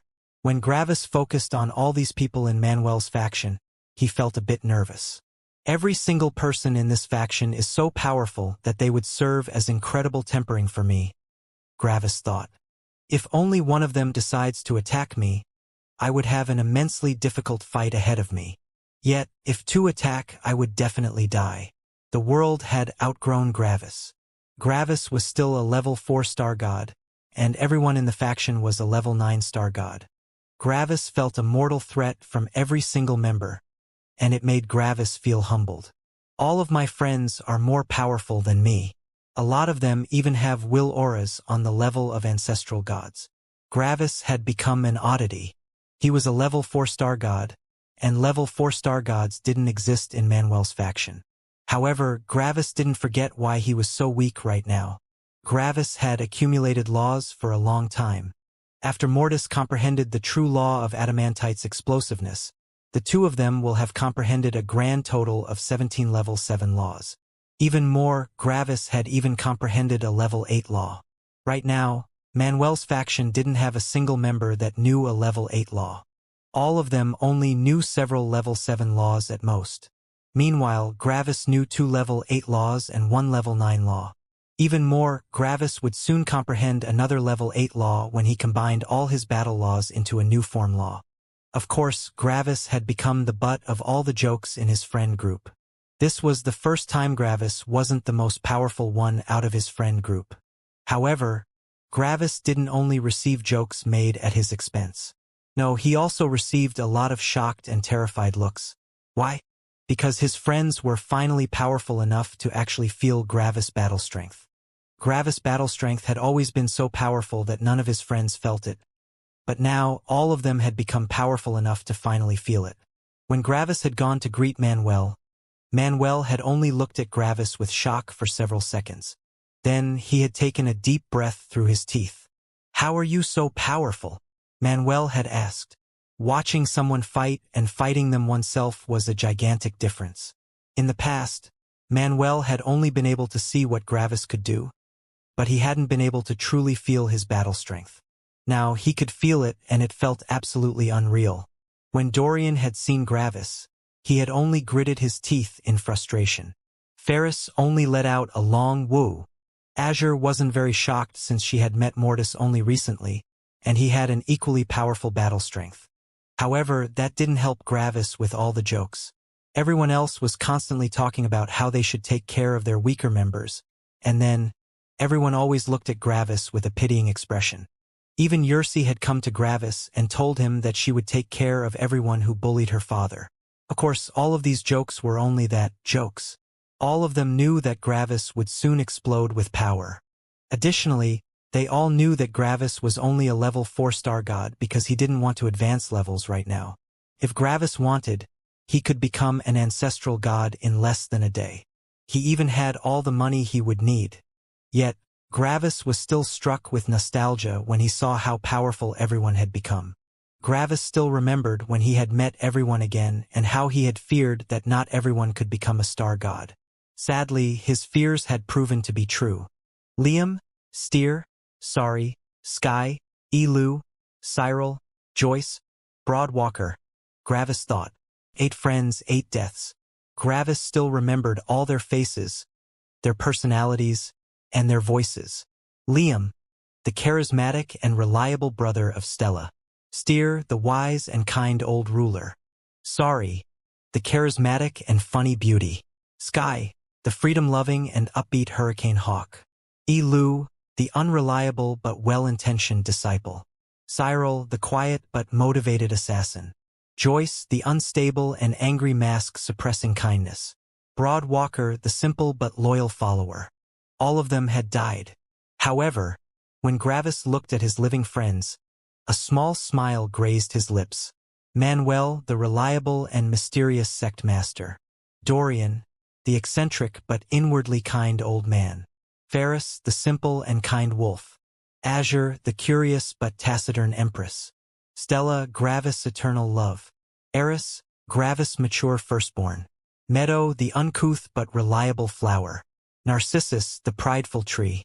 Exer, the taciturn and intelligent strategist. Yersi, Gravis' loving daughter. Jake, Gravis' proud son-in-law. 8 friends were dead, but 11 were still alive. Even more, they had all gone over the most difficult hurdle before the divine god realm. Becoming ancestral gods wouldn't be difficult for them. For now, Gravis didn't need to fear for his friends anymore. Gravis spent the next 10,000 years with his friends, and then Mortis returned. Mortis had finally comprehended the true law of Adamantite's explosiveness. Gravis wanted to concentrate on his form law, but Stella informed him that she would soon return. So Gravis decided to delay comprehending his law. When Stella came back, she smiled happily at Gravis and jumped into his arms. Gravis smiled back and kissed her deeply. For some reason, Stella was more happy than usual, which made Gravis equally as happy. "What's the occasion? Why are you so happy?" Gravis asked. Stella only smirked. "Can't I be happy just to see you?" Gravis raised an eyebrow. "You can, but I know you too well. You have something else." Stella only smiled seductively as she moved a finger across Gravis' chest. "Why don't you find out?" Gravis quickly excused himself and went to a private place with Stella. And then, the two united for the first time in over 200,000 years. It was like they had never been apart, and both of them enjoyed themselves fully.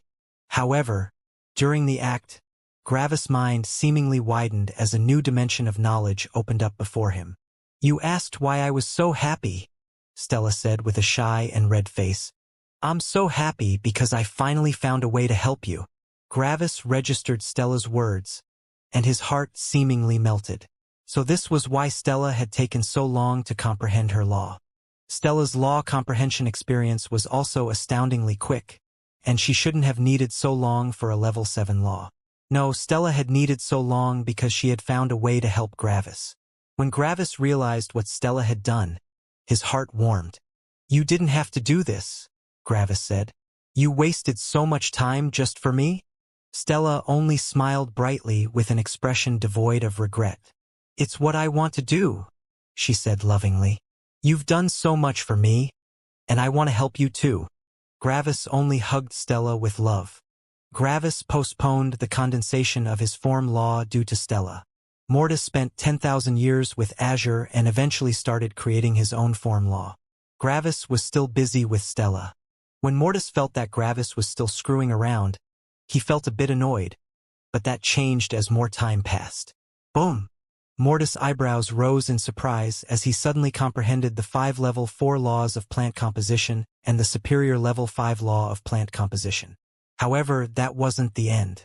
Shortly after that, Mortis comprehended the 5 level 4 laws of plant growth and the superior level 5 law of plant growth.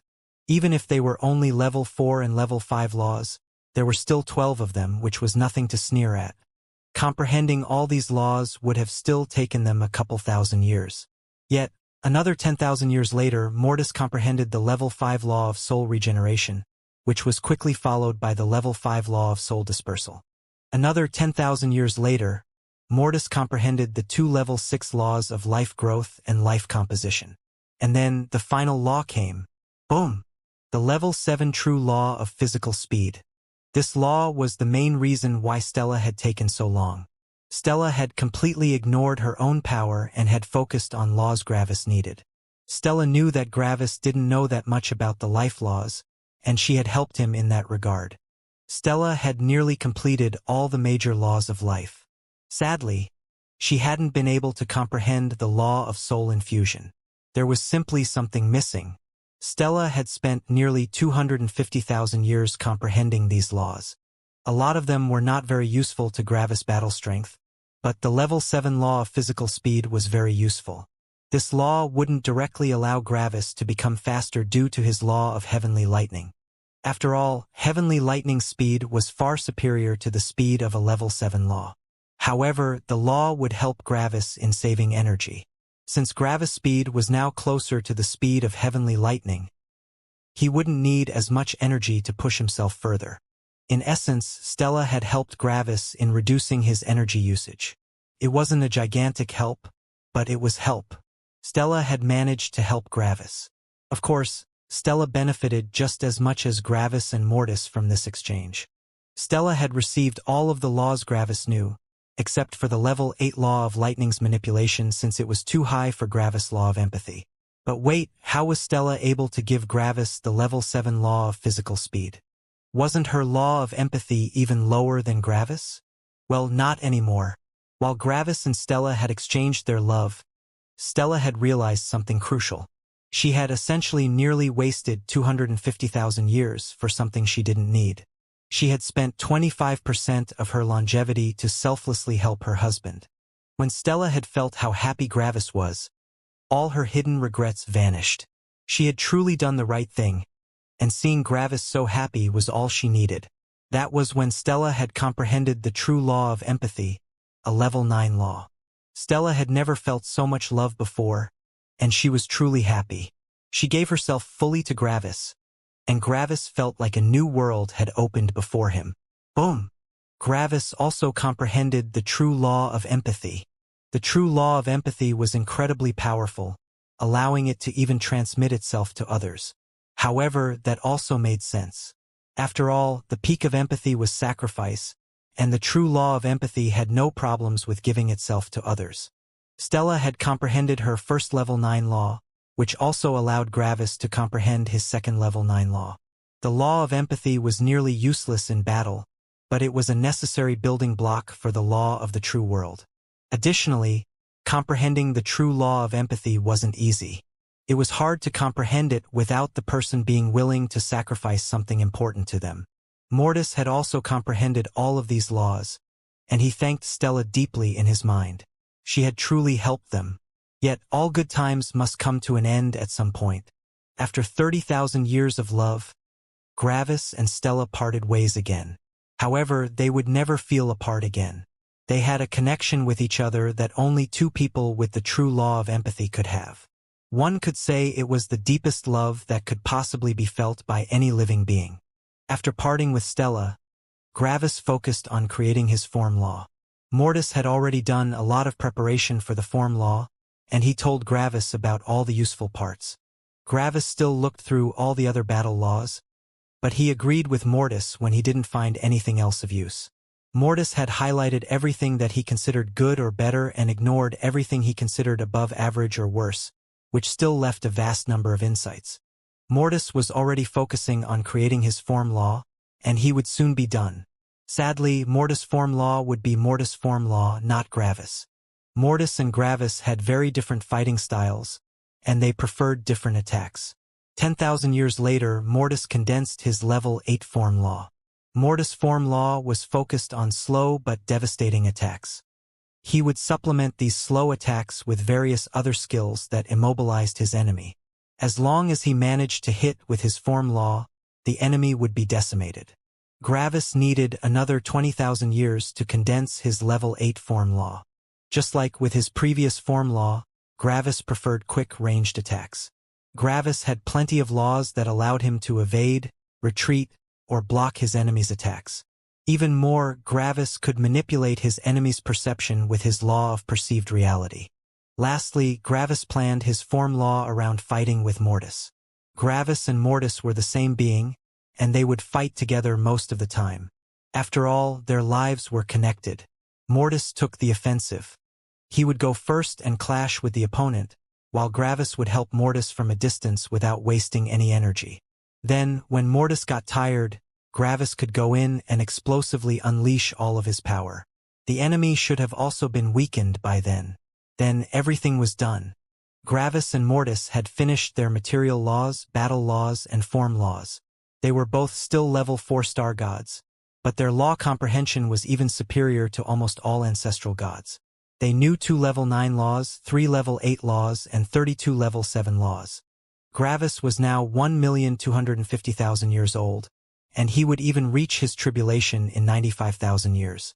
1,000,000 years had seemed so long when Gravis had become a star god, but nearly all years had passed. Gravis didn't feel like he had lived for 1,000,000 years, but it was the truth. Then, Gravis took a deep breath and looked at Mortis. "It's time," Gravis said. Mortis nodded. "It's time." Mortis took out an emblem and handed it to Gravis.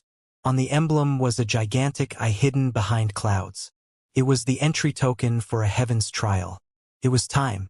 Gravis left Manuel's faction after saying goodbye to everyone. To alleviate their fears, Gravis told everyone that he would probably be gone for quite a while. Back then, the heaven's trial had taken Gravis over 4 years, which had been an incredibly long time for him. Maybe this heaven's trial would also take an incredibly long time. He also told them that, as long as his father didn't inform them, it meant that he was still alive. Like that, they didn't have to worry about the unknown. Gravis also said sorry that he couldn't be there for Stella's tribulation. Stella would undergo her tribulation in about 45,000 years, and Gravis assumed that the heaven's trial would take longer. In fact, it wasn't only Stella undergoing her tribulation. Most others had become star gods just shortly after Stella, shortly meaning 100,000 or 200,000 years later. Gravis referred to hundreds of thousands of years as shortly. Eventually, Gravis left. Obviously, Mortis followed him, but he kept himself intangible. After all, he had only bought 1 token, which was for Gravis, and he wouldn't buy a second token if he could just enter for free. Orthar owned the Heaven's Trials, not the Eternal Fire sect. After teleporting for a couple of hours, Gravis arrived near an empty mountain range. An incredibly powerful will aura suppressed Gravis as a blue-haired teenager appeared in front of Gravis. It was hard for Gravis to feel his realm, but Gravis guessed that he was probably a level 4 or level 5 ancestral god. "You are not from the Eternal Fire sect," the teenager said. "And yet, I have an entry token," Gravis answered with a voice transmission. "If you could retrieve your will aura, I could show you." The teenager narrowed his eyes, but he complied. The pressure on Gravis weakened, and Gravis summoned the entry token, which quickly got taken away by the teenager. The teenager looked at the entry token with concentration and then at Gravis. "CRK." The teenager destroyed the entry token and nodded. "You can go in." Gravis nodded politely and passed the teenager, who just teleported away again. Gravis went to the foot of one mountain and landed. Before Gravis was a small cave. It wasn't any bigger than a mortal iron mine, and it felt rather rustic. After entering the cave, Gravis calmly walked for a while, and as he walked forward, the cave widened further and further. Eventually, the cave was over 5 kilometers wide and high, and a humongous, golden gate appeared in front of Gravis. The gate shone brightly with gold, and it gave off a kind of holy aura. Everyone that saw this gate would realize that this gate had something to do with heaven. Gravis only smiled bitterly. The Eternal Fire sect put the mountain around the gate to hide this gate. They probably don't want others to know that they own this heaven's trial.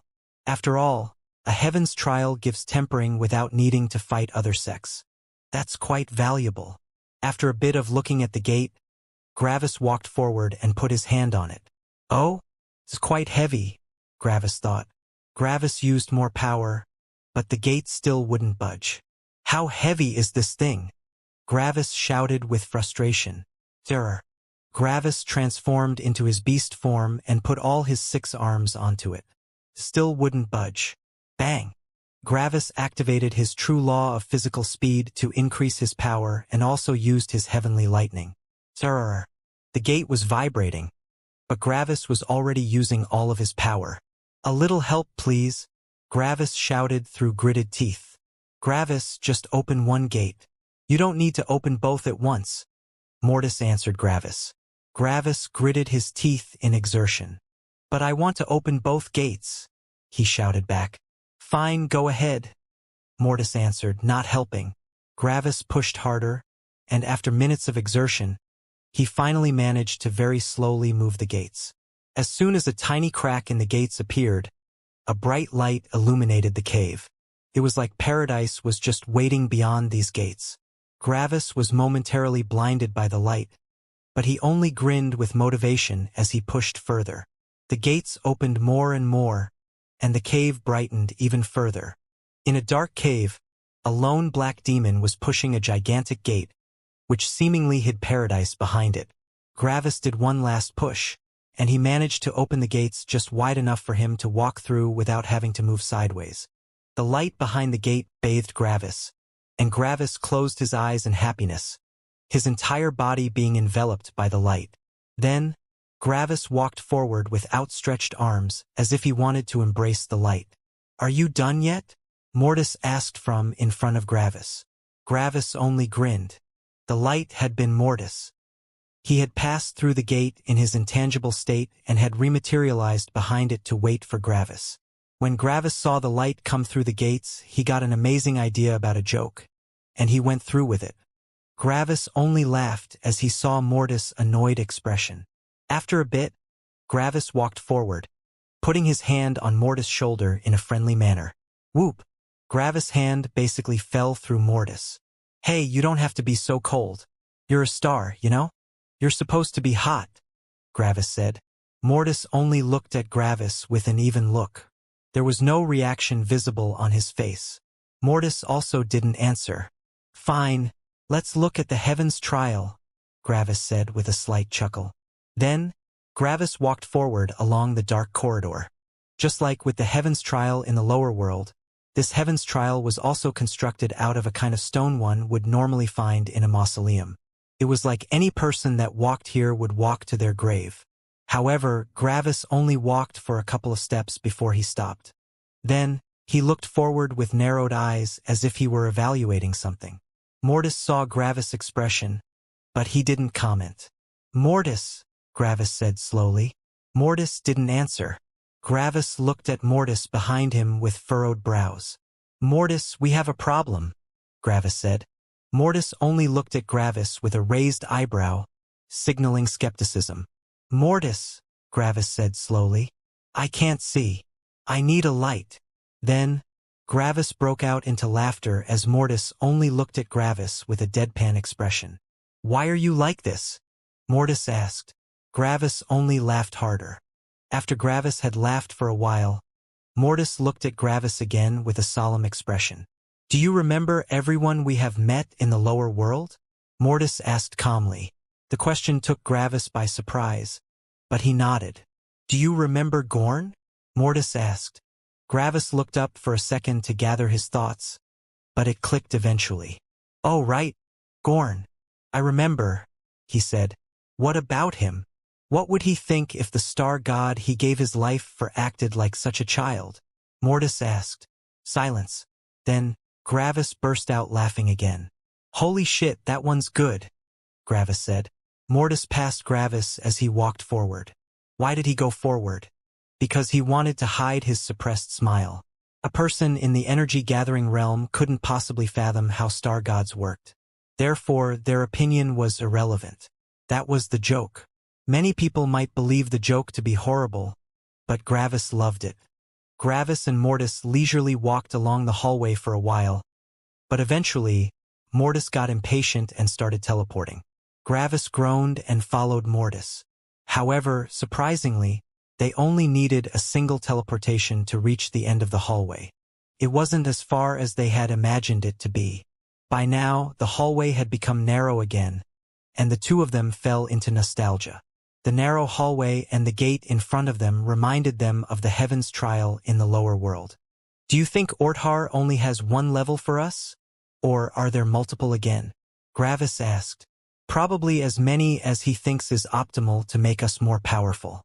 He wants us to become powerful, and we are in his domain now, Mortis answered. So, the cosmos isn't his domain? Gravis asked. You know what I meant, Mortis answered. Sure, Gravis answered. Then he took a deep breath and readied himself.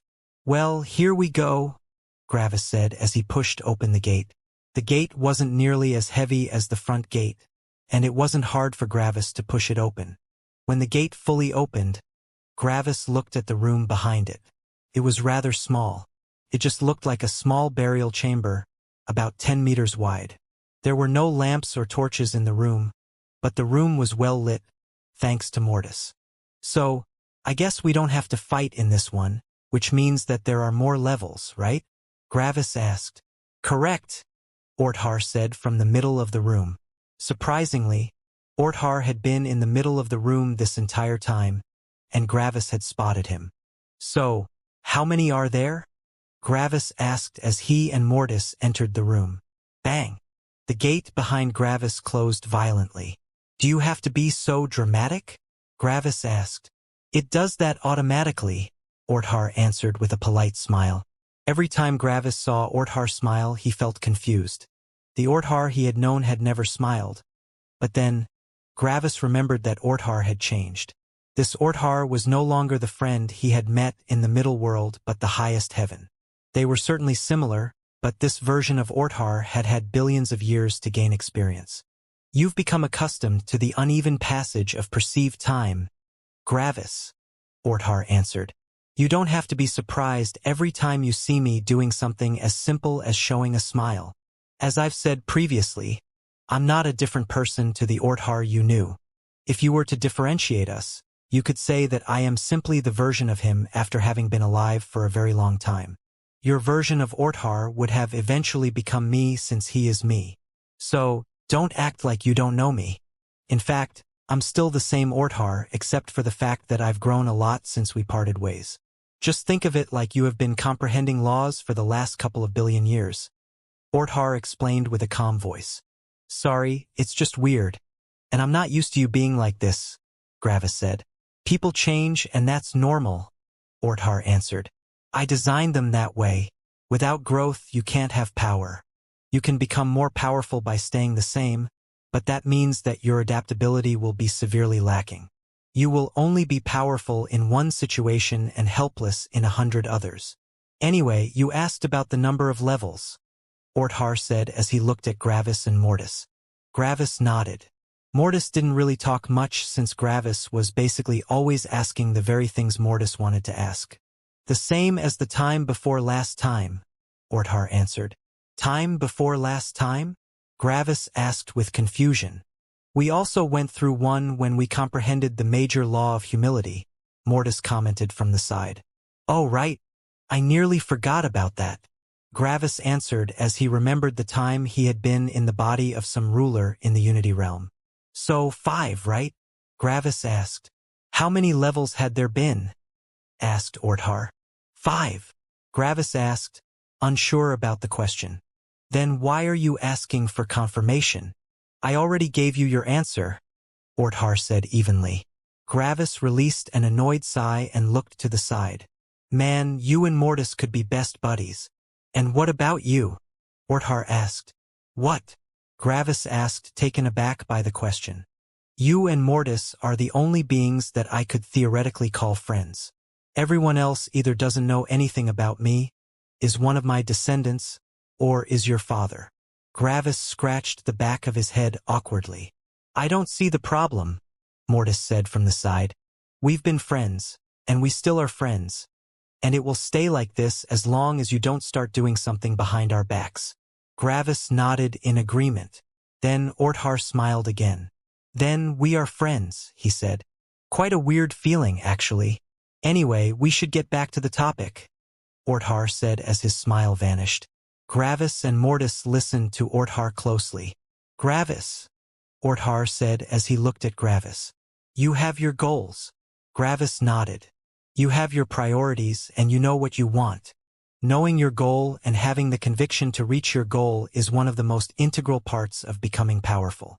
As you know, at one time your brother had lost that conviction, which resulted in him stagnating for over 1 million years. Someone as talented as your brother had stagnated for so long, just because he was lacking conviction, Orthar said. Gravis frowned. I don't think that's correct, Gravis answered. His goal was happiness, and the fact that he managed to bring himself to stop cultivating is a testament to his conviction. Then how did his conviction change? Orthar asked. What do you mean? Gravis asked. You said your brother stopped cultivating because his conviction was strong enough to stop him from doing so. Yet, when you popped up, he continued cultivating. If his conviction was so powerful, why did he suddenly change his goals? Orthar asked. Goals can change, Gravis answered. The thing you describe as changing goals is something I wouldn't describe as such. Gravis lifted an eyebrow. Your main goal is happiness, Orthar said. You want to spend time with your partner, your family, and have some children. That's the main reason why you want to become powerful. You want to secure the longevity of your happiness. Gravis nodded. What if you stop cultivating to be happy right now? As long as you retreat from the world of cultivation and give away all your valuables, no one will hunt you. You can live out your life of happiness without anyone interfering, Orthar said. Why don't you do so? Because that would be too short, Gravis said. As you've said, I want to secure the longevity of my happiness with freedom and power. Exactly, Orthar said. That's what I meant with having conviction for a goal. You are willing to go through the momentous task of becoming the most powerful for your goal. Now think back to your brother. Wasn't his goal also happiness? If so, how did it change? It didn't exactly change, Gravis answered. I'm pretty sure Orpheus also chases happiness, but he realized he needed strength. So, has his goal changed or not? Not, Gravis answered. And that's where your definition differs from mine, Orthar explained. His previous goal has been happiness, but now his goal is happiness and power. These two things are intrinsically connected. You can have one or the other, but if you want to keep one of them for a long time, you need the other as well. You can become the most powerful, but if you are not happy, nothing will keep you alive after a certain amount of time passes.